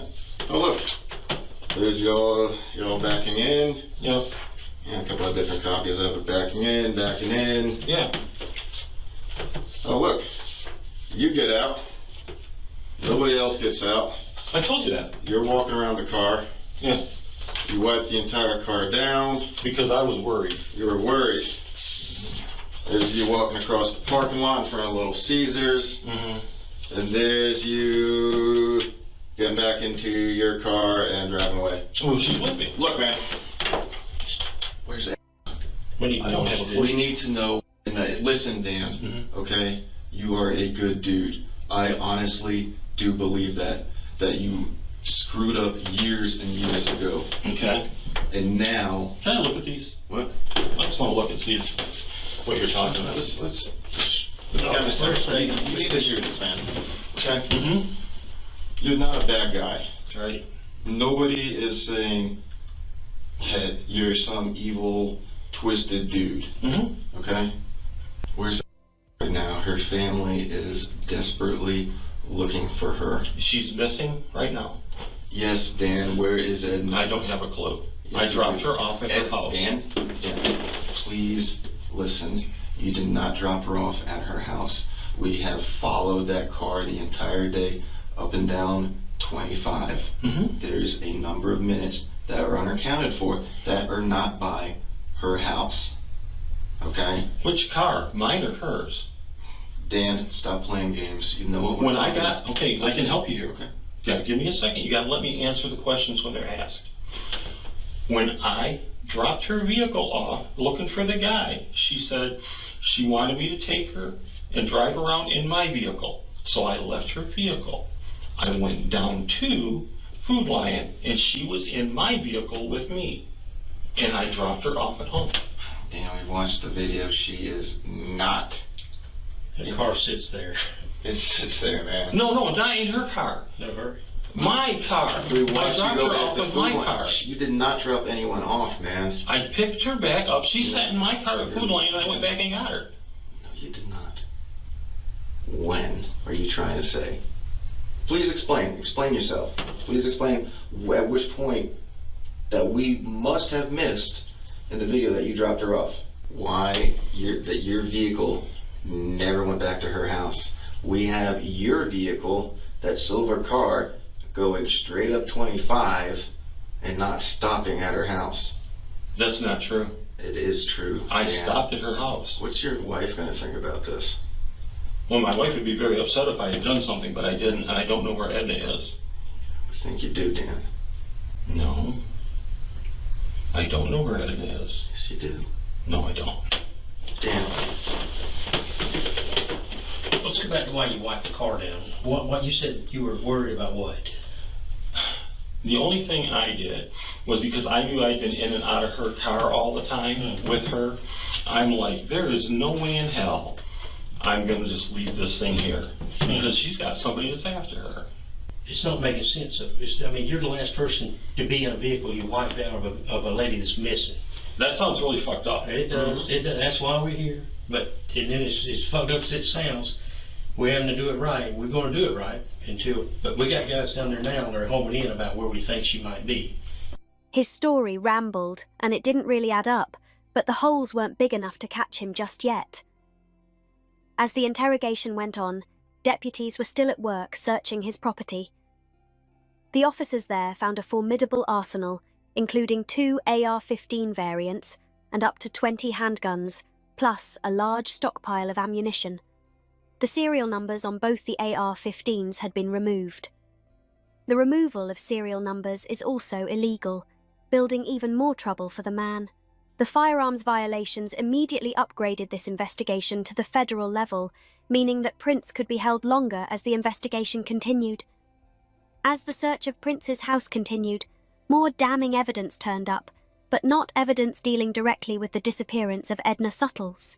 This evidence would end up bringing down a serial killer who had lived unnoticed by the surrounding community for years, and whose crimes were unknown even to the wife he shared his home with. Deputies discovered among his possessions the driver's license and passport of Nancy Rigo, age 66, a woman from nearby Charlotte, North Carolina. Certainly, here's the continuation. Nancy Rigo, a widow, had been missing since 2017 and had only made sporadic email and text contacts with her family members since that time. Rigo, or the person who may have been posing as her online, always refused to meet directly with family members. When asked, the same family members would verify that Rigo and Prince were supposed to be in a relationship during this time. Her wallet was also found among his possessions, along with financial records that indicated Prince's address was now hers. Prince was also found to have Rigo's bank card in his wallet. It's not hard to see the possibility that Rigo was dead and that Prince had been using her money. This rose to the suspicions of law enforcement. A separate search warrant had been issued now to look for additional information on Rigo while the search for Settles continued. The search allowed for the seizure of the aforementioned items, plus a purse that had belonged to Rigo's mother, Dolores Sellers Gore, who had passed away in 2017 from what had been called natural causes at the time. Prescription bottles with Rigo's name on them were also found, ones for cyclobenzaprine, tramadol, and lorazepam, all filled in 2017. A black bag was found with more sinister contents. That bag contained zip ties, a taser device, lubricant, and crushed pills in a bag labelled Ativan, the brand name for lorazepam, a strong sedative that can be used to slow breathing and even cause death when combined with alcohol or some other substances. In custody, Prince was playing for time and maintaining his innocence when it came to Settle's disappearance. On October 9th, as Prince sat in jail, his time ran out. Prince's wife decided it was time to leave and began efforts to put the home and surrounding property on the market.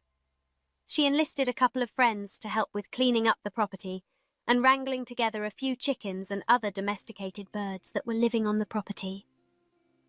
One of those friends, while walking along the outer edges of the property, spied a large white bee box deep in the woods at the very corner of the land. KK Prince had been unaware of its existence and the contents that her friend found within. She quickly called law enforcement to search the box after obtaining another search warrant. Deputies from the Rutherford County Sheriff's Department found Settle's purse, Jeep keys, rope, zip ties, and a variety of other small items belonging to her. A single opened cup of yogurt, of the same type and flavor that Prince had purchased on that fateful day, was also inside the box. Nearby was a vehicle's back floorboard panel, a black plastic bag, and a tarp.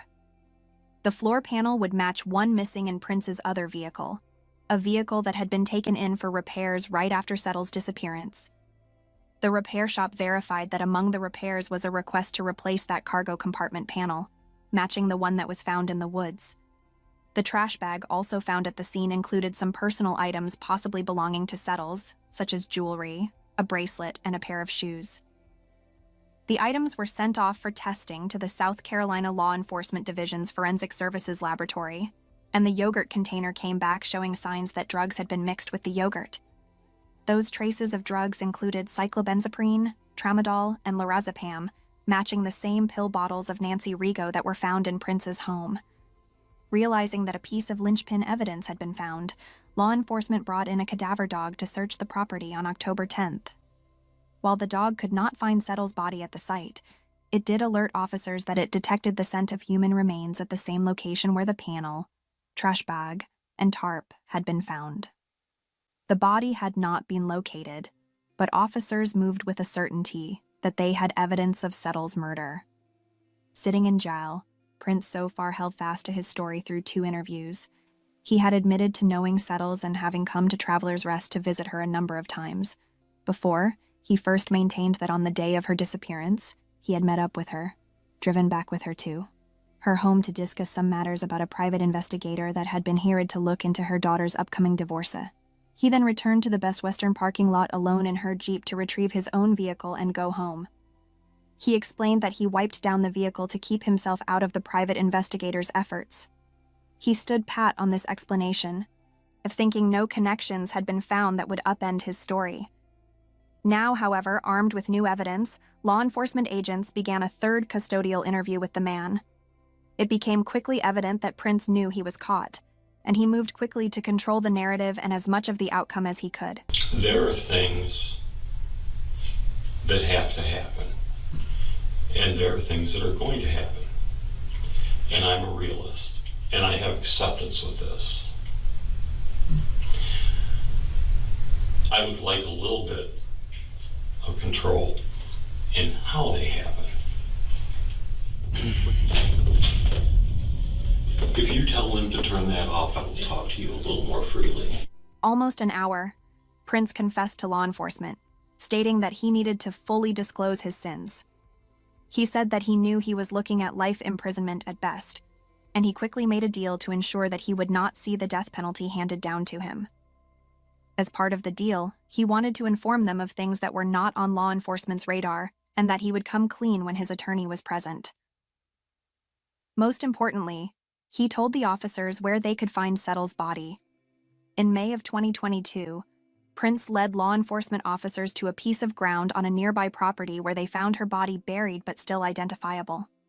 Still in the custodial interview, he went on to explain that he had been involved in the deaths of Dolores Sellers, Nancy Rigo, and Lee Goodman. He had confessed to multiple murders. A serial killer had been uncovered. In the matter of the deaths of Dolores Sellers and Nancy Rigo, he claimed that he had hypothetically assisted euthanizing the elderly Sellers, hinting that Rigo had been a part of the process. He intimated that Rigo later was bothered greatly by what had happened and had threatened to tell the police. Rigo then became his next victim. He disposed of her body, did not tell anyone, and used the power of attorney that she had given him to have her Social Security checks routed to his residence. Sellers' death, originally attributed to natural causes, was reinvestigated and then declared a homicide. The third victim, Lee Goodman, was originally from Florida and had disappeared in the time between the deaths of Rigo and Settles. Prince claimed that Goodman had attempted to rob him, but that it did not work out well, and her body was disposed of in a rural area after he had cleaned up the incident. No evidence of a robbery was ever found. Prince avoided trial and was sentenced to life imprisonment. We certainly want to thank y'all for joining us today as we announce an arrest and subsequent plea deal has been reached in connection with the disappearance and death of Edna Suttles.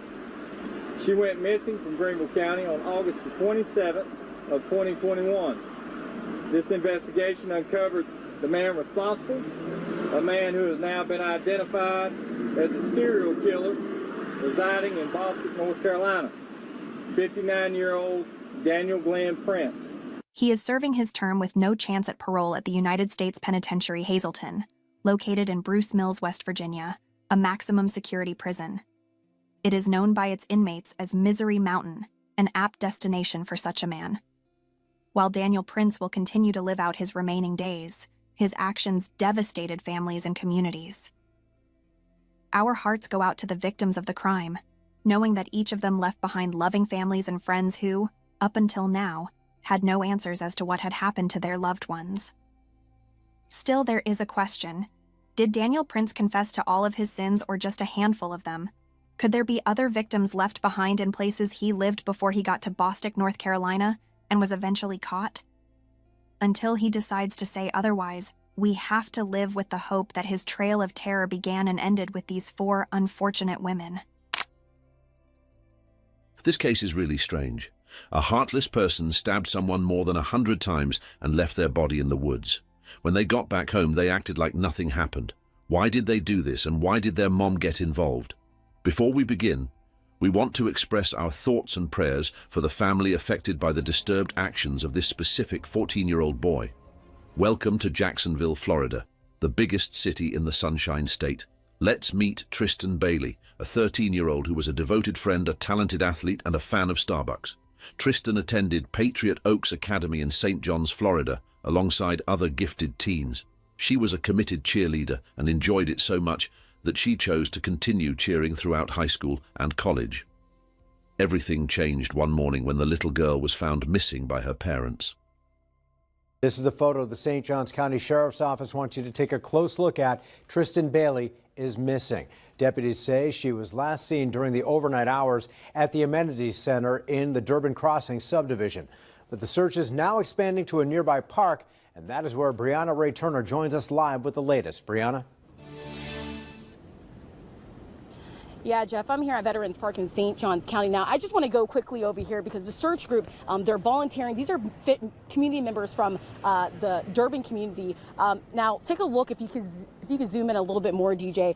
They're about to start their search right now. They're trying to find Tristan Bailey, 13-year-old girl who was reported missing by her family this morning at 1 a.m. at the Durbin Amenity Center. Now, again, so many families out here. I talked with one family who says their kids went to school with Bailey, and they still can't believe something like this happened. They've been living here for about 12 years now, and they said never has a child been missing. The St. Johns County Sheriff's Office says Bailey was last wearing a white cheerleading skirt and a dark-colored shirt. So if you have any information about the current whereabouts or have seen Bailey, please contact your nearest local law enforcement agency. On May 9th, Sunday morning, Mother's Day, her mom and dad were already up making breakfast. Everything was going well, and they had no reason to suspect that something happened to their Tristan. Mrs. Bailey went to wake up her daughter around 10 a.m., but to her surprise, she wasn't in her room. The parents went on high alert, and the mum reported the missing daughter to the police. The community that they lived in had no history when it came to crimes. They lived in Durbin Crossing, an exceptional community that is reminiscent of days gone by when kids played outside and laughter echoed through the streets. This is known as a neighborhood that doesn't see a lot of police activity or crime. Definitely no kidnapping or murder. Being very tight-knit, everyone knew each other and acted like they were friends. Judging from all the images, all the people look like they're part of an upper middle class and are well-mannered. So, her mom reports her daughter missing, and the whole community joins in. Investigators later mentioned how impressed they were by the neighborhood's support. People were creating flyers and doing everything they could to help find the girl.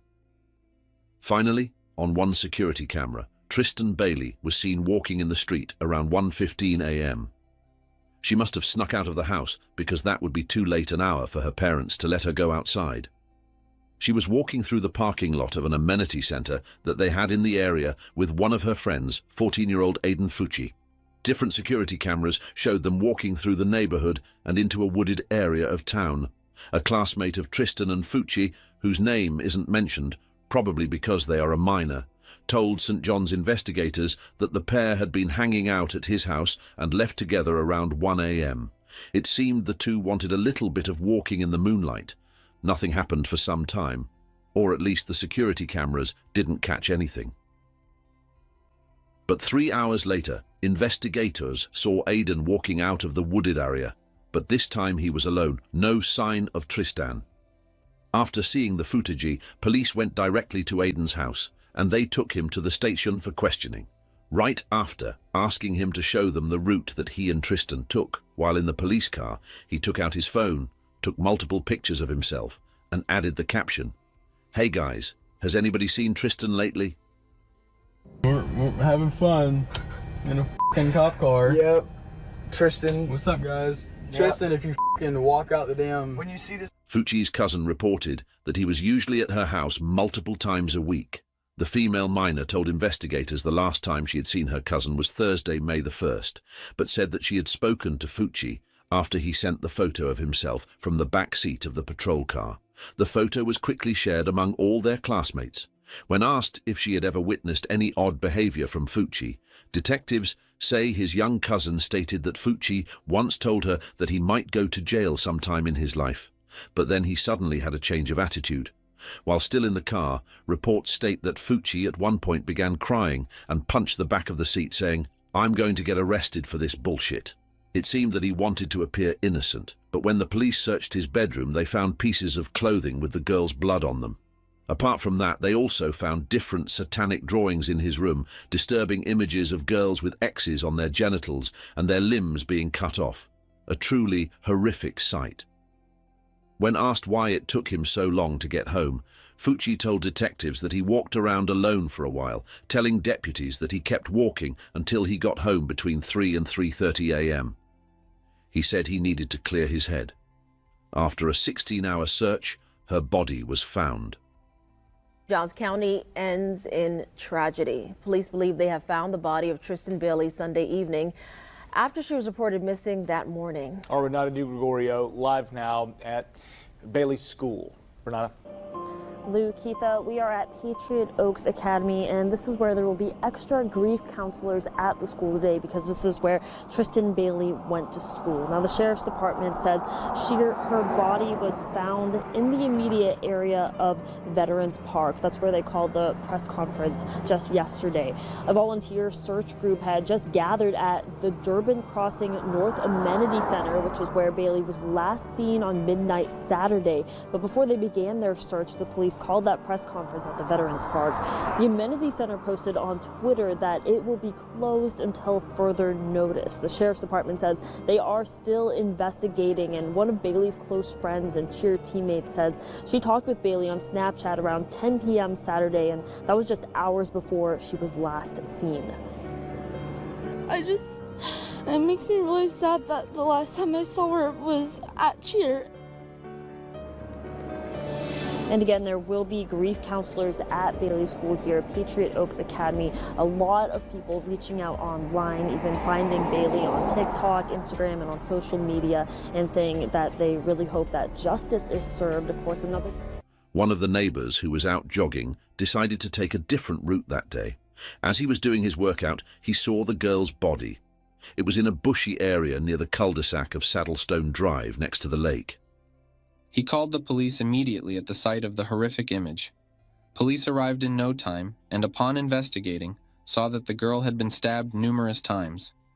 Police took the body in and called the parents to identify and to see if it was their daughter. Unfortunately it was. She was fully dressed, so there was no suspicion of rape or anything like that.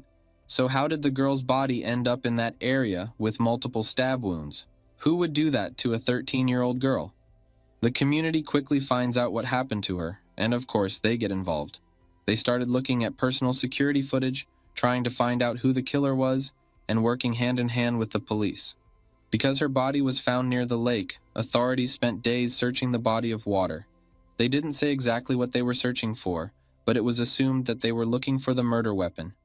Aiden, being the primary suspect, was then sent to juvenile detention in St. John. His first court hearing was via Zoom, and footage of it had been released online. The judge said there was probable cause to keep the boy in detention, and also added that he would remain there until the end of May when they would be able to get the case going. After the boy's detainment, one of the investigators that had worked in the area specifically for over a decade said that he feels very confident about the case. He also added that it would be prosecuted to the fullest.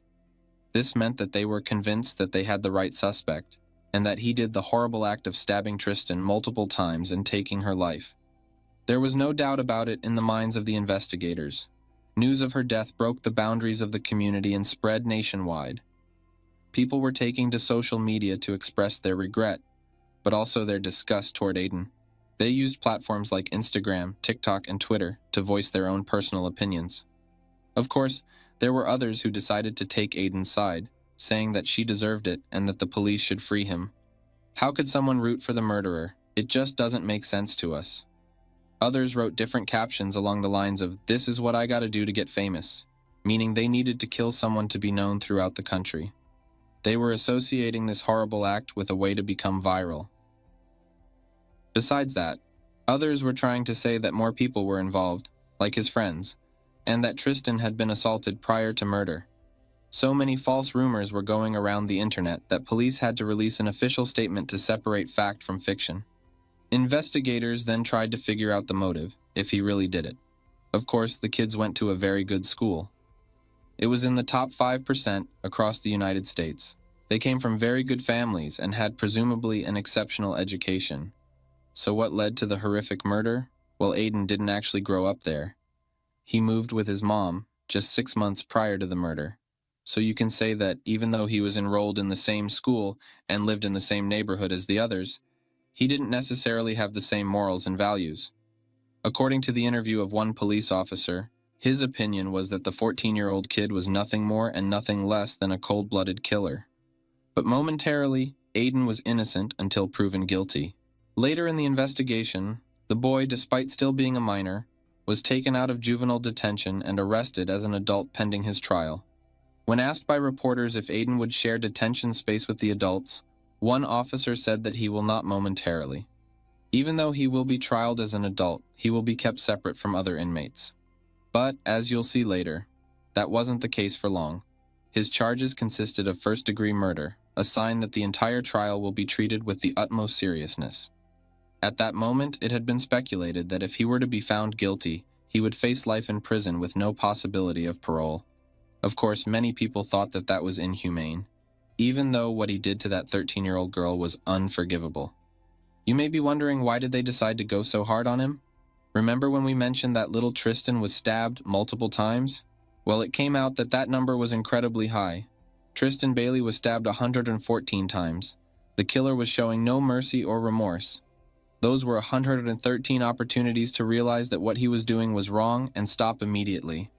The number of wounds distinctly indicates a clear purpose to kill. Upon searching the lake, divers eventually found the murder weapon. It was a typical folding button knife, and they were convinced that Aiden used it to stab his friend because part of the blade was actually missing, and then later found lodged in the girl's skull in one of the stab wounds. Police think the only reason he stopped at 114 was that the knife broke. He may have caused more damage if the blade had remained intact. 49 of those stab wounds were concluded to be defensive, meaning that it happened in the hands, arms, and legs, indicating that Tristan fought for her life until her last breath. She didn't give up easily. She made his job as hard as she could. But in the end, it didn't matter. At this point, They had an overwhelming amount of evidence against Aiden, and they were very confident that the boy did it, even though he still hadn't admitted he was the author of the crime. Other pieces of evidence were the statements from some of his friends. Police went around interviewing people, and according to them, Aiden was telling his closest friends and his girlfriend for some time now that he wanted to kill somebody. It seemed that he had an urge inside of him, an urge to end an innocent life without any reason at all.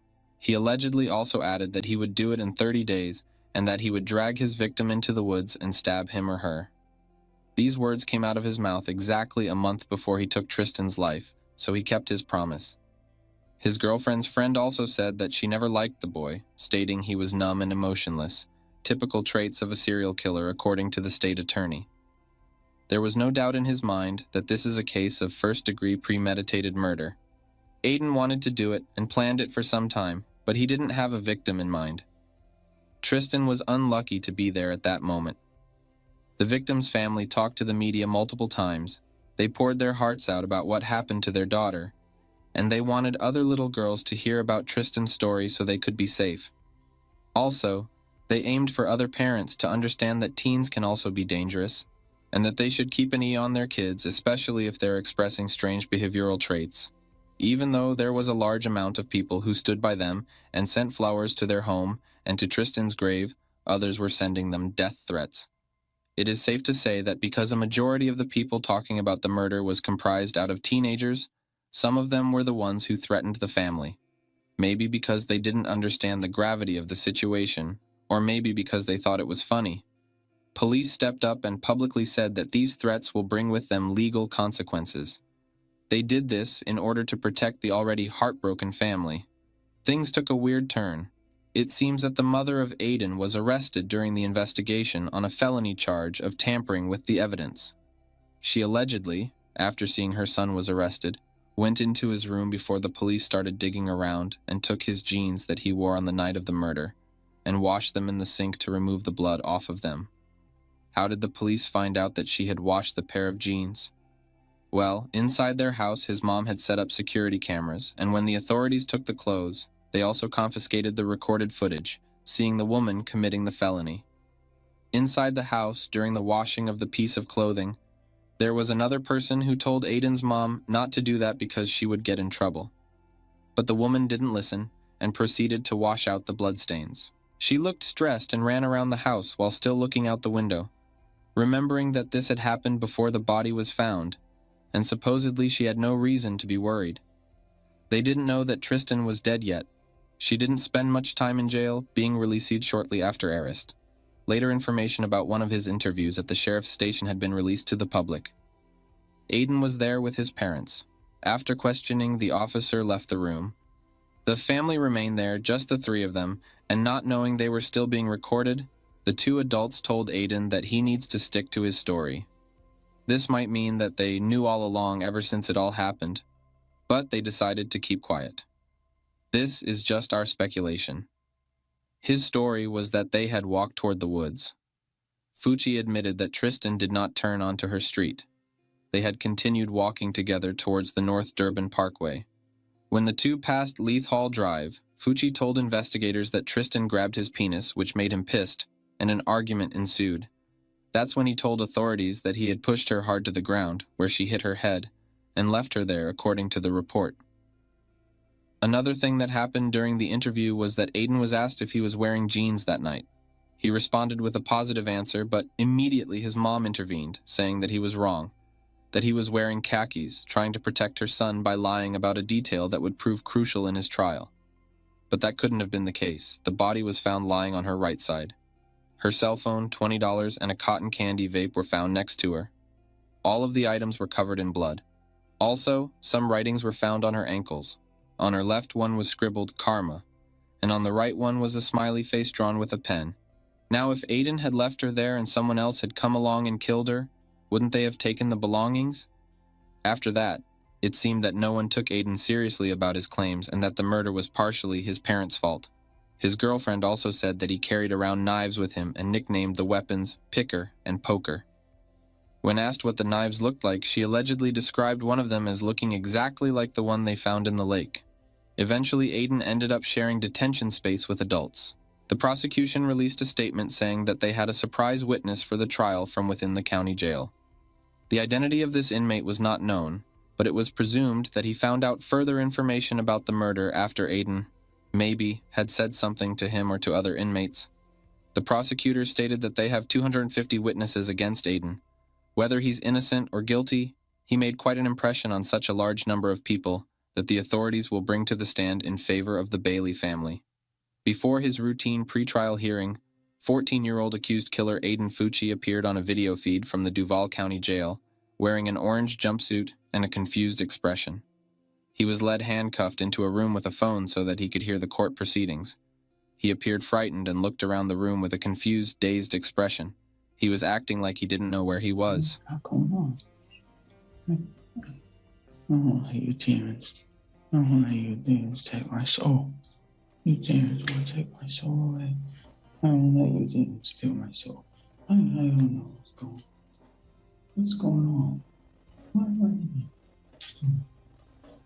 I see you. What's going on?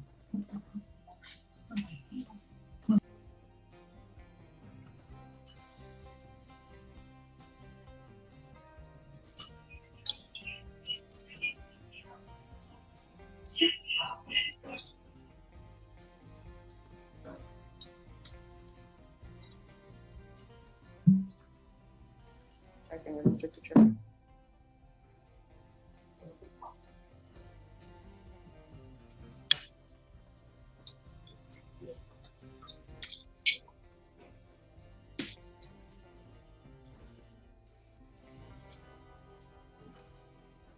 What?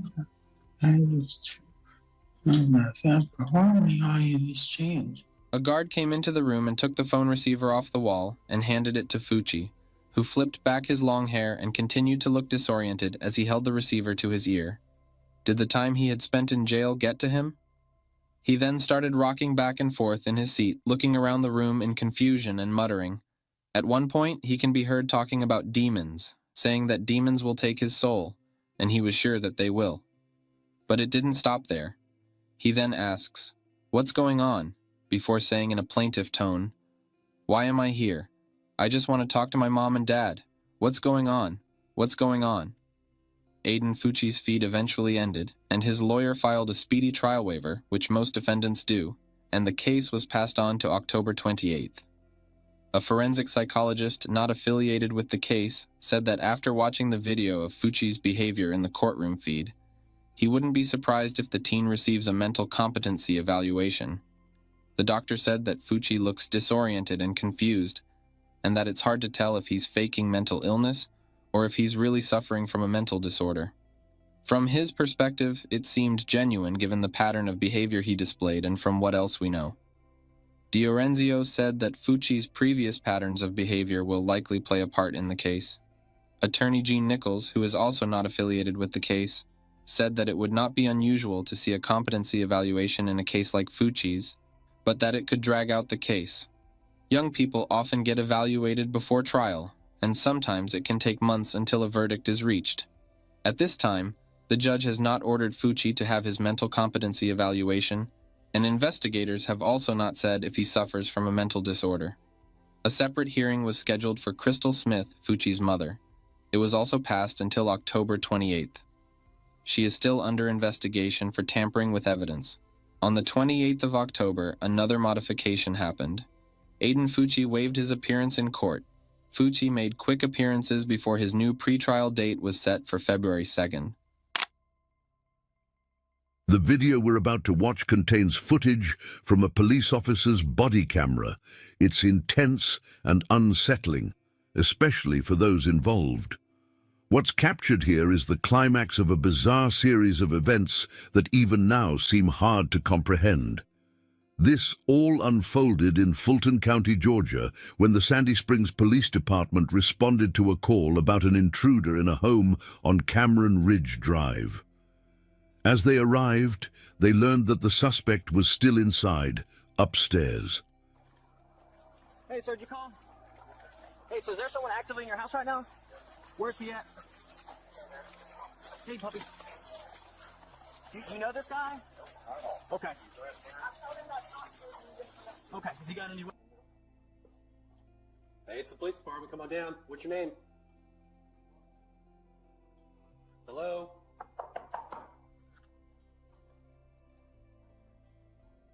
Your house is next door. It's not this one. It is. It's next door, man. This is the residence of... What's that? Nah, man. Not if you come out right now and talk to us. No, we're not going to twist anything like that, you know? The officers tried to communicate with the intruder, urging him to come down. They even reassured him that they wouldn't harm him. After several minutes of negotiation, things took a violent turn. The man, later identified as 22-year-old Matthew Scott Lands, attacked one of the officers with a hunting knife, inflicting serious wounds.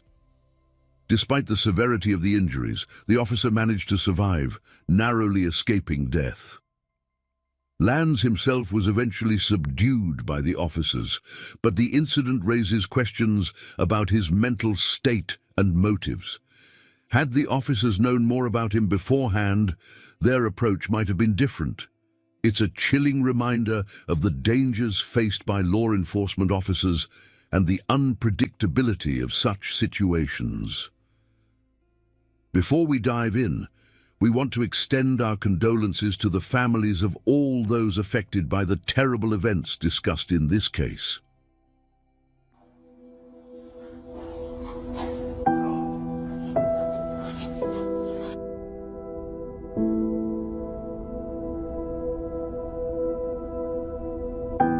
Just 2 days prior to Matthew Lance's attack on the police officer, a heartbreaking incident unfolded at a residence on Verbena Drive in Ackworth, Cobb County. This aerial footage shows the red brick house on Verbena Drive where the bodies of a couple were found.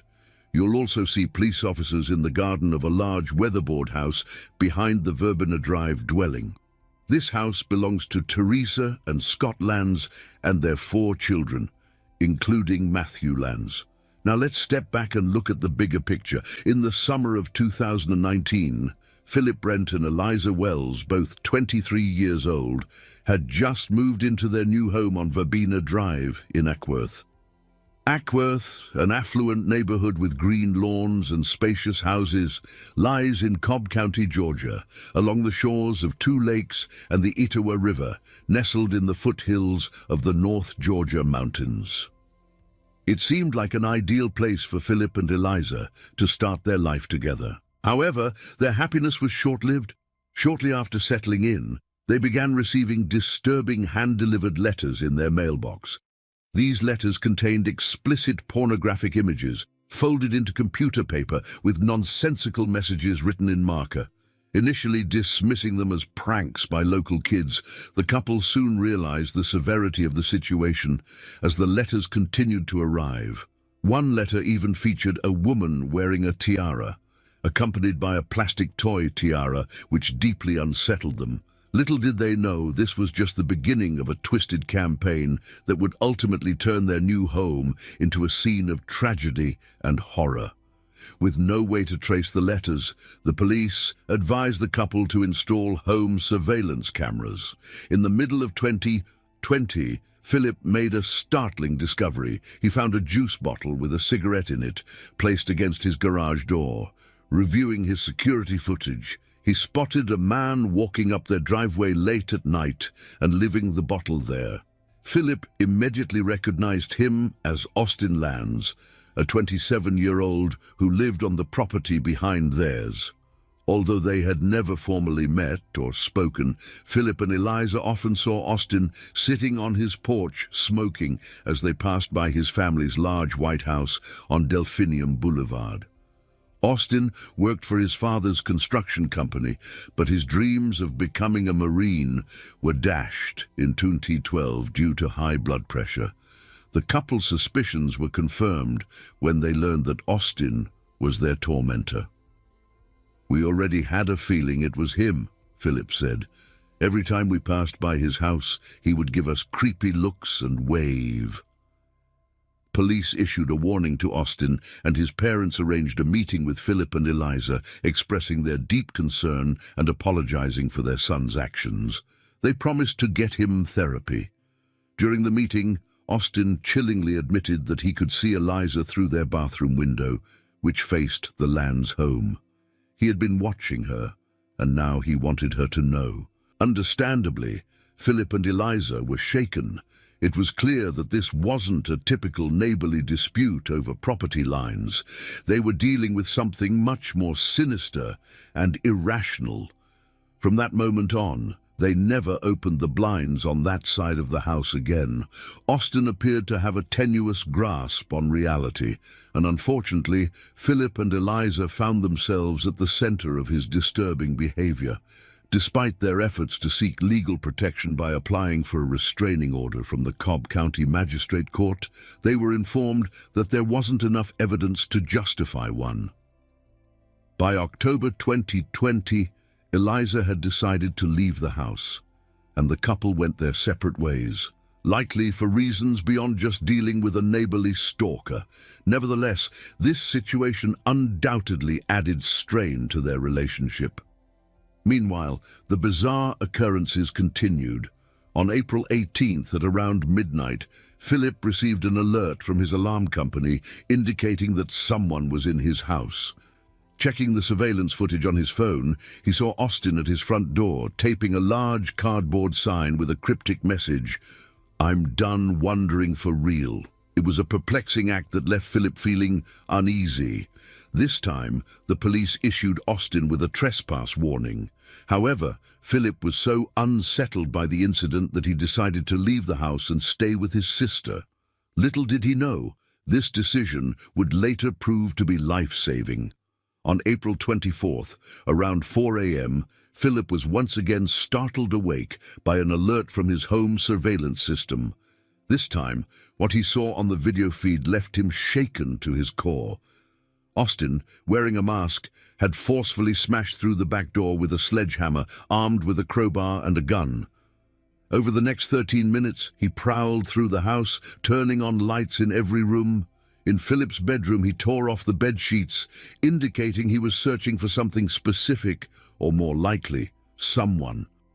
Police swiftly arrested Austin that night on charges of burglary and trespassing. Despite the evidence, he denied taking anything, revealing a glimpse into the madness of his mind. Austin claimed that planes constantly flew over his neighborhood, and he believed his phone was being tracked. However, his behavior took a violent turn when he attacked 2 Cobb County Sheriff's deputies, seriously injuring them. During the altercation, he challenged the deputies to uncuff him so he could fight them one-on-one, demonstrating his unstable mental state. Despite his obvious psychological issues, Austin was released from jail on July 18, 2021, after posting a 30,000 bail. He was ordered to undergo a mental health and substance abuse evaluation within 30 days of his release. Sadly, Austin's story would come to a tragic end long before he could receive the help he needed. On August 3, 2021, Austin arrived in the D.C. area and boarded a bus headed to the Pentagon. Nearby, journalist David Satter heard gunshots coming from the metro bus stop and began filming. The scene revealed a body surrounded by police officers at the Pentagon Transit Center. The victim was identified as senior Pentagon police officer George Gonzalez, a decorated war veteran. Without provocation, Austin approached Gonzalez, stabbing him in the neck before taking the officer's gun and fatally shooting him. He then turned the gun on himself, ending his own life. The Pentagon was placed on lockdown for nearly 2 hours following the incident. A subsequent report on the attack attributed Austin's motive to likely stem from mental health challenges and a desire for revenge against the U.S. military, who had thwarted his aspirations to join the Marines. Additionally, he harbored animosity towards U.S. authorities in general. More about the man accused of attacking 2 Cobb County deputies earlier this year and then just yesterday fatally stabbing a Pentagon officer. Joe Hankey spent the day digging through warrants to help help us understand more about Austin Lands' past and the moments leading up to the attack at the Pentagon Transit Center. And Joe, you also spoke to one of his neighbors, right? Well, that's right, Sheba. One of his next door neighbors says his family has lived in the same home in Ackworth for nearly 3 decades. It's where 27-year-old Austin Lands grew up and continued to live with his parents, according to this neighbor. She said she knew about the attack at the Pentagon on the Pentagon officer yesterday, but she didn't know Lands was the suspect until we talked.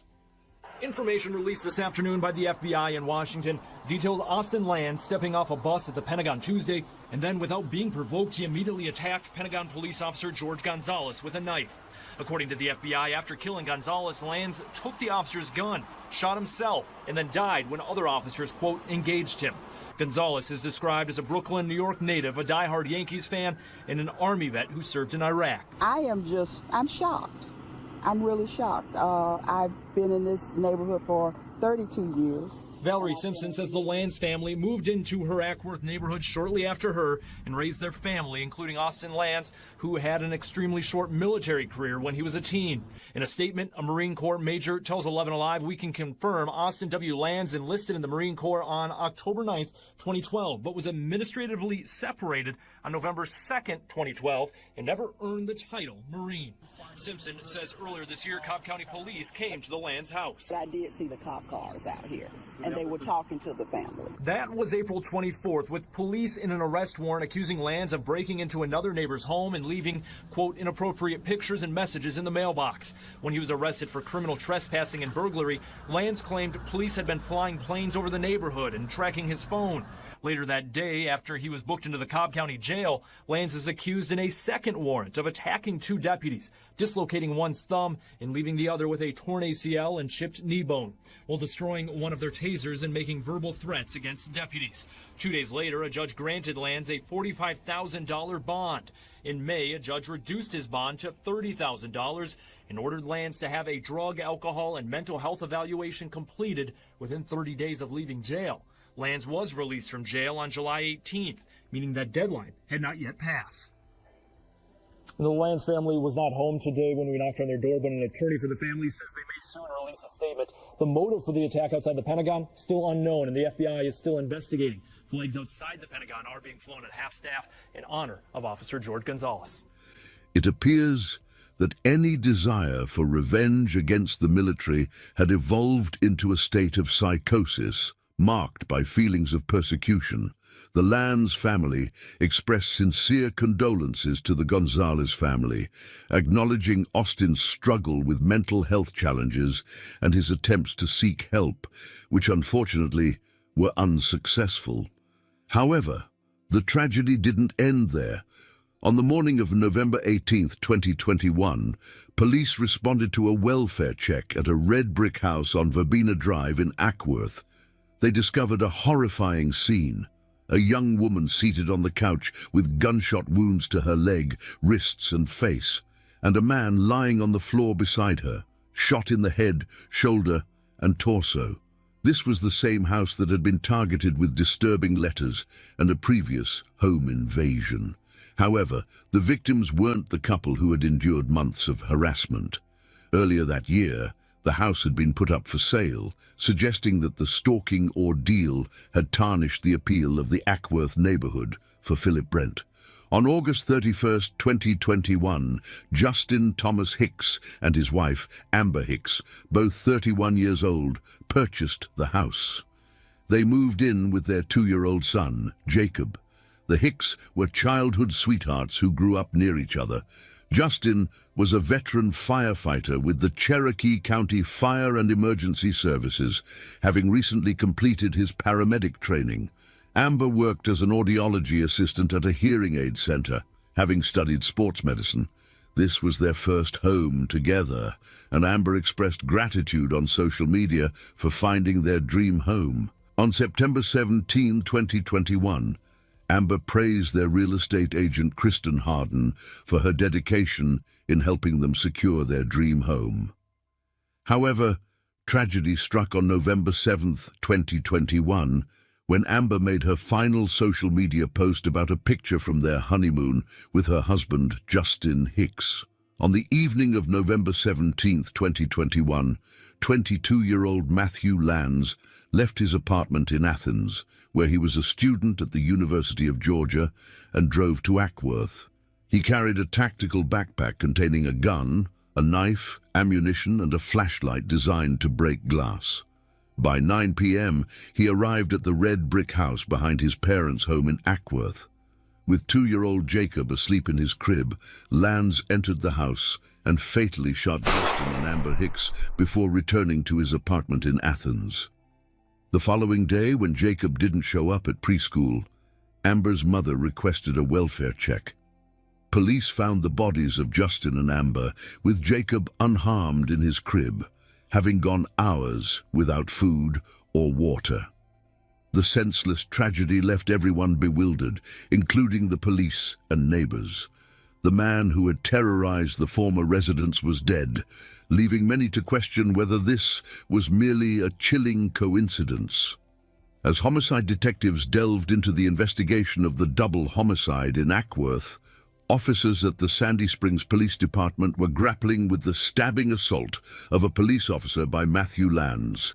It soon dawned on them that he was the brother of the killer, Austin Lanz, and a neighbor to the young couple who had tragically lost their lives in their home. Once again, suspicion turned toward the Lanz family. Could they possibly have not one, but 2 sons capable of such heinous acts? The surveillance footage from the Hicks home revealed Matthew Lanz crossing the backyard on the night of the murders, wearing a grey hoodie. Police later found the same hoodie in his washing machine during a search of his apartment. Additionally, they discovered ammunition, shell casings, and ultimately the gun used in the murders at his parents' home. In February 2022, a Cobb County grand jury indicted Matthew Scott Lanz for the murders of Justin and Amber Hicks, along with a slew of other charges, including second-degree cruelty to children. This charge stemmed from leaving 2-year-old Jacob Hicks alone with his murdered parents. Lanz is currently being held without bail in the Fulton County Jail. However, this marks the end of the factual narrative for now. Cobb County Bureau Chief Chris Jose provided new developments, indicating that the lead investigator revealed fresh evidence during a hearing at the Cobb County Courthouse. This evidence included items found in a car driven by Matthew Lanz, such as a tactical backpack, binoculars, and a large metal flashlight designed to break glass.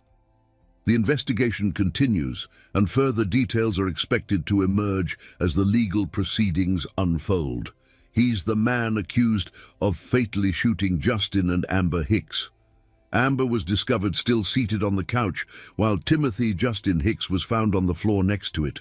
Detective Zachary Stanner testified that cell phone data placed Lance leaving his Athens apartment, where he was a student at UGA, at 8 p.m. on November 17th. Subsequently, the same data showed him at the scene of the crime in Ackworth around 9 p.m. The detective further explained that Lance's parents and the Hicks were neighbors who shared a backyard fence. According to the detective, Lance returned to his Athens apartment after the murder. During the search of Lance's apartment, police discovered a grey North Face hoodie in the washing machine, along with ammunition. Hours before the search, police say Lance's parents drove to Athens and confronted him about the murders. Despite his denial, they saw the gun allegedly used in the murders. They confirmed retrieving a pistol from his house, but left the magazines and ammunition behind at his apartment. Furthermore, police claim that surveillance footage from a neighbor's camera showed Lance in the Hicks family's backyard, wearing a grey hoodie. Investigators believe it's the same hoodie found in the washing machine at his Athens apartment. The gun was later found at his parents' home. The Ackworth community, like others, is left with unanswered questions. Speculation runs rampant in the true crime community regarding why the original homeowners were targeted by Austin Lanz. Many believe mental illness was the driving force behind his harassment campaign. It's likely that paranoid ideation gripped Lanz. including delusions that the couple conspired against him.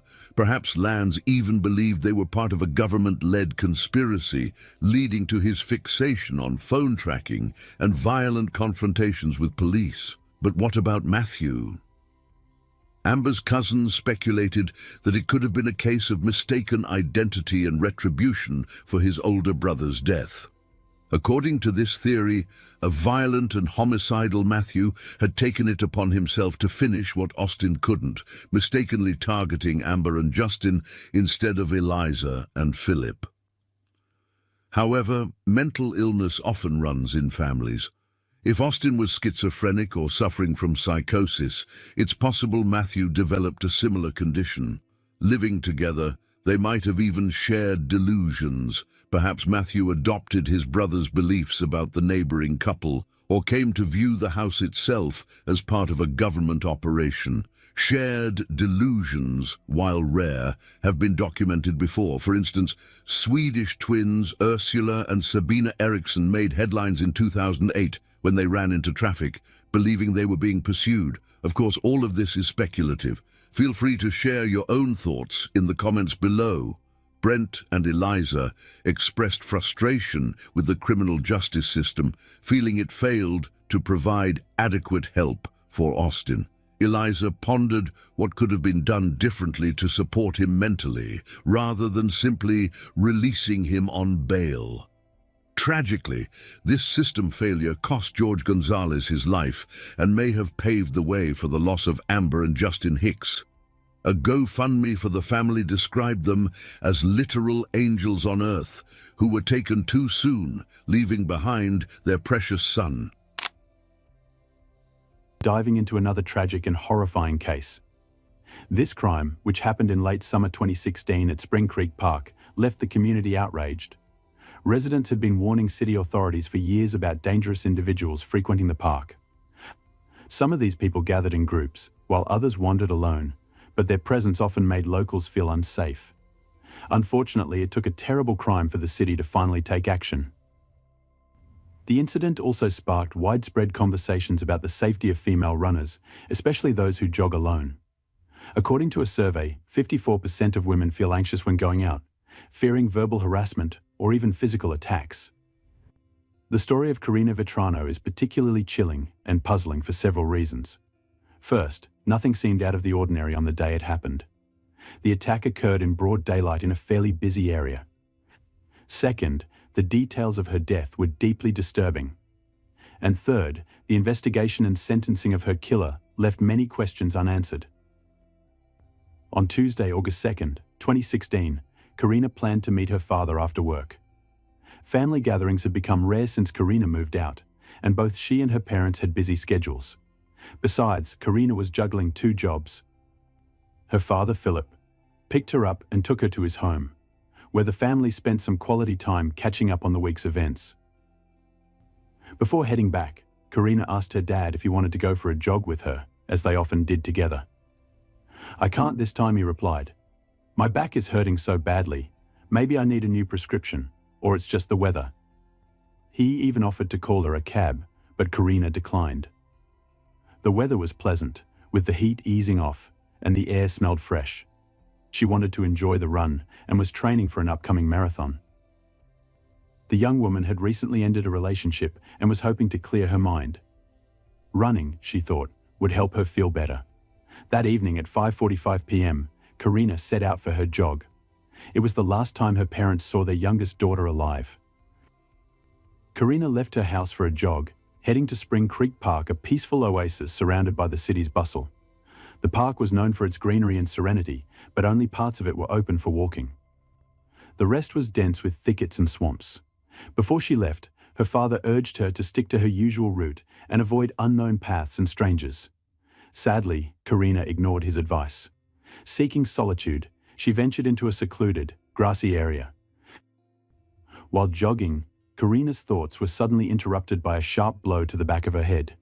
She collapsed, and in that moment, her life took a tragic turn. Back at the Vetrano home, worry was growing. It had been 2 hours since they'd last seen Karina, and she wasn't answering her phone. Her parents were growing frantic, making repeated calls to her number. She had promised to keep her phone close, and her failure to respond felt alarming. Sensing something was terribly wrong, her father reached out to a neighbor who happened to be the chief of the New York City Police Department. Knowing Philip wouldn't overreact without reason, the officer quickly took action. Karina was officially reported missing, and a large-scale search began. Police combed through Spring Creek Park and the nearby streets, using every resource at their disposal, including experienced canine units. They understood how critical the first 24 hours are in a missing persons case and worked tirelessly before nightfall. Meanwhile, Philip Vetrano couldn't sit idly by. Together with a group of volunteers, he searched the park himself, walking its paths and trudging through tall grass while making phone calls in desperation. As darkness fell, he noticed a faint light in the grass. Approaching it, he realized it was Karina's phone. Clinging to hope, he thought she might have simply lost it and hadn't been able to let them know. Determined to find her, Philip continued searching. He pushed further into the thicket, stepping carefully through the grass, until he came across something soft. It was a partially undressed body lying face down. When Philip turned it over, his worst nightmare became a reality. It was Karina. A heart-wrenching scream erupted from his chest as he held his daughter. She hadn't simply lost her phone as he'd hoped. His little girl wasn't answering her calls because her life had been cruelly taken. The devastating reality of what had happened sank in for Mr. Vetrano. His screams of anguish alerted the police, who rushed to him and carefully pulled him away from Karina's body. They explained that the area was now a crime scene and every detail could be critical evidence. They urged him not to touch anything to preserve the integrity of the investigation. On his way home, Philip's mind was consumed with grief and memories. He agonized over how to break the news of Karina's death to his wife. Moments from the past flashed through his mind, like a vivid slideshow. He remembered July 12, 1986, in Queens, the day their second daughter was born. Karina had always been a source of pride for him. From a young age, she was obedient, well-mannered, and driven. He thought of her first day of school, how diligently she pursued her education, and how it paid off when she graduated from St. John's University with a master's degree in speech pathology. She had always dreamed of helping children and worked tirelessly with autistic kids. Karina was a vibrant and multifaceted individual who loved to travel, write, and run. Running was a passion they shared, which deepened their father-daughter bond. Philip recalled how protective he had been of her, particularly when it came to her relationships. He wanted her to be cherished and to build a family as strong as the one he had with Kathy. He had dreamed of seeing her happy, settled, and eventually giving him grandchildren. The journey home felt endless. As Philip reached the house, he paused at the door, gathering his strength. "I need to be strong for my family," he told himself, trying to muster the courage to face what was ahead. Kathy met him at the door, and as soon as she saw his face, she knew. He didn't need to say a word. Overwhelmed, she began to cry and embraced her husband. The news of Karina's death quickly spread among family and friends, leaving everyone in shock. Accepting her sudden and violent death was almost impossible. Investigators concluded that Karina had been subjected to a brutal attack. It was clear she had fought back. Her fists were still clenched even in death. Her body bore bruises and abrasions, and her athletic clothing was torn. The autopsy confirmed the horrifying details. The back of her skull had been shattered by a blow from a blunt object. Though a blunt object, likely a stone, caused severe injuries, the actual cause of death was asphyxiation. A clear mark on her neck pointed to strangulation. Additionally, the forensic report confirmed the attack's intimate and violent nature. Earth and grass were found under Karina's fingernails, evidence of her desperate struggle to escape. Her mouth showed signs of trauma. Several teeth were cracked or knocked out, likely from biting her attacker in self-defense. Her neck was covered in scratches, where she had clawed in a frantic attempt to break free. Karina fought fiercely for her life, refusing to give up, even in her final moments. Karina, the youngest Vetrano daughter, was known for her vibrant personality and diverse interests, especially her love for writing. In 2013, she starred in a short film by her friend Petro Georgiadis, based on a poem she had written called Paradox. On her blog, Karina often explored deep topics like love and mortality, showcasing her thoughtful and creative nature. Not long after this tragedy, another shocking discovery made headlines. In Princeton, Massachusetts, the body of another jogger was found hidden among tall grass. The circumstances were eerily similar: a young woman attacked in a secluded area during a run. Speculation arose: was a serial offender preying on female joggers? The cases were handed over to geneticists, who compared DNA samples collected at both crime scenes. Surprisingly, the DNA analysis revealed no connection between the two crimes.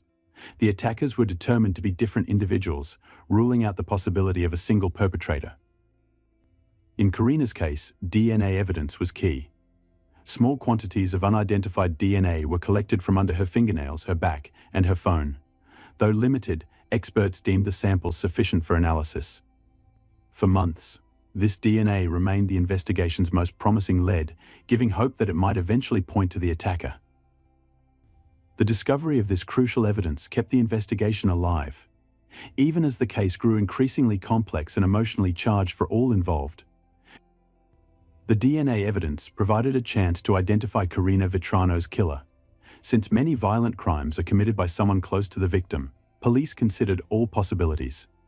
As part of the investigation, Karina's father, who had discovered her body, provided a DNA sample. Unfortunately, this procedure took place on the day of her funeral, compounding the family's grief. Later, all of Karina's relatives also underwent DNA testing, but none matched the samples found at the crime scene. Investigators then interviewed her friends and family to determine if Karina had any enemies or ill wishes. The results were consistent: Karina was universally loved and respected, with no apparent conflicts in her life. With no clear suspects, detectives theorized that the crime was driven by base motives. They speculated that someone had encountered Karina in the secluded area of the park and attacked her. Desperate for a breakthrough, law enforcement turned to the public for help, offering a $10,000 reward for any information leading to the perpetrator. The response was widespread, but frustratingly, it yielded no actionable leads. Detectives pursued around 250 tips, conducted 600 genetic tests, and compiled over 1,700 reports. Despite their efforts, they were unable to make progress. It appeared the attacker had no prior criminal record, or at least had never been caught before, making the investigation even more challenging. On August 31, 2016, a utility worker approached the police with a potential lead. He reported that, on the day of Karina's murder, he had been in a restricted area of the park and saw a man emerge from the bushes before running northward. Using his testimony, the NYPD developed a sketch of the individual in December 2016. However, investigators acknowledged that the man in the sketch could have been an innocent bystander in the wrong place at the wrong time. Unfortunately, the release of the sketch brought no new information, leaving the investigation at another standstill. In light of the stalled progress, the Federal Bureau of Investigation (FBI) joined the case on December 4, 2016, bringing additional resources and expertise to the search for Karina Vetrano's killer. Despite the mounting challenges, authorities remained determined to find justice for her and her grieving family. The FBI began by developing a psychological profile of the perpetrator. Experts believe the individual was highly familiar with the area, especially Spring Creek Park, suggesting he likely lived or had lived nearby. However, fearing capture, it was assumed he now avoided the location. The choice of the quiet, overgrown area for the crime indicated careful planning. Based on this theory, police conducted screenings among local African American men, but this led nowhere. Chanel Lewis, a young African American man from Brooklyn, eventually came under scrutiny. Living in a low-income housing complex about 4 to 5 miles from Spring Creek Park, Chanel shared an apartment with his mother, 3 sisters, and their children. He was unemployed and diagnosed with paranoid schizophrenia. But this didn't prevent him from graduating from a private school for students with emotional and behavioral challenges. Former classmates described Chanel as a quiet loner who was often the target of bullying. The kids constantly picked on him, said one peer. Even girls intimidated and punched him. He had no friends. Another former student mentioned that while Chanel occasionally fought back, it wasn't effective, and he was often ridiculed for his appearance and clothing. Chanel's habit of wearing a hoodie and walking away with a smirk in tense situations earned him the nickname African Lizard. Despite this, Some peers recalled a different side of Chanel. Danielle Munes, a fellow student, remembered him as a smart kid with good grades. She added, "He liked to show me funny videos on the bus. I never saw him be cruel." However, unsettling details about Chanel's past surfaced. Some sources claimed that during middle school, he expressed violent thoughts, allegedly stating he wanted to cut all the girls. He was also rumored to have asked, "What happens if I bring a knife to school?" Dr. Edward Dana, the executive director of the private school Chanel attended later, countered these claims. "We received no reports of threats in middle school," he said. "During his time at our school, he had no disciplinary sanctions. I never heard him make threatening statements towards other students." These mixed accounts painted a complicated picture of Chanel Lewis, a young man whose life had been marked by isolation, bullying, and rumors, but also by moments of normalcy and academic potential. This complexity would later play a crucial role in the investigation into Karina Vetrano's tragic death. Chanel Lewis was a troubled teenager who often faced bullying. Despite his challenges, he had aspirations of working in social services, wanting to help those in need. When conflicts arose at home, Chanel would wander the streets, frequently visiting Spring Creek Park. Over time, he had a few minor run-ins with the police. These included 2 violations in the park and 1 incident for urinating in public. In May 2016, he was reported by a local merchant for loitering in a store while holding a crowbar. The police checked his ID but let him go, as he had no prior criminal record. However, this interaction would later prove significant in the investigation of Karina Vetrano's murder. In February 2017, Detective John Russo recalled something important about the case. He had previously noticed a young man in a hoodie frequently wandering through Spring Creek Park. Russo had even tried following him once, intrigued by his unusual behavior.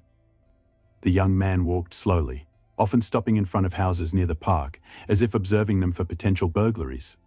However, Russo lost sight of him during the pursuit and couldn't follow up. After Karina's murder, Russo's memory of this individual resurfaced. Investigators revisited Chanel's file and found peculiarities that piqued their interest. Russo's hunch led the police to investigate Chanel further. They spoke to his acquaintances and former teachers, uncovering troubling information. Chanel had reportedly expressed harmful thoughts toward girls, which deepened investigators' suspicions. During the investigation, detectives discovered that on the day of Karina's death, Chanel was not at home. He had left after an argument with his family and gone to the park. When he returned, his clothes were torn and he had visible bruises and abrasions. When his mother asked about his appearance, Chanel claimed he had been attacked. His account aligned with a witness's description of a man fleeing the park. Additionally, on August 3, 2016, the day after Karina's murder, Chanel's father, a former school principal, took him to the hospital to treat severe wounds. These details significantly strengthened the police's focus on Chanel as a suspect, setting the stage for further investigation. Chanel Lewis's story unfolded in shocking detail. Investigators discovered that on August 3, 2016, the day after Karina Vetrano's murder, he was treated for cuts and an injured hand, injuries consistent with a violent altercation. The medical records further corroborated this timeline. On February 4, 2017, Chanel voluntarily provided his DNA to investigators, leaving detectives puzzled. Would someone guilty willingly do this? The interrogation began on February 5, 2017. Chanel admitted to being in the park around 5 p.m. On August 2, 2016, he described walking along dirt paths and listening to music when he encountered Karina jogging with her phone in hand. When asked if anything happened during the encounter, Chanel nodded and quietly said, "Yes." His initial response was vague, leading investigators to press further. Eventually, he confessed, "I was angry." One thing led to another. What happened, he then elaborated, providing a chilling account of the events. Chanel explained that he was walking in the park to distract himself from a family argument when he saw Karina jogging alone. He decided to follow her. When she passed him, he grabbed her shoulders, threw her to the ground, and hit her face multiple times to silence her. "My punches knocked out several of her teeth, injuring my hand," Chanel recalled. The struggle lasted about 5 minutes. Despite fierce resistance, Karina scratched and bit him, trying desperately to fight back. To avoid attracting attention, Chanel dragged her off the path into tall grass, where he attempted to undress and assault her. Even in shock, Karina continued to resist. Eventually, Chanel strangled her until she stopped moving. When asked if he knew Karina beforehand, he replied, "I did not know her before this. It all happened by chance." The motive behind his actions shocked investigators even further. Chanel revealed that his uncontrollable aggression stemmed from loud music played incessantly by a neighborhood gang member. This music, he claimed, triggered intense hatred and rage, which ultimately culminated in his attack on Karina. The confession provided the police with a clearer narrative of the crime, but it also raised questions about Chanel's mental state and the randomness of the act. Investigators knew they had a confession, but they also understood the importance of corroborating evidence to build an airtight case. These doubts and allegations of contamination were central to Chanel Lewis's defense strategy during the trial. His legal team argued that the evidence, including DNA traces, might have been compromised due to the significant number of individuals who had interacted with the crime scene.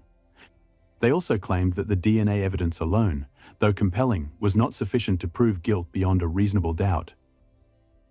Despite Lewis's initial confession, the defense cast doubt on its validity, asserting that it had been coerced under pressure and questioning whether he fully understood the implications of his statements due to his mental health issues.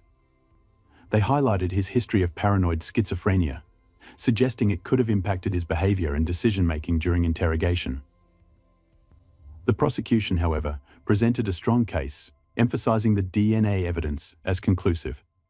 The microscopic traces found on Karina's body and phone were an exact match to Lewis's DNA, linking him to the crime scene. They also reiterated the details of his confession, arguing that it included information only the perpetrator would know, such as the extent of Karina's injuries and the sequence of events. Witness testimonies and Lewis's behavior leading up to and following the crime further strengthened the prosecution's argument. His suspicious actions in the park and the injuries he sustained around the time of the murder aligned with the timeline of events, according to the prosecution. The media closely followed the trial, dividing public opinion. Some viewed the case as an open and shut matter due to the overwhelming evidence, while others believed the defense's claims of racial bias and procedural misconduct warranted further scrutiny. Advocacy groups also became involved, debating the broader implications of the case for race and justice in America. On April 1, 2019, after deliberating on the evidence, the jury reached a unanimous verdict. Chanel Lewis was found guilty on all counts, including the murder and sexual assault of Karina Vetrano. He was sentenced to life in prison without the possibility of parole. The verdict brought some closure to the Vetrano family, but questions about the motive behind the crime and the broader societal issues surrounding the case continued to linger. For Karina's loved ones, the trial's outcome was a step toward healing, even if the senseless loss of a young, vibrant life could never truly be reconciled. Forensic biologist Linda Rosano testified that the odds of the DNA found on Karina Vetrano's body belonging to someone other than Chanel Lewis were 1 in 6 trillion. The prosecution also presented evidence from Lewis's phone records, which revealed searches related to second chances. And forgiveness in Catholicism, this prompted a key question: what sin was Chanel seeking forgiveness for? The release of Lewis's confession video added fuel to the controversy. His defense team argued that the confession had been coerced under extreme pressure, with the police allegedly using improper tactics. They claimed the recording began only after significant off-camera interrogation and suggested that the search of Lewis's home may not have followed protocol. The defense's case also relied on accusations that investigators, desperate for an arrest due to mounting public pressure, used Lewis as a scapegoat. The trial took an unexpected turn when the jury, swayed by the defense's compelling arguments, could not reach a unanimous verdict. On November 21, 2018, the judge declared a mistrial. A writ trial was initially scheduled for January 22, 2019, but was postponed to March 2019. During the writ trial, the prosecution presented the same robust evidence, including DNA matches, Lewis's confession, and circumstantial details that tied him to the crime scene. This time, the jury deliberated for 5 hours before finding Chanel Lewis guilty of all charges related to Karina Vetrano's death. On July 23, 2019, Lewis was sentenced to life imprisonment without parole. Even after the verdict, the case continued to generate heated debate. The defense raised concerns about the trial process, alleging jury misconduct based on information from an anonymous source. They claimed jurors were pressured into a guilty verdict, and some even referred to the trial as a lynch mob. What initially seemed like a straightforward case unraveled into a narrative that exposed deep societal fears and prejudices. Karina Vetrano's death left a lasting impact on her family, her community, and society at large. For many women, it became a somber reminder to remain vigilant while pursuing simple pleasures like jogging in the park. Did justice truly prevail? While the court found Chanel Lewis guilty, questions linger. Was he the real perpetrator, or did systemic flaws in the investigation lead to the conviction of an innocent man? In either case, two families were devastated. Karina's life was tragically cut short, and Chanel Lewis's family lost him to a life behind bars. The hope remains that the judicial system uncovered the truth and delivered justice. If not, the real perpetrator may still be free, evading accountability for a heinous crime. Thank you for watching. We're diving into a heartbreaking and shocking case. Why was the beauty queen's life taken so cruelly? Beauty is often seen as a powerful force, capable of bringing joy and even changing the world. But sadly, beauty doesn't always guarantee happiness. In some cases, it can bring unforeseen troubles. Beautiful women, especially those with fame, often attract admiration and attention. However, they can also become targets of envy, malice, or even dangerous obsessions. This was tragically true for Kimberly Oliveira. Her story shook all of South America and became one of the most shocking cases in the region. Kimberly was a rising star, a winner of multiple beauty contests, and even a contender for Miss Brazil. She dreamed of fame and recognition, but the reality turned out to be far more cruel than she could have ever imagined. Her name became known worldwide not for her beauty alone, but for the tragic and violent way her life was taken in her prime. Kimberly's story left people both awestruck by her beauty and horrified by her untimely death, wondering about the heights she might have reached. So, who was Kimberly Oliveira? Kimberly Karen Mota de Oliveira was born on February 26, 1998, in Manacapuru, a quaint town in Brazil's Amazonas state. She was the eldest child and only daughter of Nyla and José Oliveira, growing up with two younger brothers. Kimberly's heritage was Brazilian, Spanish, and indigenous, blessing her with striking looks that captivated everyone she met. She had flawless skin, thick, luxurious hair, a radiant smile, and a graceful figure. Her beauty drew admiration from people of all ages, with many comparing her to an angel. From a young age, Kimberly loved dance, gymnastics, and swimming. She cared deeply about her appearance and manners, while also excelling academically. She loved reading, attended theater performances, and studied foreign languages. By her teenage years, Kimberly had already begun participating in beauty pageants, where she won numerous titles. She also modeled for advertisements and clothing brands, quickly becoming a local sensation. Kimberly's beauty and talent seemed like the start of a bright future, but her life took a tragic turn that shocked everyone who knew her. In high school, Kimberly firmly decided to pursue a career in modeling. Her inspiration came partly from her mother, Nyla, who was a celebrated beauty in her youth and won several titles, including Miss Manacapuru. However, Nyla later chose to marry and dedicate herself to raising her 3 children, leaving her modeling aspirations behind. Kimberly, aware of her remarkable physical features and love for the camera, envisioned a different path for herself. Kimberly's talents were undeniable. She was frequently featured in fashion magazines, participated in numerous shows, and earned the title of the most beautiful girl in her hometown. In 2017, she reached the finals of the Miss Amazonas contest and planned to compete again, this time with her sights set on the prestigious Miss Brazil title. A victory there could have paved her way to global competitions like Miss World or Miss Universe. However, Kimberly understood that winning at such a level required more than just beauty and charisma. Contestants were evaluated on their intelligence, education, moral character, and charitable activities. Moreover, they had to meet strict criteria, such as having no criminal records or controversial photo shoots. Determined to excel, Kimberly managed her social media actively, promoting a healthy lifestyle, sports, and proper nutrition. Her posts often featured moments from her life, professional photo shoots, and motivational messages for her growing audience. By 2019, her social media account boasted tens of thousands of followers, and she aimed to inspire others with her positivity and ambition. At 19, Kimberly decided to pursue higher education and aspired to become a dentist. She moved to Manaus, the bustling capital of Amazonas, to live with her maternal uncle, Henry, while preparing for university. After successfully passing the entrance exams, she enrolled in medical school. Leaving the quiet comfort of her hometown, she quickly adapted to city life. She balanced her studies with her modeling career, participating in advertising shoots and various projects while making new friends and embracing her busy lifestyle. In her free time, Kimberly enjoyed spending time with friends, often hanging out in lively groups. Despite her achievements, her life took a darker turn when she encountered a persistent and cunning admirer, which ultimately became a pivotal and tragic element in her story. In the fall of 2019, Kimberly and her close friend were enjoying an evening at a popular club when a handsome young man, Rafael Fernandez Rodriguez, approached them. He introduced himself, offering to buy Kimberly a cocktail. Accustomed to attention and knowing how to handle such situations, Kimberly politely declined, explaining she was with her friend and didn't need anything. Rafael apologized for bothering her and walked away, but Kimberly had no idea that this seemingly random encounter was far from accidental. Rafael had been following Kimberly's social media for about a year, silently observing her posts and stories without reaching out.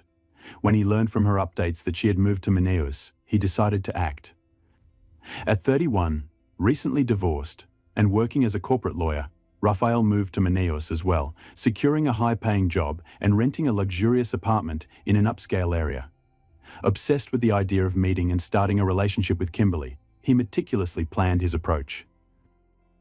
After the unsuccessful attempt to connect at the nightclub, Rafael shifted his strategy. He began sending Kimberly private messages on social media, inviting her on dates, and actively liking and commenting on all her posts. Despite his persistence, Kimberly paid him little attention. She often encountered similar admirers and saw nothing unique about him.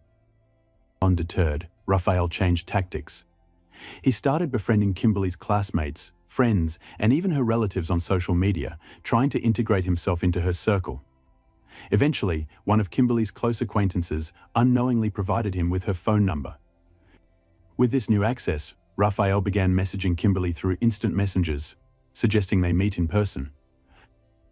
Rafael had studied Kimberly closely, learning about her interests, favorite places, and hobbies.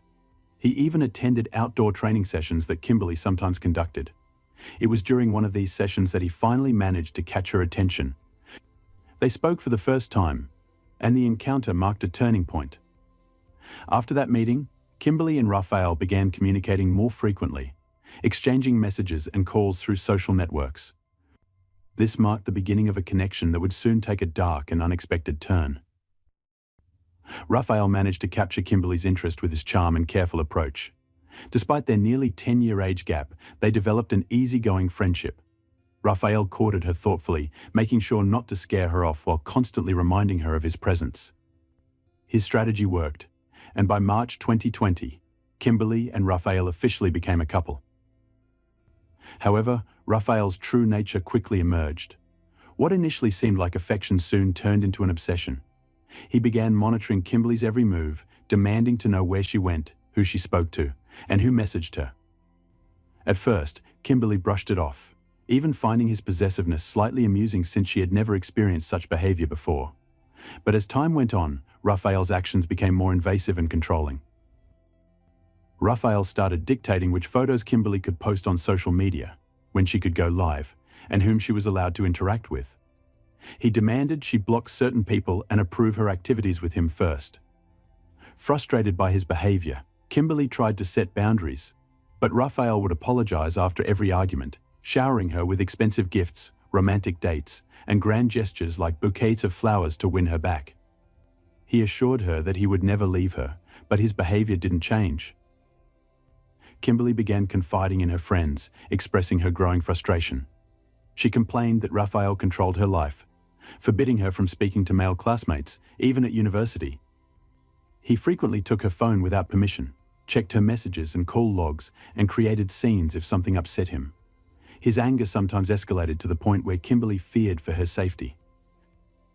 Her friends were deeply concerned and advised her to have a serious conversation with him. If he didn't change, they urged her to end the relationship before it was too late.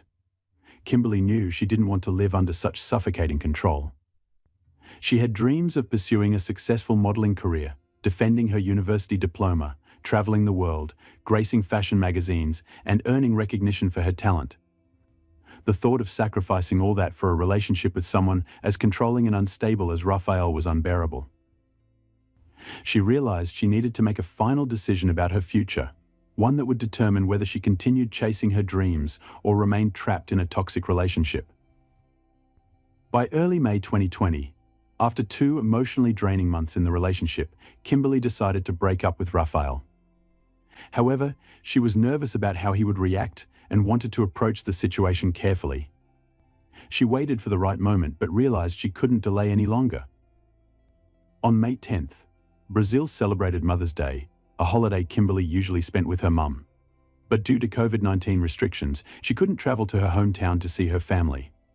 Instead, she posted a heartfelt photo with her mother on social media, expressing gratitude. Her mother, Nila, was undergoing cancer treatment in the hospital at the time. After posting, Kimberly joined a group of friends, including Raphael, for a run in the park. Observers later said the couple appeared to be getting along well and didn't argue. Only Kimberly's closest friend knew she planned to break up with Raphael that evening. At noon, Kimberly called her uncle, Henry, to let him know she would spend the day with her best friend, Gabriella, but would return home later that night. She asked him to leave the front door unlocked since she had forgotten her keys. Trusting her, Henry left the door open and went to bed. That evening, while at Gabriella's house, Kimberly rehearsed what she would say to Raphael. She carefully chose her words, aiming to end the relationship without provoking his anger. Though difficult, she finally felt ready for the conversation. Around 9 p.m., Raphael arrived at Gabriella's house in his new white Audi. Kimberly stepped out with a smile, waved goodbye to her friend, and got into the car. Tragically, this was the last time anyone saw her alive. The mysterious disappearance. On the morning of May 11th, Henry noticed Kimberly hadn't returned home. Concerned, he tried calling her, but her phone was off. He then contacted Gabriella, who informed him that Kimberly had left with Raphael the previous evening and hadn't been in touch since.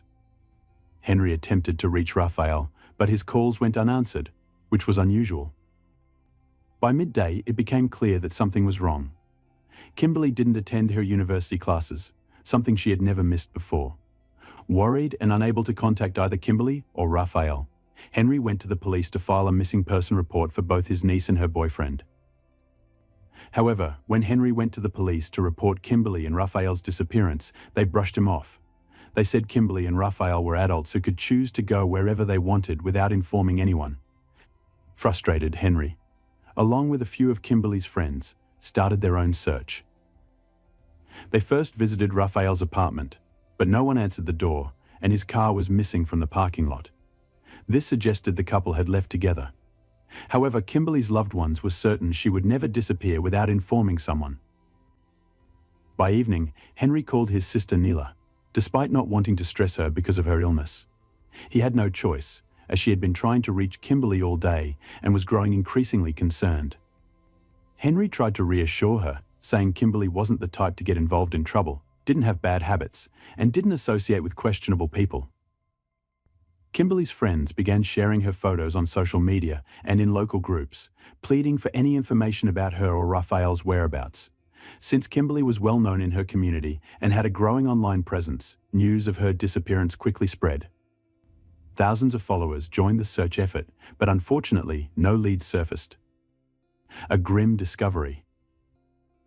On May 12th, nearly 2 days after Kimberly's disappearance, the police finally took action. A search warrant was issued for Raphael's apartment to look for any clues. What they found behind the locked door shocked everyone. In one of the rooms lay Kimberly's lifeless body. She was on the bedroom floor, partially covered with a sheet, surrounded by a large pool of blood. Blood stains were also visible on the bed, carpets, and other areas of the apartment, revealing a chaotic and violent struggle. It was clear the perpetrator had panicked, attempting to clean up the evidence but ultimately abandoning the effort. Before fleeing, they turned the air conditioning to its maximum setting, likely in an attempt to slow the body's decomposition and avoid detection. Forensic experts discovered 4 stab wounds on Kimberly's body, 2 to the chest and 2 to the neck. The weapon, a large kitchen knife, was found in the next room. It bore clear traces of blood and fingerprints belonging to the assailant, indicating no attempt was made to dispose of it.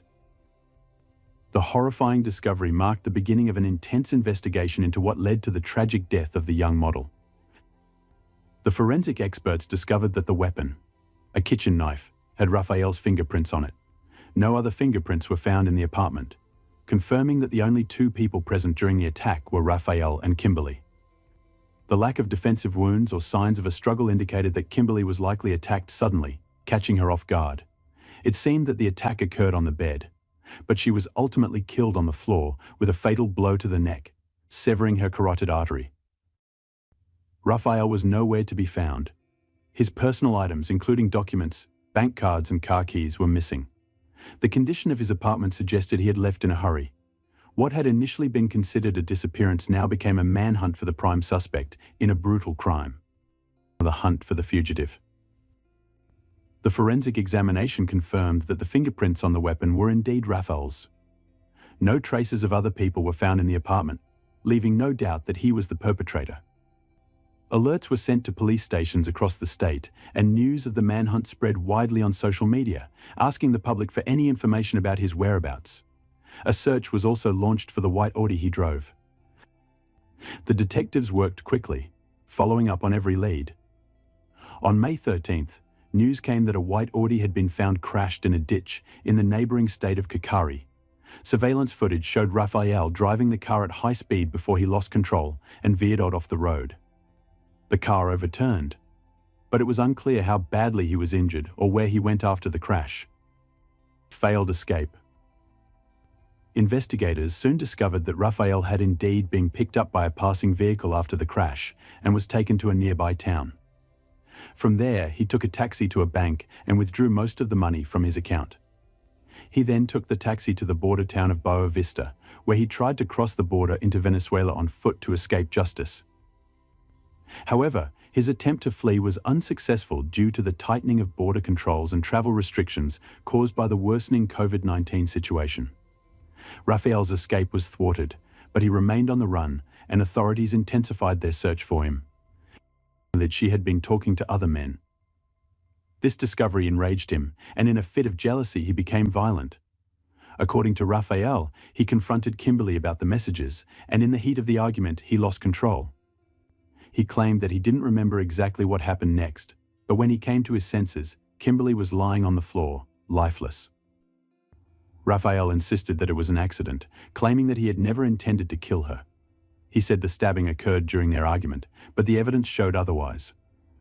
The brutality of the attack and the manner in which the crime was carried out suggested something far more deliberate than an accident. The multiple stab wounds, particularly to the neck, and the absence of defensive wounds on Kimberly's body, indicated that the attack had been swift and planned.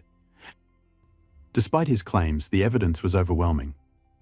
The surveillance footage showed them entering the apartment together, and the forensic analysis confirmed that the knife used in the attack had Raphael's fingerprints on it. It became clear that Raphael's version of events was an attempt to justify his actions and deflect the responsibility for the cold-blooded murder. The arrest and aftermath. After his arrest, Raphael was taken into custody and charged with the murder of Kimberly Oliveira.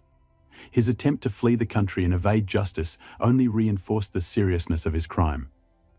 The discovery of his hideout in the forest and the confrontation with his hired guards further highlighted the lengths he was willing to go to avoid capture. Kimberly's family and friends were left devastated by the loss of such a young and promising life. Her mother, who was battling cancer at the time, was heartbroken over the loss of her daughter.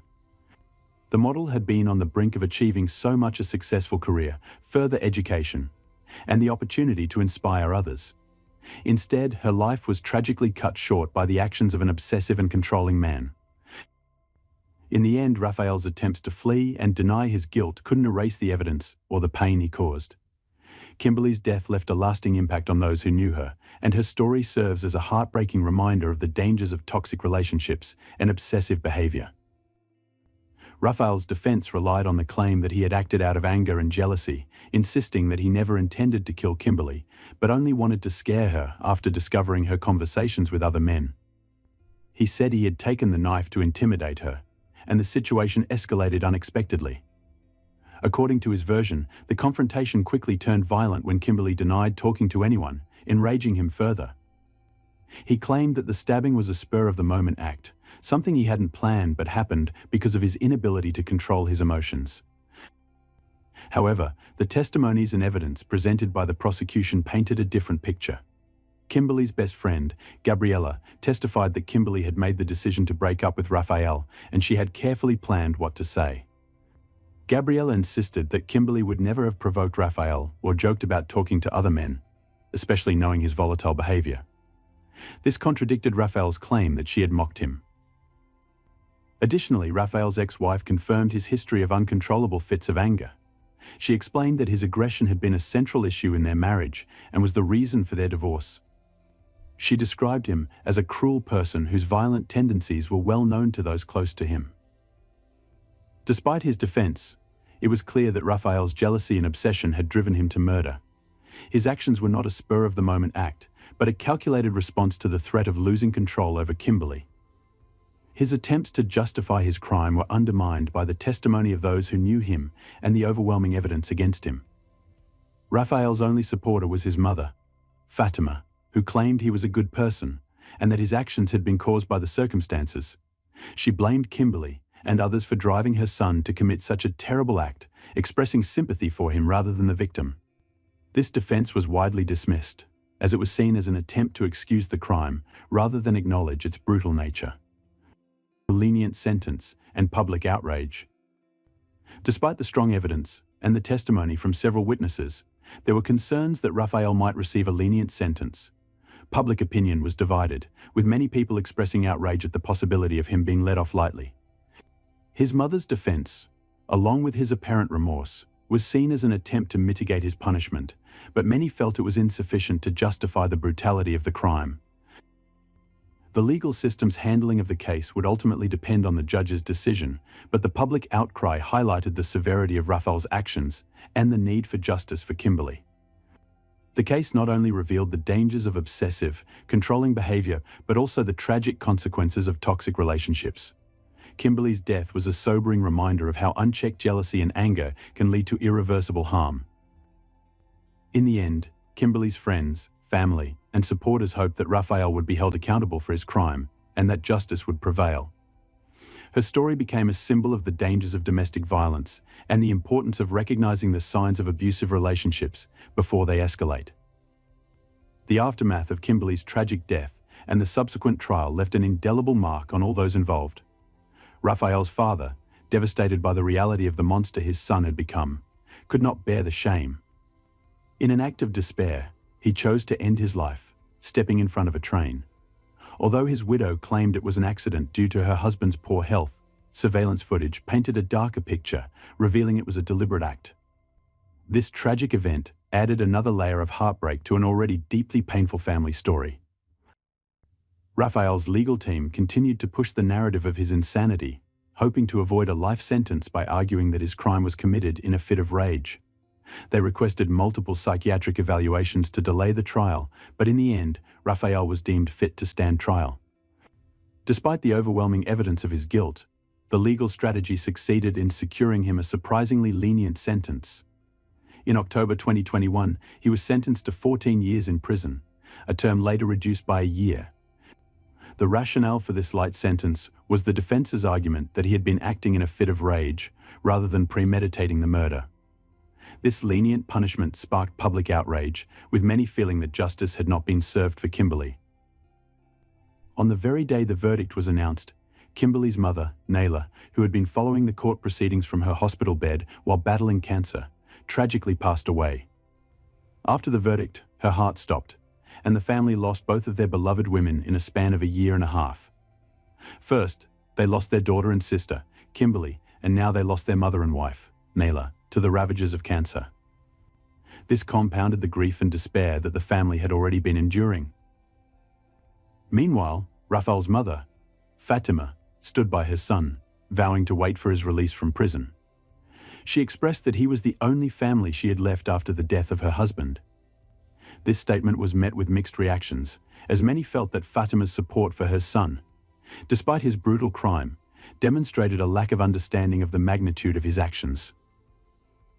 As the story came to an end, it left a somber and unsettling legacy. Kimberly's death and the lenient sentence for her killer raised difficult questions about the justice system and the consequences of obsessive, controlling relationships. For the families involved, the pain was only compounded by the senseless loss of two cherished lives. This tragic story serves as a stark reminder of the dangers of unchecked obsession, the consequences of abuse, and the deep emotional toll it can take on those who are affected. Stacy Honecker, 32, called Mount Holly, North Carolina home. She was married to her high school sweetheart, Joshua, and they were raising their two daughters, Piper and Willow. Everyone who knew her described her the same way, a great mother and a happy person. Yet, beneath this seemingly perfect picture of domestic life, something sinister was escalating. On September 23rd, 2018, Stacy's life was abruptly and cruelly stolen in a calculated and chilling manner. Born Stacy Robinson in Mecklenburg County to John and Susie Robinson, she was one of 4 siblings, including brothers Eric and Paul and the sister Amy. After graduating from East Gaston High School, Stacy earned an associate's degree in paralegal sciences from Gaston College. She initially worked as a paralegal at Ted Grieve and Associates, and later at Reagan & Reagan, before deciding to pursue her true passion, teaching. She went on to work at several preschools, including First Baptist Charlotte, First Methodist Preschool in Mount Holly, and finally at the Stowe Young Men's Christian Association, YMCA. Stacy was also known for her creativity. Her friend Shell O'Day noted Stacy's skill at crafting, particularly her painted wooden signs that she would sell. In the summer of 2018, O'Day visited Stacy's home to collect a custom welcome sign she had purchased for $50. Stacy first met Joshua Lee Honecker while working at a department store. He was 2 years her senior, and what first caught his attention was her impressive height. Stacy stood at 5'11", and Joshua topped her at 6'5". Stacy initially turned him down several times when he asked her out, but Joshua was persistent. He discovered that she plays softball and began showing up at her practices, eventually joining her team. Both were talented players with genuine potential to play professionally. Their relationship eventually turned romantic, and they married in 2010 in Myrtle Beach, South Carolina. Having been together since high school, they were widely regarded as a happy couple. They welcomed 2 daughters, Piper Elizabeth and Willow Darlene. By then, Joshua had established a successful career, working as a flight paramedic with Atrium Health's Med Center Air, a position he had held since 2013. Joshua, a former college football player, was known for being confident and persuasive. Stacy transitioned into a full-time homemaker, dedicating herself completely to raising their daughters. Their social life involved enjoying concerts and cookouts with friends. Shell O'Day, a friend, described them simply as a cute couple and never witnessed any arguments between them. Stacy was also a devoted lifetime member of the Mount Holly United Methodist Church, where she was active in numerous groups and activities. Her personal joys included crafting, trips to the beach, watching sports, and taking countless pictures of her daughters and herself. However, challenges were hidden beneath this pleasant exterior. In February 2013, following the birth of their first daughter, Piper, Stacy began suffering from unexplained medical issues. Her symptoms were vague yet deeply concerning, and her health continued to deteriorate without doctors being able to find a clear explanation. Just 5 months later, in July 2013, tragedy struck. A devastating house fire ripped through their home, incinerating most of their possessions. The blaze left the couple profoundly shaken, both emotionally and financially. The devastating fire meant everything they had worked for was gone. Friends immediately rallied to support the young family in their efforts to rebuild. Suzanne Steinbrenner, a friend of the couple, launched the GoFundMe campaign to help with the accumulating costs. This fundraising page would later serve as a record of Stacy's increasingly mysterious medical decline. Unfortunately, Stacy's health issues only compounded their troubles. In November 2014, shortly after the birth of their second daughter, Willow, Stacy was hospitalized with dangerously low heart rate and blood pressure.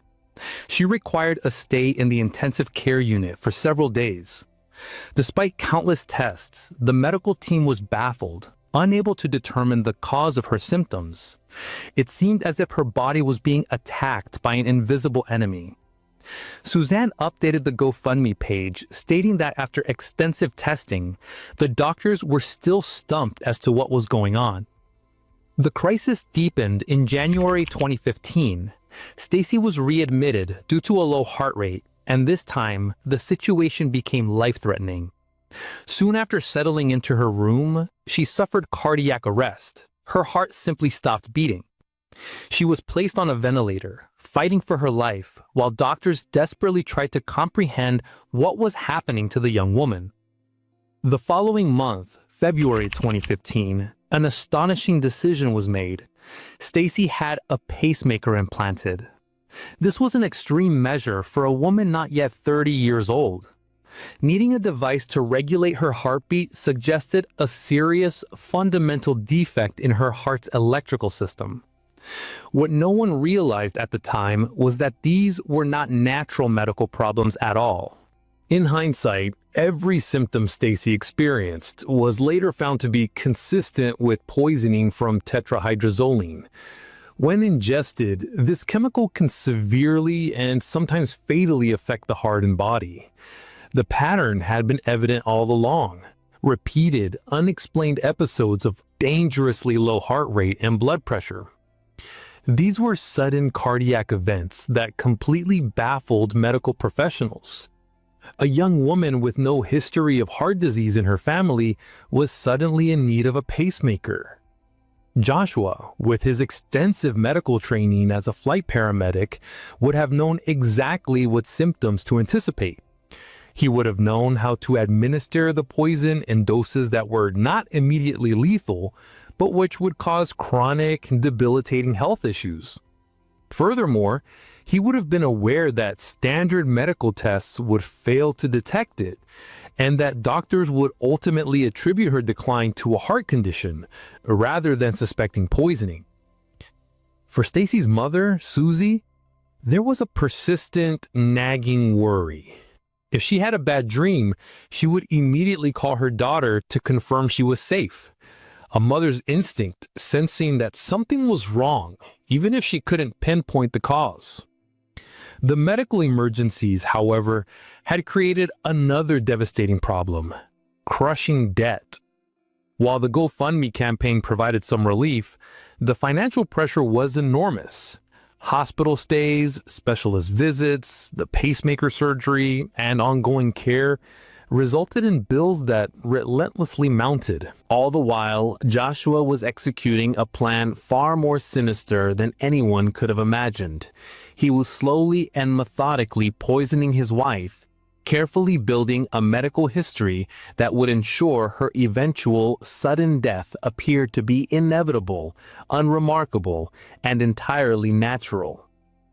Then, on the evening of September 23, 2018, Joshua placed a 911 call. Joshua informed the responding officers that he had discovered his 32-year-old wife unresponsive, slumped over the side of the couch.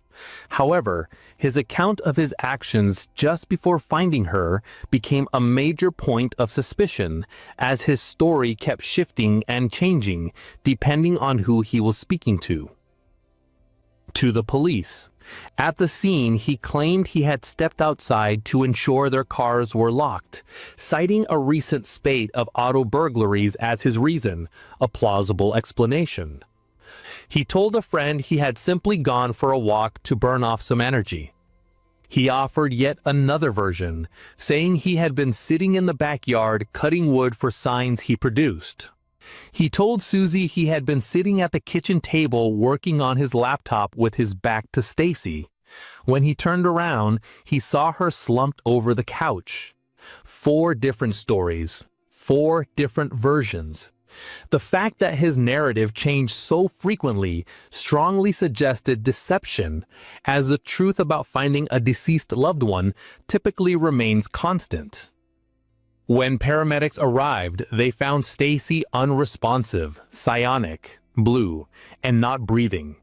They rushed her to the hospital, but despite all efforts, it was too late. Stacy Robinson Hunsucker was pronounced dead. The cause of death seemed clear to everyone: cardiac arrest. Given her well-documented heart problems, the pacemaker, and her history of mysterious cardiac events, local police treated it as a natural death, a tragic but not suspicious passing of a young woman whose heart had simply failed. However, Joshua's actions and the hours and days following her death were deeply concerning. He refused to allow a coroner to perform an autopsy, remaining absolutely adamant. This was highly unusual, especially because Stacy had registered to be an organ donor, which typically requires facilitating the donation process. Joshua, nonetheless, was insistent and unwavering. Within just 2 days, Stacy's body was cremated. The specific evidence that eventually allowed investigators to connect Joshua to Stacy's death, despite the swift cremation, centered on 2 main factors: his shifting narratives and suspicious behavior, and the subsequent discovery of a toxic substance in Stacy's system, revealed through a highly unusual separate investigation. Investigators realized that Joshua's 4 conflicting stories, checking car locks, going for a walk, cutting wood, and working on his laptop, all served one purpose: to account for a period of time when he was not in the room with Stacy, thus creating a window during which he could have administered the fatal substance. His immediate focus on claiming the $250,000 in life insurance and the unseemly haste in cremating Stacy's body, which destroyed much of the physical evidence, further fueled their suspicion. Crucially, because Stacy was an organ donor, samples had been collected by the Organ Procurement Organization before her body was cremated. Although Joshua had refused a formal coroner's autopsy, these stored samples were later obtained and tested by investigators. The toxicology report from these samples delivered the smoking gun. Stacy had a lethal level of tetrahydrozoline in her system. This evidence proved that Stacy had been poisoned, and coupled with Joshua's motive, changing stories, and attempts to suppress an investigation, it led to his arrest and eventual conviction. Joshua and his new girlfriend Jen were focused on a future that involved buying a brand new house, a fresh start away from the home he'd shared with Stacy. Strikingly, Joshua rarely spoke about Stacy. He never mentioned missing her or the girl's mother, nor did he share any memories of her with his daughters. To Kaylin, the babysitter, it was as if Stacy had been completely erased from their lives. Kaylin found this behavior incomprehensible, contrasting it with her own experience of constantly sharing memories after her father's death to keep his spirit alive. Within 6 months of Stacy's death, the new girlfriend was a highly visible figure in Joshua's life and in the lives of his young daughters. She moved into the very house he had previously shared with his wife, the house where Stacy died, and even the bed where Stacy slept. Kaylin felt Jen was simply Stacy's replacement, seamlessly stepping into a newly vacated role. Joshua's colleagues at Atrium Health's Med Center noticed the same unsettling pattern. They informed investigators that Joshua seemed completely unaffected by his wife's death. They expressed deep concern to the police about the shocking speed with which he had moved on with his girlfriend and how quickly Jen had become integrated into his life. They described the speed as unseemly, inappropriate, and shocking. To them, Joshua appeared unfazed, acting as if Stacy's death was an inconvenience rather than a tragedy, as if he'd actually been waiting for it to happen. Following the collection of $250,000 from Stacy's life insurance policies, Joshua initiated a spending spree that drew significant attention and suspicion throughout the community. The insurance money immediately funded a substantial spending spree. Joshua purchased an expensive boat valued between $80,000 and $100,000, a transaction a judge later warned him not to conceal. He also took his new girlfriend on multiple expensive vacations, trips they couldn't have afforded when they were burdened by medical debt while Stacy was alive. Additionally, he paid off the mortgage on the family's Mount Holly home, valued at $215,380. Stacy's parents' wrongful death lawsuit later highlighted these expenditures, arguing they demonstrated Joshua was thrilled to be free, rich, and ready to start a new life with his mistress. For Susie's mother, these actions were massive, undeniable red flags. She learned the affair with the new girlfriend had been ongoing even before Stacy's death, continuing in secret while Stacy was in intensive care. She also knew Joshua had filed the life insurance claims for the $250,000 just days after Stacy died, before the funeral.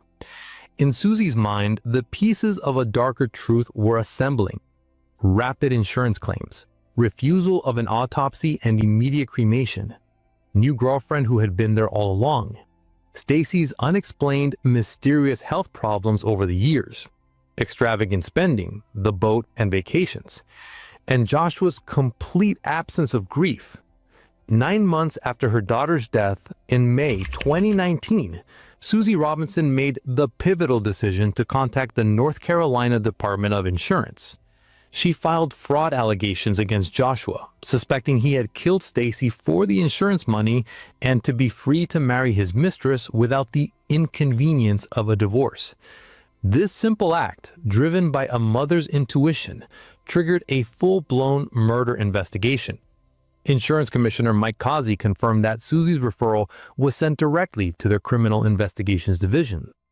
A formidable team was assembled for the renewed investigation, including the North Carolina Department of Insurance Criminal Investigations Division, the Gaston County Police, and the Department of Homeland Security. Special Agent Lisa Morgan, assigned to the case, made a crucial discovery. Because Stacy had been an organ donor, the Life Share Donor Center had preserved a vial of her blood prior to cremation. This standard protocol for organ donors proved to be the single piece of evidence Joshua had not accounted for. The blood sample was sent for comprehensive toxicology testing. While standard tests for common drugs and poisons were negative, the investigators requested specialized, broader screening. The results were shocking. Insurance Commissioner Mike Causey confirmed the presence of poison in Stacy's blood, tetrahydrozoline. This is a common chemical found in eye drops used to reduce redness. Crucially, the concentration found was not therapeutic. It was 30 to 40 times higher than normal therapeutic levels, a quantity that could not be explained by accidental ingestion or normal use. The high concentration of tetrahydrozoline, 30 to 40 times the therapeutic level, indicated to forensic toxicologist Demi Garden that this was deliberate, repeated, systematic poisoning, which she described as a modern-day Mickey Finn, where a substance is secretly added to a drink. Tetrahydrozoline is a decongestant found in products like Vicine eye drops and nasal sprays. While safe when used externally, it becomes deadly when ingested. The symptoms it causes can easily mimic natural illness, making detection difficult. For Stacy, who already had a heart condition and a pacemaker, the poison was devastating, attacking her heart to make her death appear to be a simple, tragic cardiac event. Crucially, standard toxicology screens do not routinely test for tetrahydrozoline, meaning it's invisible unless investigators know specifically to look for it. North Carolina State Attorney Jordan Green emphasized that the substance has a dramatic effect on the heart, causing heart stoppage or heart failure. The inescapable conclusion was that this was not an accident. This was murder. Joshua Hunsucker's background as a flight paramedic since 2013 provided him with extensive medical training and an intimate, detailed knowledge of medications and their effects on the human body. Court documents highlighted that his experience gave him a thorough understanding of various drugs. His job also gave him the means and opportunity to commit the crime, as his employment offered access to non-controlled substances that didn't require logging or inventory control. As the investigation into Stacy's death rapidly expanded, a disturbing detail emerged. Just 2 weeks before Stacy's death, a parallel incident occurred nearby. On August 31, 2018, a nurse named Lana Sue Clayton was arrested for poisoning her husband, Stephen Clayton, with eye drops. Clayton confessed to secretly putting the eye drops in her husband's water over 3 days until he died. This knowledge, combined with Hunsucker's medical background, suggested the murder of Stacy was a calculated, premeditated, cold-blooded murder. Joshua Hunsucker's crime was characterized as a calculated, premeditated, and cold-blooded murder given his background as a flight paramedic since 2013 provided him with extensive medical training and detailed knowledge of medications and their effects on the human body.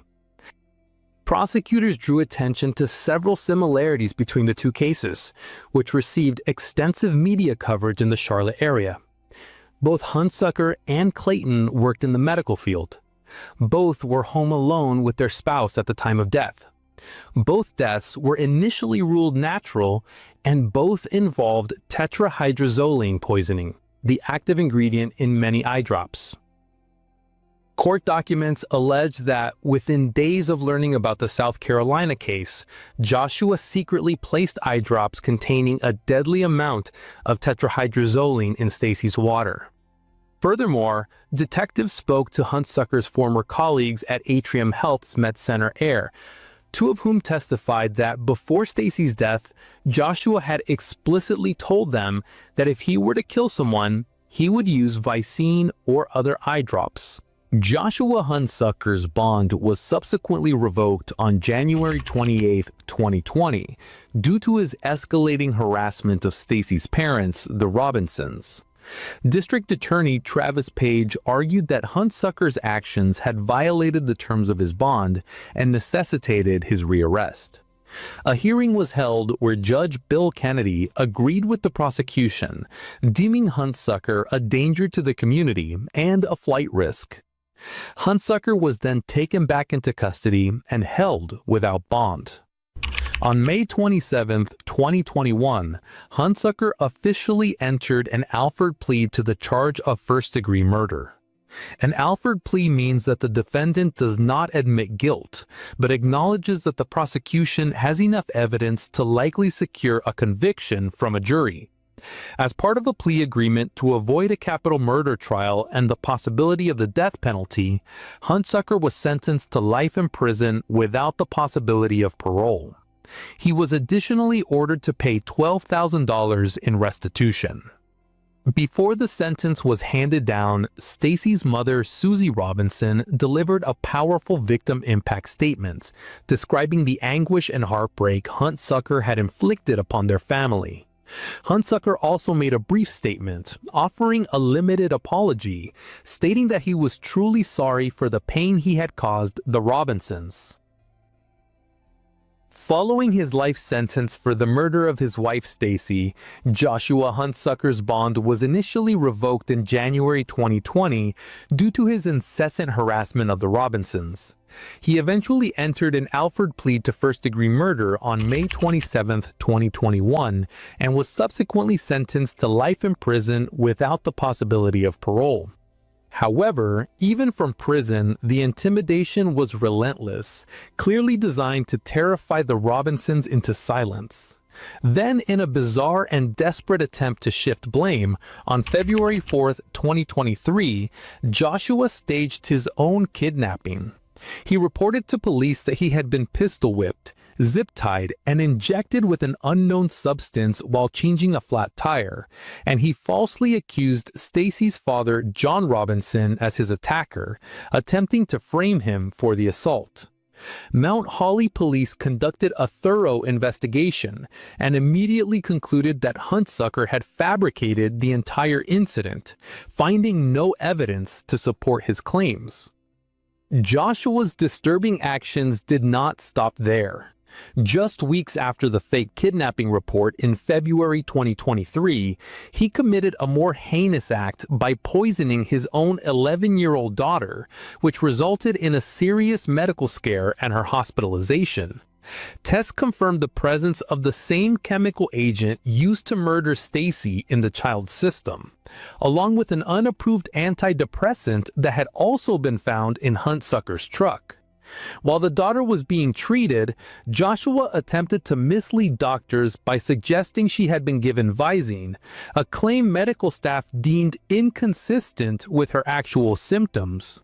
The prosecution believes Joshua Huntsucker poisoned his daughter as part of a malignant scheme to frame the Robinsons, Stacy's parents, and thereby have them excluded from his daughter's life.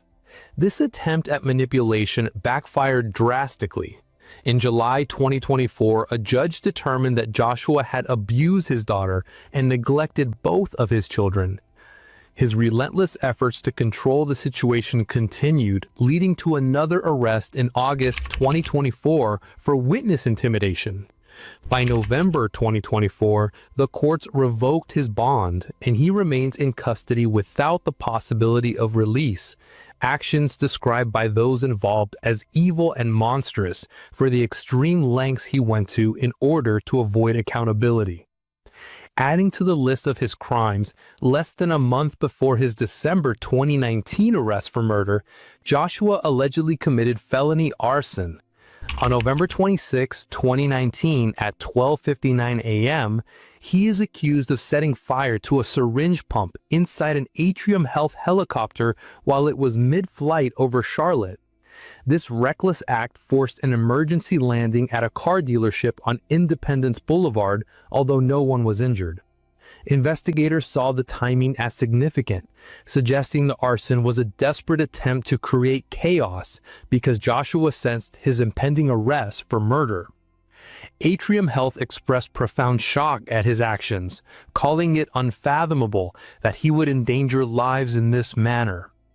Prior to his murder arrest, Joshua was already on administrative leave for alleged workplace misconduct, and he was officially terminated from Atrium Health's Med Center Air, where he had worked since 2013, the day after his December 2019 arrest for murder. His murder trial, originally scheduled for March 2025, is now likely to be pushed back to autumn 2025 due to these significant new developments in his case, as indicated by the prosecutors through their attorney. Stacy Huntsucker's family released a poignant statement following Joshua's initial arrest, expressing their unwavering commitment. "We will not rest until justice is served. We will do everything in our power to support and care for your beautiful daughters, Piper and Willow." A high school friend, Kelly, lamented the tragedy, emphasizing that Stacy, a great mother and a happy person, did not deserve her fate. This case underscored the vital importance of financial crime investigation in solving violent crimes. Insurance Commissioner Mike Corey noted that it was unexpected for an insurance fraud investigation to evolve into a murder probe. He concluded that had it not been for Susie Robinson's mother's intuition and the preserved blood sample from organ donation, Joshua might have successfully committed the perfect crime. Stacy Robinson Hunsaker is remembered as a devoted mother, teacher, and church member. She enjoyed crafting, trips to the beach, watching sports, and photographing her daughters. She was known for a radiant smile that brought happiness and comfort to those around her. As of November 2024, Joshua remains held without bond in the Gaston County Jail. His two daughters, currently approximately 12 and 14 years old, have been removed from his care. John and Susie Robinson continue their legal battle for custody of their granddaughters. Although justice is still pending, the family remains determined that Stacy Robinson Hunsaker will not be forgotten. This is the story of Emily Longley, a 17-year-old girl from England whose life was cut short in 2011. Emily was born in 1994 to parents Mark and Caroline, and 2 years later her sister Hannah came along. The girls were incredibly close growing up. When Emily was 9 and Hannah was 7, their family moved to Auckland, New Zealand, where they built a new life together. As Emily got older, she started hanging around with people her parents weren't comfortable with. Hoping to give her a fresh start, they decided to send her back to England to live with her grandparents. In 2010, Emily moved to Bournemouth, a beach town in Dorset, and enrolled at Brocklehurst College. She wanted to study business and had dreams of becoming a model. Around this same time, her parents back in New Zealand were going through a divorce, though they remained friendly with each other. Emily settled into her new life easily. She was outgoing and funny, the kind of person who naturally drew people to her. That's when she met Elliot Turner, who was 20 years old. They started dating, and at first things seemed fine. In April 2011, Emily flew back to New Zealand to visit her family after being away for about 6 months. Her dad picked her up from the airport, and she ran to him with a huge hug, telling him how much she'd missed him. The next day, the whole family went to Emily's favorite pizza place. Over dinner, she talked about school, her modeling ambitions, and the friends she'd made. She also mentioned Elliot, though she told her parents she didn't think the relationship was very serious. She even said she was thinking about ending it when she got back to England. Emily spent the next few weeks enjoying time with her friends and family in New Zealand. She was relaxed and happy, and nobody had any reason to worry about her. When it was time to leave, saying goodbye was hard, but she promised she'd be back in 5 months for the Rugby World Cup in September. A few days after returning to England, Emily texted her dad to let him know she'd broken up with Elliot. She didn't give many details, just said it was over. One thing that had bothered Elliot was the photos Emily had posted during her trip to New Zealand. Some of them showed her with other guys, and he became extremely jealous. Elliot came from a wealthy family. His father was a jeweler, and on the surface, Elliot seemed to have everything handed to him. He was well known in the local bars and clubs around Bournemouth, and hung out with a group of wealthy young men who called themselves The Firm. His friends nicknamed him All Talk Turner because he was constantly bragging about things. He and Emily had first met in December 2010. At the beginning, it seemed fun, with lots of parties and late nights. But Elliot had a history of becoming obsessed in relationships, and the same pattern started showing up with Emily. Their fights became intense very quickly. People who knew him said he was aggressive, controlling, and had a short temper. This wasn't new behavior either. Back in 2008, when he was just 16, police had given him a harassment warning after he wouldn't stop texting and emailing an ex-girlfriend who had broken up with him. Elliot loved being the center of attention. He didn't have a job, and his parents paid for everything. He knew how to manipulate people, including his own family. His life was all about partying, women, drinking, and drugs. He acted like he could do whatever he wanted without consequences. He even carried a hammer around, supposedly for protection if someone challenged him. His friends said he liked to think of himself as some kind of wannabe gangster, the person everyone came to for favors. He'd walk into a bar and buy drinks for everyone just to show off. He bragged about driving a new Mini Cooper, even though it was actually a gift from his grandmother. Online, he kept up this tough guy image, calling himself things like Scarface or even God. Elliot never had trouble getting attention from women, but when he met Emily, he became fixated on her. She fit the image he wanted to project, someone successful and confident who made him look good. As the relationship continued, his controlling behavior became impossible to ignore. At one point, he even threatened to kill her. A few months before she died, Emily wrote him a note, trying to get through to him. She wrote, 1, I love you.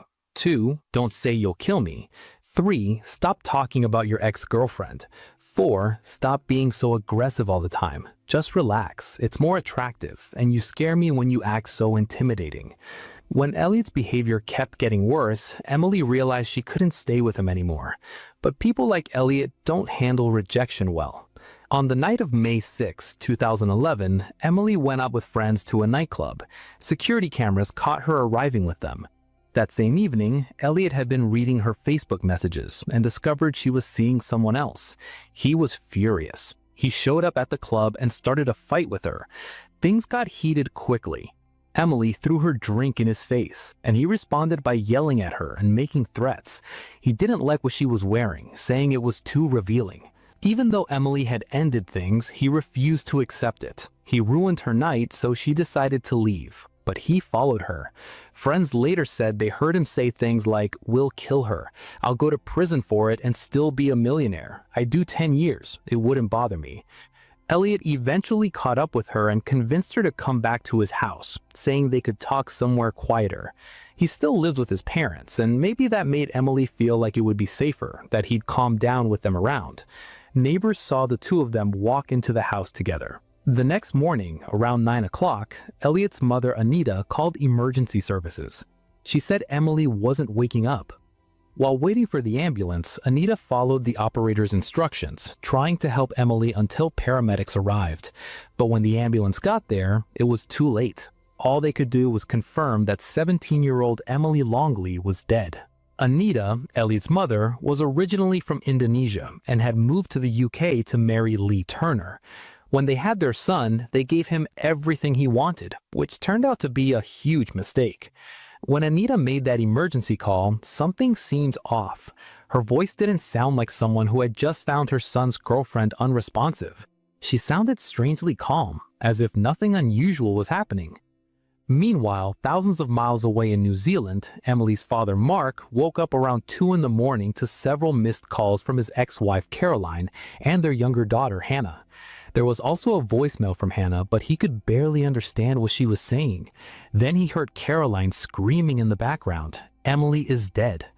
Mark couldn't believe it. He immediately called his mother in England. When she answered, she was crying uncontrollably. A police officer took the phone and said, "I'm sorry to tell you that your daughter Emily has died." Just a week earlier, Emily had been sitting on his couch in New Zealand, smiling and laughing like her normal self. Now he was being told she was gone. As he flew to the UK, he kept hoping it was all some terrible mistake, but it wasn't. Losing their oldest daughter was absolutely devastating for both of Emily's parents. At first, police told them she had died in her sleep, but that explanation didn't make sense. Emily was young, healthy, and full of energy. Police collected evidence, but it wasn't clear what had happened. Everyone had to wait for the autopsy results. Elliot and his Karens, Anita and Lee, told investigators they had been home all night and hadn't heard anything unusual. Elliot even posted photos of himself and Emily on Facebook acting publicly heartbroken. At that point, police didn't have enough solid evidence to prove his story was false. In any unexplained death, the first step is figuring out how someone died. Once investigators know that, they can understand which direction the case should go. While waiting for the autopsy results, detectives looked deeper into Emily's recent activity. They discovered that a few days before she died, she had posted something strange on Facebook. On Thursday, May 5th, Emily wrote, "Have a stalker. Someone just called me and I asked who it was. They said, 'You don't know me, but I know everything about you.' I asked how they got my number and they said, 'I'll tell you when I see you,' and kept asking me out. So I hung up, but they won't stop calling." Around the same time, police learned that Emily had argued with Elliot in front of other people at a nightclub shortly before she died. After talking to Elliot's friends, investigators found out that he tried to control almost everything Emily did. They also learned he knew she had been seeing another guy, and most importantly, that Elliot had threatened to kill her more than once. His friends didn't take it seriously, thinking he was just talking big to sound tough. When the autopsy came back, it didn't give a clear cause of death, but medical experts said the injuries could be consistent with strangulation. One expert noted that the findings matched what you would expect if pressure had been applied to her neck. Investigators began to suspect that someone in the Turner household might have been involved, so they installed listening devices inside the home. They wanted to know if the family was hiding anything, and it turned out they were. On the recordings, they heard Elliot coaching his mother on what to say to police and how she should act. His father, Lee, seemed to be the only one who realized this was wrong, but even he eventually went along with what his wife and son wanted. Then, on those same recordings, investigators heard something even more important: Elliot admitting that he caused Emily's death. He was arrested a week after Emily died. He denied everything, and his lawyers tried to challenge the recordings, arguing they weren't reliable. But after reviewing all the details, the judge allowed the audio to be used as evidence. Not realizing police had been listening the whole time, Elliot had said that he was angry every single day, and that no one had ever made him as furious as Emily did. During the trial in May 2012, his lawyer argued that he acted in self-defense. Elliot claimed the argument in his bedroom got out of hand and that he grabbed Emily by the neck because he felt threatened. He insisted he didn't strangle her and said he simply woke up the next morning and found her dead in his bed. On the second day of the trial, Turner told the court he was disgusted with himself for what happened that night. He claimed that after finding Emily dead, he wrote a letter to his mother saying he was ashamed and planned to leave for Spain. It looked like he might have been preparing to leave the country on the day Emily died, but for whatever reason, he didn't go through with it. When police arrived after the emergency call, they noticed bags already packed. His passport was even in his pocket. In court, Elliot admitted he had threatened Emily and said he'd been upset and felt tricked the night before her death. He said he'd seen emails on her phone that made it look like he had smashed her face into a table, emails that turned out to be fake. When he described the argument that happened before Emily died, he claimed she started hitting him with her hands and feet. He said he tried to calm her down, then eventually gave up and tossed her 20 pounds for a cab. According to him, she just ignored him at first. Then 5 seconds later, she went crazy. He said he had never seen Emily that angry and didn't know what to do. She wouldn't stop, and he kept telling her to calm down. That's when he grabbed her by the neck with his right hand. The defense lawyer asked him why he did that. Turner replied, to stop her going nuts. He said he didn't know what to do, and his right hand made contact with her neck. When asked how hard he grabbed her, Turner said he wouldn't say very hard, but it was quite hard.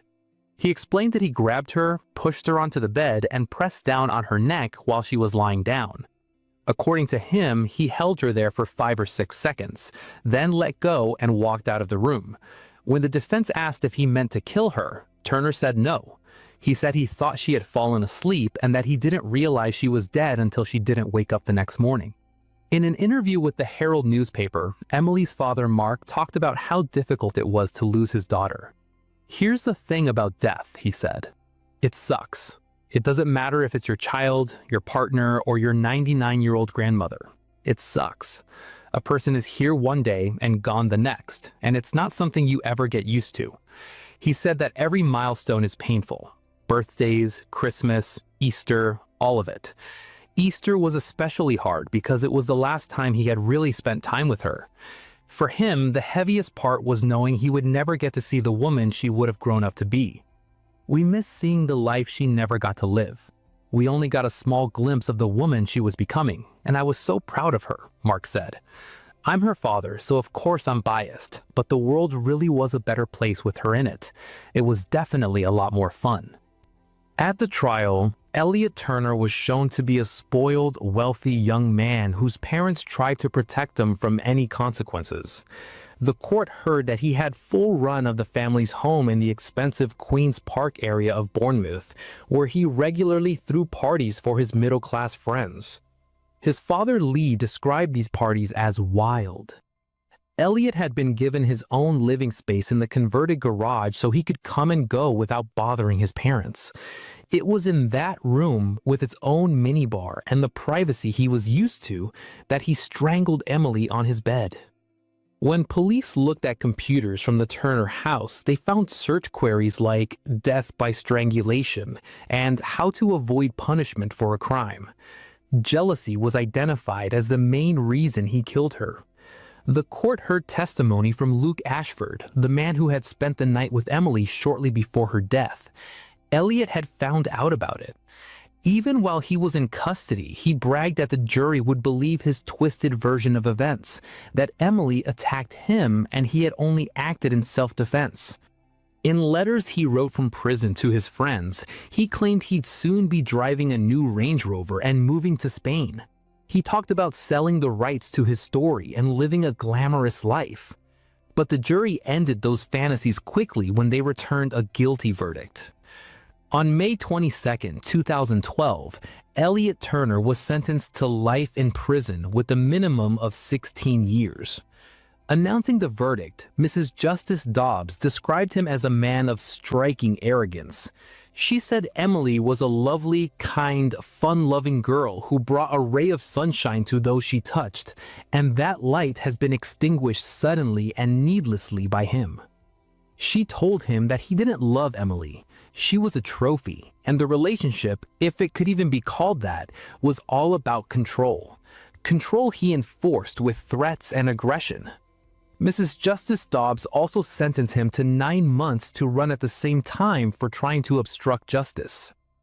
But Elliot Turner wasn't the only one on trial. His parents, Anita and Lee, had been giving him money for years to keep up his partying lifestyle, and they loved him so much that they tried to cover up what he'd done. Lee destroyed a letter in which Elliot confessed, and Anita removed the jacket from the bedroom where the letter had supposedly been written. She even delayed calling an ambulance so Elliot could hide evidence and the family could settle on a story to tell police.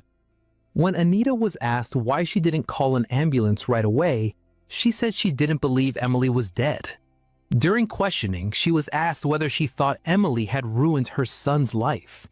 After a long 6-second pause, she said no.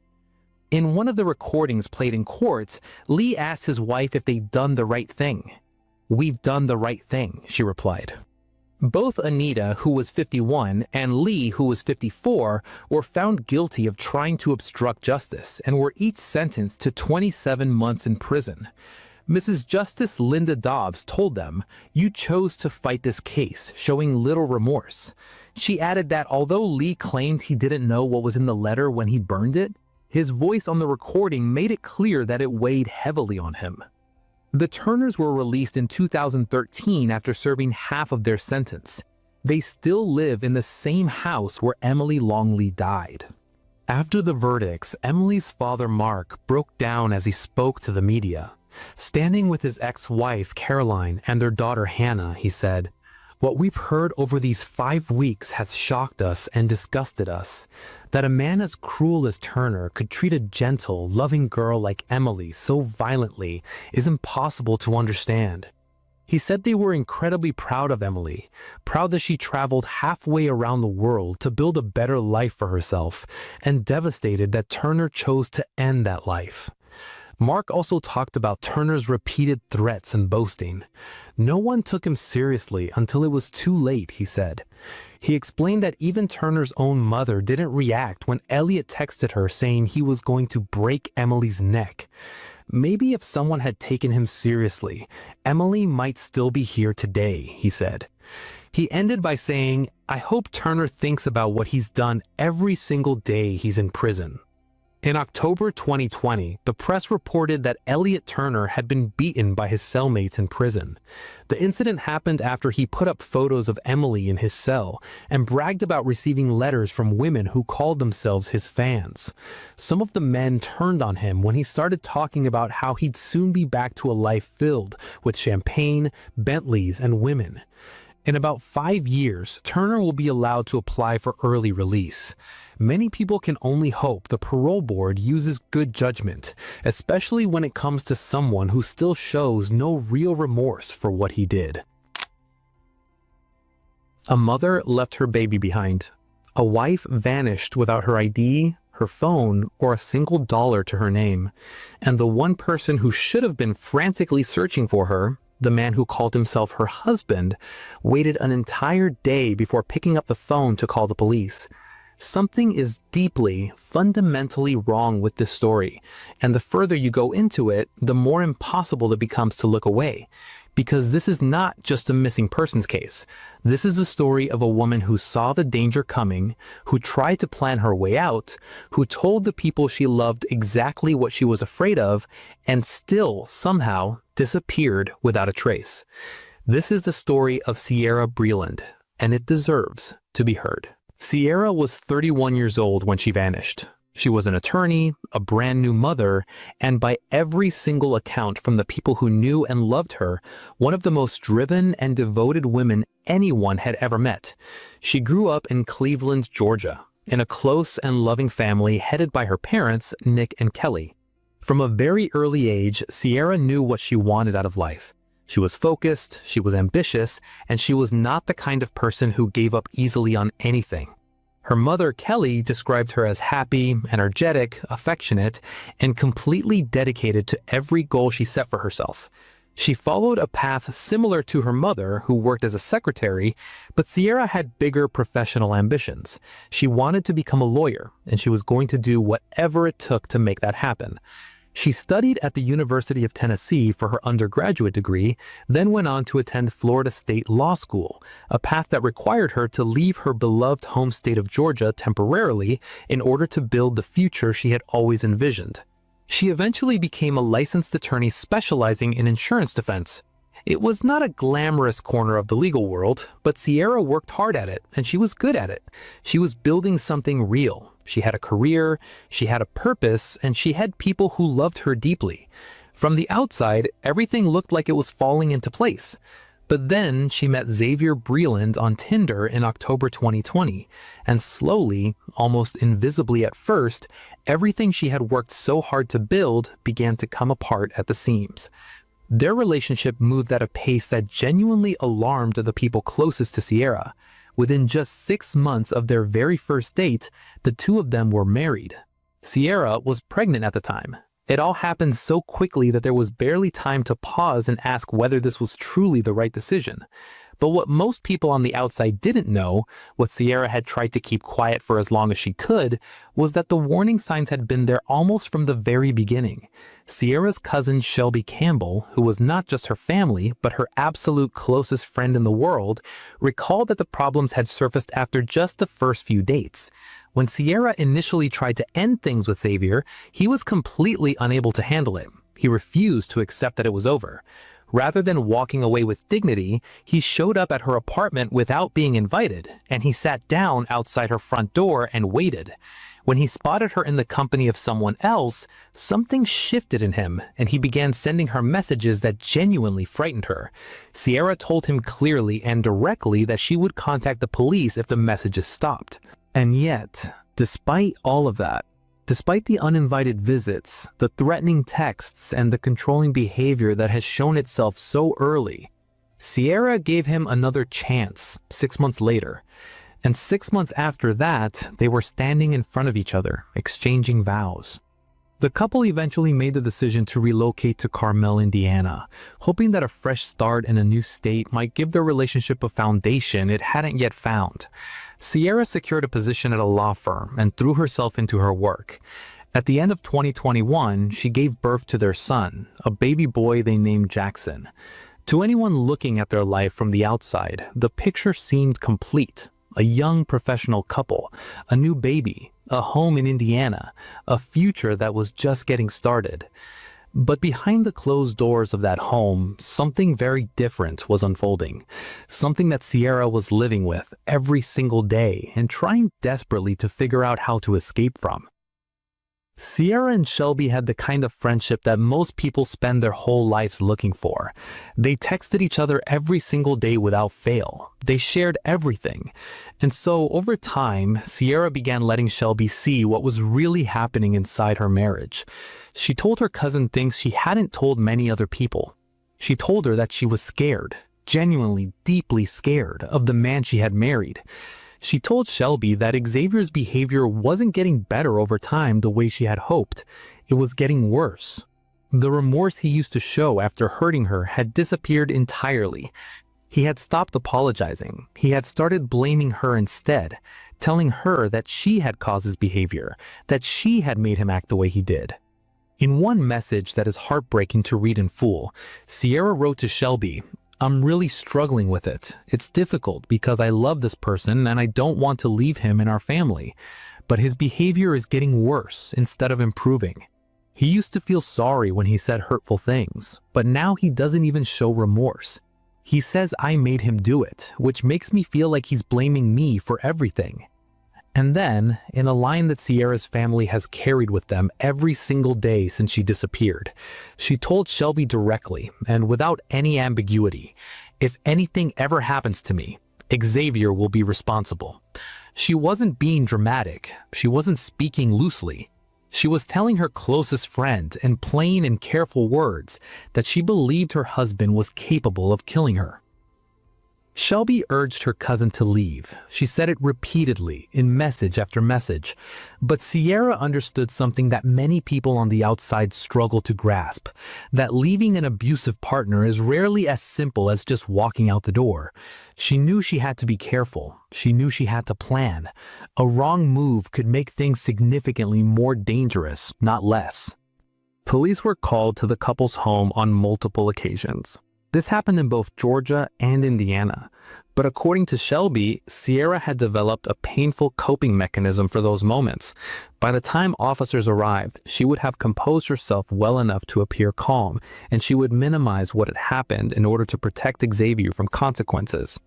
She was caught in the impossible trap that so many domestic abuse survivors find themselves in, torn between fear of what he might do and fear of what the system might not be able to protect her from. After one of those calls, a detective took the unusual step of personally reaching out to Sierra's mother, Kelly. He told Kelly that he could see exactly what was going on in that household. He said he had witnessed this kind of situation many, many times before throughout his career. And he told her plainly that he was afraid, genuinely afraid, that something terrible was going to happen to Sierra if things didn't change. That detective's fear would prove, in the most devastating way imaginable, to be completely justified. So Sierra made a decision. She was going to leave. She wasn't going to announce it, she wasn't going to give Xavier any warning, and she wasn't going to put herself in danger by confronting him directly. She was going to plan her exit carefully and quietly, the same way she approached every challenge in her life, methodically, strategically, and with total determination. She opened a secret bank account that Xavier knew nothing about and began transferring money into it little by little, building up a financial foundation that would allow her to start over. She told Shelby in one of their messages that she loved Xavier, but that she simply could not afford, emotionally, physically, or practically, to remain in that marriage any longer. Her parents made sure she knew that their door would always be open.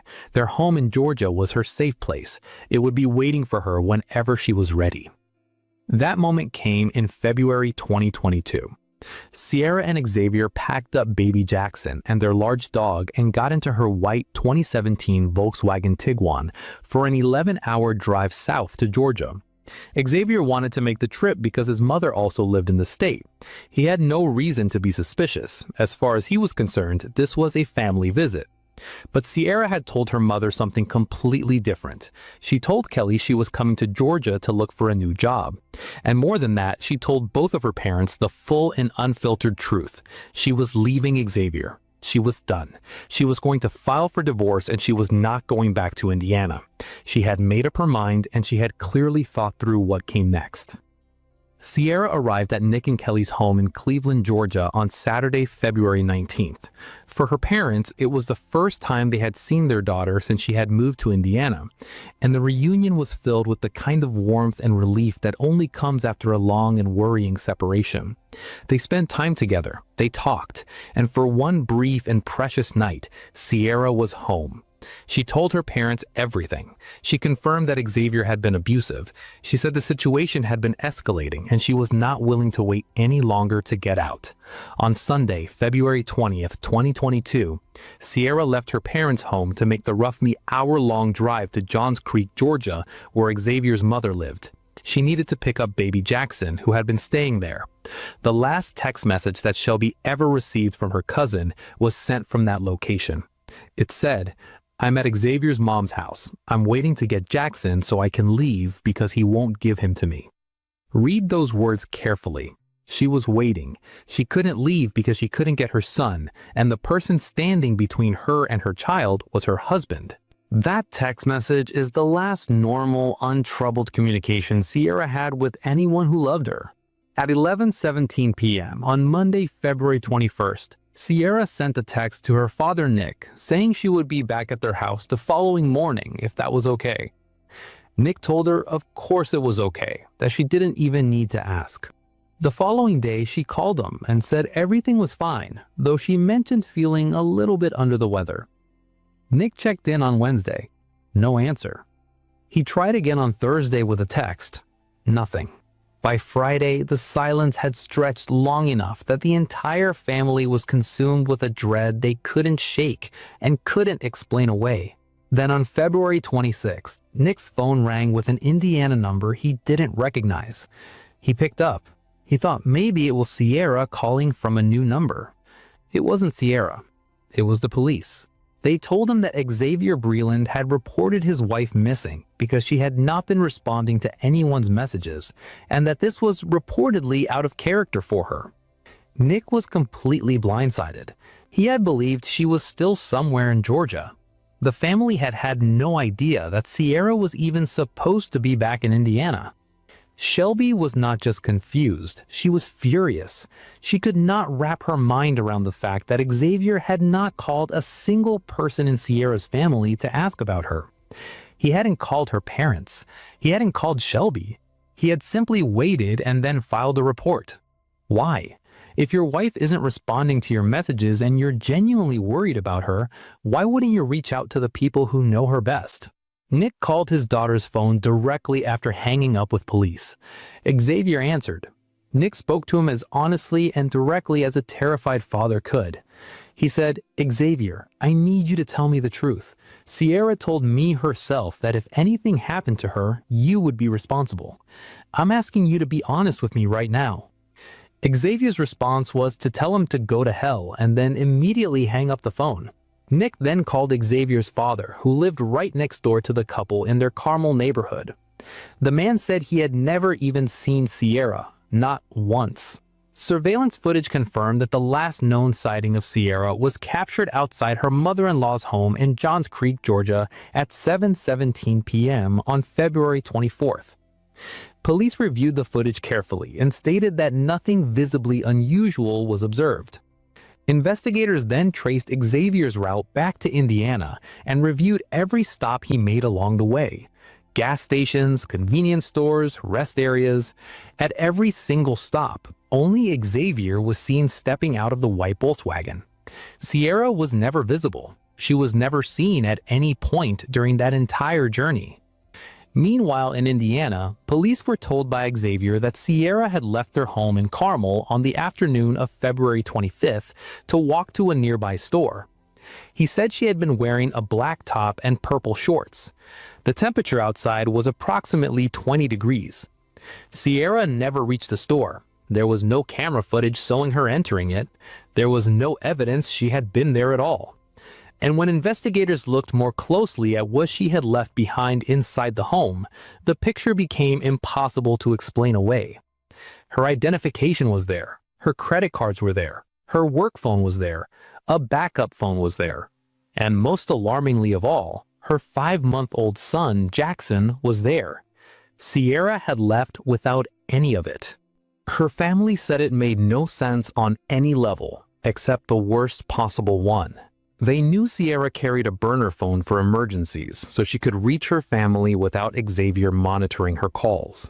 They knew she had every reason to stay in Georgia and no reason at all to return to Indiana.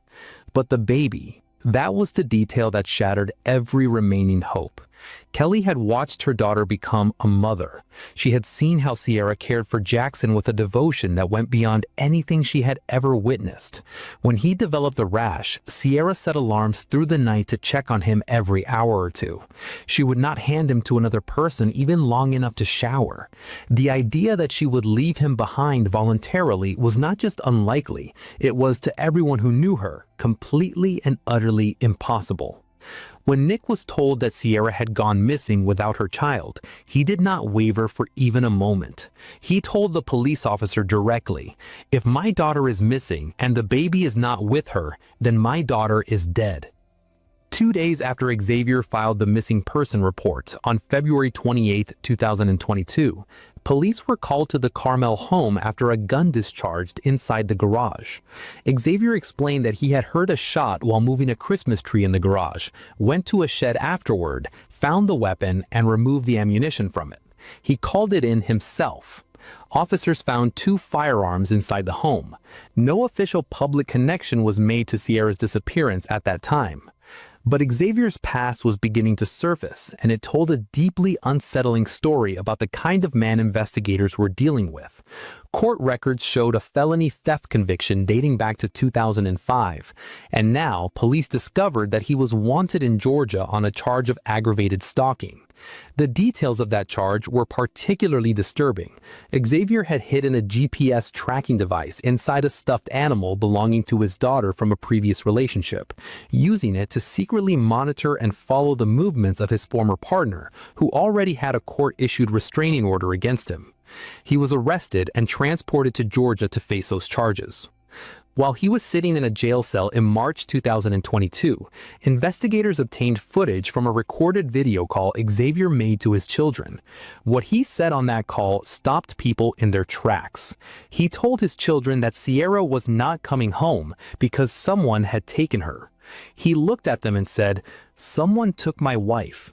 And then, at the very end of the call, he added these words, "You know what it means when you kidnap an adult. She's not coming home."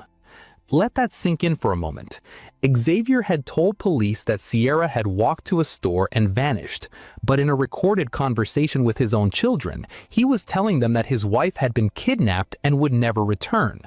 Those 2 accounts cannot both be true, and only one of them had been delivered under oath. Forensic investigators moved with urgency. In Johns Creek, the area around the mother-in-law's home became a focal point. Cadaver dogs were brought in. Forensic specialists combed through the property looking for any trace of blood, any sign of a struggle, any indication of what might have happened there.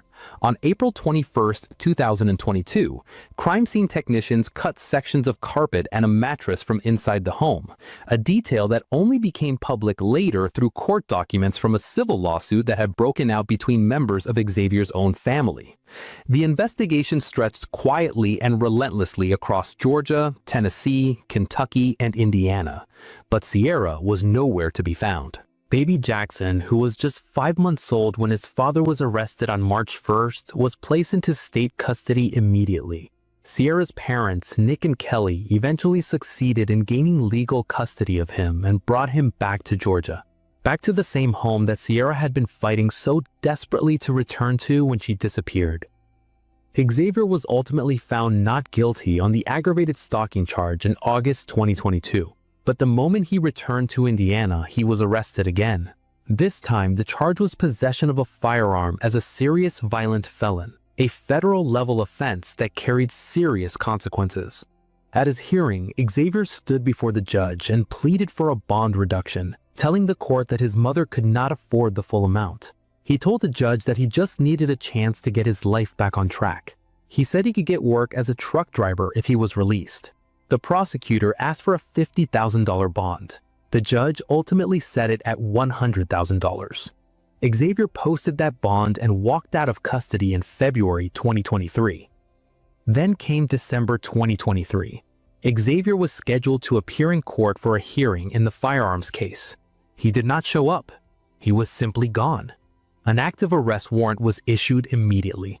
Law enforcement began searching for him, and shortly after that, the FBI officially joined the investigation, not just seeking Xavier Breland, but seeking any answers at all that could finally explain what happened to Sierra. As of today, Sierra Breland has never been found. Her body has never been located. Xavier Breland remains the only publicly named person of interest in connection to her disappearance. He has never been charged with anything related to her case, but investigators have stated clearly, openly, and on the record that they believe he knows exactly what happened to Sierra. They believe he is the only living person who can provide her family with the truth they have been searching and waiting and grieving for since February 2022. Kelly Breland, Sierra's mother, believes that her daughter's remains could be somewhere in Georgia, Tennessee, Kentucky, and Indiana, somewhere along the route that Xavier drove back from Georgia in that white Volkswagen Tiguan. Hunters and fishermen and anyone who spends time in the outdoors across those states are being urged to stay alert and to report anything that looks suspicious or out of place. Sierra Breland is described as 5 feet tall, weighing approximately 120 pounds with brown hair. She has 3 small tree tattoos on her ring finger, an arrow tattoo on her left wrist pointing in the direction of Florida, and a sunburst tattoo on her left rib cage. Xavier Breland is described as a black man with brown hair and green eyes, standing 6 feet tall and weighing approximately 160 pounds. He is currently the subject of an active arrest warrant and is considered a fugitive. If you have seen either of these individuals, or if you have any information at all about what happened to Sierra Breland, please contact your local law enforcement immediately. A little boy is growing up in Georgia right now without his mother. A family has spent years living inside a nightmare with no ending in sight. And somewhere out there, the truth about what happened to Sierra is still waiting to be uncovered. She told the people she loved that she was in danger. She told them who she was afraid of. She made a plan and she fought for her freedom. She deserved better than this. She deserved to come home. If this case affected you, please like this video and share it. The more people who know Sierra's name, the better the chance that someone, somewhere, comes forward with a piece of information that finally brings this family some peace.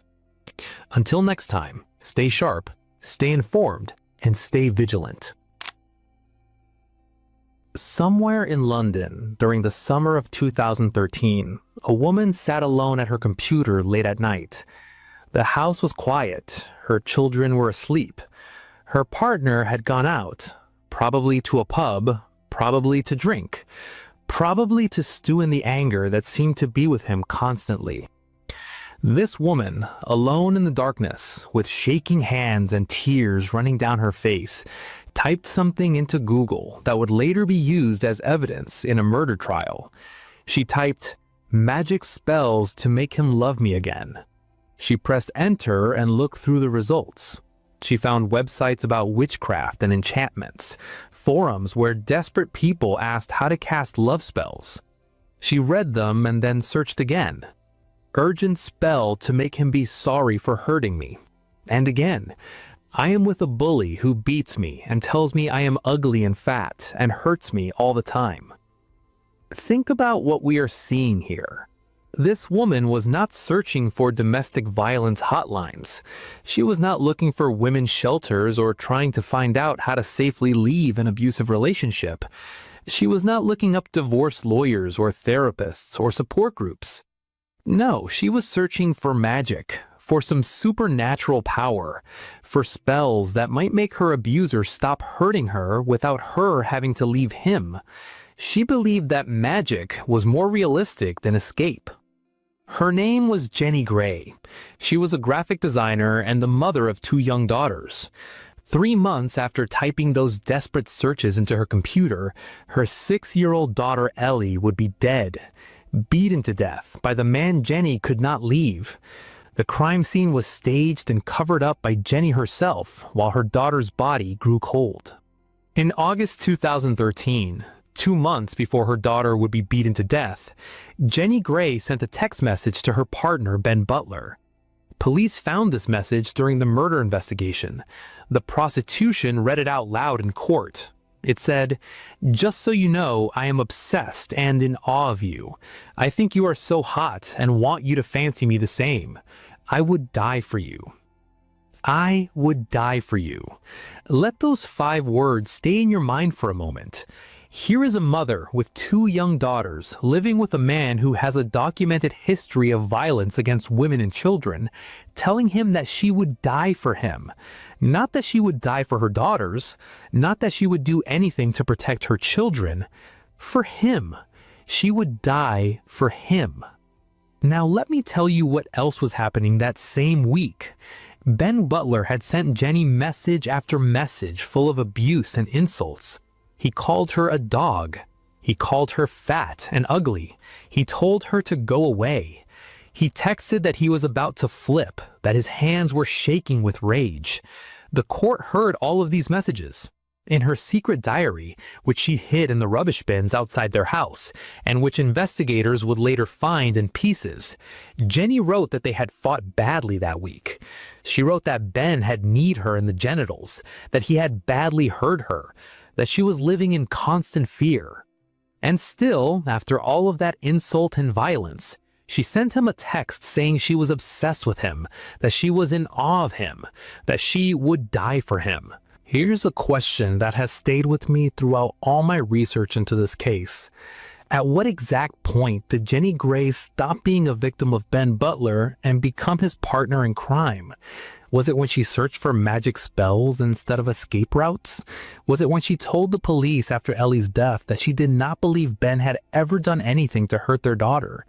Was it when she spent 2 hours helping stage a crime scene instead of calling an ambulance? Or was it much earlier when she made the decision that her need for this man was more important than her children's safety? Because make no mistake about what we are looking at here. What Jenny Gray felt for Ben Butler was not love. It was not romance. It was not even a crush.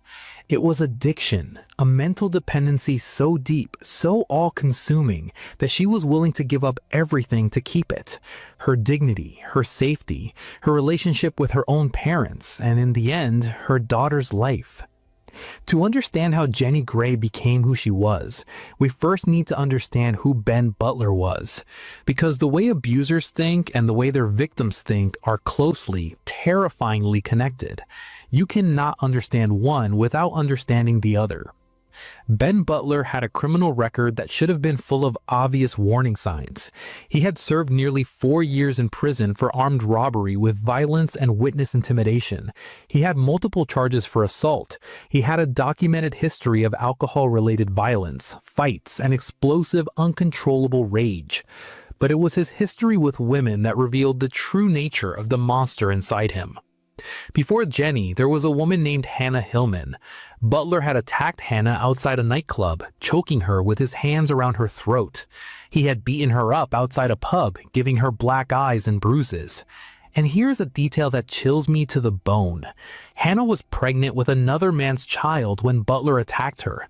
Even the presence of an unborn baby did not stop his violence. Years later, after Ellie's death, Hannah gave a statement to investigators. Her words paint a picture of a man who was not just violent, but violent in a sick way. She described how Butler's face would twist with rage when he turned his fists on her, how there was no warning, no buildup, how he would flip, as she put it, between 3 different personalities. The first personality was normal Ben, charming, loving, the man who made you believe he could change. The second personality was violent Ben, pure evil, Hannah called him, a face twisted with rage, fists flying, completely out of control. And the third personality was what Hannah called baby-like Ben, After the violence, he would transform into an almost childlike state. He would say sorry. He would cry. He would beg for forgiveness. He would say, "I am sorry. I am sorry. I cannot believe I have done this. It is not me." This is textbook abuser behavior, the cycle of violence, regret, and promises. The way abusers convince their victims that the violence is not normal, that it is unusual, that the real person is the one who cries and apologizes afterward, not the one who throws punches. Hannah said something that has stayed with me. She said, "He always used to hit me in the face. I did not think he could help it. He used to lose control so completely. Even on Christmas Day," she said, "he switched for no reason, held her down, and gave her a black eye." This was the man Jenny Gray met at a party in 2005. This was the man she fell for.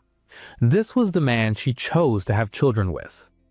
The court would later describe him as violent, controlling, and self-centered, a man who treated his family like trophies for what the judge called a fantasy of being in charge. Ellie Butler was born on December 30th, 2006, at a hospital in London. She was a healthy, beautiful baby. She had her whole life ahead of her. She was just 7 weeks old when the first warning came. In February 2007, baby Ellie was taken to a doctor with burns on her forehead and fingers. Ben Butler explained that she had rolled into a hot radiator and burned herself. The doctor, perhaps wanting to give a new father the benefit of the doubt, believed him. Days later, Ellie was rushed to the hospital again. This time, it was far more serious. She was pale. She was floppy, which is the medical term for a baby with no muscle tone. She was barely conscious. The doctors ran every test they could think of. What they found was horrifying. Ellie had bleeding on the brain caused by head trauma. She had bleeding in the eyes. She had seizures. These injuries are the kind that come from violent shaking, from what doctors call inflicted head injury.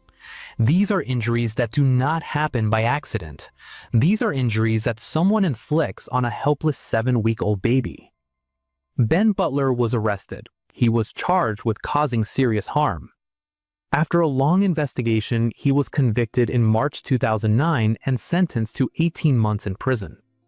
And Jenny Gray, when the police came to question her, when social workers asked for her cooperation, when her own parents begged her to see the truth about this man, what did she do?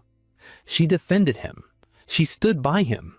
She told everyone who would listen that she did not believe Ben was capable of hurting their daughter, that it must have been some kind of accident, that everyone was wrong about him. Ellie was taken from her parents and placed in foster care.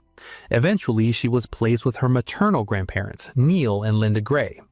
For the first time in her short life, she was safe. She was loved. She was protected.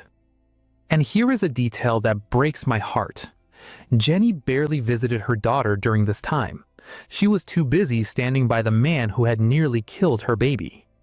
For 5 years, Ellie lived with her grandparents. These were the golden years of her short life, and it is important that we remember them. It is important that we remember Ellie as more than just a victim. She was a child who knew happiness, who knew what it felt like to be safe and loved and cherished. She went to school and got good grades. She made friends and was well liked. She rode her bike and her scooter to the park almost every day. She was in after-school activities. She was a happy, friendly, bubbly little girl who was known and loved throughout her neighborhood.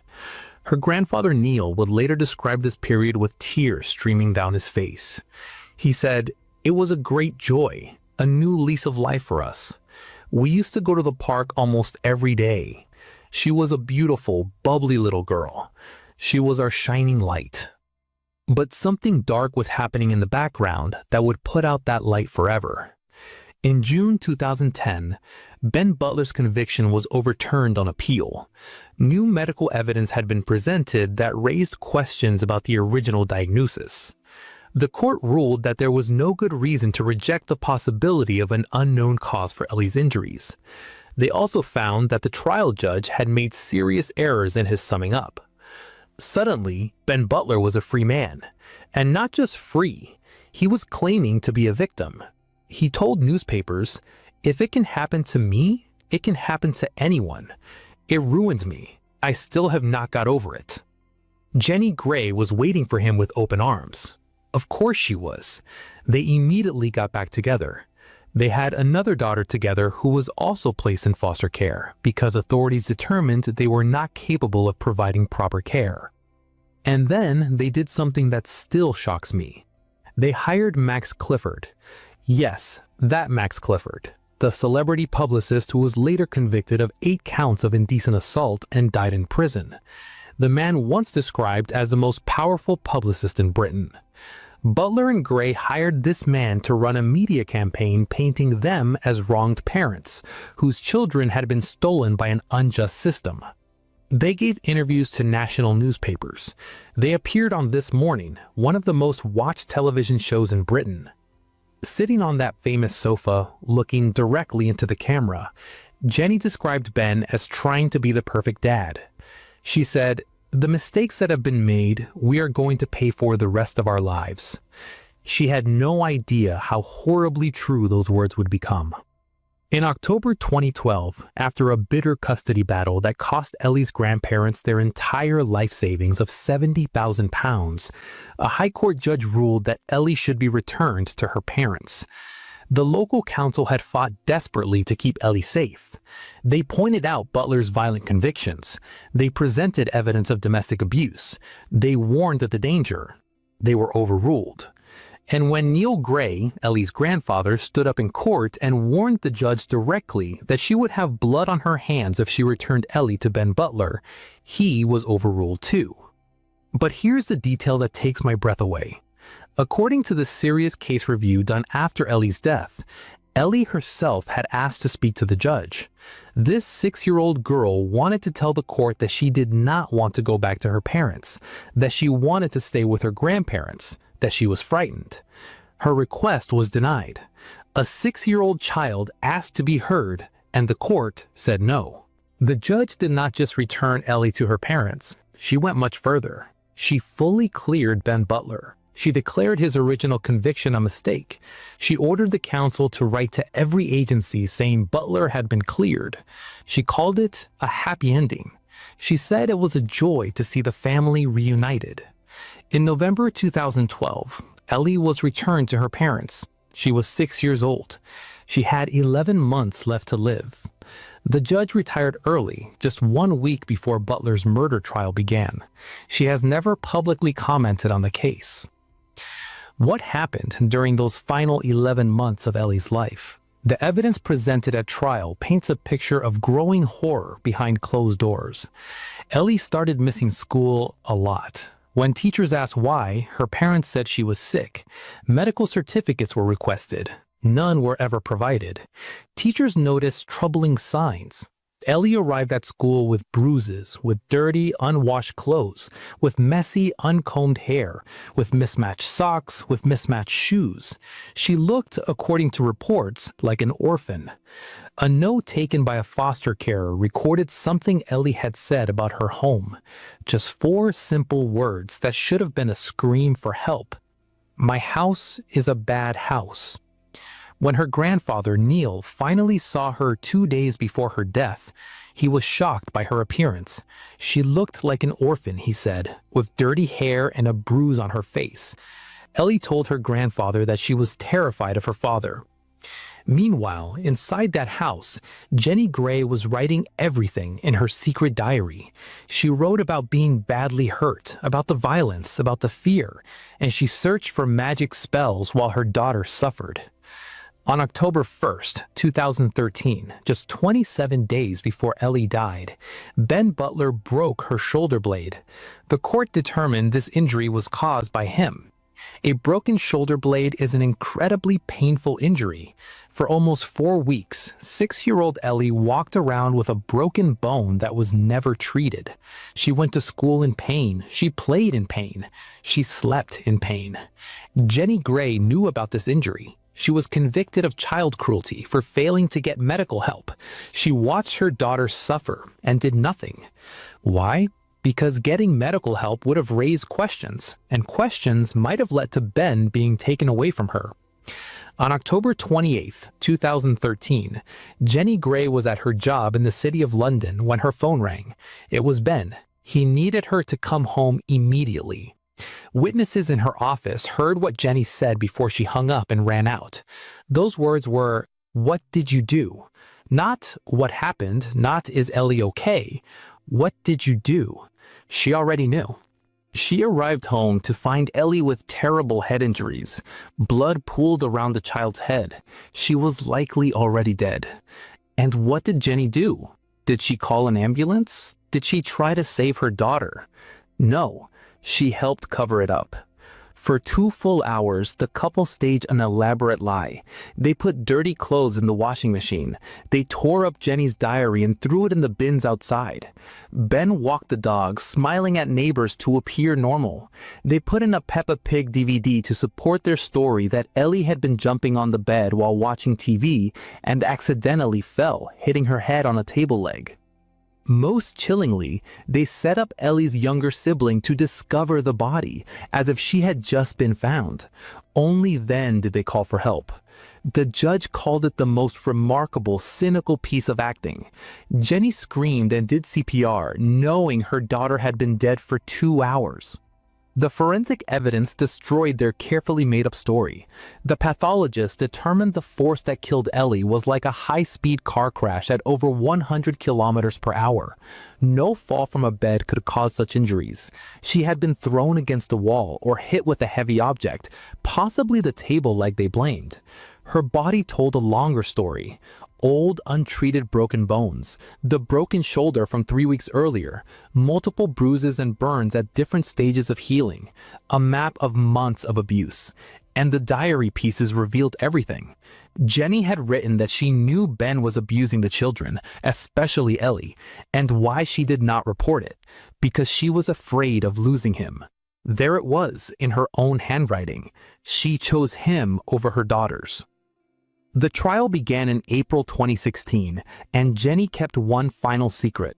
Her mother, Linda, died of cancer on the first day of the trial. Linda had spent years caring for Ellie. She died without seeing justice. Neil Gray made a decision. He did not tell Jenny. It was Linda's dying wish that her daughter not know. Jenny found out on the day of her conviction. The woman who had not called an ambulance for 2 hours cried in the dock when she learned her mother was dead. Ben was convicted of murder and sentenced to life with a minimum of 23 years. He shouted, "I will fight forever to prove this wrong." Jenny received 42 months for child cruelty and perverting the course of justice. As the verdict was read, she mumbled, "Big mistake, big mistake, big mistake." Jenny Gray was a victim of domestic violence. Ben beat her, insulted her, controlled her. She searched for magic because she could not imagine leaving him.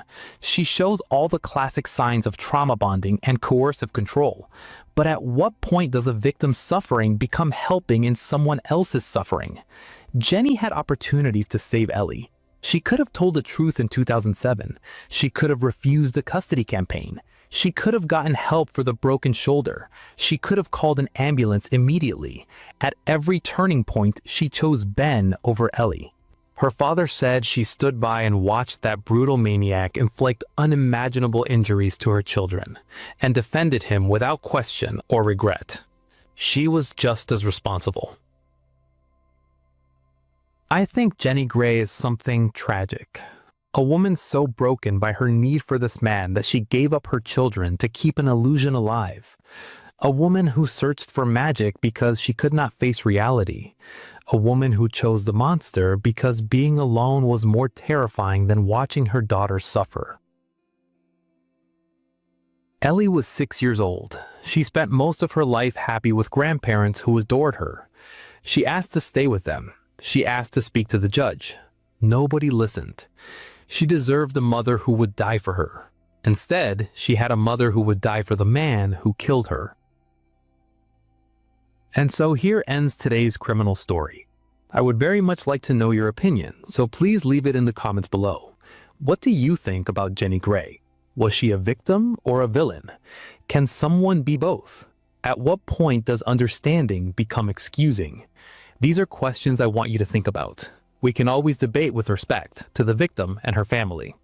Subscribe and leave a like if you enjoyed my work. Good night, and until the next criminal story. Lock your doors and dim the lights. Let's get into the case. In this video, we uncover the heartbreaking and terrifying reality of how a beautiful love story twisted into a nightmare when a woman was found in her bedroom in a way that no one could have ever imagined. The Shade family home was incredibly tense on the morning of September 1st, 2019. An older family member named John Shade had died in Pennsylvania the day before. He was the brother of Margaret Ann Sumney. Family members were trying desperately to get in touch with each other to share the sad news and talk about the difficult plans for the funeral service. One of John's sisters tried repeatedly to call Margaret, but she could not get an answer. This seemed very strange to Margaret's sisters because Margaret was always the glue of the family. She finally got in touch with Helen, Margaret's oldest daughter from her first marriage. After several failed efforts, Helen quickly joined the group of people trying to reach her mother, but neither the phone calls nor the text messages got any response. It had been hours, and as the clock ticked, nothing had changed. Helen became more and more worried. Margaret had never been unreachable like this before, not even for a short period of time. Eventually, Helen got a call on her cell phone. It wasn't Margaret on the other end, though. It was David Sumney Jr., known to the family as Junior. Helen was shocked when she heard his voice because Junior and Margaret hadn't lived together in quite a while. Right away, Helen asked where Margaret was. Junior responded in a flat, emotionless, and cold voice that she was simply asleep. This answer sent red flags to Helen right away. It was already after 9 a.m., and Margaret would never have stayed asleep on a day like that, especially since she was expecting important family news regarding her brother's passing. Helen asked her brother to wake up their mother so she could speak with her, but he refused, saying he was busy and told her to call back later. No more questions were asked of him, and the call finished just as quickly as it had started. Helen's nervousness got significantly worse after she hung up the phone. The way her brother was acting was cold and completely unlike him, and the fact that he was at their mother's house at all made her suspicious. She knew that Junior had been living alone for a while, and that things between him and Margaret had been very rough for years. His vague and chilling answers made her worst fears start to feel like they were coming true. On June 28, 1958, Margaret Ann Sumney was born in Pennsylvania. In their neighborhood, her parents, John and Ann Shade, were well known and admired by everyone. 5 children were raised by them, 1 son and 4 girls, and the youngest member of the family was Margaret. Margaret was surrounded by creativity from an early age. Locals absolutely adored her parents' family dance studio, which was a staple of the community. Immersed in the realm of dance, Margaret essentially grew up within the walls of the studio. She participated in more than just class activities. She eventually became a teacher herself, sharing her passion for movement with others. In addition to teaching ballet, Margaret assisted her parents in planning and executing yearly Christmas productions that the whole town looked forward to. Her contribution to the family business gradually grew in importance until she was a central figure in its operation. Margaret was described as friendly, vivacious, and gregarious by those who knew her well. She always took pride in her looks, carried herself with a bright attitude, and had a natural ability to interact with both adults and younger people. She stood out at social gatherings thanks to her appearance and self-assured manner. Margaret was well known in her daily life for being trustworthy, well-organized, and driven to succeed in everything she touched. Margaret got married for the first time when she was quite young to a man named John Joseph Terry. Their union did not last long. As John became more aloof, avoided taking on tasks, and showed little interest in the family, the relationship deteriorated. In the end, their marriage ended in divorce. Margaret had 2 daughters from this marriage, Peg, the younger, and Helen, the older. Margaret's priorities changed completely when her daughters arrived. Her primary goal in life became raising them and ensuring they had everything they needed. After the divorce, Margaret was solely responsible for parenting her daughters. Margaret had to juggle working and taking care of her girls on her own because their father was not very involved in their development or their daily lives. There was no outside assistance for her, but since her family was still operating the dance studio at the time, she was able to balance her work and motherhood responsibilities. Margaret handled these challenges admirably.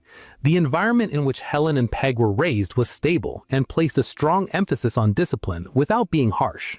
Margaret eventually met David Lee Sumney, a dentist with an exceptional career and a remarkable background. After living alone for a number of years and navigating challenging relationships, he had a captivating personality. He was successful, charismatic, and a Harvard graduate. His impressive career accomplishments bolstered his self-assurance as a possible life mate. Their romance grew quickly. David established himself as Margaret's confidant and friend due to his attentiveness and stability. Only a few years after they first met in 1986, the pair made the decision to get married. After they were married, Margaret appeared to have finally achieved the stability she had been lacking. David's life was anything but typical. Their Pennsylvania home was stunning, roomy, contemporary, and beautifully furnished. They were able to live comfortably and worry-free because of their financial security. David Lee Sumney Jr., Margaret and David's son, was born in 1989. For the whole family, this occasion signaled the start of a significant new chapter. David Sr. supported Margaret's girls and actively participated in his son's upbringing. He soon gained their trust and showed genuine concern for them as a stepfather. He gave Helen and Peg time and attention, fostering their needs and interests, even though they were already maturing. Their family appeared to be flawless to the outer world. Strong ties, a prosperous spouse, and an obvious love. However, David Sumney Jr. was surrounded by unrelenting attention and very few boundaries from a young age. His parents were more than just consoling. They established the setting that had almost no limits. Every request he made was met right away. Toys, clothing, entertainment, vacations, everything he asked for was given to him without question. Junior soon discovered how to take advantage of his abundant life. With time, he began to demand things rather than just ask for them. Junior had learned a technique of throwing tantrums to exert pressure on his parents as early as elementary school.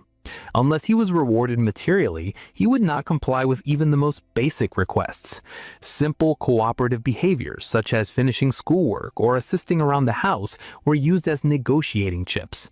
For him, just appreciation or commendation was insufficient. He anticipated receiving payment for all of his efforts. His behavior only got worse as he got older. His parents were still unrestrained in their indulgence. He was always willing to make concessions if he showed any signs of discontent. There was no serious opposition to even the most irrational demands.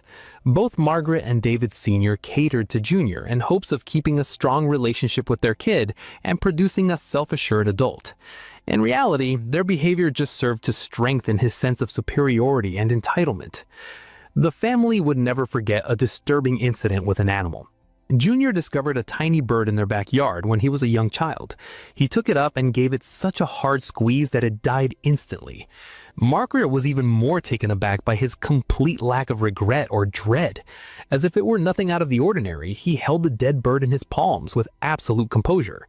Deeply disturbed by what she witnessed, Margaret subsequently joked uncomfortably with family members that her son behaved like a potential criminal, but underneath her remarks lay real terror.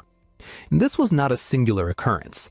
Junior displayed an unsettling lack of empathy from an early age. He stayed away from emotional relationships and didn't feel bad about hurting people. Nobody in the family knew how to deal with his behavior in a healthy way. His parents were still holding out hope that he would eventually get over it. Regretfully, the lack of clear direction just made these characters more ingrained in his character. Margaret and David Lee Sumney's marriage ended in 2001. Over time, a relationship that had appeared stable began to unravel. Although the divorce was quiet and orderly, it had a big impact. Junior was around 12 years old at the time. Margaret had very little money after the divorce. David's assistance that she had previously depended on ceased. Her basic expenses were no longer met by the money she had previously relied on from the dance studio. The studio owned by the family was no longer profitable. Eventually, Margaret had to make the tough decision to shut it down. This went beyond just losing a job. A crucial chapter in her life came to an end. Margaret took a job at a clothing store to help pay her bills. Although the job wasn't glamorous, it offered some stability. In the meantime, her son's financial obligations continued. Junior made no attempt to lower his lofty expectations and persisted in expecting preferential treatment. David Sumney Sr. persisted in caving into his son's request, and despite the divorce and his own financial difficulties, even at personal expense, he tried to maintain contact with Junior and offered financial assistance. Like Margaret, he took the easiest route instead of establishing firm boundaries. Despite living apart, the ex-spouse's shared reliance on Junior's emotions kept them emotionally connected. He alternated between their residences. Each parent continued to grant his wishes, often at the expense of their own well-being. Junior's level of control over both parents only increased with time. A significant turning point occurred at this time. Together with their son's increasingly out-of-control behavior, they experienced financial collapse and the loss of a solid basis. Neither parent could bring themselves to reconsider how they would parent in the new situation. The entire family dynamic consequently changed to center on a single individual. David Sumney Jr. became an adult and enrolled at George Washington University in 2008. He decided to major in math. For his parents, this was a positive turning point. They thought that going to a renowned institution might instill some much-needed discipline in his life. David Sumney Sr. assumed responsibility for paying his son's education. Margaret made the decision to go see her son in 2010. Her destination was Washington, D.C. to inquire about his well-being. Something that occurred during this trip eventually sparked a lot of curiosity. Margaret unexpectedly called her daughter Helen to let her know that she and Junior were at a hospital. She said that she had fallen and struck her head after her kid allegedly tried to hurt himself with a knife. The specifics were ambiguous. Helen saw contradictions. Her mother gave very few details about what had transpired and was evasive. Helen found out that Margaret and Junior were put in different rooms when she got to the hospital. This seemed strange to her. Given Junior's history of erratic behavior, there were increasing suspicions that the incident could not have been as Margaret claimed. Helen pondered whether there had been a physical altercation between him and their mother. These worries were only heightened by Margaret's nervous manner and propensity to justify Junior's behavior. There was never a formal investigation into the occurrence, but shortly after their medical stay, word spread that Junior had been kicked out of George Washington University. The administration pointed to persistent rule infractions and disruptive conduct. He had been ignoring the authority of faculty members, missing courses, and getting into fights. For Junior's parents, the expulsion was a devastating blow. After all of their hard work and financial sacrifice, they were confronted with evidence that their son's behavior was simply getting worse. After being compelled to return to Pennsylvania, Junior had to divide his time between his parents' houses once more. One of the most tragic events occurred in July 2015 when David Sumney Jr. and his father got into a fight. At that point, Junior was 26 years old. He had dropped out of school, had no job, and was still totally dependent on his parents. Junior asked his father for money that day in order to pay for a trip. David Sumney Sr. was unable to provide the money. However, Junior didn't accept this response. He intensified the conversation by shouting and making threats. The dispute became violent. Junior used physical force to strike his father. Even when David Sr. was unable to defend himself, he continued to hit him. The noises of shouting and a scuffle startled the neighbors, who contacted emergency personnel. Officers discovered Junior still on top of his father, continuously hitting him. David Sumney Sr. sustained severe injuries. Medical personnel noted multiple fractures, a spinal injury, and brain hemorrhage. He was taken in critical condition to the hospital. Following an assessment, the physicians determined that he would require 24-hour care. David Sumney Sr. was unable to walk on his own. After being sent to a nursing home, he was unable to resume his job. At the scene, Junior was taken into custody. Although charges were brought, family members were confused and frustrated by the incident's legal classification. The authorities charged him with aggravated assault instead of attempted murder. The judge imposed a bond despite the dire repercussions, and Junior was soon released. Junior evaded major responsibility once more. He soon started telling his loved ones that he had joined the U.S. Navy.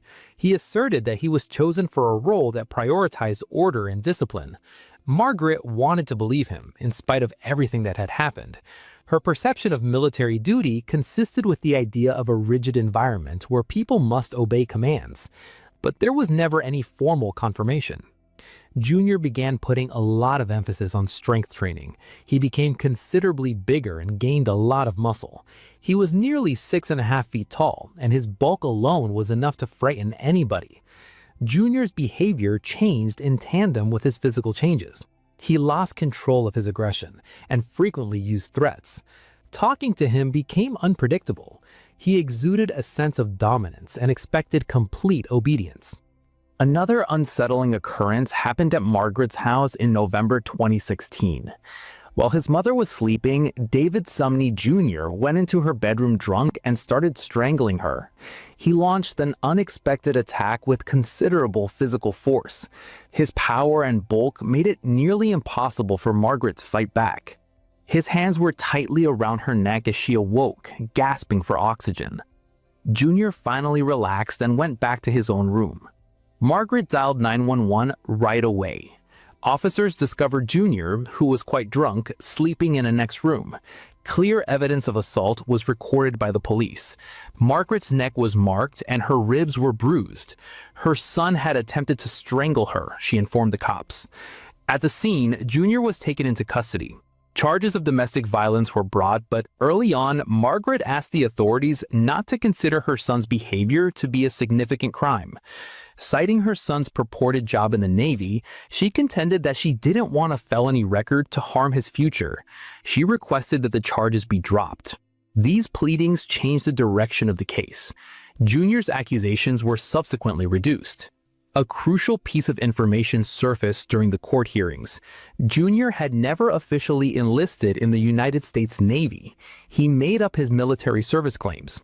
Beneath that exterior, however, was a violent person who frequently abused alcohol and hurt those closest to him.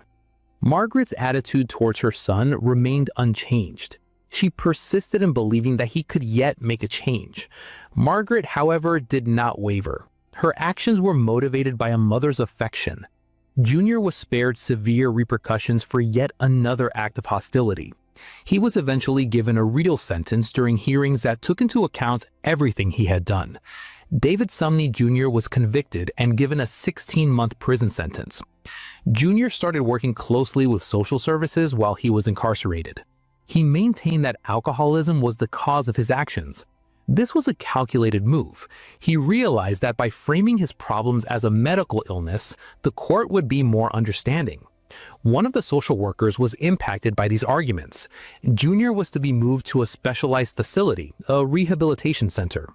Margaret resumed her active involvement in her son's life during this period. She paid him many visits. Junior received a conditional release after finishing the course. He soon secured employment. The appearance of genuine change was produced. It seemed to everyone that he was truly beginning anew. On closer inspection, nevertheless, it became clear that Junior's fundamental beliefs had not changed at all. He had not exhibited genuine regret.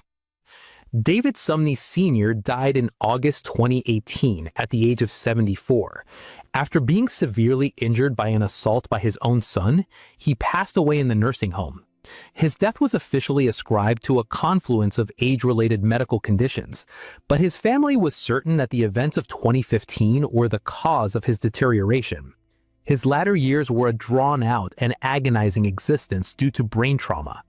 Everyone in the family understood that Junior had been the cause, even though they did not talk about it publicly. Margaret maintained her composure at the funeral. Despite the obvious link, she placed no blame on her son. Junior was at liberty when David Sumney Sr. passed away. There was never a formal judicial connection made between the 2015 assault and his death. Junior proceeded to meet a new girlfriend in 2019 via a dating app. Their bond grew rapidly and she moved in with him. He started enforcing rigid guidelines and expecting compliance. The woman became aware of questionable actions like Junior using checks issued in his mother's name. When their relationship soured and she made the decision to leave, he enticed his ex-partner to an Atlantic City hotel room where he imprisoned her against her will. Junior behaved aggressively towards the woman for several days. She suffered from physical assaults and was repeatedly strangled by Junior until she passed out. He left the hotel room at one time thinking she had died. A housekeeper broke rules and went inside the room, discovering the woman in critical condition. Her life was saved by emergency medical assistance. Junior was promptly identified as the culprit. A warrant for arrest was issued, but because of an internal administrative error, the records were not submitted to the government database in a timely manner. Due to a technical error, Junior was able to depart Atlantic City and return to Pennsylvania without being detained right away. Officers were therefore unable to connect Junior to the violent crime when he was later stopped. This error would have disastrous results.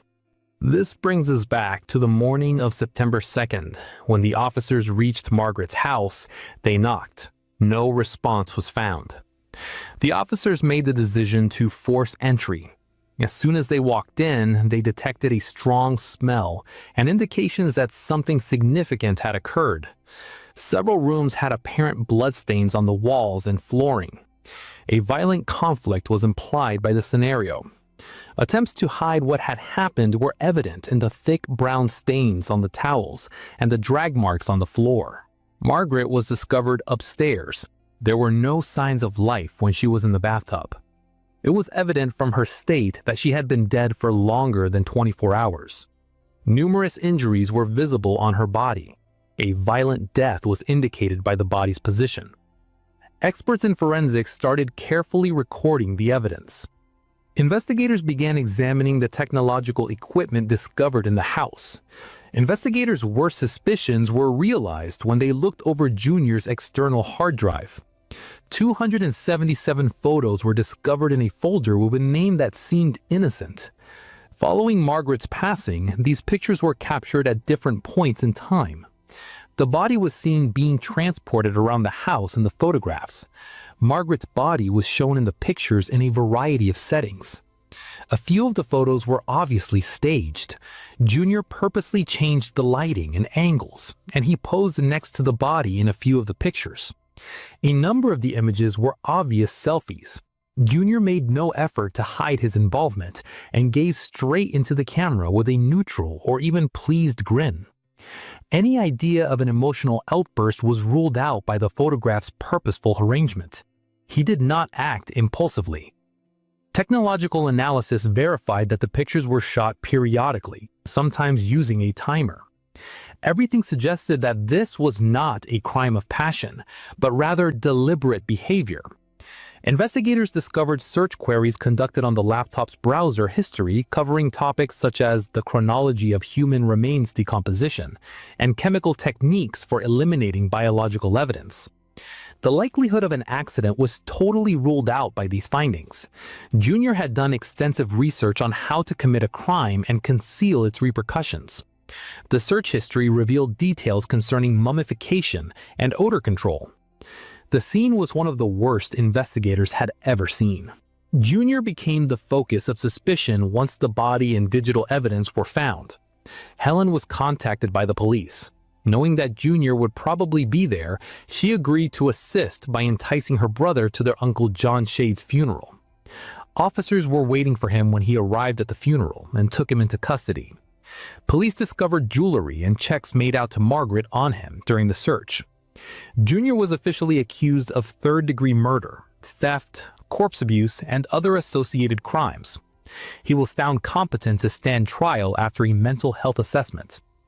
Junior signed a plea agreement in August 2022 and acknowledged his guilt of third-degree murder. He received a sentence of 20 to 40 years. He will be eligible for release in 2039, when he will be around 50 years old, with credit for time already served. The sentence was seen as a betrayal by Margaret's family. Family members thought the prosecution had agreed to a settlement that did not fully consider the extent of the offense. The punishment, according to her sisters and daughters, was not commensurate with the seriousness of the incident. Junior expressed regret and apologized in court, saying he couldn't understand how he could have done the deed. There was a great deal of skepticism about what he said. Margaret's passing was not an isolated incident. Rather, it was the result of years of increasing violence and a total disintegration of family boundaries. In a short time, the family had to deal with the deaths of John Shade and Margaret Sumney. Their tale serves as a sobering warning of the disastrous results that can result from unbridled forgiveness and a lack of boundaries. Helen broke off all communication with her brother. The family no longer regarded Junior as a member. The sorrow and the harsh realization that the system had failed too many times was all that was left. As the legal proceedings came to a close, the true depth of the tragedy settled over the surviving family members. The house that once echoed with the sounds of dance and music, the studio that had been the pride of the Shade family, and the beautiful home Margaret had built with David Sr. were all haunted by the memory of what Junior had done. Friends and former students of Margaret's dance classes gathered to remember her, not as the victim she became, but as the vibrant, talented woman who had touched so many lives. They spoke of her patience with young dancers and her unwavering dedication to the annual Christmas shows. Yet the dark shadow of Junior's actions loomed over every conversation. The family struggled to reconcile the image of the little boy they had known with the monster who had meticulously photographed his own mother's demise. The psychological toll on Margaret's daughters, Helen and Peg, was immeasurable. They had to process the loss of their mother while also facing the fact that their own brother was a perpetrator. They looked back at every missed warning sign, every time their mother had defended him, and every time the legal system had let him walk free. The anger they felt toward the system was just as sharp as the grief they felt for their mother. They wondered if things would have been different if Junior had been charged more severely for the attack on their father in 2015, or if the warrant from Atlantic City had been properly processed. Each failure was a link in a chain that led directly to Margaret's bedroom in September 2019. The community in Pennsylvania was also left reeling. The Sumney name, once associated with dental excellence and local business success, was now forever linked to a headline-grabbing crime. The case became a frequent topic of discussion regarding domestic violence laws and the criteria for plea deals in murder cases. Many felt that the third-degree murder charge was a slap in the wrist for a crime that involved such deliberate cruelty and desecration. Margaret's sisters became advocates for victims' rights, speaking out about the importance of taking domestic threats seriously before they escalate into fatalities. They hoped that by sharing Margaret's story, they could prevent another family from enduring the same heartbreak. Junior's 20 to 40-year sentence meant he would spend most of his remaining adult life behind bars, but for those who loved Margaret, no amount of time seemed sufficient. As they visited her grave and the grave of their Uncle John, they were reminded of the fragility of life and the terrifying potential for darkness to hide within those we love most.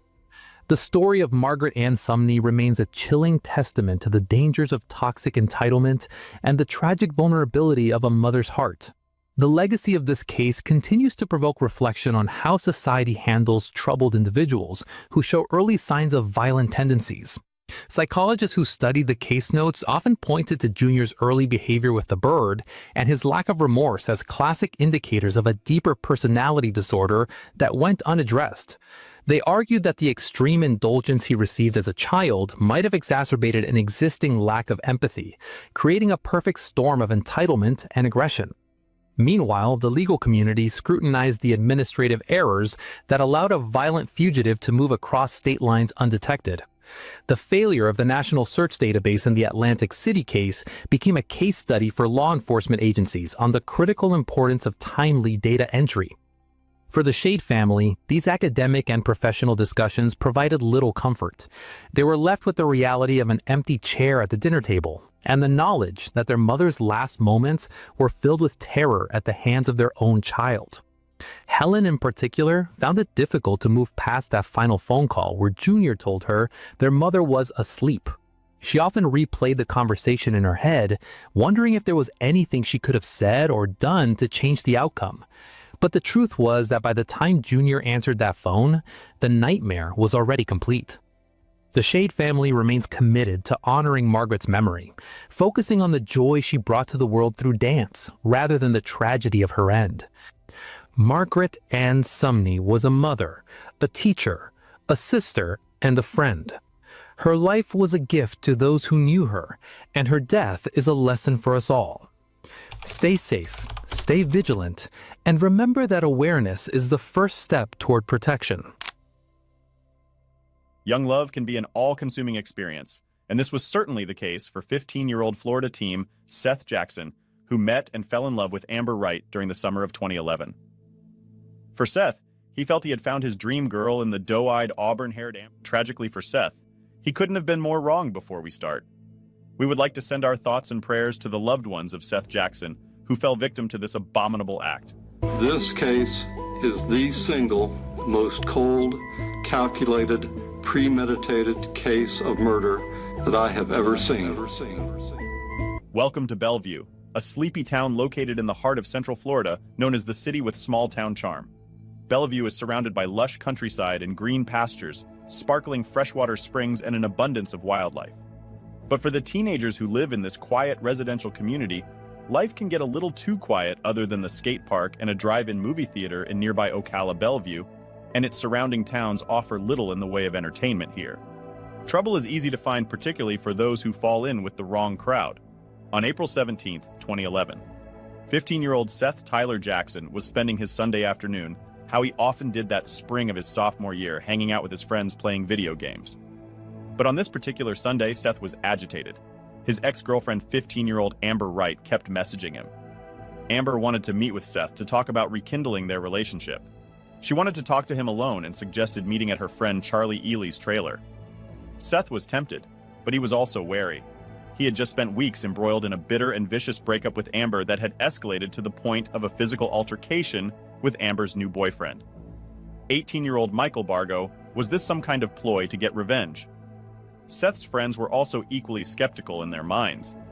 There was something up with Amber's sudden change of heart. They reminded Seth that Amber was bad news and that he didn't need the drama. Seth messaged Amber saying that he was worried she was setting him up to be jumped. She assured him that he wasn't. And when his phone rang a short time later, friends overheard Amber telling Seth that she loved him and that she wanted him back and implored him to meet with her. Seth relented beneath his angry bravado. Seth still loved Amber and had been heartbroken over her for weeks. A short time later, Seth left his friend's house claiming he was on his way home and headed out for the night. It was the last time any of his friends would see him alive. In late 2010, Seth Jackson was in his sophomore year of high school. The youngest of three boys, Seth had grown up enjoying life in rural Florida, climbing trees, skateboarding, and BMXing, much of it with his best friend William Samlot. William and Seth had been friends for as long as they could remember, more like brothers, William said. And Seth was the kind of person who would do anything for you. At 14, life was good for Seth Jackson Tall, for his age. Seth was good-looking, bright, and popular. He had a reputation for being cool, calm, and collected. William and Seth shared many of the same interests, including a love of mixed martial arts and more recently a growing interest in parties and girls. And a lot of girls wanted to date Seth Jackson. After that, in December of 2010, 14-year-old Seth began dating a pretty petite auburn-haired girl named Amber Wright. Amber was confident and popular with a wide circle of friends. The connection between them was instant. Seth, for his part, was infatuated with Amber. All too quickly, the pair became inseparable. Seth's parents, Scott and Sonia, remembered them always being together watching TV or playing basketball in the backyard. In early March 2011, Seth professed his love for Amber on his Facebook page. But while the relationship was intense, it was also volatile. Much of their relationship revolved around drinking and smoking cannabis. The two had trust and jealousy issues and fought hard, and often meanwhile Seth's parents perceived a distinctly manipulative aspect to Amber's character. But it was not enough to set off any serious alarm bells, and certainly not enough to predict in their wildest dreams the evil that Amber would soon prove herself capable of. Amber and Seth's relationship came to an end in the latter part of March 2011 when Amber abruptly dumped Seth. But if their relationship had been toxic and turbulent, it would be nothing compared to their breakup. Seth announced on Facebook that he was single. Within days, the two had begun a vicious back and forth of insults and incendiary name-calling. For all their friends to see, Seth had discovered that Amber had cheated on him and posted comments calling her a slut and cheat. In one post, he accused her of using meth. One post attracted 37 comments, with several of Seth's Facebook friends calling him out both on his language and the accusations. As for Amber's post, she claimed that she had never loved Seth. In one, she wrote, "Just do me a favor and consider me dead to you. I never loved you. I don't even want to hear your name." In another, she wrote, "It takes a real man to accept the fact that he got broke up with Seth. responded, "We both need to just let all of this go. Yeah, we split. Yeah, it hurt, but I'm over it. I'm just not to let Mike have his cake and eat it too." The Mike that Seth was referring to was 18-year-old Michael Shane Bargo. Bargo was the boy Amber had cheated on him with, and Seth had now discovered that Amber and Bargo were dating.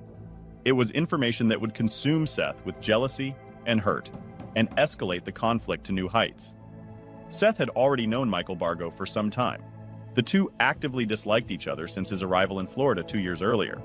Bargo had gained a reputation for trying to be perceived as a tough guy, an image that Seth wasn't buying. Still, there was no doubt that Bargo was troubled. He had grown up in a home filled with violence and conflict, according to his mother. Bargo's father was an alcoholic with an explosive temper, and as he grew older, Bargo himself would often explode in extreme fits of rage after Bargo moved to Florida at 16 to live with his father. He dropped out of school and moved out of his father's home, drifting from house to house, staying with friends. Twice he had been arrested for burglary.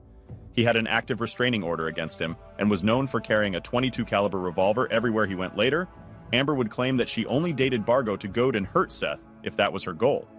She succeeded. Seth was devastated by the loss of Amber. Bargo now became the crux of Seth's issue with Amber, and the target of his anger Seth took to openly taunting and threatening Bargo on Facebook. He repeatedly challenged him to a fight. Some of Seth's friends weighed in on the feud, enthusiastically calling Bargo soft, and implying that he would soon get beaten up by Seth if Bargo would come out and fight like a man. Meanwhile, Amber had told Bargo that Seth had been physically abusive to her throughout their relationship. Adding fuel to the fire as the feud gained momentum, Bargo ranted to friends about his hatred for Seth. The feud then spread to Amber's half-brother, Kyle Hooper. 16-year-old Kyle was dating a girl named Alyssa in the midst of the Seth feud with Bargo. Alyssa broke up with Kyle over the phone, and when Kyle turned up at her house to talk to her, he found her in bed with Seth.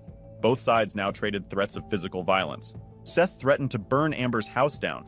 What had been an online battle quickly spilled into the real world after finding out that Amber and Bargo were going to a local party. Seth turned up and confronted him. A heated exchange took place before Seth laid the older boy out in front of a crowd of peers. The humiliation of being beaten by the younger Seth would prove to be too bitter a pill for Bargo to swallow, and what Seth could not have possibly known then was that Bargo was no ordinary love rival. Bargo was someone with a deeply disturbed mind, a man with no moral compass and no sense of compassion, and certainly no limits when it came to the suffering he was willing to inflict on a person in the name of restoring his pride.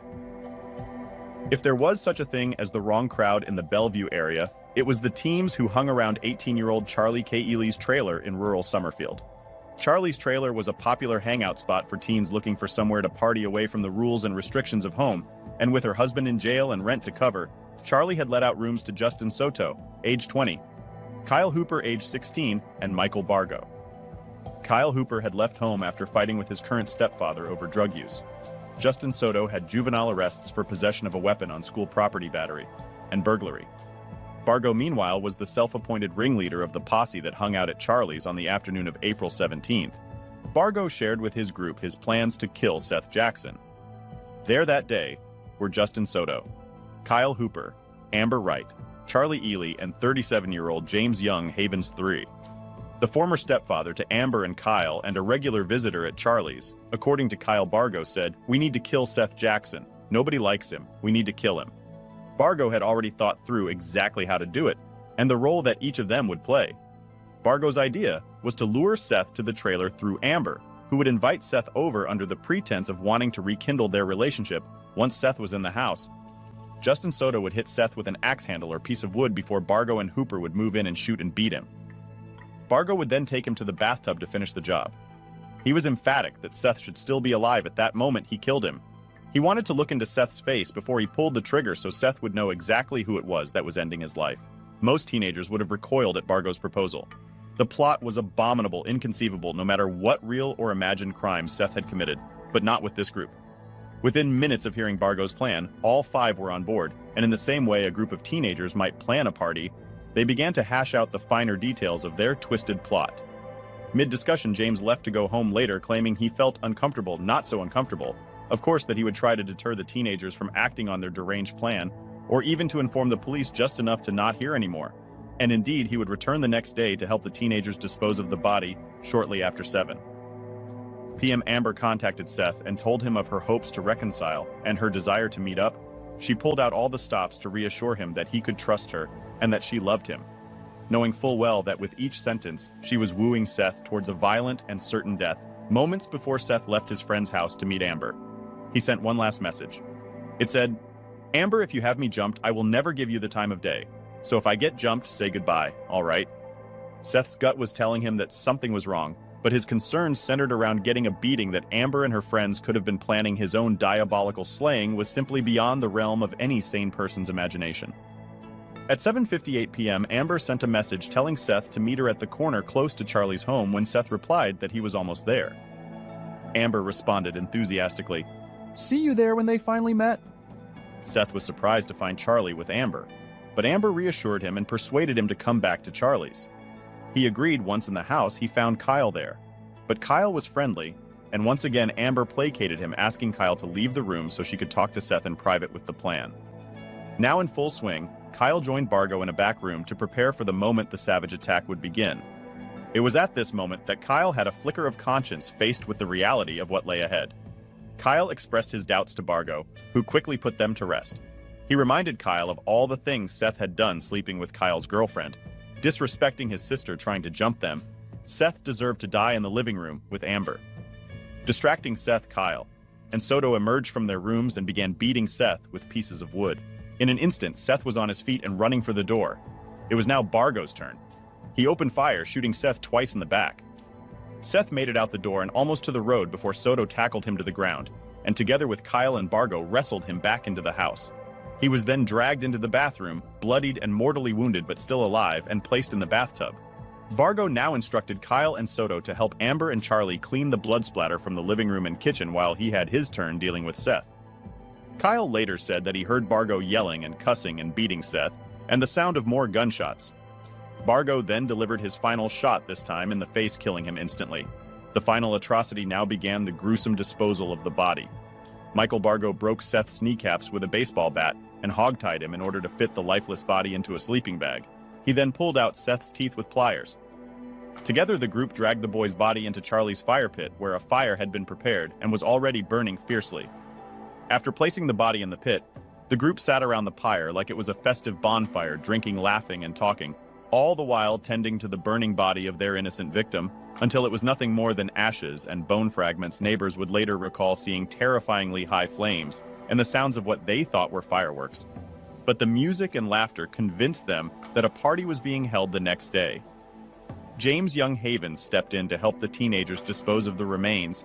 He helped them shovel Seth's remains into 3 5-gallon cans, which were thrown into a nearby flooded lime pit. He then helped them clean up the last of the bloodstains in the house with bleach. Once everything was clean, the group relaxed and played basketball. Seth had always made sure to call his parents if he was going to be late or not coming home at night.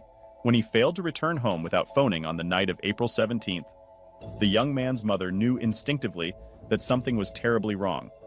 Early the next day, she reported the disappearance to the police, and by the day after his disappearance was being broadcast all over the local news. Several miles down the road, Kyle Hooper was watching TV that day with his mother Tracy when the news of Seth's disappearance came on the air. Kyle promptly admitted to having witnessed the murder but denied any involvement. Tracy immediately notified the police later that day as she sat at the local police department. She had not the slightest idea that both of her children had been key players in the murder of Seth Jackson, and that neither would ever be returning home. Detectives are piecing together the final brutal moments of Seth Jackson's life. The local teen was beaten, shot, mutilated, burned into ashes, and his remains sunk to the bottom of a local quarry. West 2's Kendra A. with the late-breaking details tonight from Marion County. Lead detectives tell West 2 News they believe they know where the murder weapon has been hidden, but right now they are not telling us whether it has been found. Crime scene techs wrapped up scouring the property here for evidence where they say 15-year-old Seth Jackson was viciously murdered. This is ruthless. Friends of 15-year-old Seth Jackson continue to visit his memorial. Cars pass by the Summerfield house where the teen met a violent end. Investigators say he was lured to the home by former girlfriend, 9th grader Amber Wright, then attacked, shot, and burned. Detectives say Wright's new boyfriend, Michael Bargo, is the mastermind behind the killing. Potentially, you are facing the death penalty. Bargo faced a judge with a gash on his eye and forehead. Investigators tell WESH 2 News he had the cuts when they arrested him. The suspects tell police the victim tried to run from the home after Bargo shot him and was still alive even after the group dragged him into the bathtub and broke his kneecaps to stuff him in a sleeping bag. Friends believe he fought for his life. Seth was a little fighter. I hope Seth messed them all up. Right now, Bargo and the teen accused of grabbing the victim as he tried to run, Justin Soto, are on suicide watch at the jail. Maybe he wants to actually die so he doesn't have to remember anything. Crime scene techs wrapped up sifting through evidence focused on a bin in the backyard near the fire pit. Even experienced detectives are shaken, as those close to Seth Jackson. That's hard to believe, isn't it? That you could get 5 people together that would think that was a good idea. It's still unbelievable to me. Who gave them the right to take somebody's life? Who made them God? Nobody did. Right now, Wright and her brother remain in juvenile detention. Their stepdad, accused of helping to cover up the crime, has been released on bond. The 4 suspects charged as adults will be back in court May 24th. In Marion County, Kendra Astrike, WESH 2 News. Detective Rhonda led the investigation. Kyle was the first to confess to his role in the murder of Seth Jackson. Kyle admitted to being the first to hit Seth over the head with a wooden stick. He claimed that then he told Seth to run and get out of the house, and said he was shocked when he saw Bargo shoot Seth. I hit him over the head with the stick. Who'd you hit? Seth. Okay. And he was in the chair, and I got in the kitchen. I said, "No, house." And then all of a sudden I hear, bam, bam, bam. Mike sitting there laying bullets into him. So you saw Mike Bargo shoot Seth? Yes, ma'am. And he grabbed the body, put it into the bathtub, and then he was talking about how he was gonna burn it, and then there was a rock quarry over here by Gator Mountain or whatever, and he was gonna jump the ashes or whatever into the rock quarry. How many times did Mike shoot him? I don't know. I heard 8. Nowhere to be found. Amber Charlie and Justin Soto were now called in for questioning in Amber's first version of the night's events. She claimed that Seth had knocked on the door of the trailer and had asked to speak to her. She allowed him in and sat with him on the couch when Kyle suddenly burst in the room and knocked him over the head. She and Charlie panicked and ran to Charlie's bedroom, where they heard the sound of multiple gunshots. They stayed hidden there all night, only emerging the next day to find the house smelling strongly of bleach. Charlie gave a similar version of events during their interrogation. Each suspect was quick to throw Bargo under the bus and denied any premeditation or knowledge of what Bargo had intended for Seth. But the police left Kyle, Charlie, and Amber to chat alone in an interrogation room, unaware that they were being recorded. The 3 spoke openly of their roles in the death of Seth and their concerns about being caught in a matter of minutes. They had sown the seeds of their own demise and a lifetime that would be spent behind bars. Detectives soon tracked down Bargo 80 miles away at a friend's house. Kyle's confession led to the arrest of all 6 suspects within days, including James, who was arrested as an accessory to murder. I went away. I left. I thought it was a joke because, I don't know what to say because I'm looking at a lot of years right now. I'm scared. I don't have a freedom now. I've lost everything now. What about the 15-year-old who's dead and was mutilated? He lost his life too. Although they were juveniles, each of the suspects were ultimately tried as adults at separate trials. Amber Wright, Charlie Ely, and Kyle Hooper were each found guilty of first-degree murder and sentenced to life in prison without parole. Justin Soto pled guilty and received a life sentence. James Havens received a 10-year sentence for being an accessory to murder. Michael Bargo initially pled not guilty, but was eventually convicted and sentenced to death, becoming the youngest person on Florida's death row. May the jury unanimously find that the defendant, Michael Shane Bargo Jr., should be sentenced to death. Yes. Michael Bargo holds his head after hearing he is sentenced to death for the 2nd time on Tuesday. In 2013, 10 out of 12 jurors decided he should be put to death, but since then, a new state law requiring that death penalties be unanimous gave Bargo another chance. Prosecutors say Bargo was the leader in a group's plot to kill 15-year-old Seth Jackson at a Summerfield home. A 15-year-old child knew he was being dragged back into a house and was going to die. Bargo and 4 others beat and shot Jackson to death 8 years ago. The group burned his body and disposed of it in paint buckets, which were dumped into a water-filled quarry. The defense argues Bargo suffers from mental illnesses and should be spared. He was not taking any medication for any of the mental illnesses that he had been diagnosed with. The judge explains to the jury the new rules. If you do not all 12 agree, then you check no. And a few hours later, Has the jury reached a verdict? We have. each of the jurors decide Bargo should be killed. Jackson's mother attended each of the hearings and shows signs of relief. As for Bargo's 4 co-defendants, each of them is serving life in prison. While Michael Bargo led the violence that night that ultimately killed Seth Jackson, it was the contribution of all 6 perpetrators that made the prolonged and brutal slaying of 15-year-old Seth possible. Seth was outnumbered in a house specifically set up for his own murder. He was repeatedly overpowered, making it impossible for him to escape the depravity of Bargo. And he was only there in the first place because of the incomprehensible cruelty of Amber Wright, who used his own feelings for her to lure him into a death trap. It could even be argued that it was Amber's deliberate stoking of the rivalry between Seth and Bargo that was the catalyst for the entire murder itself during her trial. The prosecution said, of Wright, the defendant probably played the most important role in that murder. She was the bait. She was the one who lured Seth Jackson to that house. If you found this story compelling, don't forget to like the video, comment down below your take on it, and subscribe to the channel. Also hit that notification bell in order to stay up to date each time we reveal a new shocking case. Goodbye.